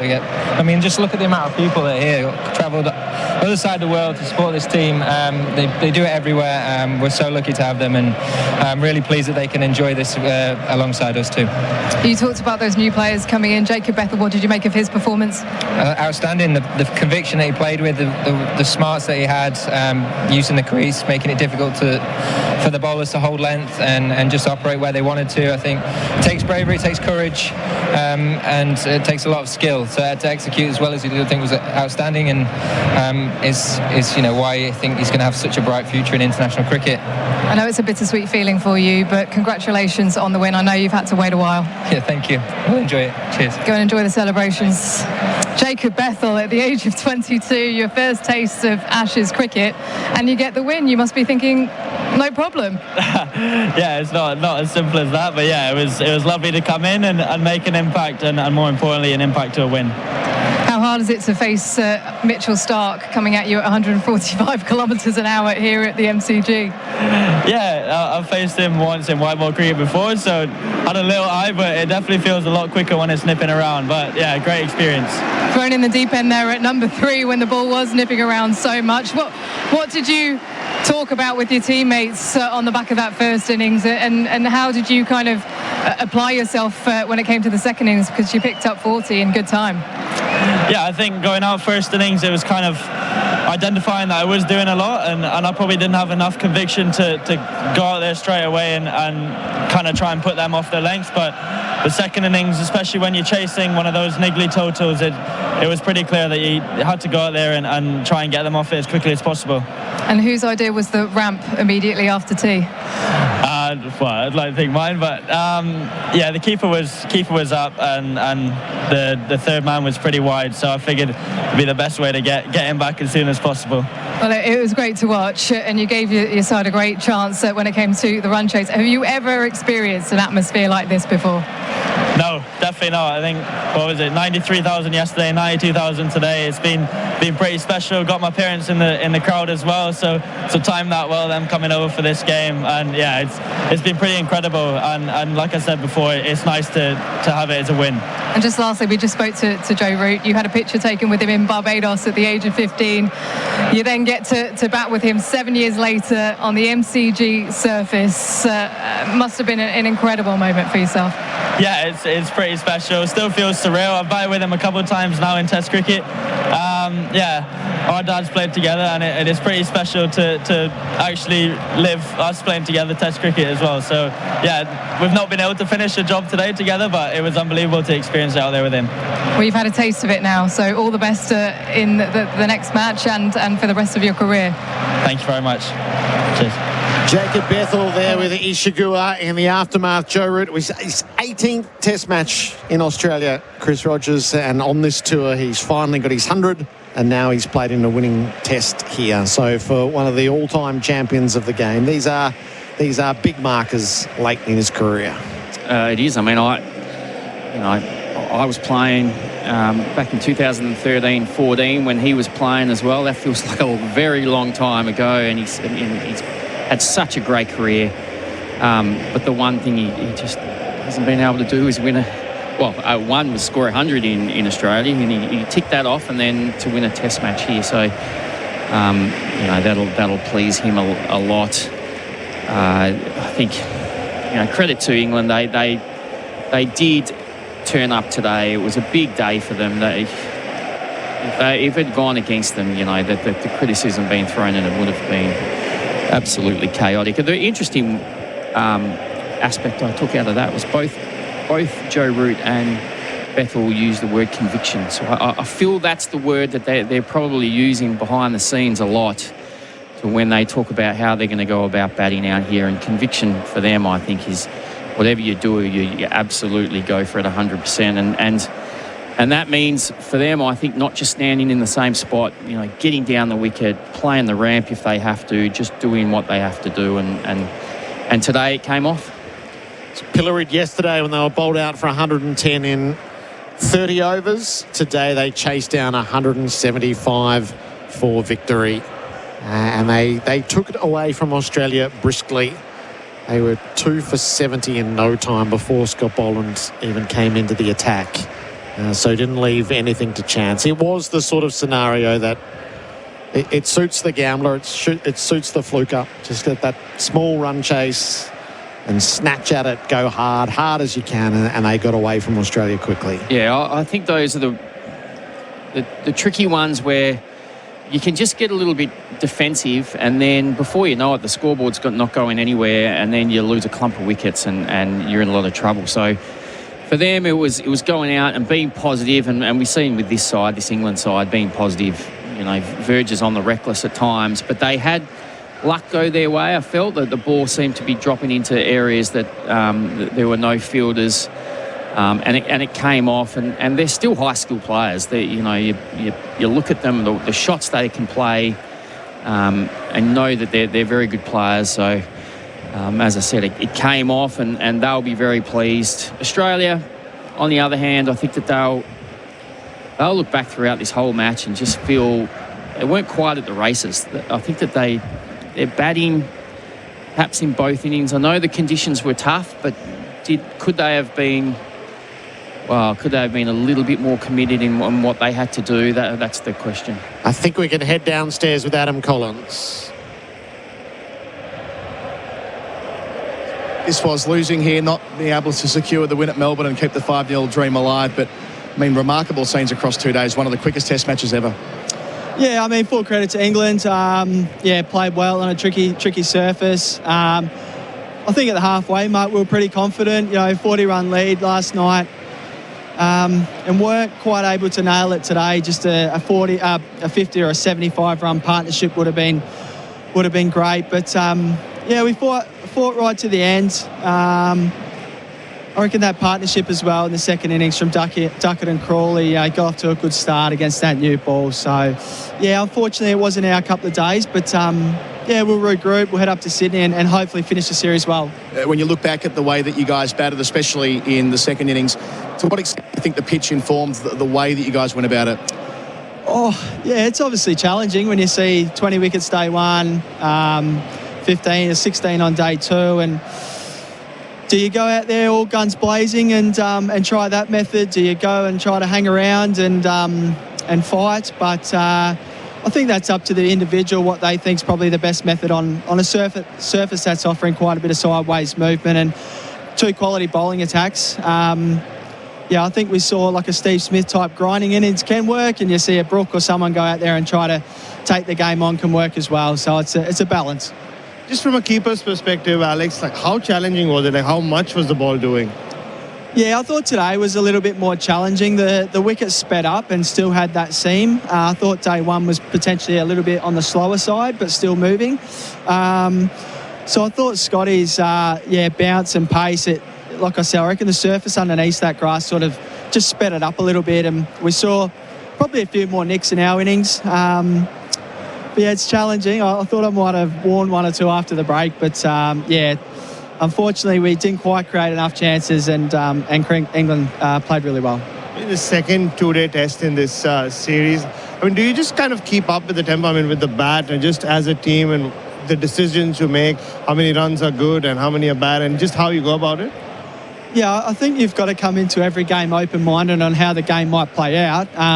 Obviously prepare the best way you can and just adapt when it unfolds and not be surprised by it. So, this two-day test didn't go our way, but, entertaining cricket, of course. We had our opportunities, I think, with the second innings with the bat and just weren't quite able to capitalise. But I think this playing group, we are really good at adapting and summing up the situation quickly. And, I think England's start in that second innings just probably put us on the back foot a little bit. I thought 175 was defendable. And then we got into our work probably after the tea break. It would have been tea break, and we got close. Entertaining perhaps, but from a player's perspective, like, is it when a test match finishes as quickly as this? Do you feel like you're getting your protein the way you normally would in a test match? Oh, look, I've only played probably 4 or 5 years and I've seen it all. So when you're on the right side of these ones, it's a good feeling, and when you're not, and that's any test match, you always look back and try to learn from them. I think for us, we'll learn pretty quickly. We'll go up to Sydney and see what that has to offer. I probably played in my favourite test match here last year, which went 5 days, but I also enjoyed the test match over in Perth that went 2. So, that's cricket, isn't it? It was clear that Steve Smith, leading into the test match, was expecting it to play this way to a point, the way he spoke at the media conference. Did you expect that as well, as a batter coming in, that it was going to be, from the get-go, a very high degree of difficulty? Yeah, I think, I guess I bat a little bit down the order, so I get a little bit of information. I think our batters were pretty clear on, summing the situation up pretty early. I thought Trav and Weathers grinded away, for 10 overs or so early, and then, we just found ways to get out, but was able to have that lead. I think as a batting unit today, we'll probably look back and maybe learn what might have been a better method, but it happens pretty quickly. It is at times hard to be clear on what you want to achieve when you go out to bat and what method you're happy to get out with. And just, I'm sure coming into this test, 5-0 would have been the ultimate goal. How do you regroup from this? England haven't won a test in 15 years, as you can hear from the Barmy Army right now. It's a proud group. Look, I thought England, obviously, they definitely challenged us in the first 3 games at times, and were able to come out of those moments and win those moments and get back in the test. So we knew going into this week it wasn't going to be easy again. And I think for us, we play every game on its merit, and we'll go to Sydney trying to win the test match as always. We'll prepare really well. We'll get up there in a few days' time. Train, look at the surface, go about our business and try to win another test match, because I think the boys all spoke about World Test Championship, points are always on the line. So every match is really important. It was great to wrap up the series, but we'll try to win it 4-1 now. Alex, the presentation starting. Thanks so much for joining us. See you next week at Sydney. Alex Carey there. Let's join the presentation. On Australian soil in 19 tests. NRMA Insurance is proud to sponsor the men's test series between Australia and England, and would like to recognise the player of the match for the Boxing Day test, who will receive the Mullet Medal, named in honour of Indigenous cricketer Johnny Muller. I'd now like to ask Ashley Cousins, proud Kure Wurrung Gunditjmara man and descendant of Jelinek, one of the first 11 all-Aboriginal cricket team of 1868, to present the medal to this year's winner. On a tricky pitch, the top score was 46, but for his 7 wickets in the match and a test match fifer on Boxing Day, Josh Tongue is the NRMA Insurance Player of the Match.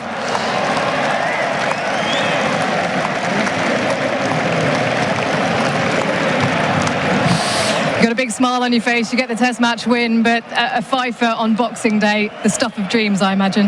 Yeah, it's what dreams are made of. Obviously waking up Boxing Day, a few nerves, but yeah, to get a fifer and get my name on the honours board, yeah, it's a really special feeling. The crowd are pretty loud at the moment, the Barmy Army getting behind you. Just talk us through just how special an occasion it was with 95,000 people yesterday. Yeah, look, the Barmy Army have been unbelievable these past 4 games, and especially here as well, in front of, 95,000 people. Yeah, it's an amazing feeling, and we've done it for them. We've talked a little bit about this before, but 3 years ago you questioned your future in the sport because of so many injuries. How glad are you that you stuck with it? Yeah, 100%. I was in a tough situation with my body and stuff, obviously potentially retiring, but I'm glad that I've put in the hard work to get myself back playing cricket, and now playing for England. It's always what I've always wanted to do. And a pitch that suited the bowlers, but you managed to get it in the right areas and extracted some key wickets as well. But what was your favourite? I'd say all of them, I think. Obviously, coming to the ground on the first day, obviously we knew there was a bit of grass on it, and Stokes were winning the toss. And obviously how we all bowled out there, making sure we're brave with our lengths. I thought all of our bowlers did exceptionally well. And to be part of a test match winning team as well here at the MCG. Be honest, did you have your pads on? Oh yeah, 100%. To win here at the MCG Boxing Day test, I can't be happy enough. Okay, well done once again, Josh, and all the best in the next test. Thank you very much. Josh Tongue, player of the match. I'd now like to welcome up Steve Smith. A tough one for you to lose, but you hung in there. What are your reflections on this match? Yeah, tricky one. Obviously a very quick game. I think, we got 50 or 60 more across both innings, then, we might have been there at the end. But, credit to England. They came out today and bowled really well this morning, didn't let us get away. And then the way they started with the bat, they were very aggressive, got a few away, probably softened our ball a little bit and probably didn't offer as much from that point. So, credit to them the way they played. Did the pitch change at all? Not really. I think it did a fair amount for the whole game, just probably when the ball got softened from a few lusty blows from their top order today, where it started to go a little bit less potentially. But yeah, without that, I think it was still going to offer plenty.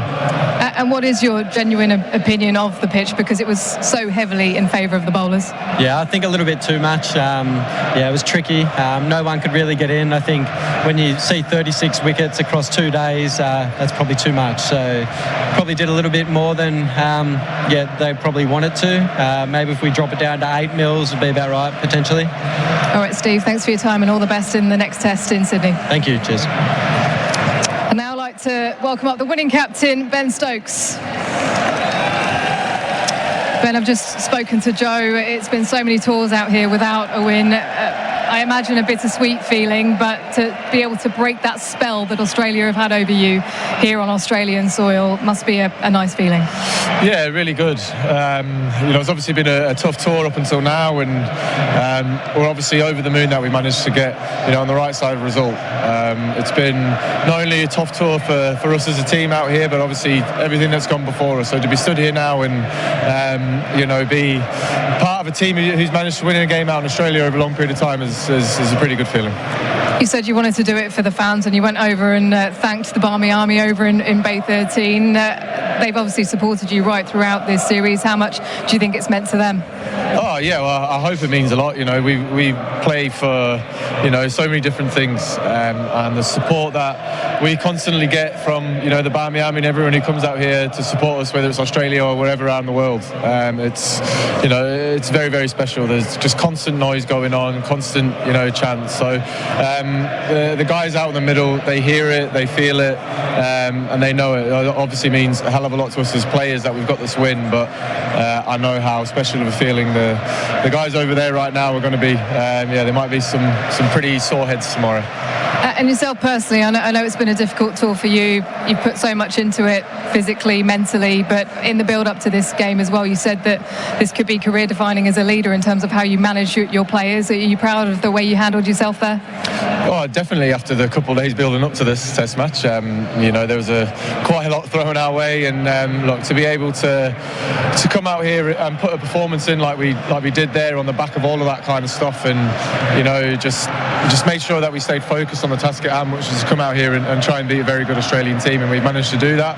So a lot of credit has to go to, you know, the players, the staff, and all the management to be able to make sure that the lads' focus was completely and utterly on the cricket. So yeah, very, very proud captain here of the guys in the dressing room. And when it came to the cricket, the target was 175, and we knew it wasn't going to be easy for you, especially on this surface. What was talked about in terms of your approach?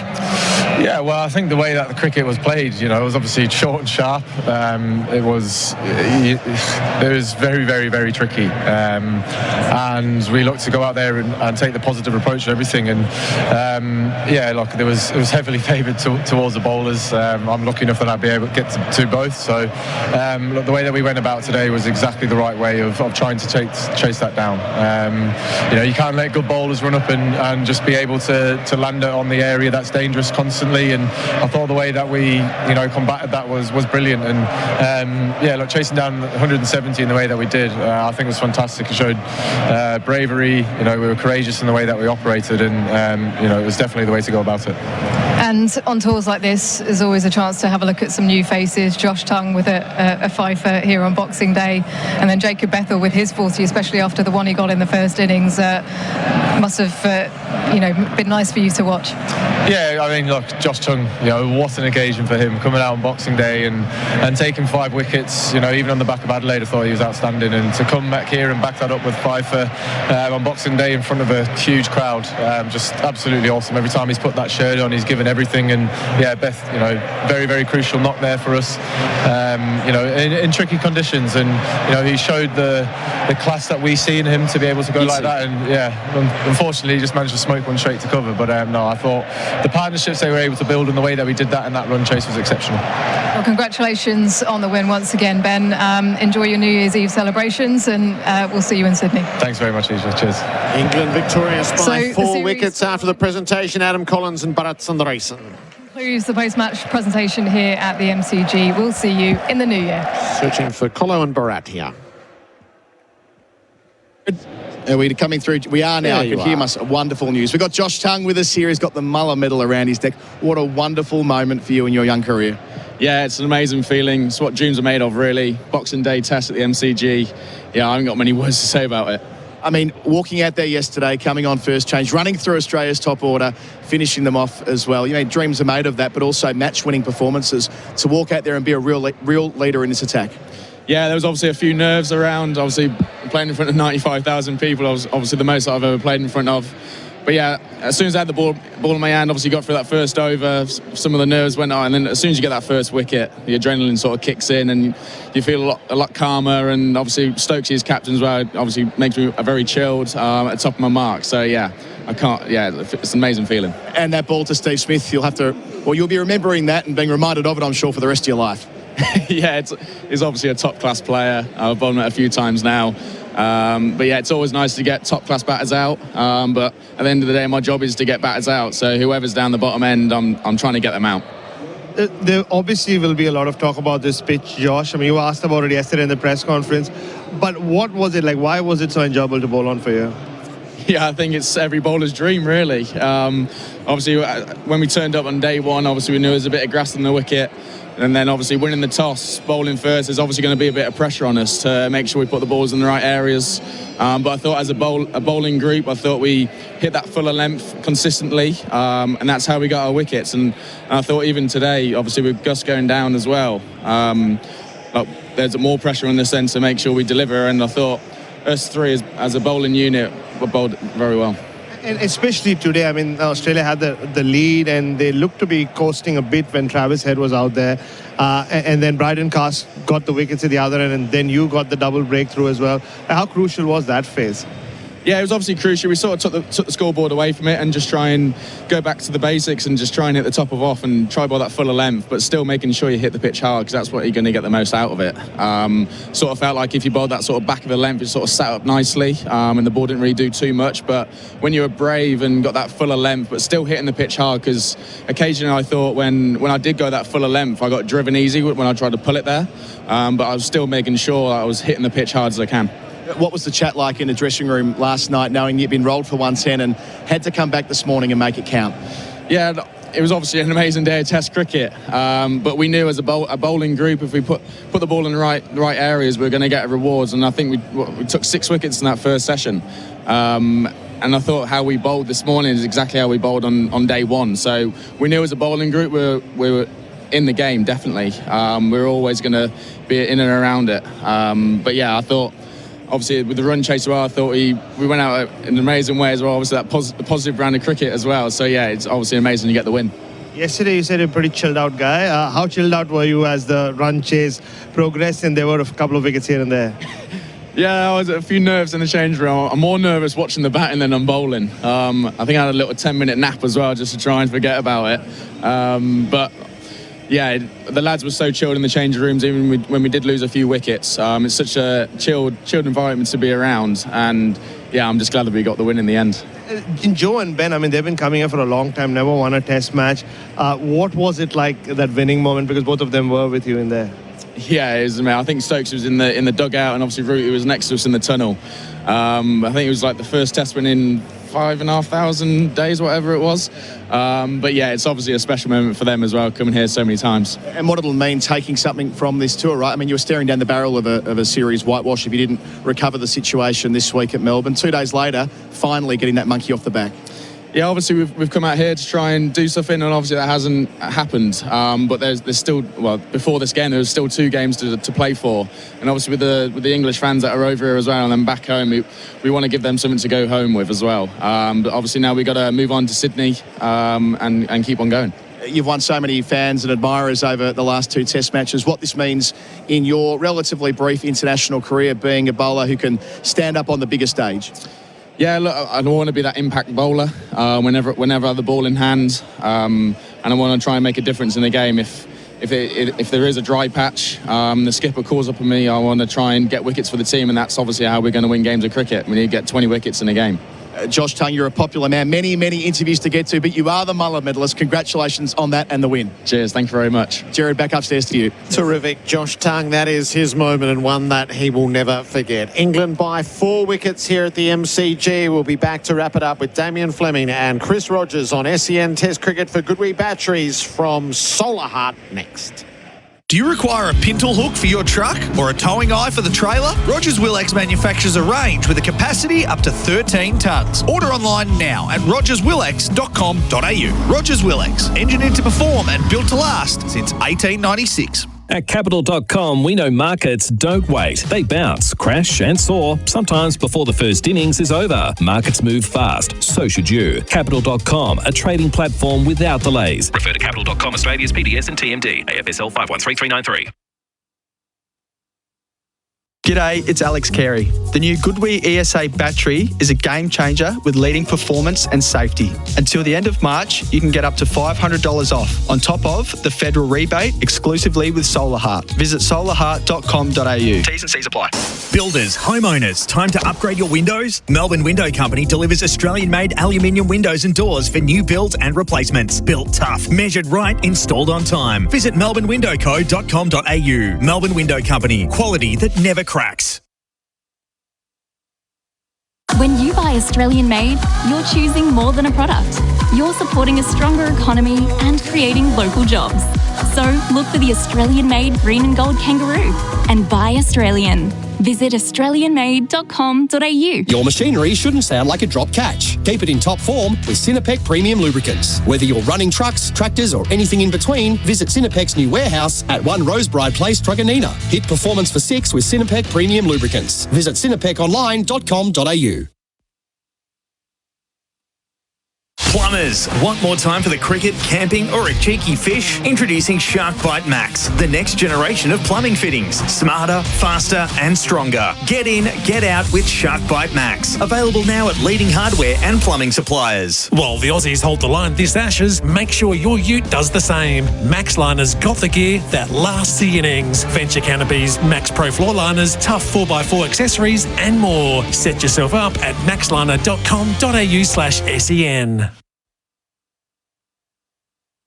Engines feeling like they've been bowled out? Step up to the crease with Sinopec Premium Lubricants, delivering smooth performance that hits for 6. Visit them at 1 Rosebride Place, Truganina or sinopeconline.com.au. Sinopec Premium Lubricants. Keep your engines in winning form. G'day, Flem here. If Program Commercial Painting were a test bowler, they'd take every painting maintenance job's wicket. Repaints, bowled. Graffiti, caught behind. From schools to local businesses, hospitals and beyond, get them bowling for you. Visit programcommercialpainting.com.au. G'day, Alex Carey here from Goodwee. With the warm weather and sun shining, I reckon there's two things on everyone's mind: cricket and solar power. The new Goodwee ESA battery system is packed with leading performance and safety features. It's a game changer that's perfect for Aussie households and small businesses. Until the end of March, you can get up to $500 off a battery install, on top of the federal rebate, exclusively with Solar Heart. Visit solarheart.com.au. T's and C's apply. When using a knife in the workplace, safety is critical. Martel provides top quality knives, blades and accessories for safer ways to cut, giving you peace of mind knowing your workers are in safe hands. Martel Australia, the safer way to cut. Visit martelaustralia.com.au. At Capital.com, we know markets don't wait. They bounce, crash and soar, sometimes before the first innings is over. Markets move fast, so should you. Capital.com, a trading platform without delays. Refer to Capital.com Australia's PDS and TMD, AFSL 513393. Need a new battery roadside? Holler for a Marshall. Marshall batteries come to you fast with the right battery and expert fitting. Serving Australia since 1935, choose the leading roadside battery replacement service. Holler for a Marshall, day or night. marshallbatteries.com.au. G'day, it's Alex Carey. The new Goodwee ESA battery is a game changer with leading performance and safety. Until the end of March, you can get up to $500 off, on top of the federal rebate, exclusively with Solar Heart. Visit solarheart.com.au. T's and C's apply. Your machinery shouldn't sound like a drop catch. Keep it in top form with Sinopec Premium Lubricants. Whether you're running trucks, tractors or anything in between, visit Sinopec's new warehouse at 1 Rosebride Place, Truganina. Hit performance for 6 with Sinopec Premium Lubricants. Visit sinopeconline.com.au. Ozito brushless power tools. Tested by grit and built to work. When it comes to doing tough jobs, do it yourself. Ozito. Home and garden brushless power tools. Do you. Only at Bunnings Warehouse.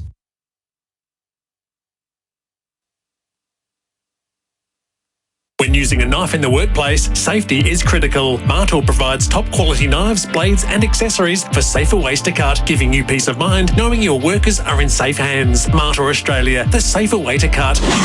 Visit martelaustralia.com.au. When you buy Australian made, you're choosing more than a product.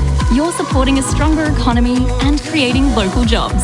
So look for the Australian made green and gold kangaroo and buy Australian. Visit australianmade.com.au.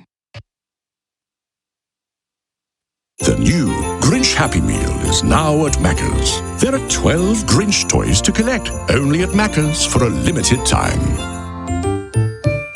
Trademark and copyright 2025 Dr. Zeus, available 10:30 a.m. till midnight for a limited time at participating Macca's. At Capital.com, we know markets don't wait. They bounce, crash and soar, sometimes before the first innings is over. Markets move fast, so should you. Capital.com, a trading platform without delays. Refer to Capital.com Australia's PDS and TMD, AFSL 513393.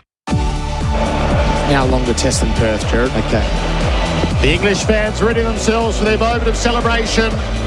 Brook faces up, flicks down the leg side, and the English crowd roars. England win the crapshoots in Melbourne. Its first win on these shores in 15 years.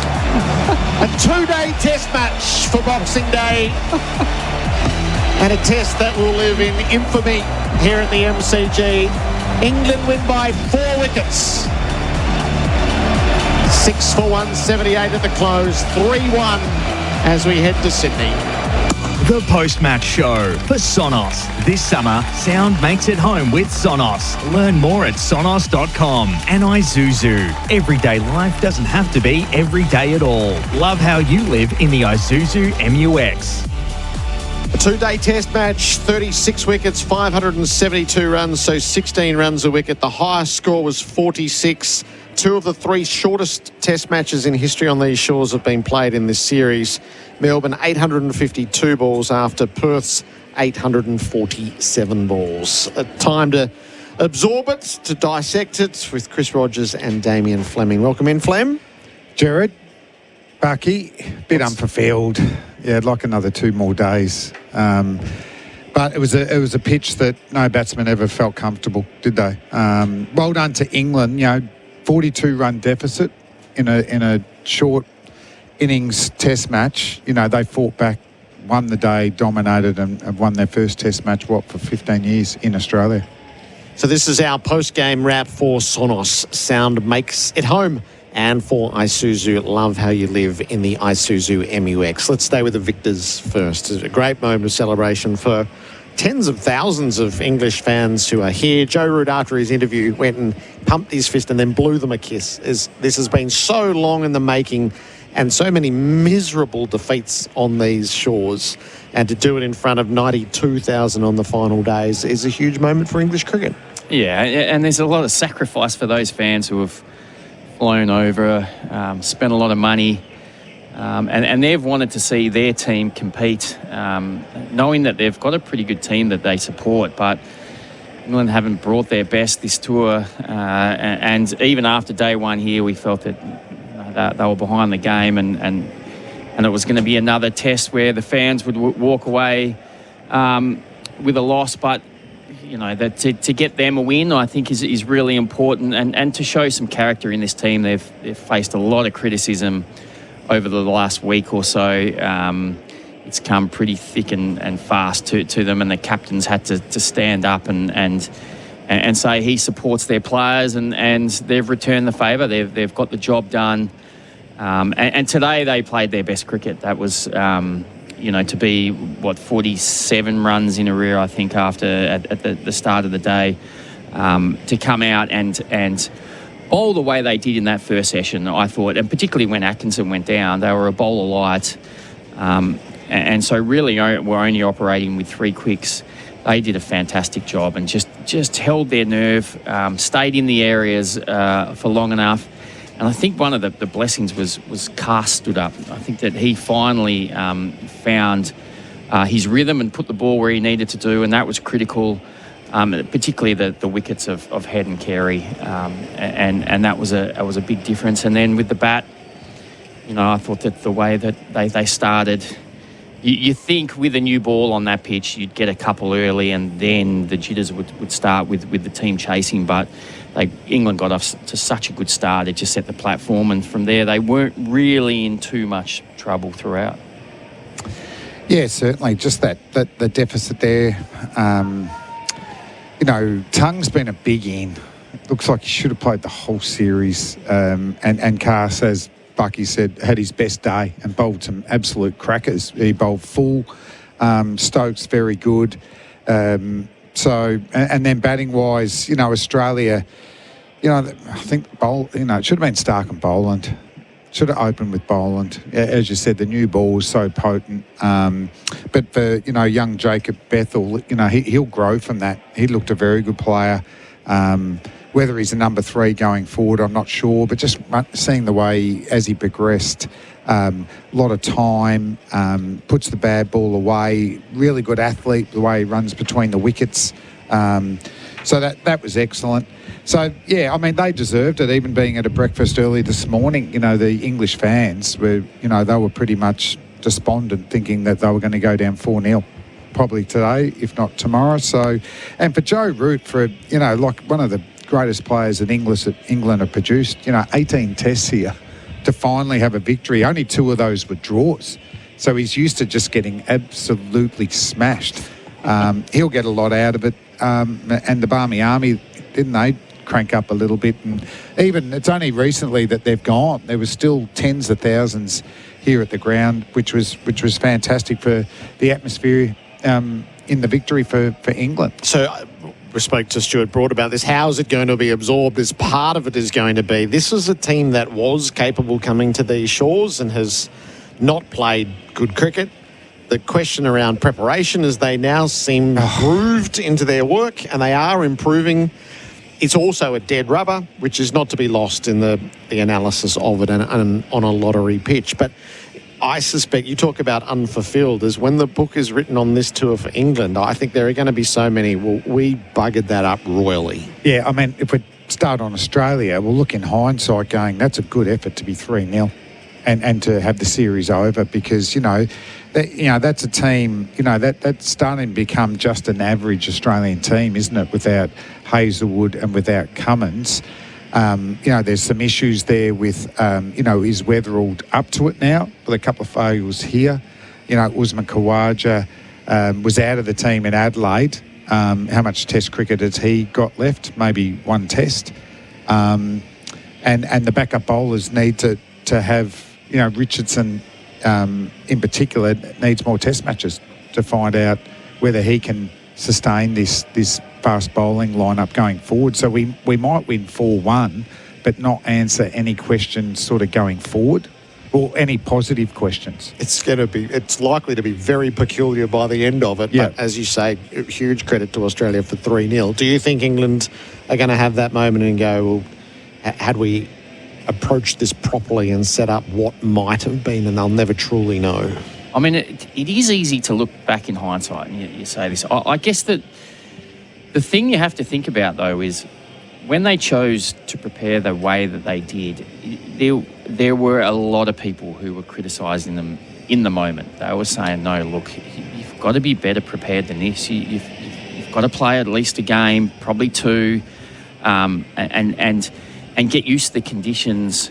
So, I don't know, I feel like it isn't really hindsight because there were people who were saying at the time, like, this is what you need to do. So, but they were called has-beens. Yeah, and that's the frustrating thing. When sometimes it is important that you listen to other people's views and think that there's something you can learn here. You can take something out of it. Maybe we don't have all the answers. Maybe we need to be a little bit more open-minded to what teams have done before us and so on and so on. You can still have your strong convictions around what you do, but I think in this moment, that they'll look back and think, well, we should have listened to a few people and come here early and been better prepared, and who knows what we could have achieved. The third innings is the decisive innings of the Test match, the fall of wickets for Omni-Grip surfaces. A lot of the fault lines in Australia's setup were further revealed here. Is the fall of wickets. Boland went on 22. He was the night watcher. And then Weatherald for 5, 2 for 40. Labuschagne is now back out of form for 8, 3 for 61. Heads 46 was the highest score of the Test match, 4 for 82. Khawaja just didn't want to know about it. 0, 5 for 83. Carey, costly, 4, 6 for 88. Green, premeditated run, straight to second slip. Terrible, 19, 7 for 119. Neser a duck, 8 for 120. Stark a duck, 9 for 121. Richardson, 7, all out 132. And the sin here is that Steve Smith was 24 not out. And he needed partners to add the 60 runs to put it beyond 200. Yeah, I think we got to 2 for 61. So, we need to push on past, even 200 there would have been, a real tough chase there for England. So some poor shots. And then once the momentum happened, all of a sudden the ball seemed to be doing a lot more and England bowled fuller because they thought they had a sniff of victory. So it wasn't a great performance the whole day, really, for Australia. Made tough like the Aussie cricket team, Omnigrip surfaces, not slippery paint. Built to last, omnigripdirect.com.au. We've got a single moment of the day, the play of the day for Drinkwise. You won't miss a moment if you drink wise. Do we have a ball of the day? The two best balls of the day, I reckon, was Stokes knocking over Weatherald and Cast knocking over Head. The ball was so good to Head, he was just left with that gallows laughter. Yeah, I would say that one. That pitch leg and hit off stump. And Head was defending the ball. It was too good for him. And it was the start of that kind of really good period for Cast. But we didn't score after that. Yeah. Choose to drink wise. The dig for Sherlock wheelbarrows and carts available at Bunnings Warehouse. So clearly what happened here at the MCG with the pitch, the 10 mils of grass, this is going to be so hotly debated in the aftermath. The ramifications, if I was having a stab, I would say it's cost Cricket Australia $12 million in refunds, and as well as everything else that goes on around a day with 90,000 and then another day with 60,000 as if this had gone 4 days. The inquisition around the pitch, it will have to be like 2017 and 2018. I imagine they'll get a poor rating from the ICC, which was the whole problem last time around. Is it jeopardises your status as a... It's too much the other way. Yeah. I think Tom might have said, CricViz said it's the hardest batting track since they've tracked it since 2006. So, yeah, you'd imagine it won't get a tick. The only thing I will say that it does... At 2017-18, you're saying after years of flatness, maybe they can't get a good test wicket here. They've had a couple of good ones since then. They've just got the millimetres of grass way too much. So it's miscalculation, isn't it? Yeah. So I'm optimistic it can be a really good test pitch, which last year I think it was. So and they just wanted a bit more in it. And then, they've talked about, they were worried about how hot it was going to be on day 3 and 4, and we haven't got to day 3 or 4. So 7 mils last year, Steve Smith said just 8. Yep. Overcooked it with 10. What do you think these are going to be around your corridors, Buck? It'll be a bit of shaking of heads, won't there? Yeah, there will. Any time you're taking that money out of the game, it's going to make an impact somewhere down the line. It is frustrating. It's curious as to what happened. I guess we just want to understand why that decision was made. He must have had a good reason for it. So just curious, really. Sherlock wheelbarrows, tough loads made easy. This is our post-game show for Sonos this summer. Sound makes it home with Sonos. Learn more at sonos.com. And for Isuzu, everyday life, it doesn't have to be every day at all. Love how you live at the Isuzu with the Isuzu MUX. The player of the match, thanks to Ray White commercial. Player? Yep. I think they got it right with Josh Tongue. Yep, the 5 on Boxing Day. Yeah, man, he was good. He should have got it. They didn't allow him to get a bag in Adelaide. He should have got a bag there. Yeah. It went to Cast again. RWC Ray White's commercial property specialists. Who's been our hard worker? The Working Hard Award for Work Locker, Carrum Downs and Pakenham. Well, I've sort of been bagging him about his length the whole day, series, but Brighton Cast got it done today. Oh, beautifully. I hope he just can reflect on what it feels like to bowl that fuller length. Yep. Because he just looked like getting a wicket every ball once he did that. Work Locker, Carrum Downs and Pakenham. Workwear for wherever you work. And that's the Boxing Day test. What are you doing tomorrow, Gerard? I don't know. Movies. You've still got your backyard cricket set up. Yep. Just watch those hedges. That's right. Okay. You lose balls in there. There's going to be a stack of time for you to have your say. So we've seen a lot of it come through on the text. It's best filtered in programming. So we will open the lines tomorrow and you'll have your say on what has transpired here at the MCG. But as a Melburnian, it's a profoundly disappointing outcome for one of the showpiece events of the year. Chris Rogers, thank you. Thank you, Gerard. It was only coming for a couple of days and the whole game. leaving you to do the rest. But yeah, that was the whole it's your game. fault, is it? You get a full Bucky? match payment. Good to see you, Bucky. Damien, Fleming, see you in Gerard. Sydney. Thanks, listeners. Ream is steady, hot and strong. You can take the heat out of summer in a corporate box at the Ashes. Hurry, register now for your chance to win at iCanWin.com.au. This has been our post-game wrap for Sonos this summer. Sound makes it home with Sonos. Learn more at sonos.com. And for Isuzu, everyday life doesn't have to be everyday at all. Love how you live in the Isuzu MUX. Australia 152 and 132. England 110 and 6 for 178. England by 4 wickets. Coming up from the Gabba, Brisbane Heat against Adelaide Strikers in the BBL. We'll be with you in Sydney on January 4. We sign off with the Tasman Butchers' sizzling moment from today's play. The English fans ready themselves for their moment of celebration. Brook faces up, flicks down the leg side, and the English crowd roars. England win the crapshoots in Melbourne. Its first win on these shores in 15 years. A 2-day test match for Boxing Day. And a test that will live in infamy here at the MCG. England win by 4 wickets. Sizzling moments. Eat better meat with Tasman Butchers, the meat specialists, offering top quality fresh cuts for your family.